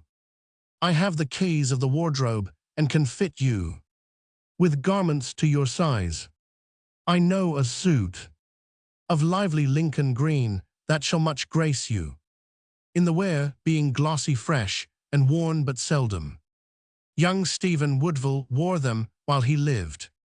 I have the keys of all this house and passages, and ere daybreak will rise and let you forth. What things soe'er you have need of I can furnish you, and will provide a horse and trusty guide to bear you on your way to Nottingham. Marg, that once this day and night were fairly past, for then I'll bid this house and love farewell. Farewell, sweet Devon, farewell, lukewarm John, for with the morning's light will Margaret be gone. Thanks, courteous Mr. Sandford. Exeunt divers ways. Act the second. Scene, an apartment in Woodville Hall. John Woodville, alone, reading parts of a letter. When love grows cold, and indifference has usurped upon old esteem, it is no marvel if the world begin to account that dependence, which hitherto has been esteemed honorable shelter. The course I have taken, in leaving this house, not easily wrought thereunto, seemed to me best for the once-for-all releasing of yourself, who in times past have deserved well of me, from the now daily and not to be endured tribute of forced love and ill-dissembled reluctance of affection. Margaret! Gone, gone, my girl, so hasty Margaret! And never a kiss at parting, shallow loves, and likings of a 10 days' growth, use courtesies, and show red eyes at parting, who bids farewell. In the same tone he cries, God speed you, sir, or tells of joyful victories at sea, where he hath ventures, does not rather muffle his organs to emit a leaden sound, to suit the melancholy dull farewell, which they in heaven not use.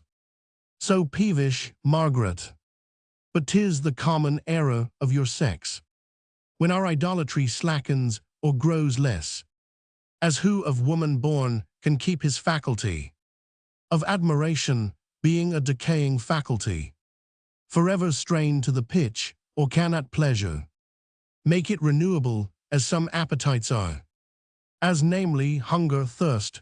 This being the case, they tax us with neglect and love grown cold, coin plainings of the perfidy of men, which into maxims pass and apothegms, to be retailed in ballads. I know them all. They are jealous when our larger hearts receive more guests than one, love in a woman's heart, being all in one. For me, I am sure I have room here for more disturbers of my sleep than one. Love shall have part, but love shall not have all. Ambition, pleasure, vanity, all by turns, shall lie in my bed and keep me fresh and waking. Yet love not be excluded, foolish wench. I could have loved her 20 years to come, and still have kept my liking, but since 'tis so, why fare thee well, old playfellow, I'll try to squeeze a tear for old acquaintance' sake. I shall not grudge so much. To him enters Lovell. Lovell, bless us, Woodville, what is the matter? I protest, man, I thought you had been weeping. Wood, nothing is the matter, only the wench has forced some water into my eyes, which will quickly disband.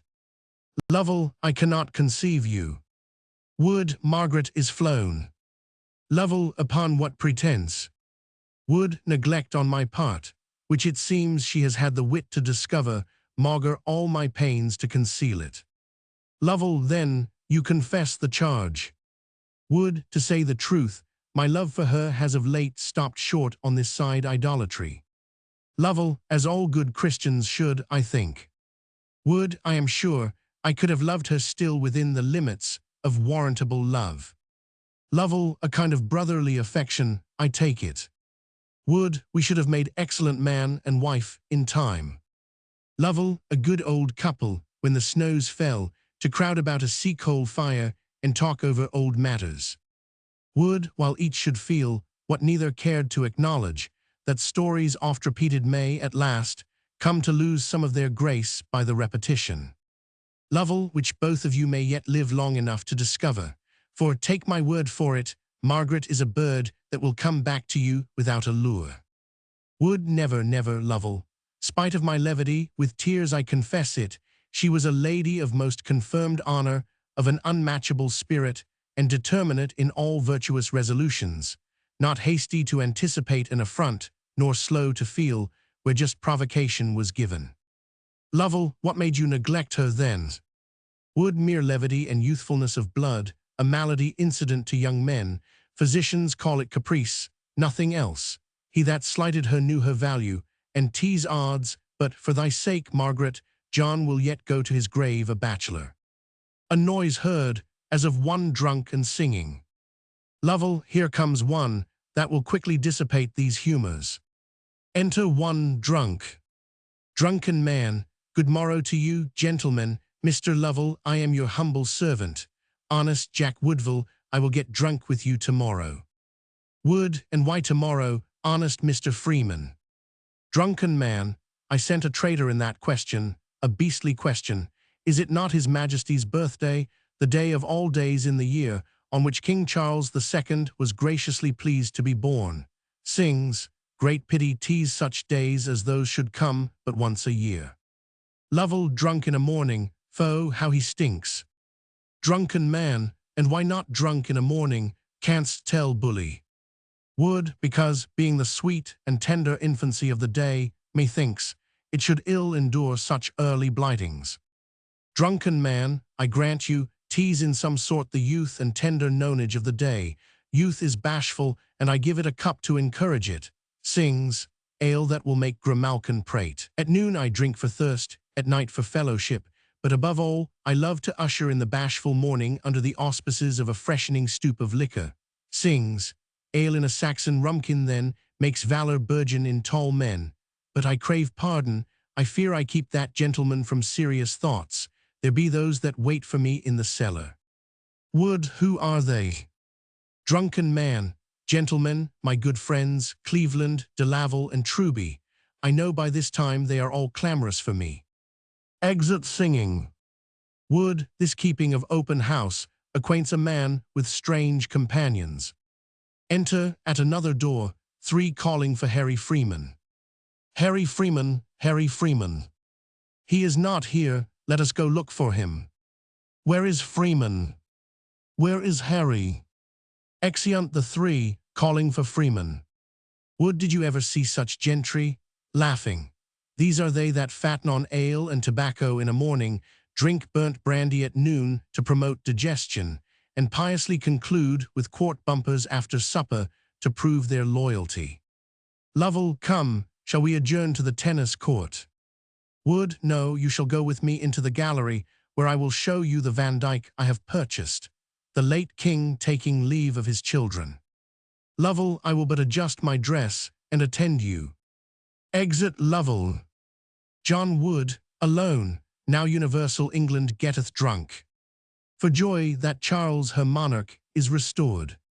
And she, that sometime wore a saintly mask, the stale-grown visor from her face doth pluck, and weareth now a suit of Morris bells, with which she jingling goes through all her towns and villages. The baffled factions in their houses skulk, the commonwealthsman and state machinist, the cropped fanatic and Fifth Monarchy man. Who heareth of these visionaries now? They and their dreams have ended, fools do sing. Where good men yield God thanks, but politic spirits, who live by observation, note these changes of the popular mind, and thereby serve their ends. Then why not I? What's Charles to me or Oliver? But as my own advancement hangs on one of them, I to myself am chief, I know. Some shallow mouths cry out that I am smit with the gauds and show of state, the point of place, and trick of precedence, the ducks and nods, which weak minds pay to rank, 'tis not to sit in place of worship at the royal masques, their pastimes, plays, and Whitehall banquetings. For none of these, nor yet to be seen whispering with some great one, do I affect the favors of the court. I would be great, for greatness hath great power, and that's the fruit I reach at. Great spirits ask great playroom, who could sit with these prophetic swellings in my breast, that prick and goad me on, and never cease. To the fortunes, something tells me I was born to, who, with such monitors within to stir him, would sit him down, with lazy arms across. A unit, a thing without a name in the state. A something to be governed, not to govern. A fishing, hawking, hunting, country gentleman. Exit. Scene, Sherwood Forest. Sir Walter Woodville, Simon Woodville, disguised as Frenchmen. Sir W. How fares my boy, Simon, my youngest born? My hope, my pride, young Woodville, speak to me. Some grief untold weighs heavy at thy heart. I know it by thy altered cheer of late. Thinkest thy brother plays thy father false. It is a mad and thriftless prodigal, grown proud upon the favours of the court.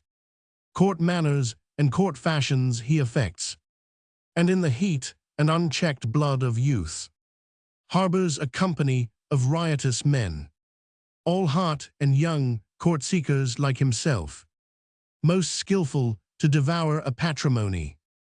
And these have eat into my old estates, and these have drained thy father's cellars dry.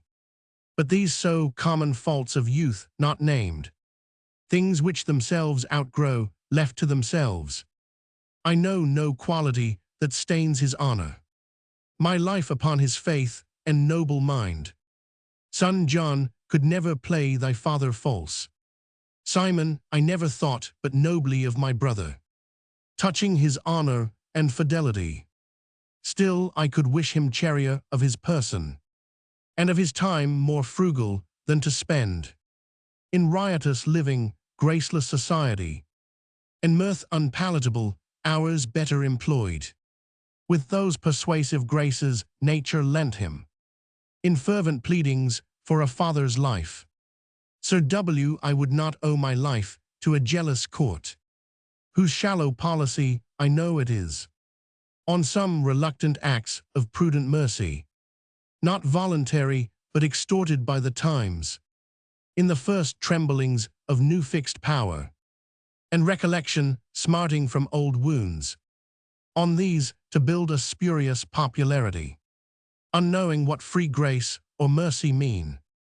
They fear to punish, therefore do they pardon. For this cause have I oft forbid my son, by letters, overtures, open solicitings, or closet tamperings, by gold or fee, to beg or bargain with the court for my life. Simon and John has ta'en you, father, at your word, true to the letter of his paternal charge. Sir W, well, my good cause and my good conscience, boy, shall be for sons to me, if John prove false. Men die but once, and the opportunity of a noble death is not an everyday fortune. It is a gift which noble spirits pray for. Simon, I would not wrong my brother by surmise. I know him generous, full of gentle qualities, incapable of base compliances, no prodigal in his nature, but affecting this show of bravery for ambitious ends. He drinks for tease the humour of the court, and drink may one day wrest the secret from him, and pluck you from your hiding place in the sequel. Sir W, fair death shall be my doom, and foul life his. Till when we'll live as free in this green forest, as yonder deer who roam unfearing treason, who seem the aborigines of this place, or Sherwood theirs by tenure. Simon T said that Robert Earl of Huntingdon, men called him Robin Hood, an outlaw bold, with a merry crew of hunters here did haunt, not sparing the king's venison, may one believe the antique tale. Sir W, there is much likelihood such bandits did in England erst abound.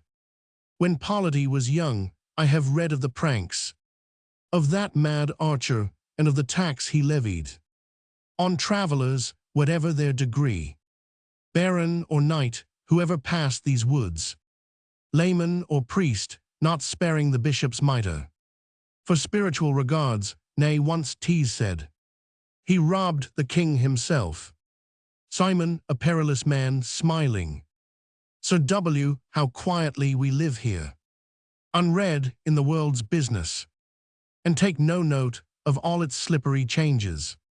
'Twere best we make a world among ourselves, a little world, without the ills and falsehoods of the greater. We two being all the inhabitants of ours, and kings and subjects both in one. Simon, only the dangerous errors, fond conceits, which make the business of that greater world, must have no place in ours, as namely riches, honours, birth, place, courtesy, good fame and bad, rumours and popular noises. Books, creeds, opinions, prejudices national. Humors particular. Soul-killing lies, and truths that work small good. Feuds, factions, enmities, relationships. Loves, hatreds, sympathies, antipathies. And all the intricate stuff quarrels are made of. Margaret enters in boy's apparel. Sir W, what pretty boy have we here? Marg, bonjour, messieurs, ye have handsome English faces. I should have ta'en ye else for other too. I came to seek in the forest. Sir W, who are they? Marg, a gallant brace of Frenchmen, curled messieurs. That men say haunt these woods, affecting privacy, more than the manner of their countrymen. Simon, we have here a wonder. The face is Margaret's face. Sir W, the face is Margaret's, but the dress the same. My Stephen sometime wore. To Margaret. Suppose us them, whom do men say we are? Or know you what you seek? Marg, a worthy pair of exiles, to whom the politics of state revenge, in final issue of long civil broils, have houseless driven from your native France, to wander idle in these English woods, where now ye live most part, thinking on home and all the joys of France, where grows the purple vine. Sir W, these woods, young stranger, and grassy pastures which the slim deer loves, are they less beauteous than the land of France, where grows the purple vine? Marg, I cannot tell. To an indifferent eye both show alike. 'Tis not the scene, but all familiar objects in the scene, which now ye miss, that constitute a difference. Ye had a country, exiles, ye have none now. Friends had ye, and much wealth, ye now have nothing. Our manners, laws, our customs, all are foreign to you. I know ye loathe them, cannot learn them readily. And there is reason, exiles, ye should love our English earth less than your land of France, where grows the purple vine, where all delights grow. Old custom has made pleasant. Sir W, that are read so deeply in our story, what are you?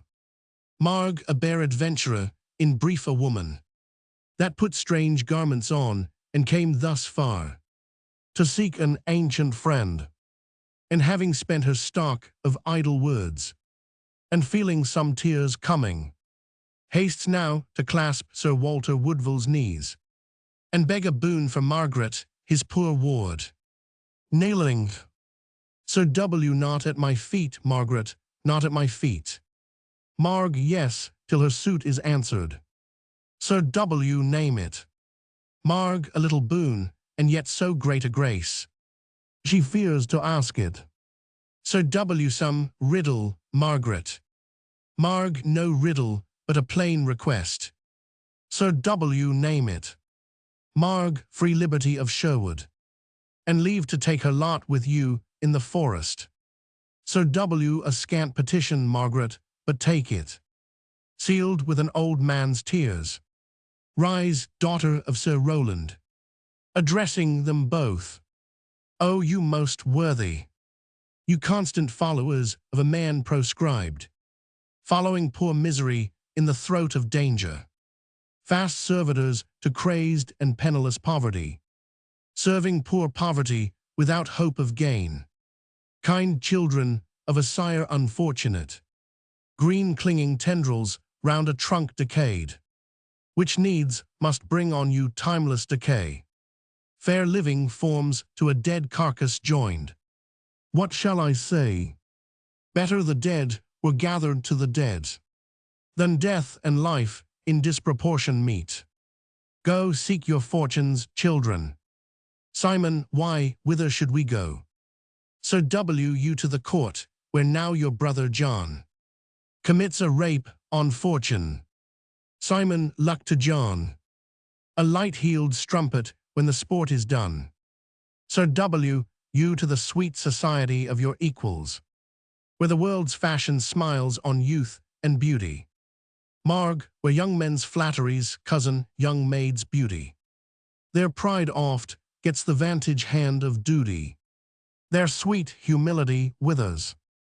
Simon, Mistress Margaret, how fared my brother John when you left Devon?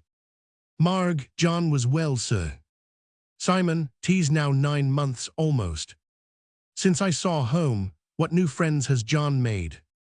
Or keeps he his first love? I did suspect some foul disloyalty, now do I know. John has proved false to her, for Margaret weeps. It is a scurvy brother. Sir W. fie upon it. All men are false, I think, the date of love is out, expired, its stories all grown stale, or past forgotten, like an antique tale of Hero and Leander. Simon, I have known some men that are too general contemplative for the narrow passion. I am in some sort a general lover. Marg, in the name of the boy god, who plays at hoodman blind with the muses, and cares not whom he catches, what is it you love? Simon, simply, all things that live, from the crooked worm to man's imperial form, and God-resembling likeness, the poor fly, that makes short holiday in the sunbeam, and dies by some child's hand, the feeble bird, with little wings, yet greatly venturous. In the upper sky, the fish in th other element, that knows no touch of eloquence, what else? Yon tall and elegant stag, who paints a dancing shadow of his horns in the water where he drinks. Marg, I myself love all these things, yet so as with a difference. For example, some animals better than others, some men rather than other men, the nightingale before the cuckoo, the swift and graceful palfrey before the slow and asinine mule. Your humor goes to confound all qualities. What sports do you use in the forest? Simon, not many, some few as thus: to see the sun to bed, and to arise, like some hot amorist with glowing eyes, bursting the lazy bands of sleep that bound him, with all his fires and travelling glories round him. Sometimes the moon on soft night clouds to rest, like beauty nestling in a young man's breast, and all the winking stars her handmaids keep, admiring silence while those lovers sleep, sometimes outstretched in very idleness, not doing, saying little, thinking less, to view the leaves, thin dancers upon air, go eddying round, and small birds how they fare, when Mother Autumn fills their beaks with corn, filched from the careless Amalthea's horn, and how the woods berries and worms provide, without their pains, when earth has naught beside, to answer their small wants, to view the graceful deer come tripping by, then stop and gaze, then turn, they know not why, like bashful younkers in society, to mark the structure of a plant or tree, and all fair things of earth, how fair they be. Marg smiling, and afterwards them paint in simile. Sir W. Mistress Margaret will have need of some refreshment. Please you, we have some poor viands within. Marg, indeed, I stand in need of them. Sir W. under the shade of a thick-spreading tree. Upon the grass, no better carpeting. We'll eat our noontide meal, and dinner done, one of us shall repair to Nottingham, to seek some safe night lodging in the town, where you may sleep, while here with us you dwell. By day in the forest, expecting better times, and gentler habitations, noble Margaret. Simon Allen's young Frenchman, Marg Allen's Sir Englishman, the time has been. I've studied Lovelace in the English tongue, and been enamored of rare poesy, which now I must unlearn henceforth. Sweet mother tongue, old English speech adieu, for Margaret has got new name and language new. Exeunt. The third. Scene an apartment of state in Woodville Hall. Cavaliers drinking. John Woodville, Lovell, Gray, and Four more. John Mormouth, I beseech you, gentlemen, Mr. Grey, you are not merry. Grey, more wine, say I, and mirth shall ensue in course. What? We have not yet above 3 half-pints a man to answer for. Brevity is the soul of drinking, as of wit. Dispatch, I say, more wine, fills. First gent, I entreat you, let there be some order, some method, in our drinkings. I love to lose my reason with my eyes open, to commit the deed of drunkenness with forethought and deliberation. I love to feel the fumes of the liquor gathering here, like clouds. Second gent, and I am for plunging into madness at once. Damn order and method and steps and degrees that he speaks of. Let confusion have her legitimate work. Lovell, I marvel why the poets, who, of all men, methinks, should possess the hottest livers and most empyreal fancies, should affect to see such virtues in cold water. Grey, virtue in cold water, ha ha ha.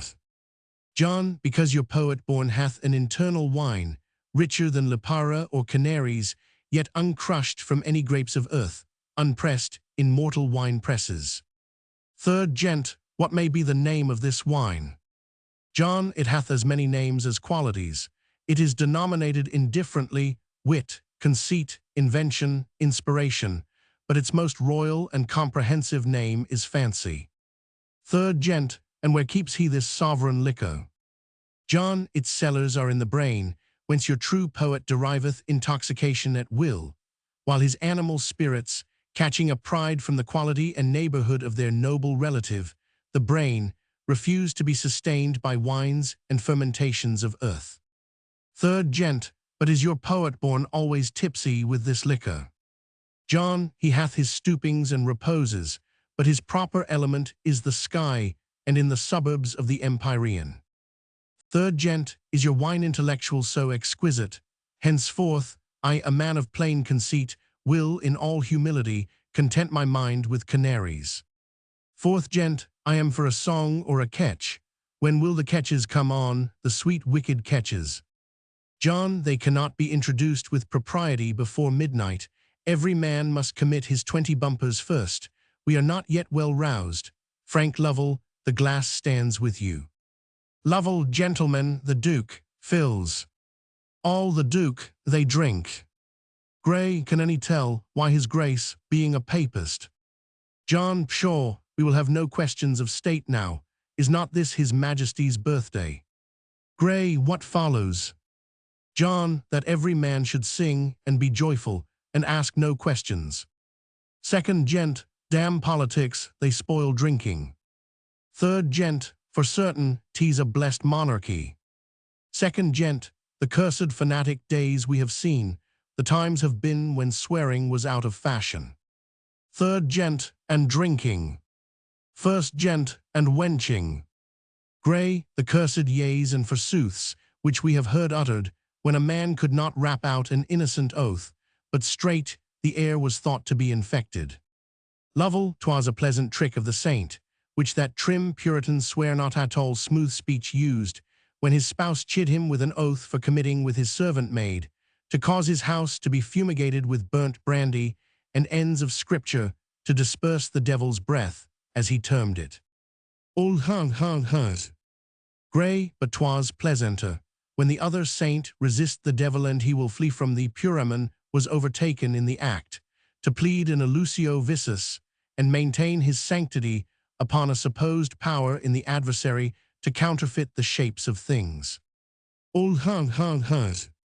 John, another round, and then let every man devise what trick he can in his fancy, for the better manifesting our loyalty this day. Grey, shall we hang a Puritan? John, no, that has been done already in Coleman Street. Second gent, or fire a conventicle. John, that is stale too. Third gent, or burn the Assembly's catechism. Fourth gent, or drink the King's health, every man standing upon his head naked. John, to Lovell, we have here some pleasant madness. Third gent, who shall pledge me in a pint bumper, while we drink to the King upon our knees. Lovell, why on our knees, cavalier? John, smiling, for more devotion to be sure, to a servant, Sirrah, fetch the gilt goblets. The goblets are brought.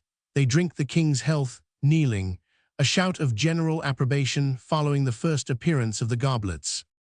John, we have here the unchecked virtues of the grape, how the vapors curl upwards.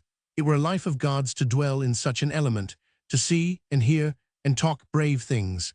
Now fie upon these casual potations, that a man's most exalted reason should depend upon the ignoble fermenting of a fruit, which sparrows pluck at as well as we. Gray aside to Lovell, observe how he is ravished. Lovell, vanity and gay thoughts of wine do meet in him, and engender madness. While the rest are engaged in a wild kind of talk, John advances to the front of the stage and soliloquizes. John, my spirits turn to fire, they mount so fast. My joys are turbulent, my hopes show like fruition. These high and gusty relishes of life, sure, have no allayings of mortality in them. I am too hot now and o'ercapable for the tedious processes and creeping wisdom of human acts and enterprises of a man. I want some seasonings of adversity, some strokes of the old mortifier calamity. To take these swellings down, divines call vanity. First gent, Mr. Woodville, Mr. Woodville. Second gent, where is Woodville? Gray, let him alone. I have seen him in these loons before. His abstractions must not taint the good mirth. John, continuing to soliloquize, oh, for some friend now, to conceal nothing from, to have no secrets. How fine and noble a thing is confidence. How reasonable, too, and almost godlike. Fast cement of fast friends, band of society. Old natural go-between in the world's business, where civil life and order, wanting this cement, would presently rush back into the pristine state of singularity, and each man stand alone. A servant enters. Servant, gentlemen, the fireworks are ready. First gent, what be they? Lovell, the work of London artists, which our host has provided in honor of this day. Second gent, Death, who would part with his wine for a rocket. Lovell, why truly, gentlemen, as our kind host has been at the pains to provide this spectacle, we can do no less than be present at it. It will not take up much time. Every man may return fresh and thirsting to his liquor. Third gent, there's reason in what he says. 2d gent, charge on then, bottle in hand, there's husbandry in that. They go out singing, only Lovell remains, who observes Woodville. John, still talking to himself. This Lovell hears of a tough honesty, would put the rack to the proof, he is not of that sort, which haunt my house, snorting the liquors, and when their wisdoms are afloat with wine, spend vows as fast as vapors which go off. Even with the fumes, their fathers, he is one, whose sober morning actions shame not his o'ernight's promises, talks little, flatters less, and makes no promises. Why, this is he, whom the dark-wisdomed fate might trust her counsels of predestination with, and the world be no loser. Why should I fear this man? Seeing Lovell, where is the company gone? Lovell, to see the fireworks, where you will be expected to follow, but I perceive you are better engaged. John, I have been meditating this half-hour on all the properties of a brave friendship, the mysteries that are in it, the noble uses, its limits withal, and its nice boundaries. Exempli gratia, how far a man may lawfully forswear himself for his friend. What quantity of lies, some of them brave ones, he may lawfully incur in a friend's behalf. What oaths, blood crimes, hereditary quarrels, night brawls, fierce words, and duels in the morning, he need not stick at, to maintain his friend's honor or his cause. Lovell, I think many men would die for their friends. John, death, Whitey's nothing, we go to it for sport, to gain a name or purse, or please a sullen humor. When one has worn his fortune's livery threadbare, or his spleened mistress frowns, husbands will venture on it, to cure the hot fits and cold shakings of jealousy. A friend, sir, must do more. Lovell, can he do more than die? John, to serve a friend this he may do, pray mark me. Having a law within, great spirits feel one. He cannot, ought not, to be bound by any positive laws or ordinances extern, but may reject all these by the law of friendship. He may do so much, be they indifferently pen statutes or the land's unwritten usages, as public fame, civil compliances, misnamed honor, trust in matter of secrets, all vows and promises, the feeble mind's religion, binding our morning knowledge to approve what last night's ignorance spake, the ties of blood withal, and prejudice of kin. Sir, these weak terrors must never shake me. I know what belongs to a worthy friendship. Come, you shall have my confidence. Lovell, I hope you think me worthy. John, you will smile to hear now. Sir Walter never has been out of the island. Lovell, you amaze me. John, that same report of his escape to France was a fine tale, forged by myself. Ho, ho. I knew it would stagger him. Lovell, pray, give me leave. Where has he dwelt, how lived, how lain? Sure I may ask so much. John, from place to place, dwelling in no place long. My brother Simon still hath borne him company. 'Tis a brave youth, I envy him all his virtues. Disguised in foreign garb, they pass for Frenchmen. 2 Protestant exiles from the Limousin, newly arrived, their dwellings now at Nottingham, where no soul knows them. Lovell, can you assign any reason why a gentleman of Sir Walter's known prudence should expose his person so lightly? John, I believe, a certain fondness, a childlike cleaving to the land that gave him birth, chains him like fate. Lovell, I have known some exiles thus to linger out the term of the law's indulgence, to the hazard of being known. John, you may suppose sometimes they use the neighboring Sherwood for their sport, their exercise and freer recreation. I see you smile, pray now be careful. Lovell, I am no babbler, sir, you need not fear me. John, but some men have been known to talk in their sleep and tell fine tales that way. Lovell, I have heard so much, but to say truth, I mostly sleep alone. John, or drink, sir, do you never drink too freely? Some men will drink and tell you all their secrets. Lovell, why do you question me, who know my habits? John, I think you are no sot, no tavern troubler, worshipper of the grape.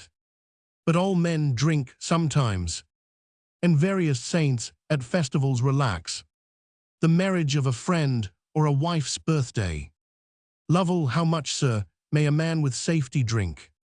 Smiling. John, sir, 3 half-pints a day is reasonable. I care not if you never exceed that quantity. Lovell, I shall observe it. On holidays, 2 quarts. John, or stay, you keep no wench. Lovell, John, no painted mistress for your private hours. You keep no whore, sir. Lovell, what does he mean? John, who for a close embrace, a toy of sin, and amorous praising of your worship's breath, in rosy junction of 4 melting lips, can kiss out secrets from you. Lovell, how strange this passionate behavior shows in you. Sure, you think me some weak one. John, pray pardon me some fears. You have now the pledge of a dear father's life. I am a son, would fain be thought a loving one. You may allow me some fears, do not despise me. If in a posture foreign to my spirit, and by our well-knit friendship, I conjure you, touch not Sir Walter's life. Niels, you see these tears, my father's an old man. Pray let him live. Lovell, I must be bold to tell you, these new freedoms show most unhandsome in you. John, rising, Ha, do you say so? Sure, you are not grown proud upon my secret. Ah, now I see it plain, he would be babbling. No doubt a garrulous and hard-faced traitor. But I'll not give you leave. Draws. Lovell, what does this madman mean? John, come, sir, here is no subterfuge. You must kill me, or I kill you. Lovell, drawing, then self-defense plead my excuse. Have at you, sir. They fight. John, stay, sir. I hope you have made your will. If not, 'tis no great matter. A broken cavalier has seldom much. He can bequeath an old worn peruke, a snuff-box with a picture of Prince Rupert. A rusty sword, he'll swear, was used at Naseby, though it ne'er came within 10 miles of the place. And if he's very rich, a cheap edition of the icon basilic is mostly all the wealth he dies possessed of. You say few prayers, I fancy. So to it again. They fight again. Lovell is disarmed. Lovell, you had best now take my life. I guess you mean it. John, musing, no, men will say I feared him if I killed him. Live still, and be a traitor in thy wish. But never act thy thought, being a coward. That vengeance, which thy soul shall nightly thirst for, and this disgrace I've done you cry aloud for, still have the will without the power to execute. So now I leave you, feeling a sweet security, no doubt. My secret shall remain a virgin for you. Goes out smiling in scorn. Lovell, rising, for once you are mistaken in your man. The deed you wot of shall forthwith be done. A bird let loose, a secret out of hand, returns not back. Why then 'tis baby policy to menace him who hath it in his keeping. I will go look for Grey. Then northward ho, such tricks as we shall play have not been seen, I think, in merry Sherwood, since the days of Robin Hood, that archer good. Act the 4th. Scene, an apartment in Woodville Hall. John Woodville, alone. A weight of wine lies heavy on my head. The unconcocted follies of last night. Now all those jovial fancies and bright hopes, children of wine, go off like dreams. This sick vertigo here preacheth of temperance, no sermon better. These black thoughts and dull melancholy, that stick like burrs to the brain, will they ne'er leave me? Some men are full of choler when they are drunk. Some brawl of matter foreign to themselves. And some, the most resolved fools of all, have told their dearest secrets in their cups. Scene, the forest. Sir Walter, Simon, Lovell, Grey. Lovell, sir, we are sorry we cannot return your French salutation. Grey, nor otherwise consider this garb you trust to than as a poor disguise. Lovell, nor use much ceremony with a traitor. Grey, therefore, without much induction of superfluous words, I attach you, Sir Walter Woodville, of high treason in the King's name. Lovell, and of taking part in the great rebellion against our late lawful sovereign, Charles I. Simon, John has betrayed us, father. Lovell, come, sir, you had best surrender fairly. We know you, sir. Simon, hang ye villains, ye are too better known than trusted. I have seen those faces before. Are ye not two beggarly retainers, trencher parasites to John? I think ye rank above his footmen, a sort of bed and board worms, locusts that infest our house, a leprosy that long has hung upon its walls and princely apartments, reaching to fill all the corners of my brother's once noble heart.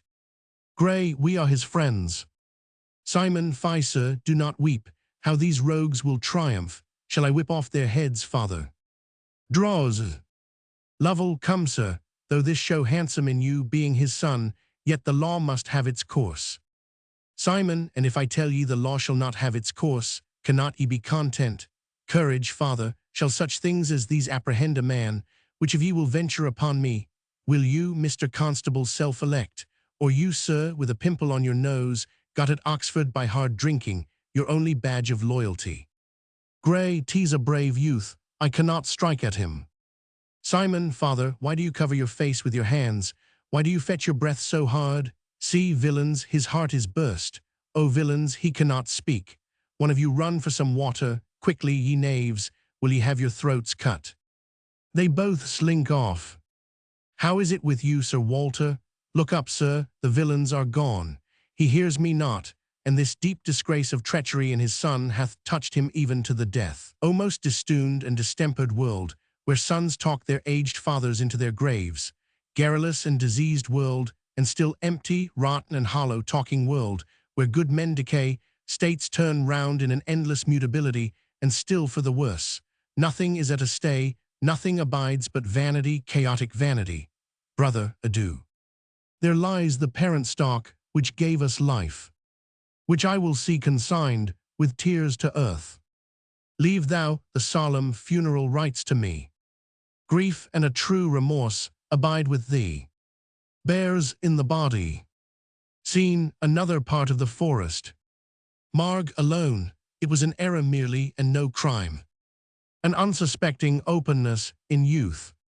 That from his lips the fatal secret drew, which should have slept like one of nature's mysteries, unveiled by any man. Well, he is dead.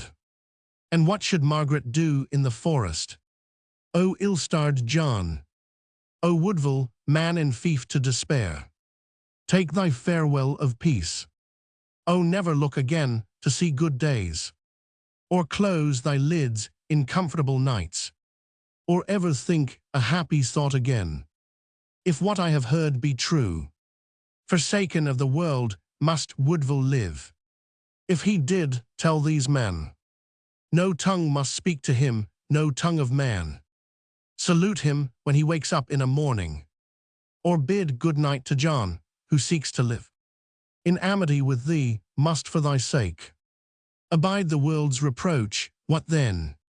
Shall Margaret join the clamours of the world against her friend, O undiscerning world, that cannot from misfortune separate guilt?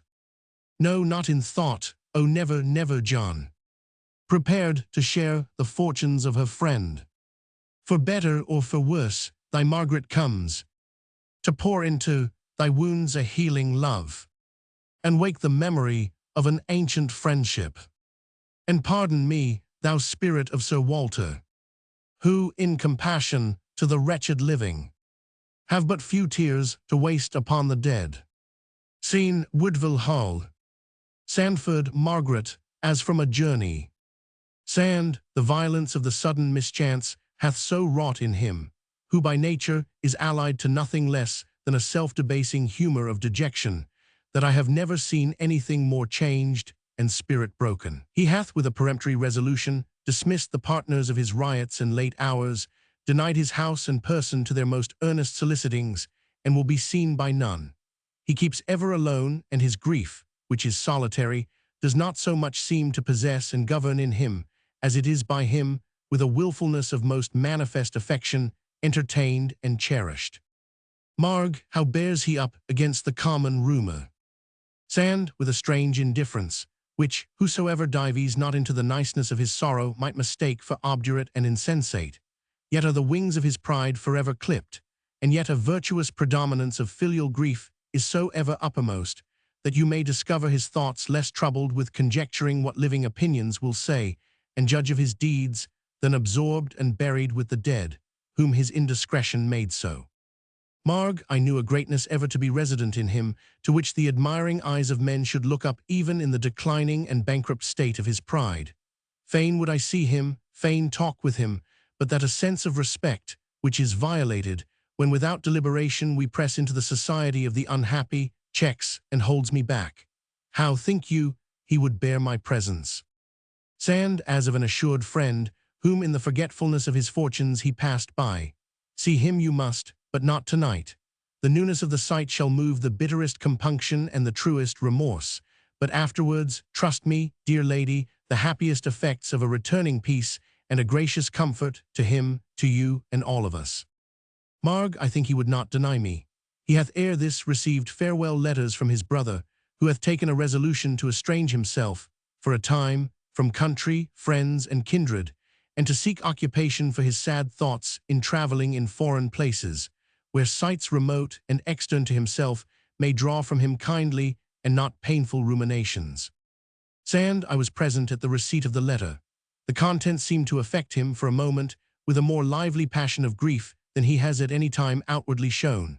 He wept with many tears, which I had not before noted in him, and appeared to be touched with the sense as of some unkindness, but the cause of their sad separation and divorce quickly recurring, he presently returned to his former inwardness of suffering. Marg, the reproach of his brother's presence at this hour would have been a weight more than could be sustained by his already oppressed and sinking spirit. Meditating upon these intricate and widespread sorrows hath brought a heaviness upon me as of sleep.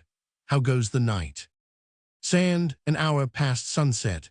You shall first refresh your limbs, tired with travel, with meats and some cordial wine, and then betake your no less wearied mind to repose. Marg, a good rest to us all. Sand, thanks, lady. Act the fifth. John Woodville, dressing. John, how beautiful, handling his mourning. And comely do these mourning garments show. Sure grief hath set his sacred impress here. To claim the world's respect, they note so feelingly. By outward types the serious man within. Alas, what part or portion can I claim in all the decencies of virtuous sorrow, which other mourners use, as namely, this black attire, abstraction from society, good thoughts and frequent sighs, and seldom smiles, a cleaving sadness native to the brow, all sweet condolements of like grieved friends, that steal away the sense of loss almost, men's pity and good offices, which enemies themselves do for us then, putting their hostile disposition off, as we put off our high thoughts and proud looks, pauses and observes the pictures. These pictures must be taken down, the portraitures of our most ancient family. For nigh 300 years, how have I listened to hear Sir Walter with an old man's pride, holding me in his arms, a prating boy, and pointing to the pictures where they hung, repeat by course their worthy histories, as Hugh de Woodville, Walter first of the name, and Anne the handsome, Stephen and famous John, telling me I must be his famous John. But that was in old times. Now no more. Must I grow proud upon our house's pride? I, by most unheard of crimes, have backward tainted all their noble blood, raised out the memory of an ancient family, and quite reversed the honors of our house, who now shall sit and tell us anecdotes, the secret history of his own times, and fashions of the world when he was young, how England slept out 23 years, while Car and Villiers ruled the baby king, the costly fancies of the pedant's reign, balls, feastings, huntings, shows in allegory, and beauties of the court of James I. Margaret enters. John, comes Margaret here to witness my disgrace?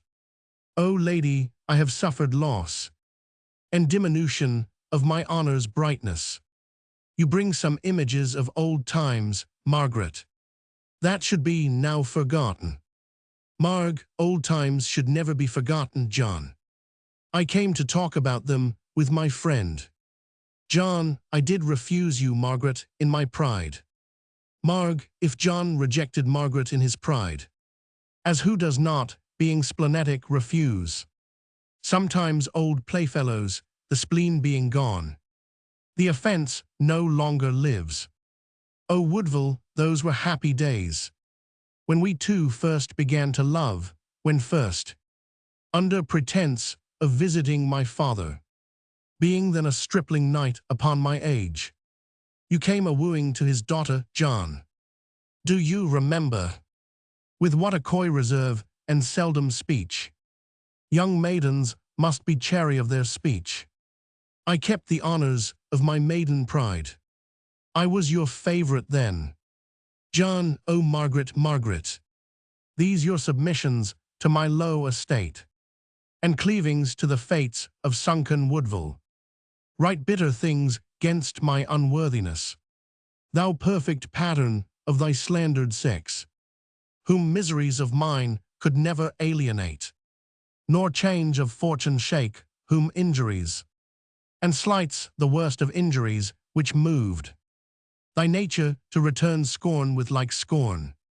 Then when you left in virtuous pride this house, could not so separate, but now in this my day of shame, when all the world forsake me, you only visit me, love, and forgive me. Marg, dost yet remember the green arbor, John, in the south gardens of my father's house, where we have seen the summer sun go down, exchanging true love's vows without restraint? And that old wood you called your wilderness, and vowed in sport to build a chapel in it.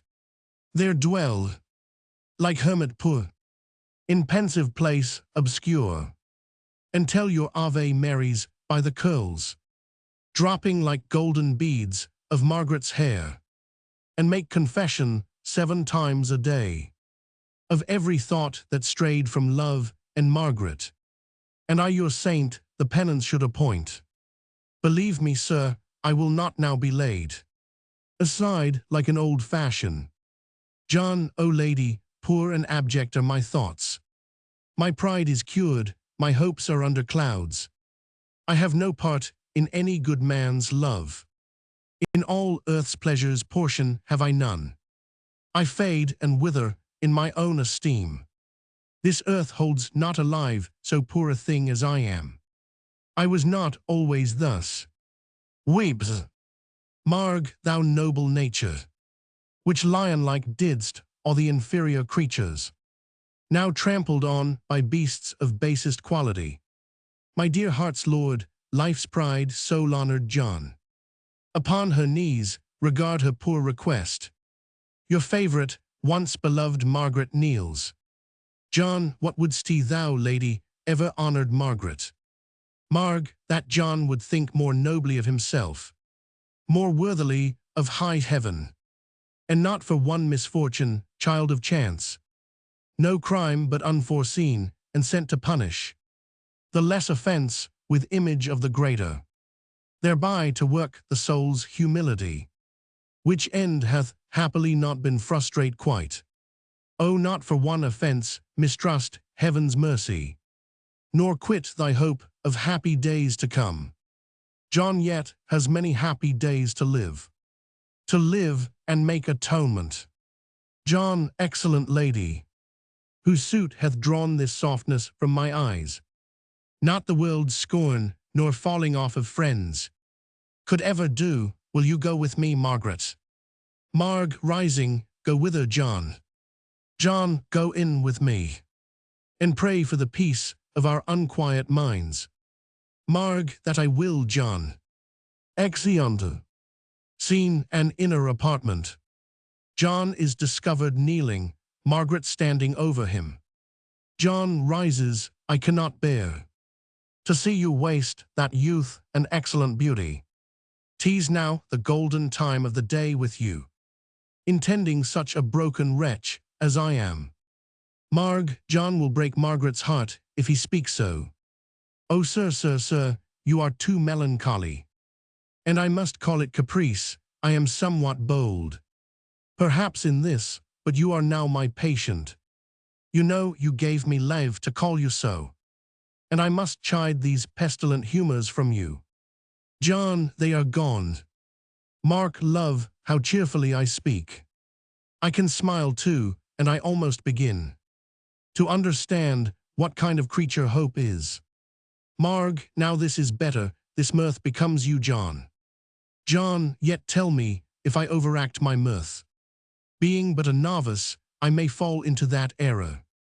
That were a sad indecency, you know. Marg, nay, never fear.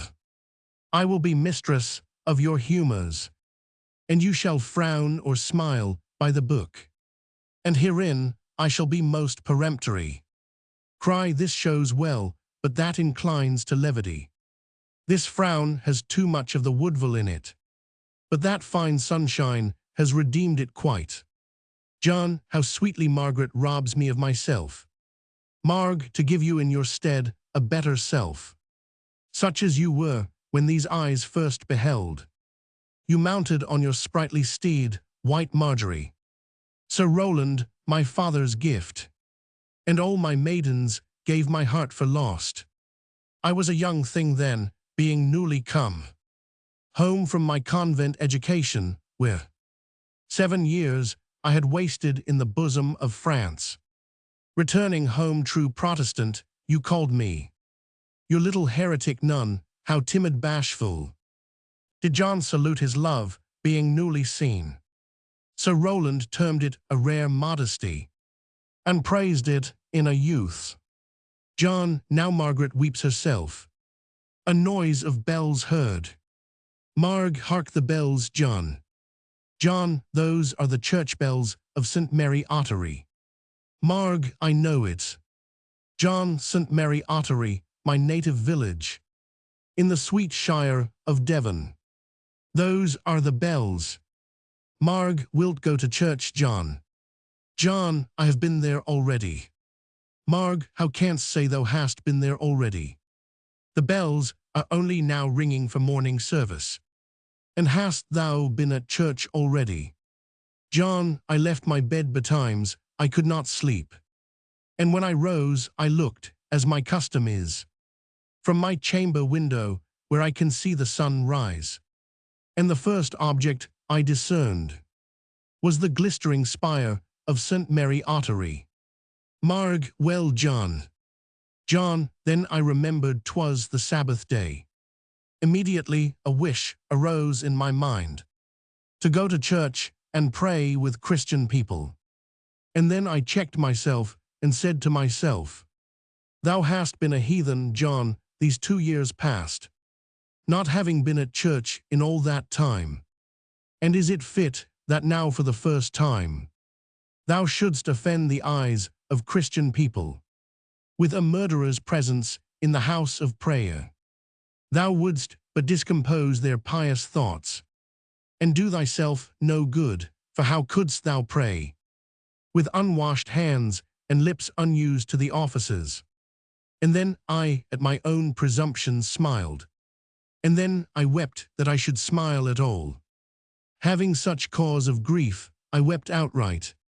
Tears like a river flooded all my face, and I began to pray and found I could pray. And still I yearned to say my prayers in the church. Doubtless, said I, one might find comfort in it.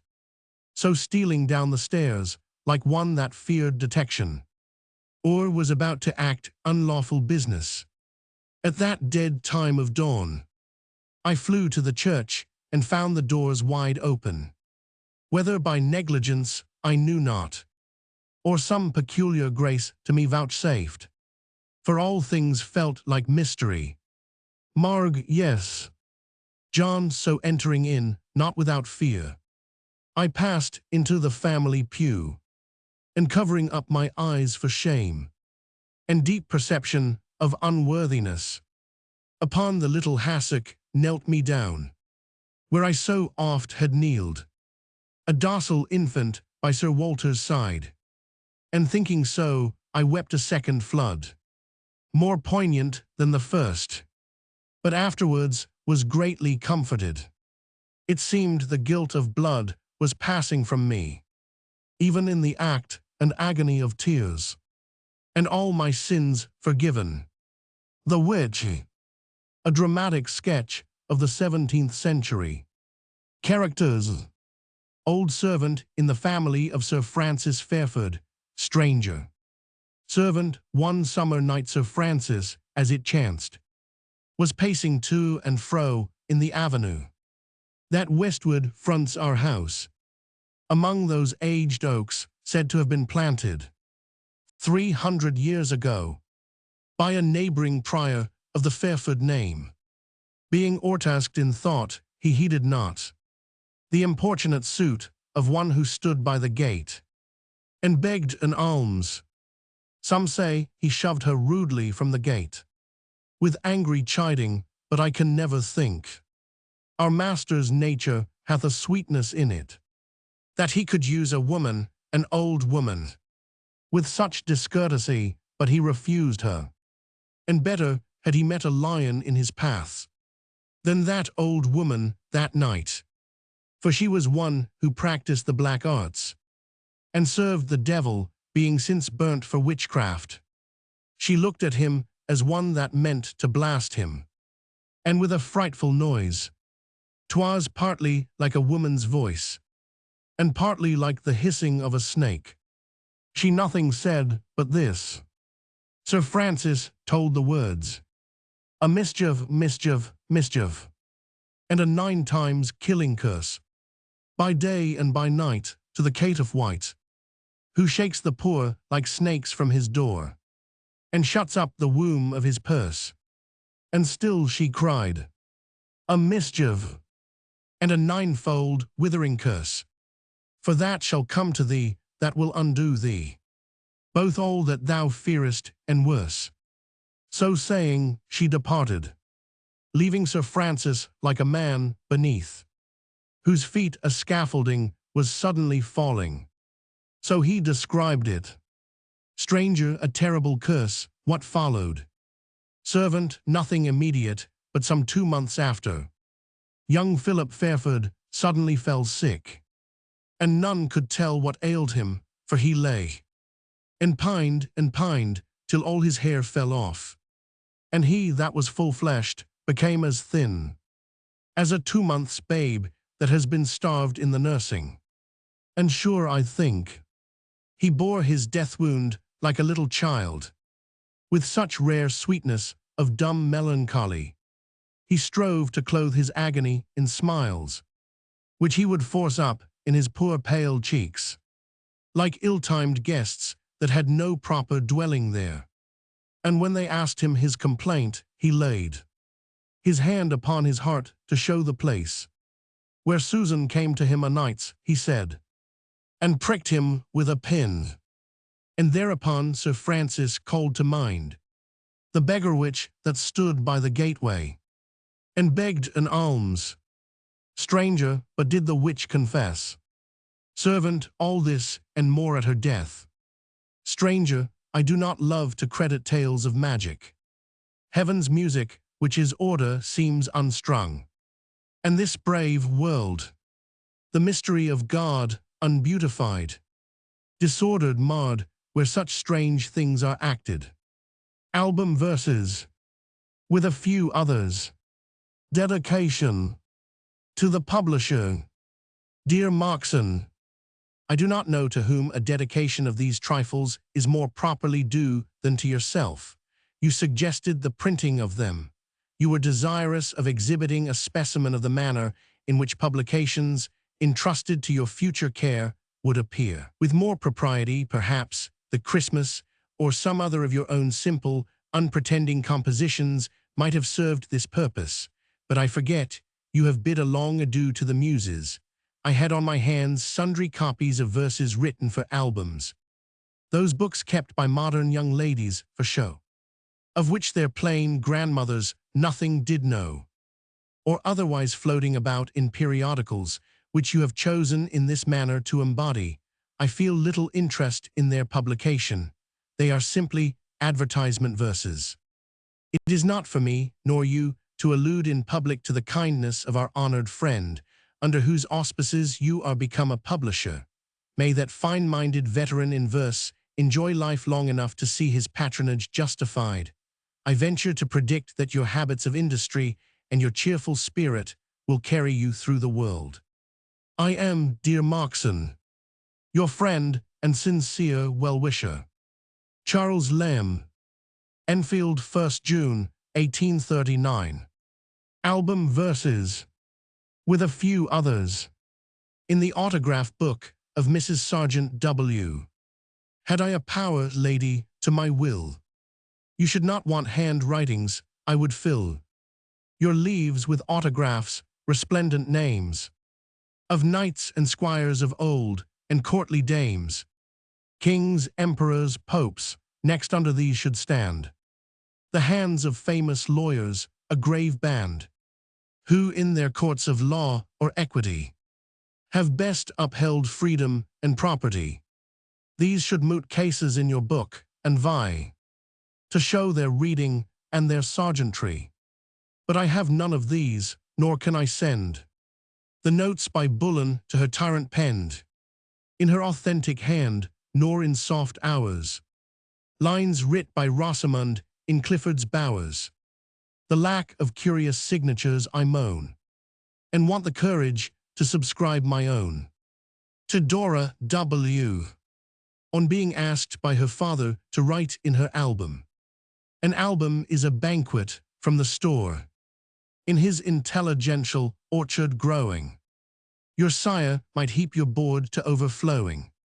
One shaking of the tree, 'twould ask no more, to set a salad forth more rich than that, which Evelyn one in his princely cookery fancied, or that more rare, by Eve's neat hands enhanced, where a pleased guest the angelic virtue sat, but like the all-grasping founder of the feast, whom Nathan to the sinning king did tax, from his less wealthy neighbors he exacts, spares his own flocks, and takes the poor man's beast.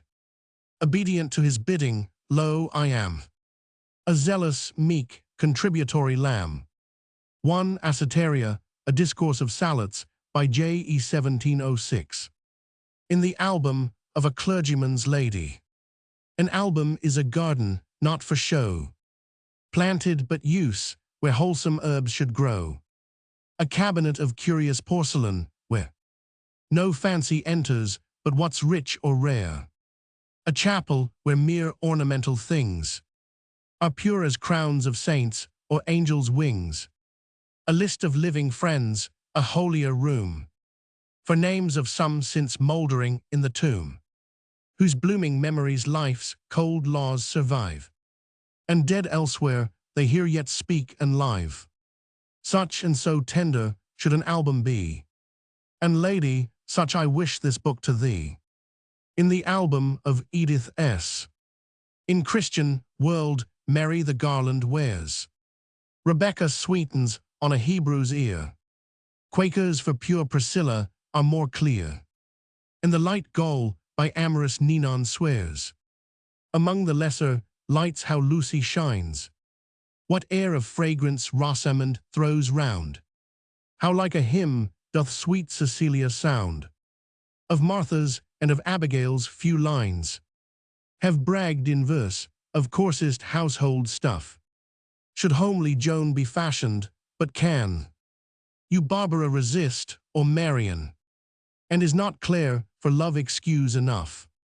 Yet by my faith in numbers I profess, these all than Saxon Edith please me less. In the album of Rotha Q. A passing glance was all I caught of thee. In my own Enfield haunts at random roving. Old friends of ours were with thee, faces loving. Time short and salutations cursory. Though deep and hearty, the familiar name of you yet unfamiliar raised in me thoughts what the daughter of that man should be, who called our Wordsworth friend, my thoughts did frame. A growing maiden, who from day to day, advancing still in stature and in grace, would all her lonely father's griefs efface, and his paternal cares with usury pay. I still retain the phantom as I can, and call the gentle image Quillinan. In the album of Catherine Orkney, Canadia boast no more the toils of hunters for the furry spoils. Your whitest ermines are but foils to brighter Catherine Orkney, that such a flower should ever burst from climes with rigorous winter cursed. We bless you that so kindly nursed this flower, this Catherine Orkney. We envy not your proud display of lake wood, vast Niagara.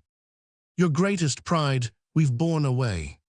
How spared you Catherine Orkney? That wolf on heights of Abraham fell. To your reproach, no more we tell. Canadia, you repaid us well. With rearing Catherine Orkney.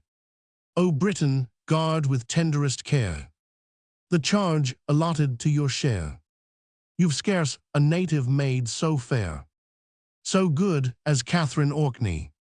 In the album of Lucy Barton, little book surnamed of White, clean as yet and fair to sight. Keep thy attribution right. Never disproportioned scrawl. Ugly blot, that's worse than all. On thy maiden clearness fall. In each letter here designed, let the reader emblemed find. Neatness of the owner's mind. Gilded margins count a sin. Let thy leaves attraction win. By the golden rules within. Sayings fetched from sages old. Laws which holy writ unfold. Worthy to be graved in gold. Lighter fancies not excluding. Blameless wit with nothing rude in. Sometimes mildly interluding. Amid strains of graver measure. Virtue's self hath oft her pleasure. In sweet muses, groves of leisure. Riddles dark, perplexing sense. Darker meanings of offense. What but shades be banished hence? Whitest thoughts in whitest dress. Candid meanings best express. Mind of quiet quackeress. In the album of Mrs. Jane Towers. Lady unknown, who crav'st from me unknown. The trifle of a verse these leaves to grace. How shall I find fit matter, with what face? Address a face that ne'er to me was shown. Thy looks, tones, gesture, manners, and what not. Conjecturing, I wander in the dark. I know thee only sister to Charles Clark. But at that name, my cold muse waxes hot, and swears that thou art such a one as he. Warm, laughter-loving, with a touch of madness. Wild, glee-provoking, pouring oil of gladness. From frank heart without guile, and if thou be the pure reverse of this, and I mistake, demure one, I will like thee for his sake. In the album of Miss I, such goodness in your face doth shine, with modest look, without design, that I despair, poor pen of mine, can e'er express it. To give it words, I feebly try. My spirits fail me to supply befitting language fort, and I can only bless it. Roman 2. But stop rash verse, and don't abuse a bashful maiden's ear with news. Of her own virtues she'll refuse praise sung so loudly. Of that same goodness you admire. The best part is, she don't aspire to praise, nor of herself desire to think too proudly.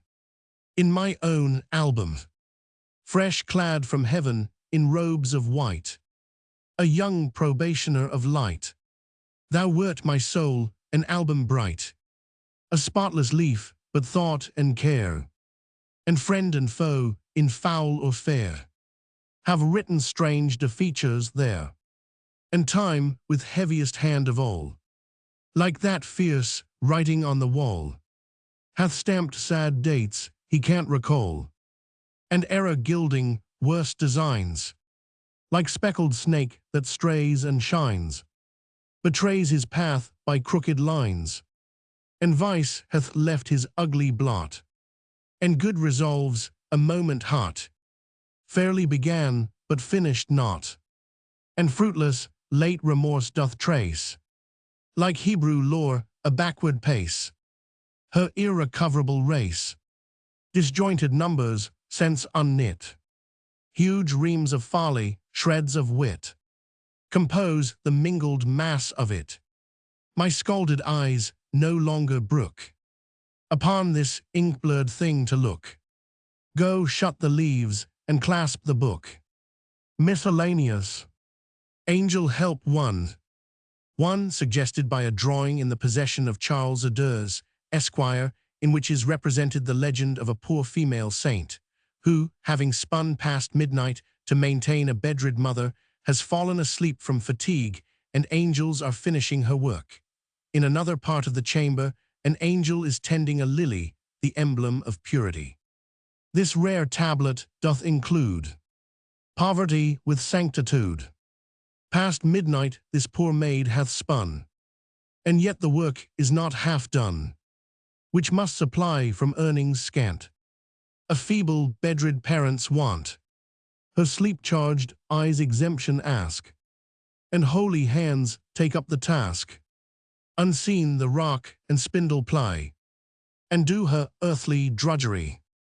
Sleep, saintly poor one, sleep, sleep on, and waking, find thy labors done. Perchance she knows it by her dreams.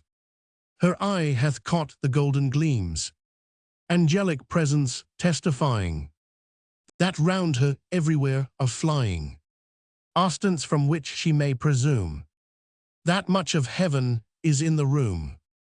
Skirting her own bright hair they run, and to the sunny add more sun.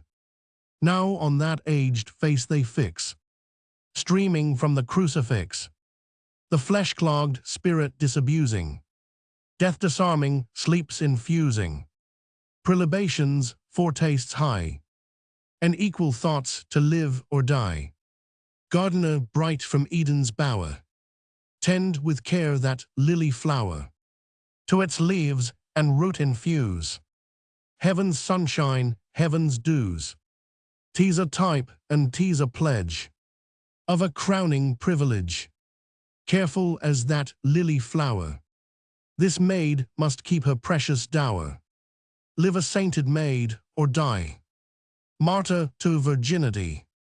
On an infant dying as soon as born, I saw where in the shroud did lurk a curious frame of nature's work, a floweret crushed in the bud, a nameless piece of babyhood was in her cradle coffin lying, extinct with scarce the sense of dying, so soon to exange the imprisoning womb. For darker closets of the tomb she did but open eye and put a clear beam forth, then straight up shut, for the long dark ne'er more to see. Through glasses of mortality, riddle of destiny, who can show what thy short visit meant or know what thy errand here below? Shall we say that nature blind checked her hand and changed her mind, just when she had exactly wrought a finished pattern without fault?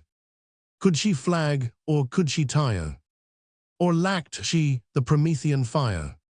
With her 9 moons long working sickened, that should thy little limbs have quickened, limbs so firm they seemed to assure life of health and days mature. Woman's self in miniature, limbs so fair they might supply themselves now but cold imagery, the sculptor to make beauty by. Or did the stern-eyed fate descry that babe or mother one must die, so in mercy left the stalk and cut the branch to save the shock of young years widowed and the pain when single state comes back again to the lone man who, reft of wife, thenceforward drags a maimed life. The economy of heaven is dark, and wisest clerks have missed the mark. Why human buds like this should fall, more brief than fly ephemeral, that has his day while shriveled crones stiffen with age to stalks and stones, and crabbed use the conscience sears in sinners of 100 years. Mother's prattle, mother's kiss, baby fond thou ne'er wilt miss, rites which custom does impose, silver bells and baby clothes, coral redder than those lips which pale death did late eclipse, music framed for infants' glee, whistle never tuned for thee. Though thou want'st not, thou shalt have them, loving hearts were they which gave them. Let not one be missing, nurse. See them laid upon the hearse of infants slain by doom perverse. Why should kings and nobles have pictured trophies to their grave, and we churls to thee deny thy pretty toys with thee to lie? A more harmless vanity. The christening, arrayed a half-angelic sight, in vests of pure baptismal white, the mother to the font doth bring the little helpless, nameless thing, with hushes soft and mild caressing, at once to get a name and blessing. Close by the babe the priest doth stand, the cleansing water at his hand, which must assoil the soul within, from every stain of Adam's sin. The infant eyes the mystic scenes, nor knows what all this wonder means.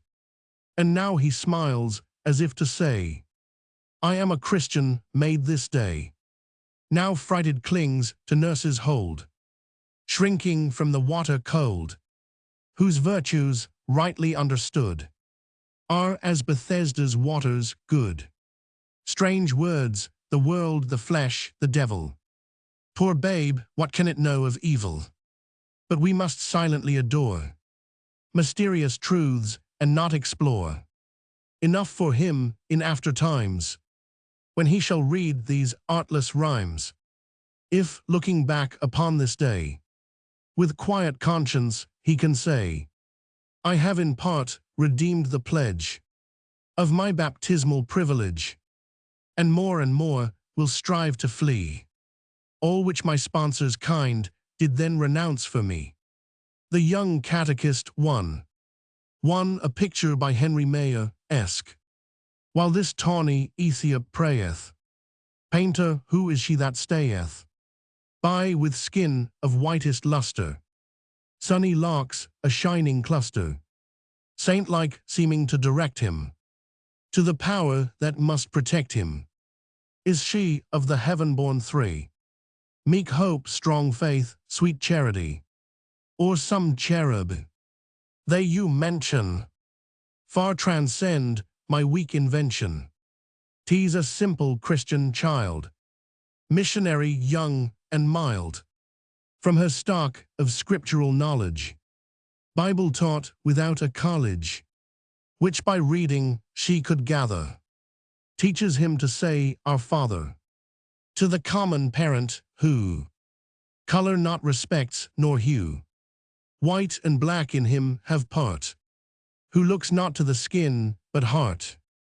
To a young friend on her 21st birthday, crown me a cheerful goblet while I pray, a blessing on thy years, young Isola. Young but no more a child, how swift have flown to me thy girlish times, a woman grown. Beneath my heedless eyes, in vain I rack my fancy to believe the almanac that speaks thee 21, thou shouldst have still remained a child, and at thy sovereign will gamboled about our house as in times past. Ungrateful Emma, to grow up so fast, hastening to leave thy friends, for which intent, fond runagate, be this thy punishment, after some 30 years spent in such bliss as this earth can afford, where still we miss something of joy entire. Mayst thou grow old as we whom thou hast left, that wish was cold. O far more aged and wrinkled, till folks say, looking upon thee reverend, in decay, this dame for length of days and virtues rare, with her respected grandsire may compare. Grandchild of that respected Isola, thou shouldst have had about thee on this day kind looks of parents to congratulate their pride grown up to woman's grave estate. But they have died and left thee to advance thy fortunes, how thou mayst thee, and owe to chance the friends which nature grudged, and thou wilt find, or make such, Emma, if I am not blind.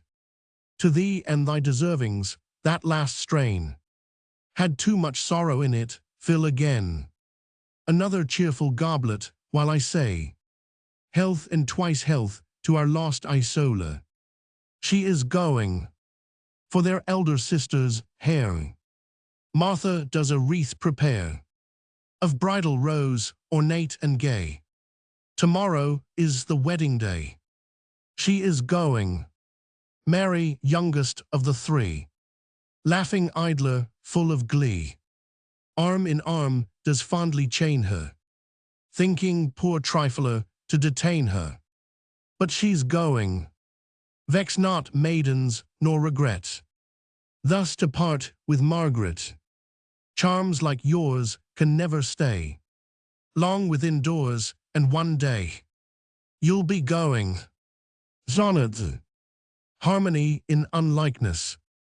By Enfield lanes and Winchmore's verdant hill, two lovely damsels cheer my lonely walk. The fair Maria as a vestal still, and Emma Brown, exuberant in talk. With soft and lady speech the first applies the mild correctives that to grace belong, to her redundant friend who her defies, with jest and mad discourse and bursts of song. O differing pair, yet sweetly thus agreeing, what music from your happy discord rises, while your companion hearing each, and seeing, nor this nor that, but both together prizes, this lesson teaching, which our souls may strike, that harmonies may be in things unlike. Written at Cambridge. I was not trained in academic bowers, and to those learned streams I nothing owe, which copious from those twin fair founts do flow. Mine have been anything but studious hours. Yet can I fancy, wandering mid thy towers, myself a nursling, granter of thy lap. My brow seems tightening with the doctor's cap, and I walk gowned, feel unusual powers. Strange forms of logic clothe my admiring speech. Old Ramus ghost is busy at my brain, and my skull teems with notions infinite.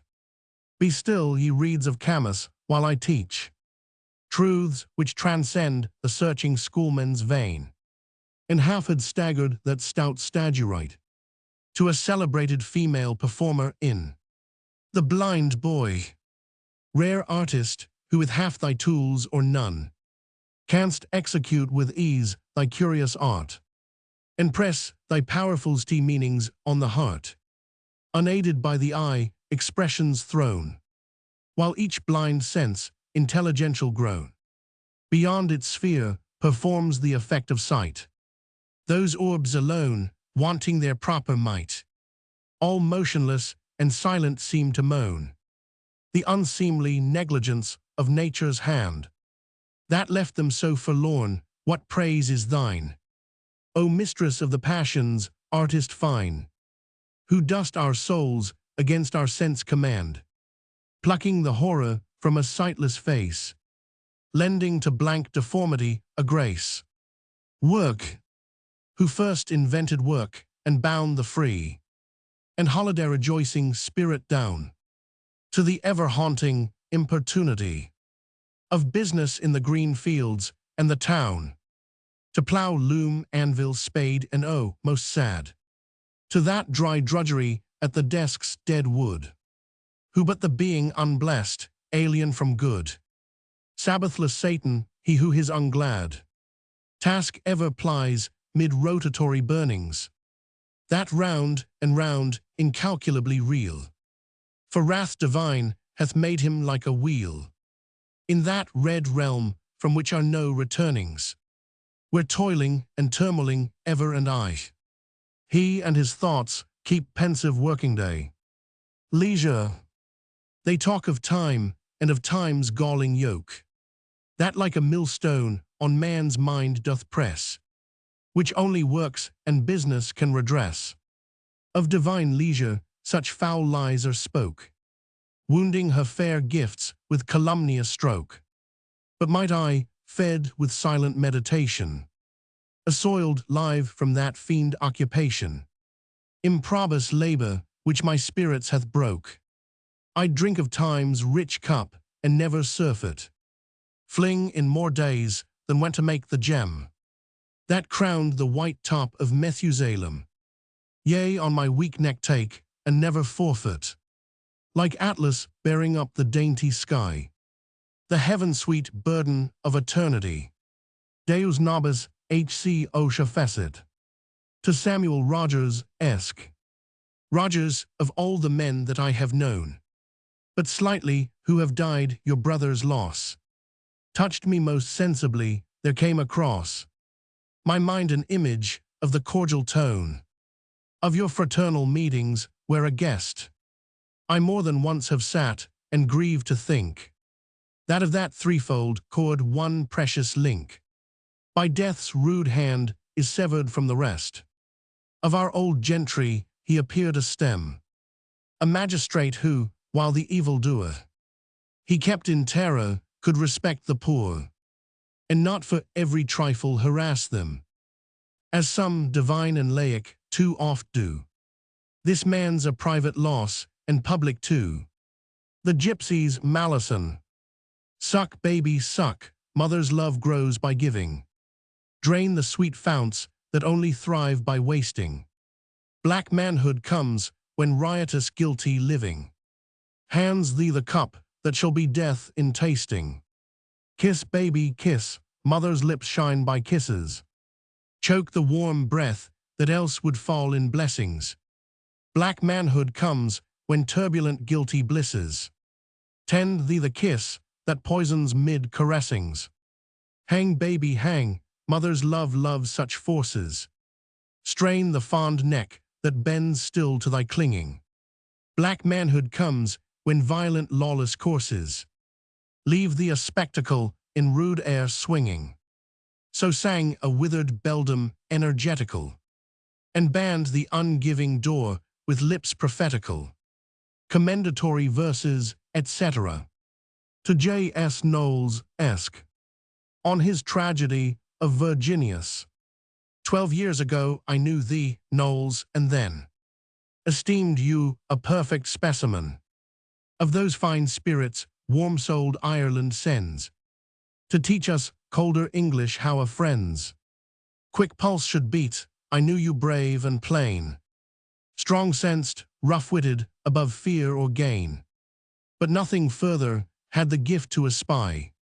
Sudden you reappear, with wonder I here my old friend turned Shakespeare read a scene, only to his inferior in the clean passes of pathos with such fence-like art, ere we can see the steel tease in our heart, almost without the aid language affords.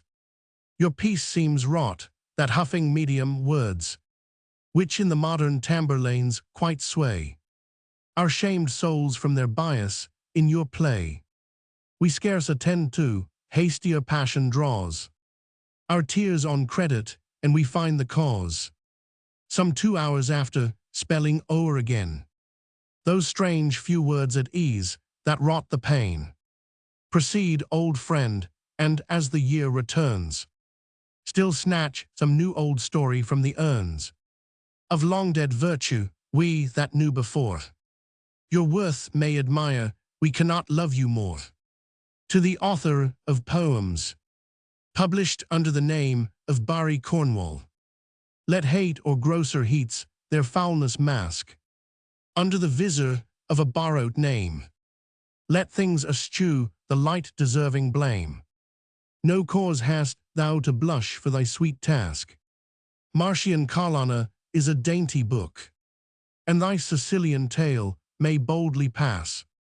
Thy dream, bove all in which, as in a glass, on the great world's antique glories we may look, no longer then as lowly substitute, factor or proctor for another's gains. Suffer the admiring world to be deceived, lest thou thyself by self of fame bereaved, lament too late the lost prize of thy pains, and heavenly tunes piped through an alien flute. To the editor of the Everyday Book, I like you and your book ingenuous hone, in whose capacious all-embracing leaves the very marrow of traditions shown, and all that history much that fiction weaves. By every sort of taste, your work is graced. Vast stores of modern anecdote we find, with good old story quaintly interlaced. The theme as various as the reader's mind. Rome's life-wrought legends you so truly paint. Yet kindly that the half-turned Catholic scarcely forbears to smile at his own saint, and cannot curse the candid heretic. Rags, relics, witches, ghosts, fiends crowd your page.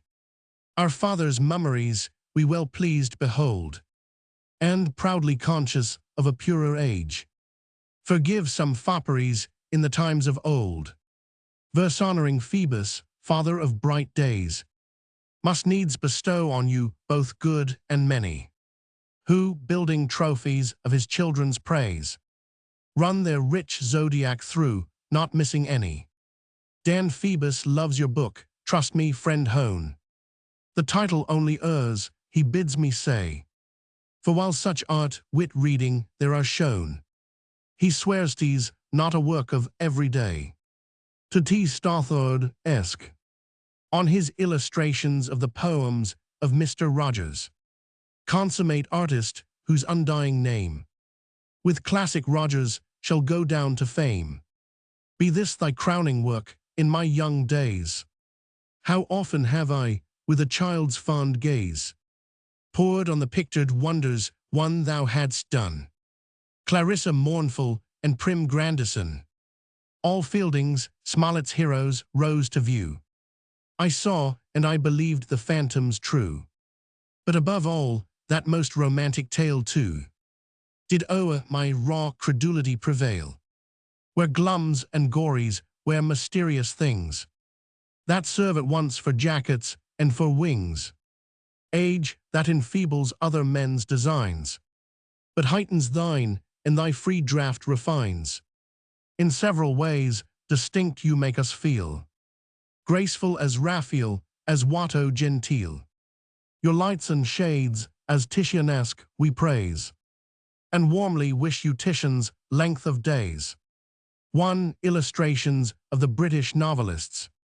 2. Peter Wilkins. To a friend on his marriage. What makes a happy wedlock, what is fate?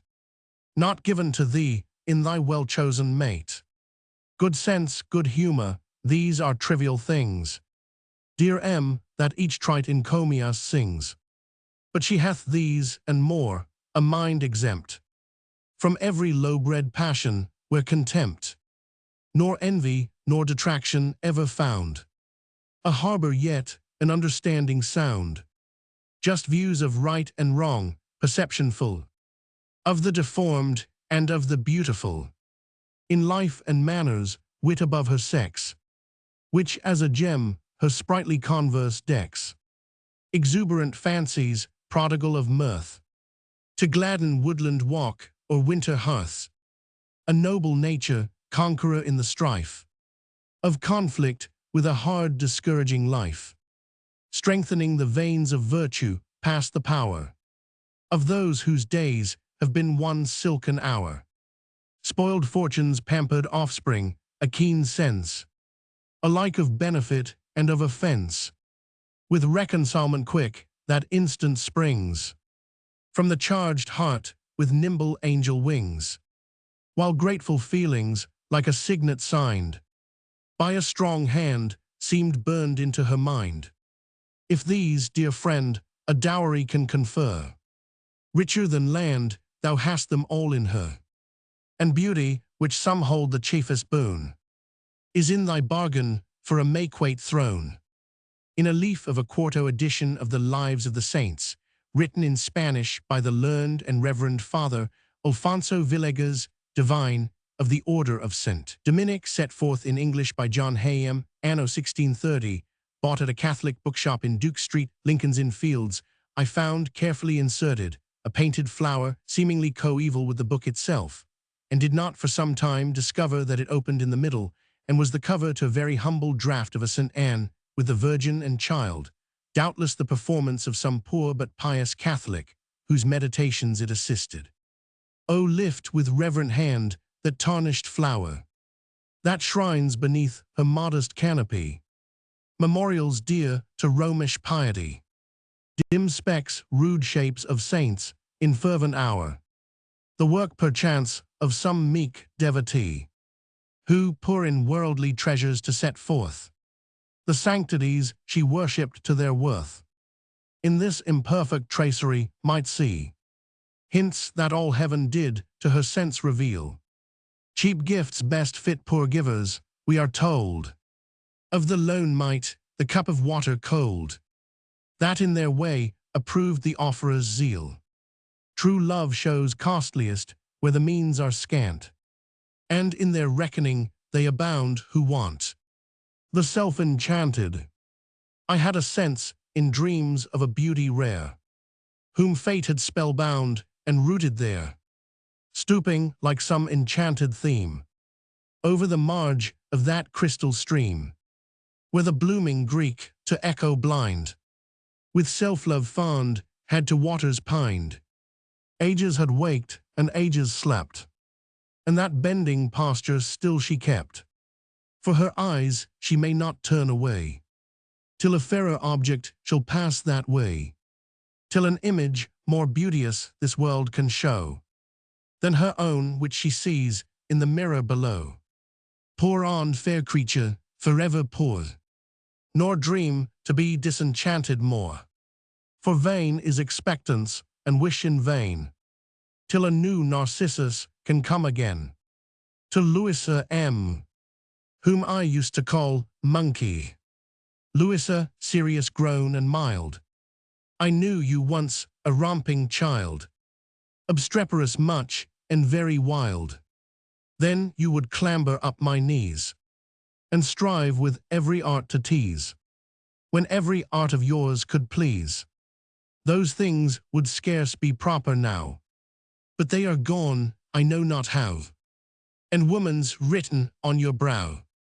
Time draws his finger o'er the scene, but I cannot forget between the thing to May you once have been, each sportive sally, wild escape, the scoff, the banter, and the jape, and antics of my gamesome ape. Translations from the Latin of Vincent Bourne. I, the ballad singers, where 7 fair streets to one tall column one draw.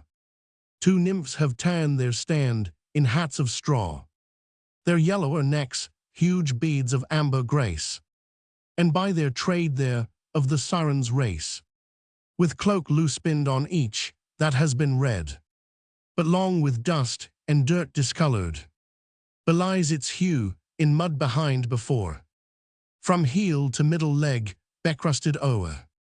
One a small infant at the breast does bear, and one in her right hand her tuneful wear, which she would vend, their station scarce is taken, when youths and maids flock round, his stall forsaken. Forth comes a son of Crispin, leathern capped, prepared to buy a ballad, if one apt. To move his fancy offers, Crispin's sons have from uncounted time, with ale and buns, cherished the gift of song, which sorrow quells, and, working single in their low-roofed cells, oft cheat the tedium of a winter's night, with anthems warbled in the muse's spite. Who now hath caught the alarm, the servant maid, hath heard a buzz at distance, and afraid to miss a note, with elbows red comes out, leaving his forge to cool, Piracman stout, thrusts in his unwashed visage, he stands by, who the hard trade of porterage does ply. With stooping shoulders, what cares he sees the assembled ring, nor heeds his tottering knees, but pricks his ears up with the hopes of song. So, while the bard of Rhodope his wrong bewailed to Proserpine on Thracian strings, the tasks of gloomy Orcus lost their stings, and stone-vexed Sisyphus forgets his load. Hither and thither from the sevenfold road, some cart or wagon crosses, which divides the close-wedged audience, but as when the tides to ploughing ships give way, the ship being passed, They reunite, so these unite as fast. The older songstress hitherto hath spent her elocution in the argument of their great song in prose, to wit the woes which maiden true to faithless sailor owes. Ah, wandering he, which now in loftier verse pathetic they alternately rehearse. All gaping wait the event, this critic opes his right ear to the strain, the other hopes to catch it better with his left. Long trade it were to tell how the deluded maid a victim fell, and now right greedily all hands are stretching forth the songs to buy that are so tragical, which she deals out and sings the while, nor can there be a breast so obdurate here that will hold back his contribution from the gentle rack of music's pleasing torture, Eros self. The staff-propped beggar, his thin-gotten pelf, brings out from pouch where squalid farthings rest, and boldly claims his ballad with the best. An old dame only lingers to her purse. The penny sticks, at length with harmless curse. Give me, she cries, I'll paste it on my wall, while the wall lasts to show what ills befall fond hearts seduced from innocency's way, how maidens fall and mariners betray. 7 Dials. Roman 2. To David Cook, of the parish of St. Margaret's, Westminster, Watchman. For much good-natured verse received from thee, a loving verse take in return from me. Good morrow to my masters is your cry, and to our David twice as good, say I. Not Peter's monitor, shrill chanticleer, crows the approach of dawn in notes more clear, or tells the hours more faithfully, while night fills half the world with shadows of affright. You with your lantern, partner of your round, traverse the paths of Margaret's hallowed bound. The tales of ghosts which old wives' ears drink up, the drunkard reeling home from tavern cup, nor prowling robber your firm soul appall. Armed with thy faithful staff, thou slight'st them all. But if the market gardener chance to pass, bringing to town his fruit or early grass, the gentle salesman you with candor greet, and with reiterated good mornings meet, announcing your approach by formal bell. Of nightly, whether you the changes tell, whether the moon shines or her head doth steep in rain-portending clouds when mortals sleep. In downy rest you brave the snows and sleet of winter, and in alley or in street relieve your midnight progress with a verse.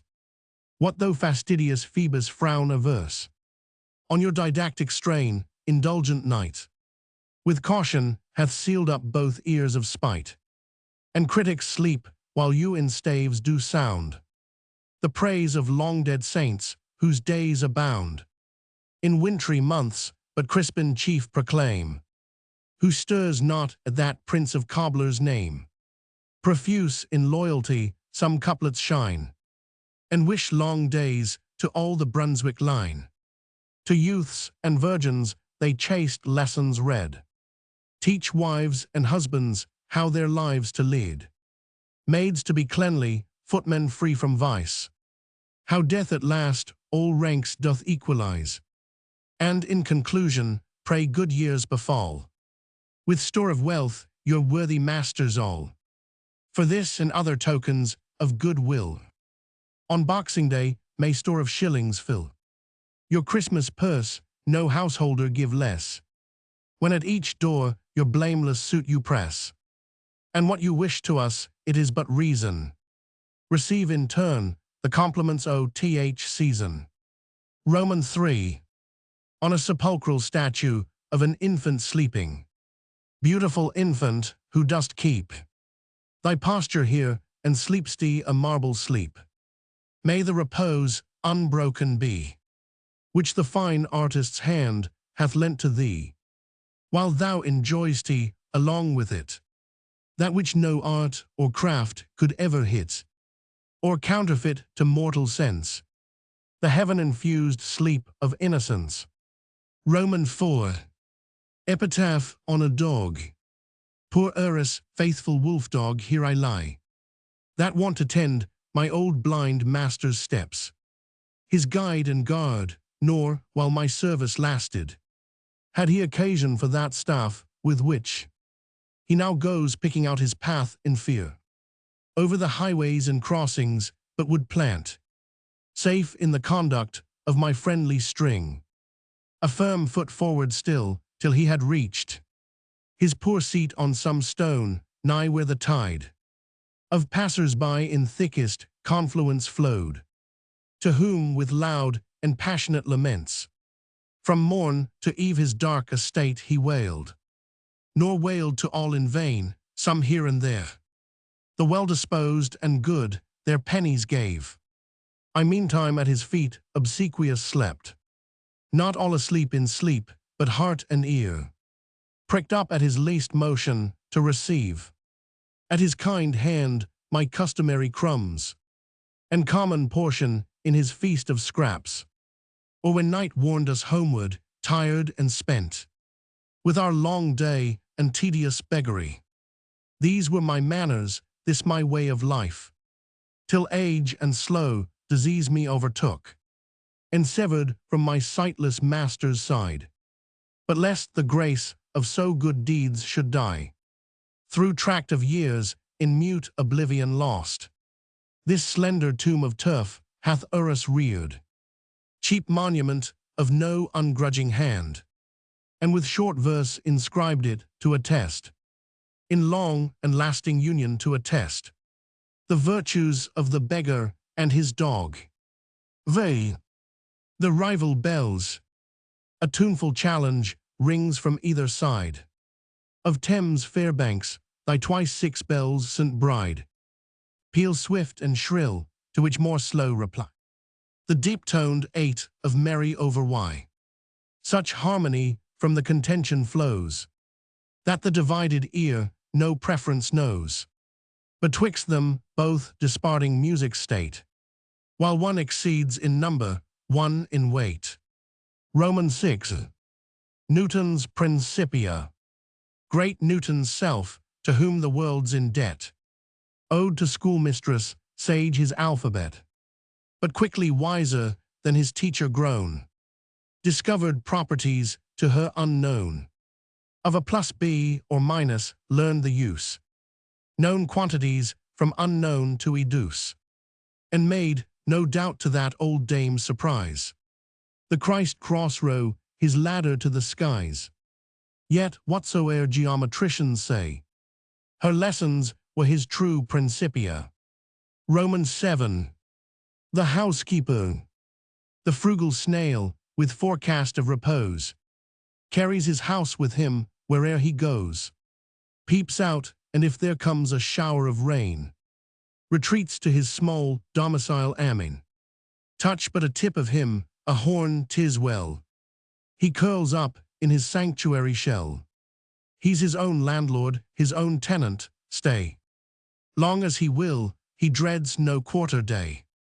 Himself he boards and lodges, both invites, and feasts himself, sleeps with himself o' nights. He spares the upholsterer trouble to procure chattels, himself is his own furniture, and his sole riches wheresoe'er he roam. Knock when you will, he's sure to be at home. Roman 8. On a deaf and dumb artist one Benjamin Ferrers, died A.D. 1732, and hath thy blameless life become a prey to the devouring tomb. A more mute silence hast thou known, a deafness deeper than thine own, while time was, and no friendly muse that marked thy life and knows thy dues. Repair with quickening verse the breach, and write thee into light and speech. The power that made the tongue restrained thy lips from lies and speeches feigned, who made the hearing without wrong, did rescue thine from siren's song. He let thee see the ways of men, which thou with pencil, not with pen, careful beholder, down didst note, and all their motley actions quote. Thyself unstain the while, from look, or gesture reading, more than book. In lettered pride, thou took'st no part, contented with the silent art. Thyself as silent might I be, as speechless, deaf and good as he. Roman 9. The female orators. Nigh London's famous bridge, a gate more famed, stands or once stood, from old Belinus named. So judged antiquity, and therein wrongs. A name, elusive strictly to two tongues one. Her school hard, by the goddess rhetoric opes, and gratis deals to oyster wives her tropes. With nereid green nereid disputes. Replies, rejoins, confutes, and still confutes. One her core sense by metaphors expounds, and one in literalities abounds. In mood and figure, these keep up the din. Words multiply, and every word tells in. Her 100 throats hear bawling slander strains, and unclothed Venus to her tongue gives reins. In terms which Demosthenic force outgo, and boldest jests of foul-mouthed Cicero. Right in the midst, grade 8 keeps her stand, and from her sovereign station taints the land. Hence pulpits rail, grave senates learn to jar. Quacks scold, and Billingsgate infects the bar. One bilingues in the Latin, Pindaric ode to the treadmill. I inspire my spirit, spirit of Defoe, that sang the pillory, in loftier strains to show a more sublime machine than that where thou wert seen, with neck outstretched and shoulders ill awry, courting coarse plaudits from vile crowds below. A most unseemly show. Roman 2. In such a place, who could expose thy face? Historiographer of deathless Crusoe, that paints thee the strife, and all the naked ills of savage life. Far above Rousseau, rather myself had stood in that ignoble wood, bare to the mob on holiday or high day, if naught else could atone for waggish libel. I swear on Bible, I would have spared him for thy sake alone. Man Friday. Roman 3. Our ancestors were sour days. Great master of romance, a milder doom had fallen to thy chance. In our days, thy sole assignment, some solitary confinement, not worth thy care a carat, where in world hidden cell, thou thy own Crusoe might have acted well, only without the parrot, by sure experience taught to know, whether the qualms thou maxed him feel were truly such or no. Roman 4. But stay, methinks in statelier measure, a more companionable pleasure. I see thy steps the mighty treadmill trace, the subject of my song, delayed however long, and some of thine own race. To keep thee company, thou bring'st thee with thee along. There with thee go, linked in like sentence, with regulated pace and footing slow. Each old acquaintance, rogue, harlot, thief, that lived to future ages, through many a labored tome, rankly embalmed in thy too natural pages. Faith, friend Defoe, thou art quite at home. Not one of thy great offspring thou dost lack. From pirate Singleton to pilfering Jack, here Flandrian Moll her brazen incest brags. Vice-stripped Roxana, penitent in rags, there points to Amy, treading equal chimes, the faithful handmaid to her faithless crimes. They, incompetent my song to raise, to its just height thy praise. Great mill, that by thy motion proper, no thanks to wind or sail or working rill, grinding that stubborn corn the human will, turns thee out men's consciences, that were begrimed before, as clean and sweet, as flour from purest wheat, into thy hopper. All reformation, short of thee but nonsense, is, or human, or divine. Romans 6. Compared with thee, what are the labors of that jumping sect, which feeble laws connive at rather than respect? Thou dost not bump, or jump, but walk men into virtue betwixt crime, and slow repentance, giving breathing time, and leisure to be good, instructing with discretion demi-reps, how to direct their steps. Romans 7. Thou best philosopher made out of wood, not that which framed the tub, where sat the cynic cub, with nothing in his bosom sympathetic, but from those groves derived, I deem, where Plato nursed his dream of immortality, seeing that clearly thy system all is merely peripatetic.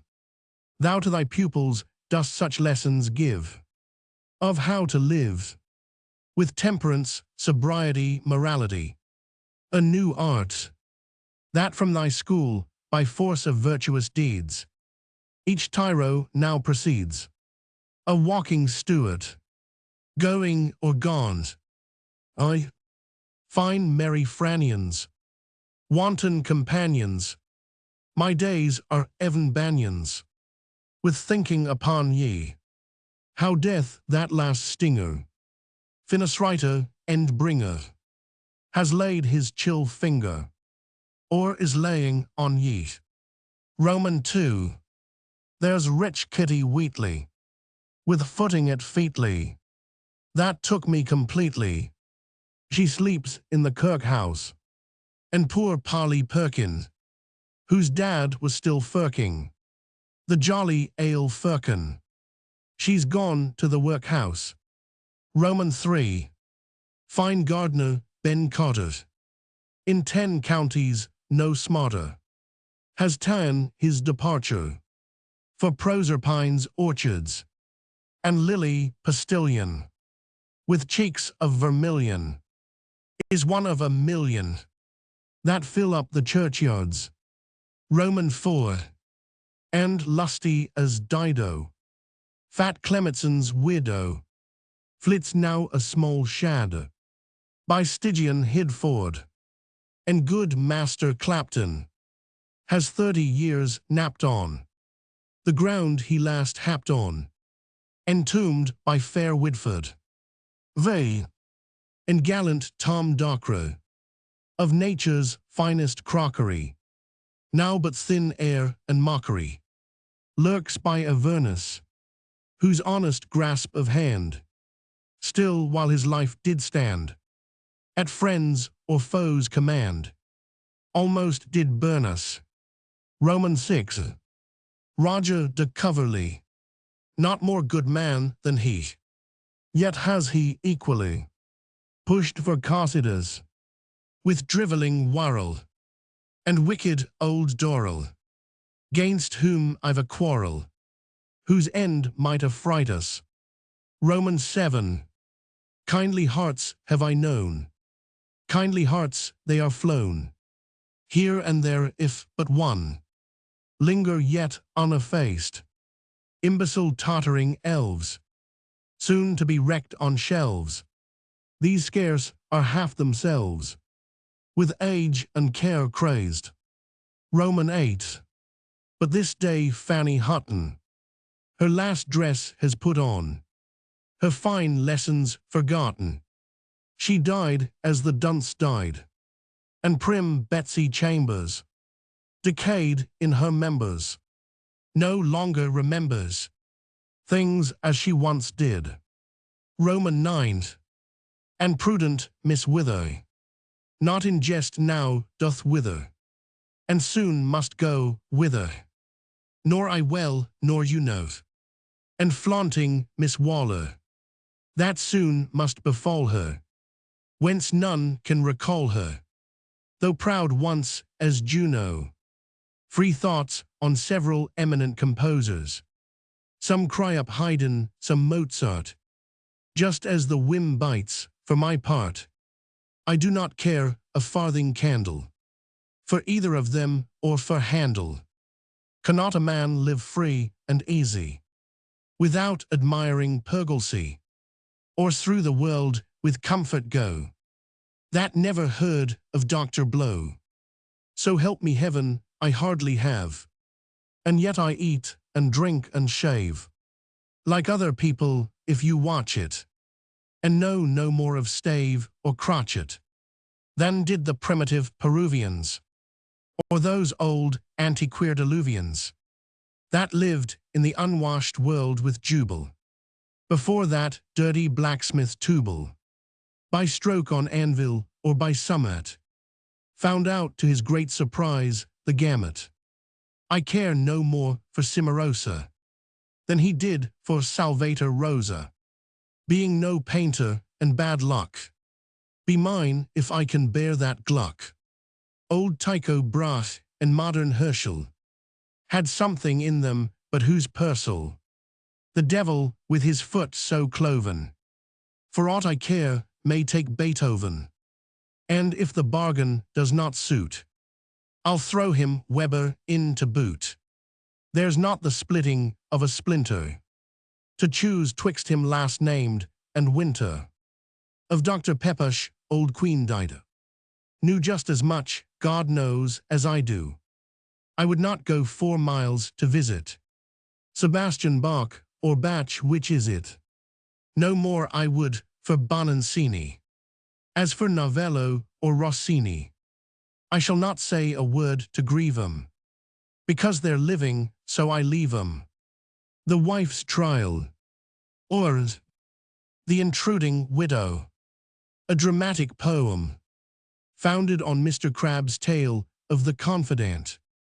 Characters: Mr. Selby, a Wiltshire gentleman; Catherine, wife to Selby; Lucy, sister to Selby; Mrs. Frampton, a widow. Servants: scene at Mr. Selby's house or in the grounds adjacent. Scene, a library. Mr. Selby, Catherine. Selby, do not too far mistake me, gentlest wife. I meant to chide your virtues, not yourself.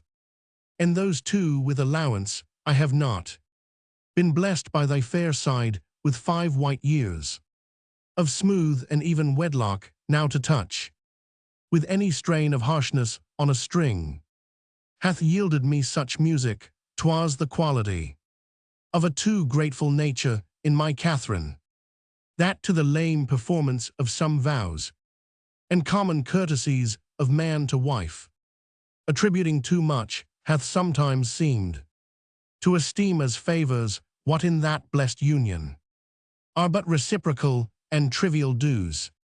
As fairly yours as mine, 'twas this I thought gently to reprehend. Cath, in friendship's border, the riches we exchange should hold some level, and corresponding worth, jewels for toys, demand some thanks thrown in. You look me, sir, to that blessed haven of my peace, your bosom, an orphan foundered in the world's black storm.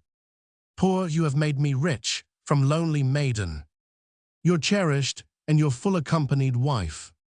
Selby, but to divert the subject, Kate too fond, I would not rest your meanings, else that word, accompanied and full accompanied too, might raise a doubt in some men that their wives haply did think their company too long. And over company, we know by proof, is worse than no attendance. Cath, I must guess, you speak this of the widow. Selby, 'twas a bolt at random shot, but if it hit, believe me, I am most sorry to have wounded you. Through a friend's side, I know not how we have swerved. From our first talk, I was to caution you against this fault of a too grateful nature, which, for some girlish obligations past, in that relenting season of the heart, when slightest favors pass for benefits of endless binding would entail upon you an iron slavery of obsequious duty to the proud will of an imperious woman. Cath, the favors are not slight to her I owe. Selby, slight or not slight, the tribute she exacts cancels all dues. A voice within. Even now I hear her call you in such a tone as lordliest mistresses expect a slave's attendance. Prithee, Kate, let her expect a brace of minutes or so. Say you are busy, use her by degrees to some less hard exactions. Cath, I conjure you, detain me not, I will return. Selby, sweet wife, use thy own pleasure. Exit Catherine. But it troubles me. A visit of 3 days, as was pretended, spun to 10 tedious weeks, and no hint given. When she will go, I would this buxom widow were a thought handsomer, I'd fairly try. My Catherine's constancy make desperate love, in seeming earnest, and raise up such broils, that she, not I, should be the first to warn the insidious guest depart. Re-enter Catherine. So soon returned. What was our widow's will? Cath, a trifle, sir. Selby, some toilet service to adjust her head, or help to stick a pin in the right place. Cath, indeed, 'twas none of these. Selby, or new vamp up. The tarnished cloak she came in, I have seen her demand such service from thee as her maid, twice told to do it, would blush angry red, and pack her few clothes up, poor fool, fond slave.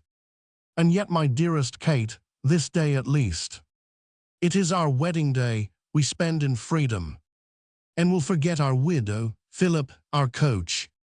Why weeps my wife? You know I promised you an airing o'er the pleasant Hampshire downs, to the blessed cottage on the green hillside, where first I told my love. I wonder much if the crimson parlor hath exchanged its hue for colors not so welcome, faded though it be. It will not show less lovely than the tinge of this faint red contending with the pale, where once the full-flushed health gave to this cheek an apt resemblance to the fruit's warm side that bears my Catherine's name. Our carriage, Philip. Enter a servant. Now, Robin, what make you here? Servant, may it please you. The coachman has driven out with Mrs. Frampton. Selby, he had no orders. Servant, none, sir, that I know of, but from the lady, who expects some letter at the next post town. Selby, go, Robin. Exit servant. How is this? Cath, I came to tell you so, but feared your anger. Selby, it was ill done though of this Mistress Frampton. This forward widow, but a ride's poor loss, imports not much into your chamber, love, where you with music may beguile the hour, while I am tossing over dusty tomes, till our most reasonable friend returns. Cath, I am all obedience. Exit Catherine. Selby, too obedient, Kate. And to too many masters, I can hardly, on such a day as this, refrain to speak. My sense of this injurious friend, this pest, this household evil, this close-clinging fiend, in rough terms to my wife, death, my own servants, controlled above me, orders countermanded. What next? Servant enters and announces the sister. Enter Lucy. Sister, I know you are come to welcome this day's return. 'Twas well done. Lucy, you seem ruffled. In years gone by this day was used to be the smoothest of the year, your honey turned so soon to gall. Selby, galled am I, and with cause, and rid to death, yet cannot get a riddance, nay, scarce a ride, by this proud widow's leave. Lucy, something you wrote me of a Mistress Frampton. Selby, she came at first a meek admitted guest.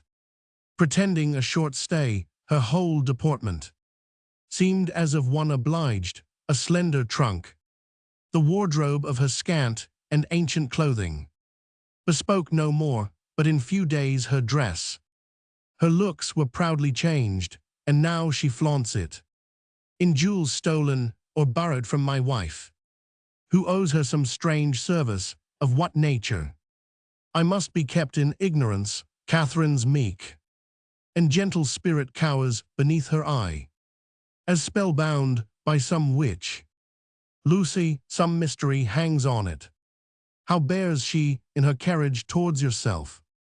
Selby, as one who fears, and yet not greatly cares for my displeasure. Sometimes I have thought a secret glance would tell me she could love, if I but gave encouragement. Before me she keeps some moderation, but is never closeted with my wife. But in the end I find my Catherine in briny tears.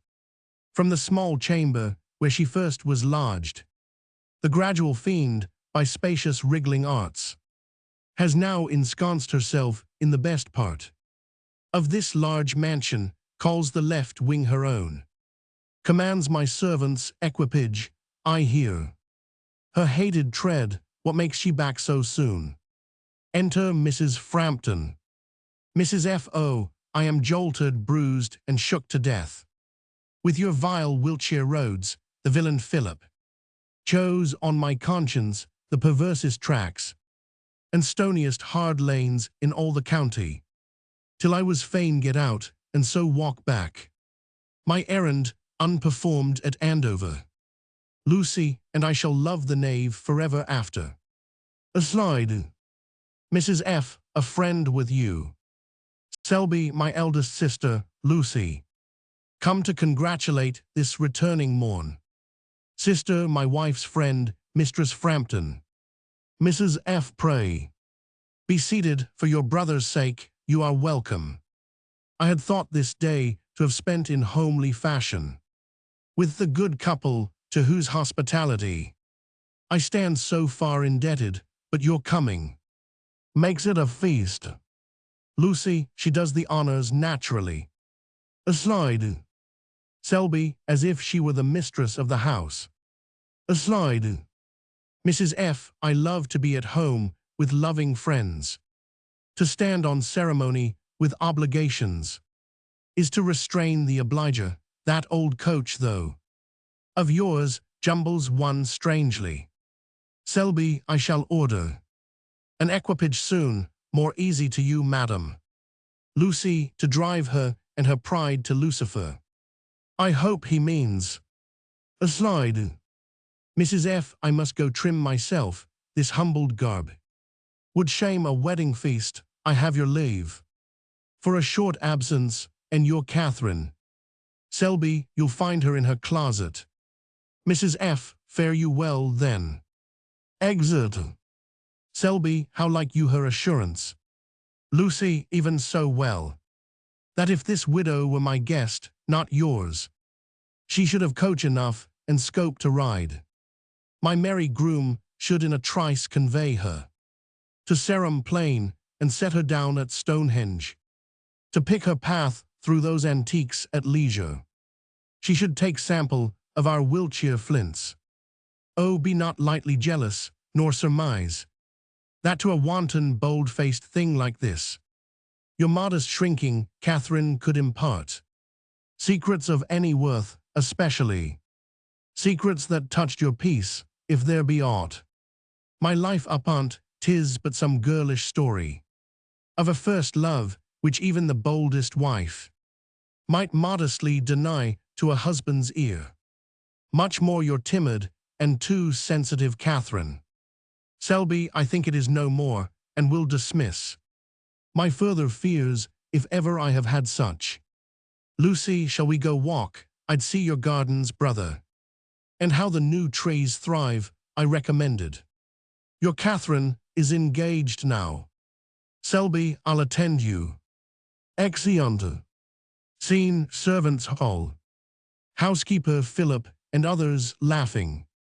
Housekeeper, our lady's guest, since her short ride seems ruffled, and somewhat in disorder. Philip, I do suspect some roguery, your mad tricks will some day cost you a good place, I warrant. Philip, good Mistress Jane, our serious housekeeper, and sage duenna, to the maids and scullions. We must have leave to laugh, our brains are younger, and undisturbed with care of keys and pantries.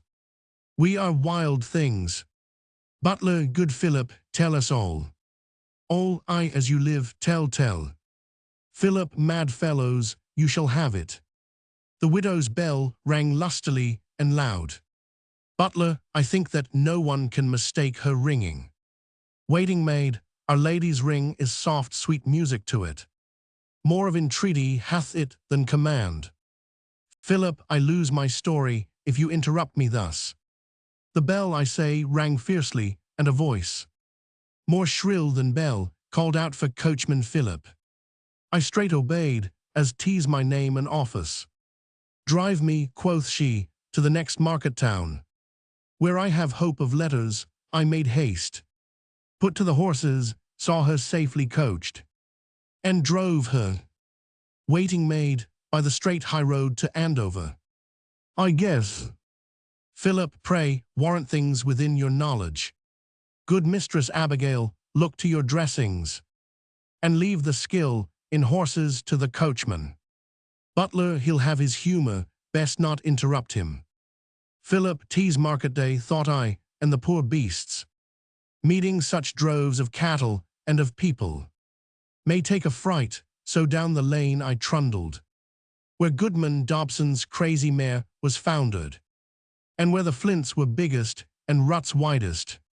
By ups and downs, and such bone-cracking motions, we floundered on a furlong, till my madam, in policy, to save the few joints left her, but took her to her feet, and there we parted.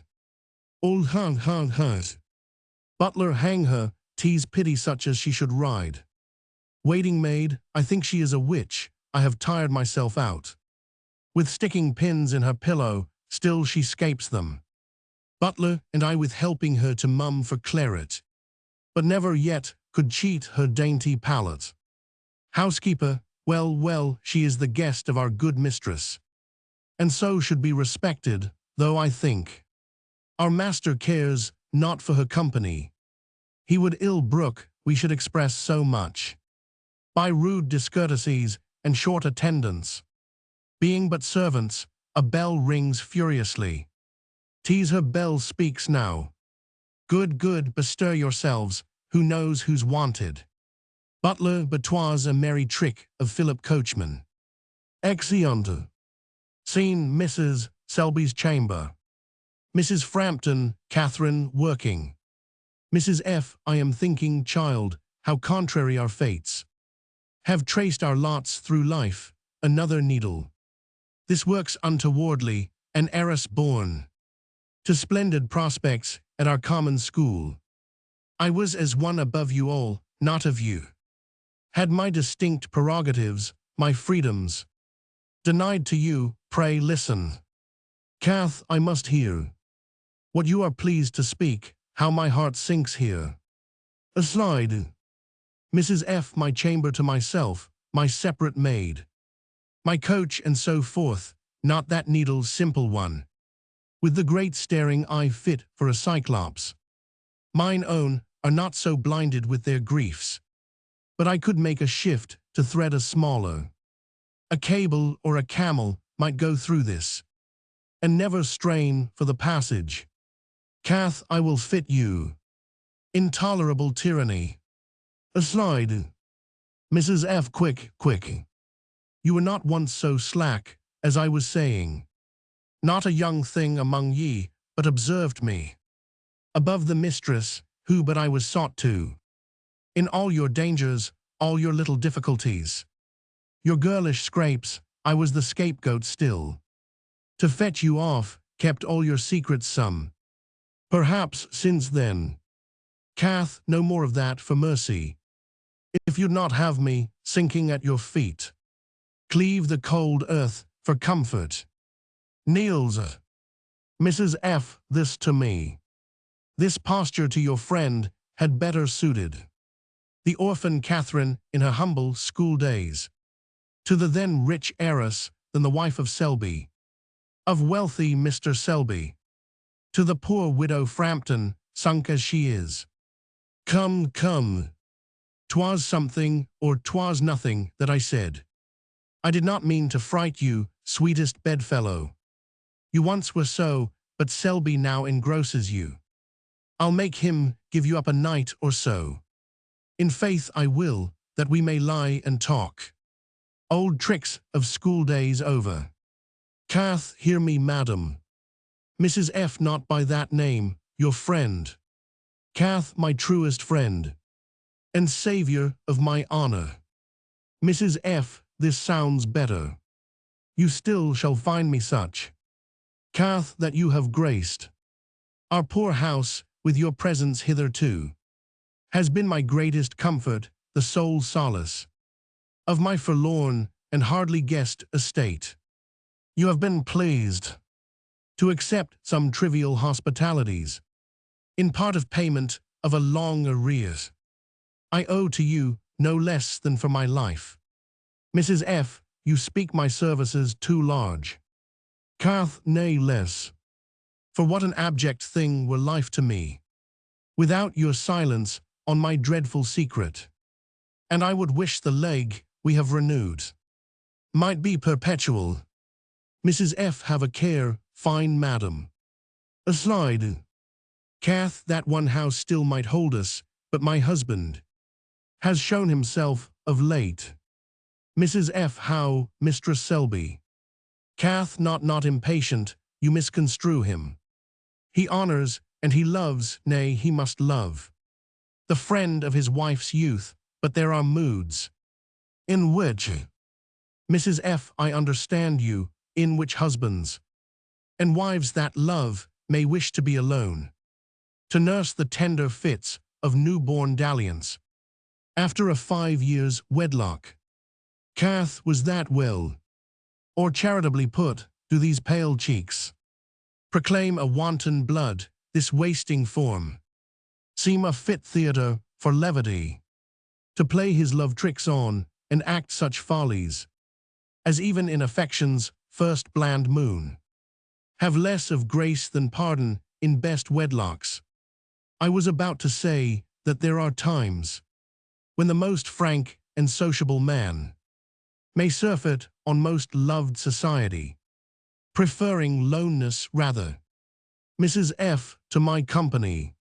Cath, I yours or mine or anyone's, nay, take not this unto yourself, even in the newness of our first married loves 'twas sometimes so. For solitude, I have heard my Selby say, is to the mind as rest to the corporal functions, and he would call it oft the day's soft sleep. Mrs. F., what is your drift, and whereto tends this speech? Rhetorically laboured. Cath, that you would abstain but from our house a month, a week. I make request but for a single day. Mrs. F., a month, a week, a day, a single hour, is every week and month and the long year, and all the years to come, my footing here. Slipped once recovers never from the state of gilded roofs, attendants, luxuries, parks, gardens, sauntering walks, or wholesome rides, to the bare cottage on the withering moor, where I myself am servant to myself, or only waited on by blackest thoughts. I sink if this be so, no, here I sit. Cath, then I am lost forever. Sinks at her feet, curtain drops. Scene, an apartment contiguous to the last. Selby, as if listening. Selby, the sounds have died away, what am I changed to? What do I hear, listening like to an abject or heartless wittol, that must hear no good? If he hear aught, this shall to the ear of your husband. It was the widow's word, I guessed some mystery, and the solution with a vengeance comes. What can my wife have left untold to me. That must be told by proxy, I begin. To call in doubt the course of her life past. Under my very eyes, she hath not been good. Not virtuous, not discreet, she hath not outrun my wishes still with prompt and meek observance.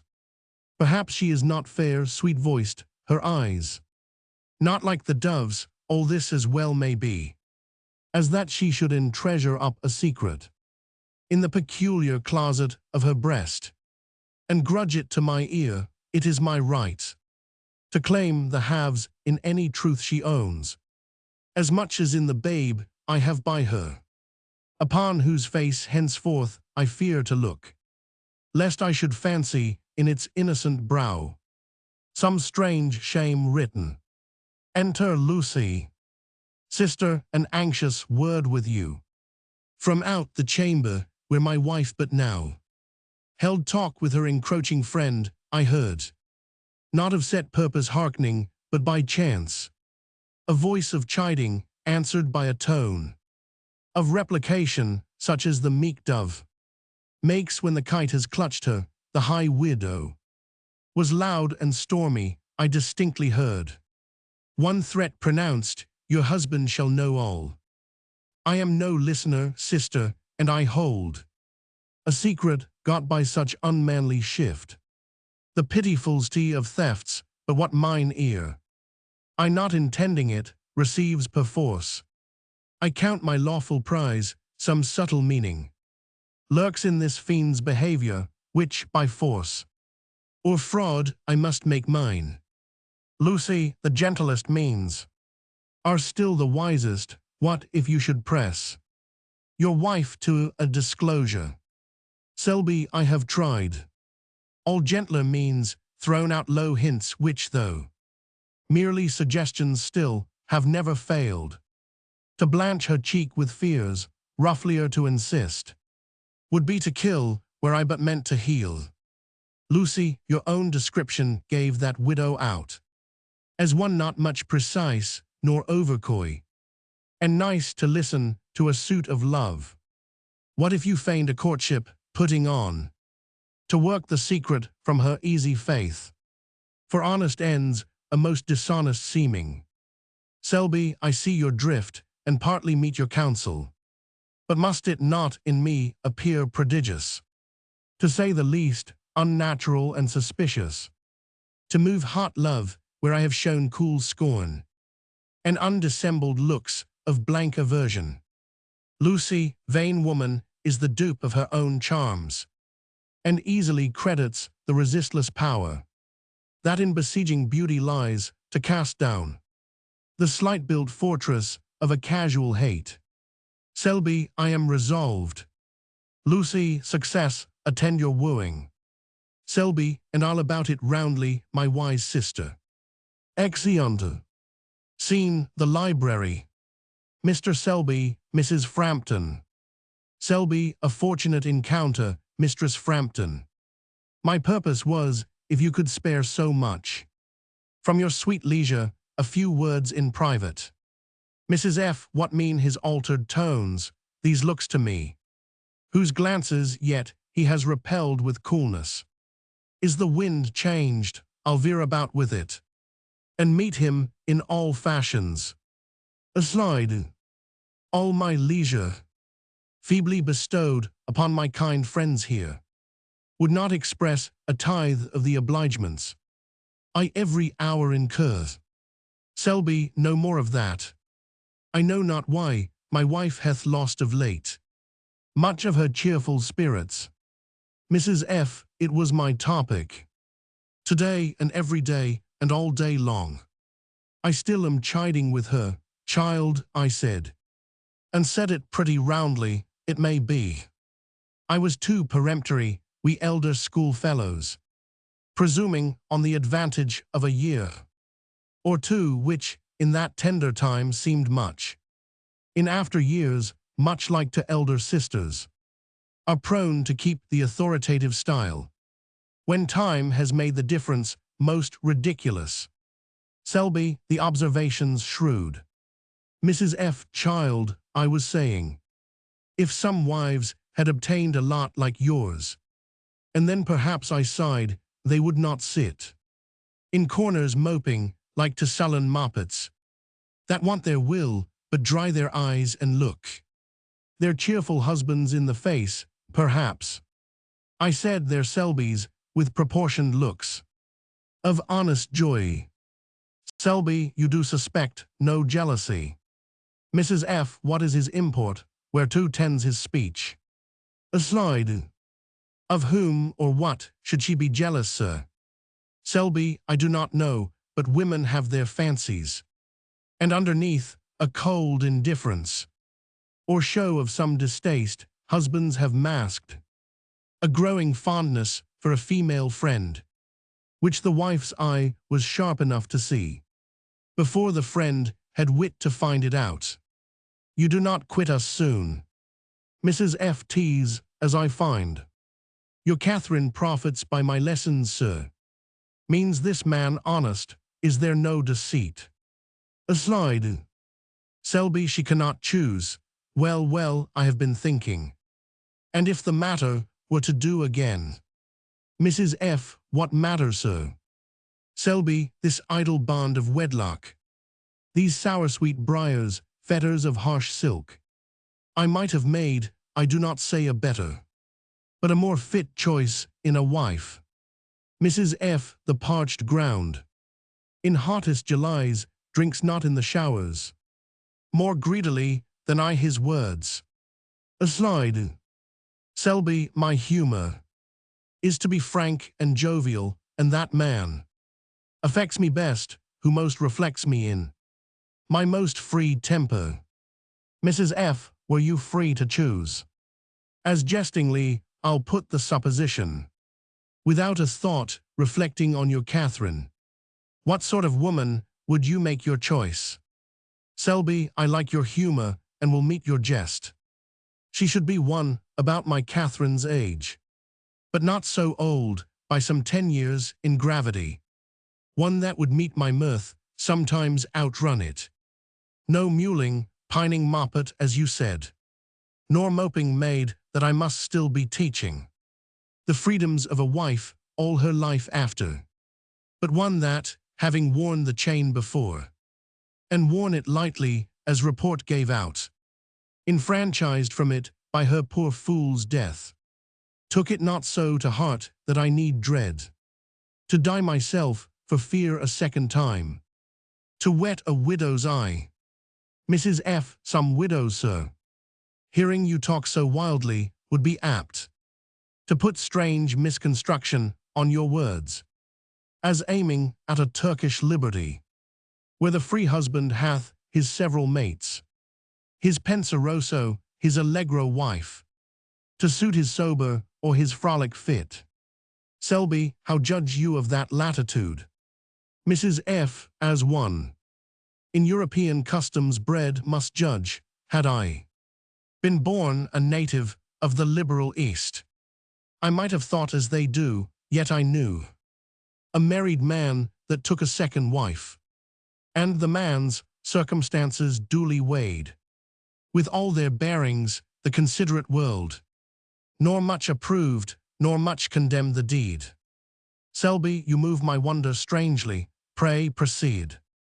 Mrs. F, an eye of wanton liking he had placed upon a widow who liked him again, but stood on terms of honourable love, and scrupled wronging his most virtuous wife, when to their ears a lucky rumour ran, that this demure and saintly-seeming wife had a first husband living, with the which, being questioned, she but faintly could deny.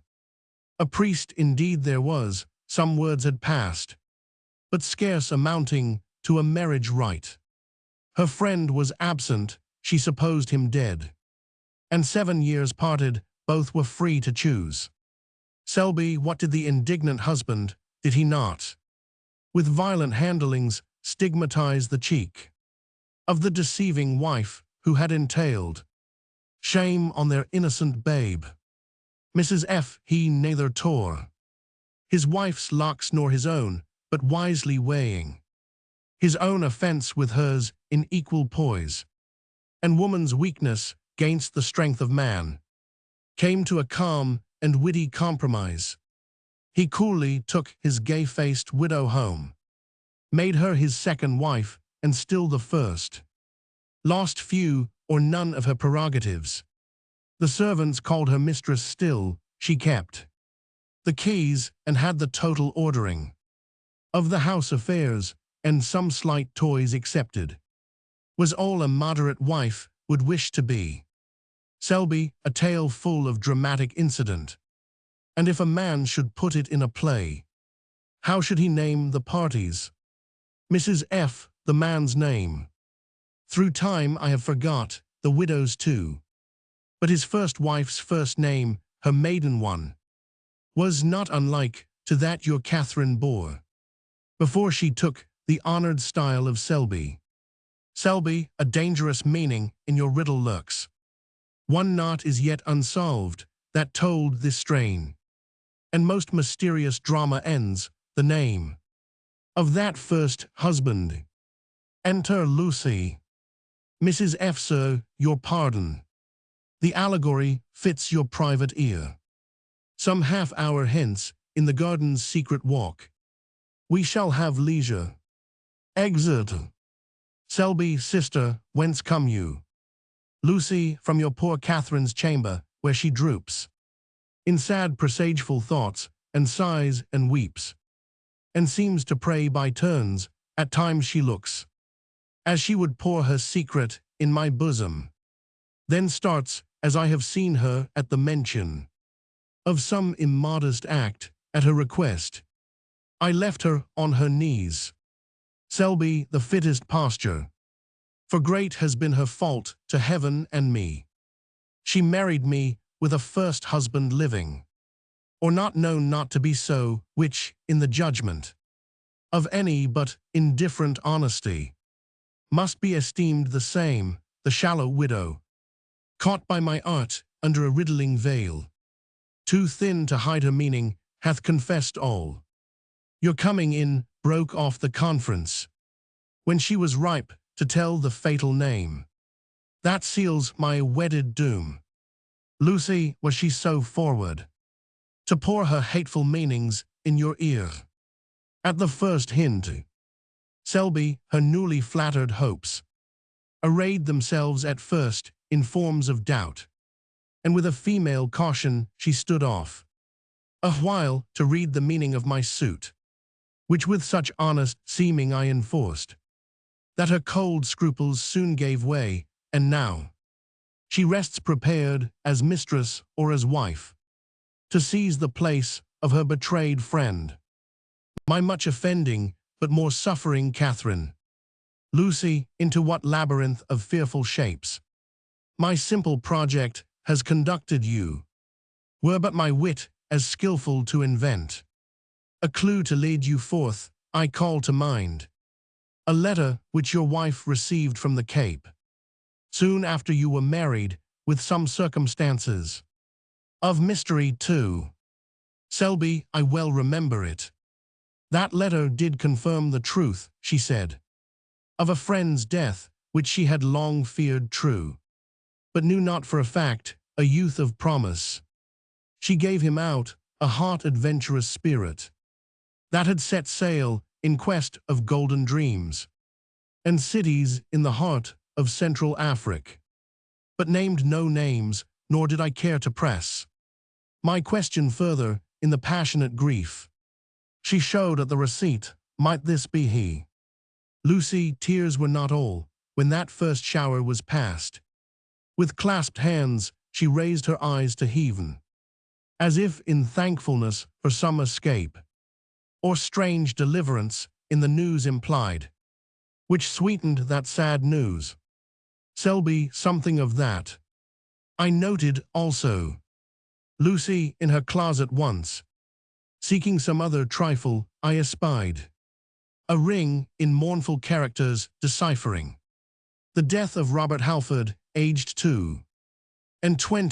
Brother, I am not given to the confident use of wagers which I hold unseemly, in a woman's argument.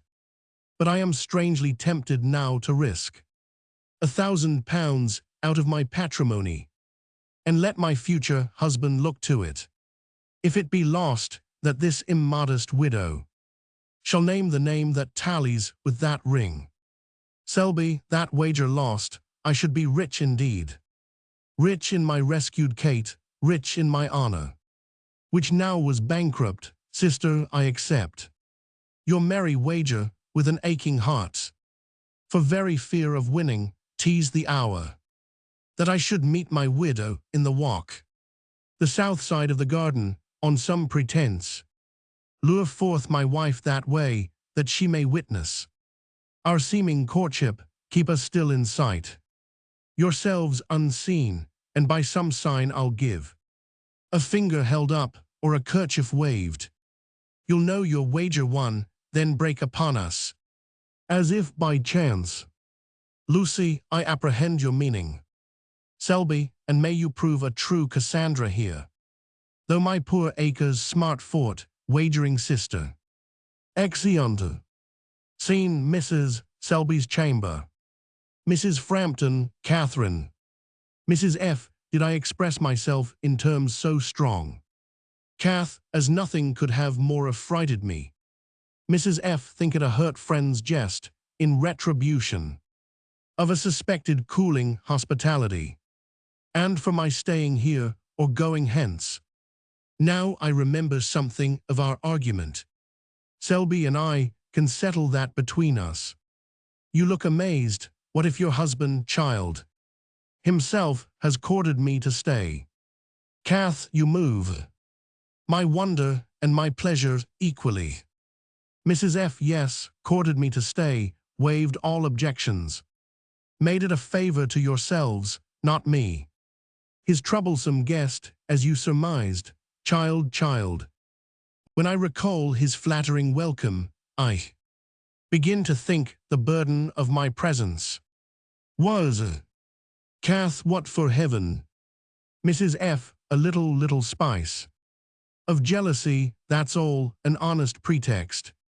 No wife need blush for, say that you should see. As oftentimes we widows take such freedoms, yet still on this side virtue, in a jest. Your husband pat me on the cheek, or steal a kiss while you were by, not else, for virtue's sake. Cath, I could endure all this, thinking my husband meant it in sport. Mrs. F. But if in downright earnest, putting myself out of the question here, your Selby, as I partly do suspect, owned a divided heart. Cath, my own would break. Mrs. F. Why, what a blind and witless fool it is, that will not see its gains, its infinite gains. Cath, gain in a loss, or mirth in utter desolation. Mrs. F. He doting on a face, suppose it mine, or any other's, tolerably fair. What need you care about a senseless secret?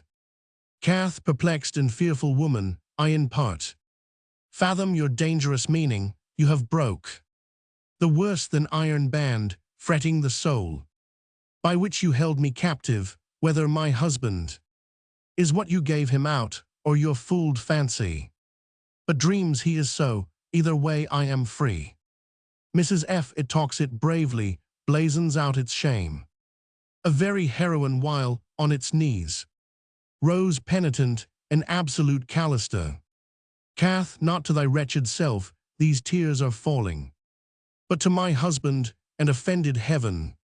Some drops are due, and then I sleep in peace, relieved from frightful dreams, my dreams though sad. Exit. Mrs. F. I have gone too far, who knows but in this mood she may forestall my story, win on Selby by a frank confession, and the time draws on for our appointed mating, the game's desperate, for which I play, a moment's difference may make it hers or mine. I fly to meet him. Exit. Scene, a garden. Mr. Selby, Mrs. Frampton. Selby, I am not so ill a guesser, Mrs. Frampton, not to conjecture that some passages in your unfinished story, rightly interpreted. Glanced at my bosom's peace. You knew my wife. Mrs. F, even from her earliest school days, what of that? Or how is she concerned in my fine riddles, framed for the hour's amusement? Selby, by my hopes, of my new interest conceived in you, and by the honest passion of my heart, which not obliquely I to you did hint, come from the clouds of misty allegory, and in plain language let me hear the worst. Stand I disgraced or no? Mrs. F, then, by my hopes, of my new interest conceived in you, and by the kindling passion in my breast, which through my riddles you had almost read, adjured so strongly, I will tell you all. In her school years, then bordering on 15, or haply not much past, she loved a youth. Selby, my most ingenuous widow. Mrs. F met him oft, by stealth, where I still of the party was. Selby, prime confidant to all the school, I warrant, and general go-between. Aside, Mrs. F, one morn he came. In breathless haste, the ship was under sail, or in few hours would be, that must convey him and his destinies to barbarous shores. Where should he perish by inglorious hands? It would be consolation in his death to have called his Catherine his. Selby, thus far the story tallies with what I hoped. Aside, Mrs. F, wavering between the doubt of doing wrong and losing him, and my dissuasions not o'er hotly urged, whom he had flattered with the bridemaid's part. Selby, I owe my subtle widow then for this. Aside, Mrs. F, briefly, we went to church. The ceremony scarcely was huddled over, and the ring yet cold upon her finger when they parted. He to his ship, and we to school got back. Scarce missed before the dinner bell could ring. Selby, and from that hour, Mrs. F nor sight nor news of him, for aught that I could hear, she e'er obtained. Selby, like to a man that hovers in suspense over a letter just received, on which the black seal hath impressed its ominous token, whether to open it or no, so I suspended stand, whether to press my fate further or check ill curiosity that tempts me to more loss. The name of this fine youth. Mrs. F, what boots it, if 'twere told? Selby, now, by our loves, and by my hopes of happier wedlocks, some day, to be accomplished, give me his name. Mrs. F, 'tis no such serious matter, it was Huntingdon. Selby, how have 3 little syllables plucked from me a world of countless hopes. Aside, evasive widow. Mrs. F, how, sir, I like not this. Aside, Selby, no, I meant nothing but good to thee, that other woman. How shall I call her but evasive, false, and treacherous, by the trust I place in thee? Tell me, and tell me truly, was the name, as you pronounced it, Mrs. F. Huntingdon, the name which his paternal grandfather assumed, together with the estates of a remote kinsman, but our high-spirited youth? Selby, yes. Mrs. F, disdaining for sordid pelf to truck the family honors, at risk of the lost estates, resumed the old style, and answered only to the name of Selby. What? Mrs. F, of Halford. Selby, a Huntingdon to Halford changed so soon. Why then I see, a witch hath her good spells, as well as bad, and can by a backward charm unruffle the foul storm she has just been raising. Aside, he makes the signal. My frank, fair-spoken widow, let this kiss, which yet aspires no higher, speak my thanks, till I can think on greater. Enter Lucy and Catherine. Mrs. F. interrupted. Selby, my sister here, and see wherewith her comes. My serpent gliding in an angel's form, to taint the newborn Eden of our joys. Why should we fear them, will not stir a foot, nor coy it for their pleasures. He courts the widow. Lucy to Catherine, this your free and sweet ingenuous confession binds me forever to you, and it shall go hard, but it shall fetch you back your husband's heart, that now seems blindly straying, or, at worst, in me you have still a sister. Some wives, brother, would think it strange to catch their husbands thus, alone with a trim widow, but your Catherine is armed, I think, with patience. Cath, I am fortified with knowledge of self-faults to endure worse wrongs. If they be wrongs, then he can lay upon me, even to look on and see him sue in earnest, as now I think he does it, but in seeming, to that ill woman. Selby, good words, gentle Kate, and not a thought irreverent of our widow. Why, 'twere unmannerly at any time, but most uncourteous on our wedding day, when we should show most hospitable some wine. Wine is brought. I am for sports, and now I do remember the old Egyptians at their banquets placed a charnel sight of dead men's skulls before them, with images of cold mortality, to temper their fierce joys when they grew rampant. I like the custom well, and ere we crown with freer mirth the day, I shall propose, in calmest recollection of our spirits, we drink the solemn memory of the dead. Mrs. F. or the supposed dead. Aside to him. Selby, pledge me, good wife. She fills, nay, higher yet, till the brimmed cups swell o'er. Cath, I catch the awful import of your words, and though I could accuse you of unkindness, yet as your lawful and obedient wife, while that name lasts, as I perceive it fading, nor I much longer may have leave to use it, I calmly take the office you impose, and on my knees imploring their forgiveness, whom I in heaven or earth may have offended, exempt from starting tears and woman's weakness, I pledge you, sir, the memory of the dead. She drinks kneeling. Selby, teased gently and discreetly said, and like my former loving Kate. Mrs. F. Does he relent? Aside.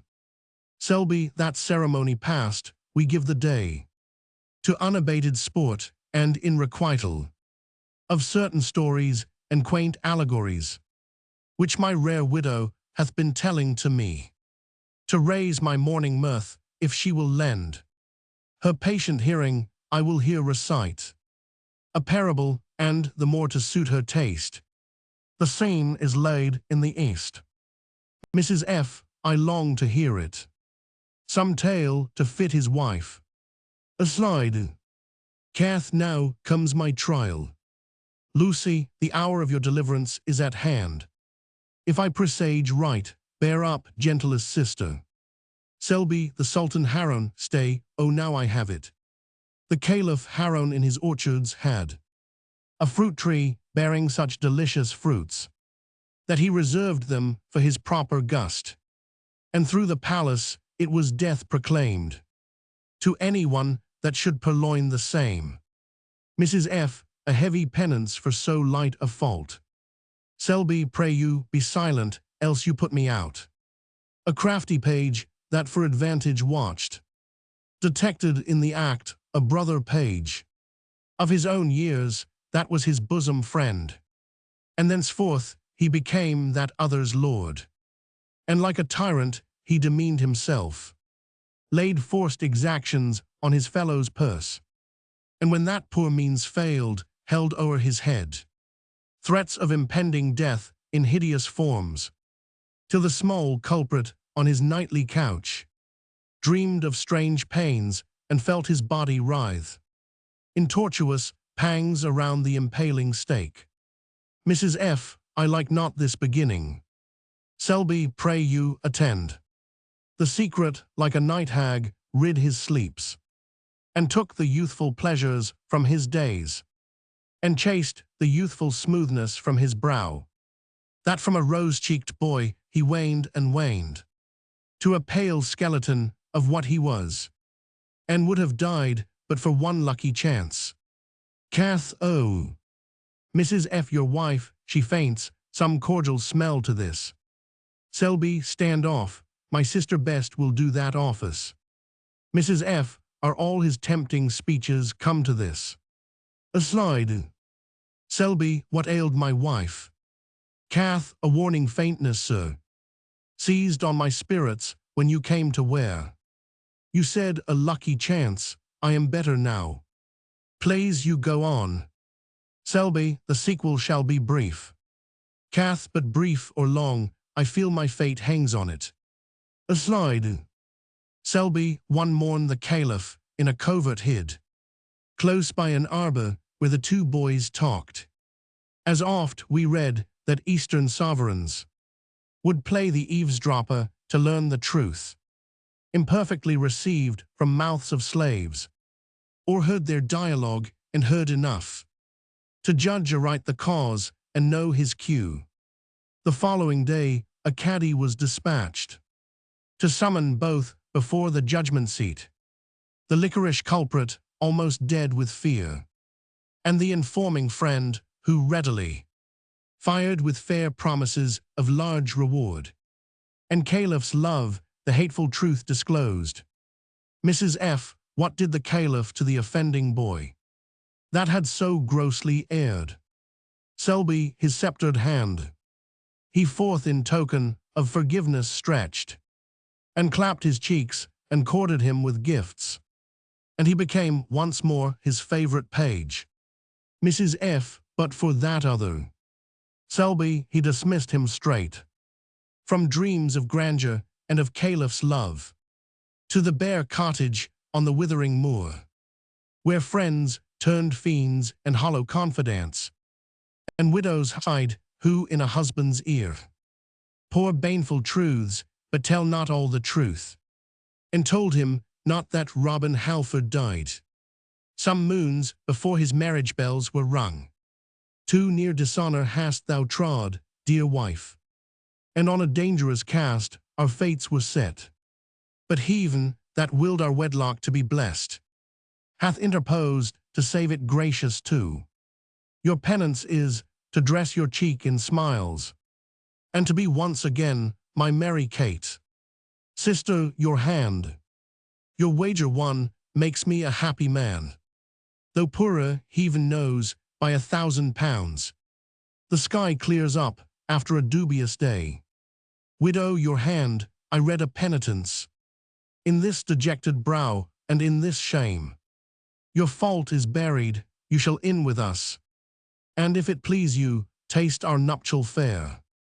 For till this moment, I can joyful say, was never truly Selby's wedding day.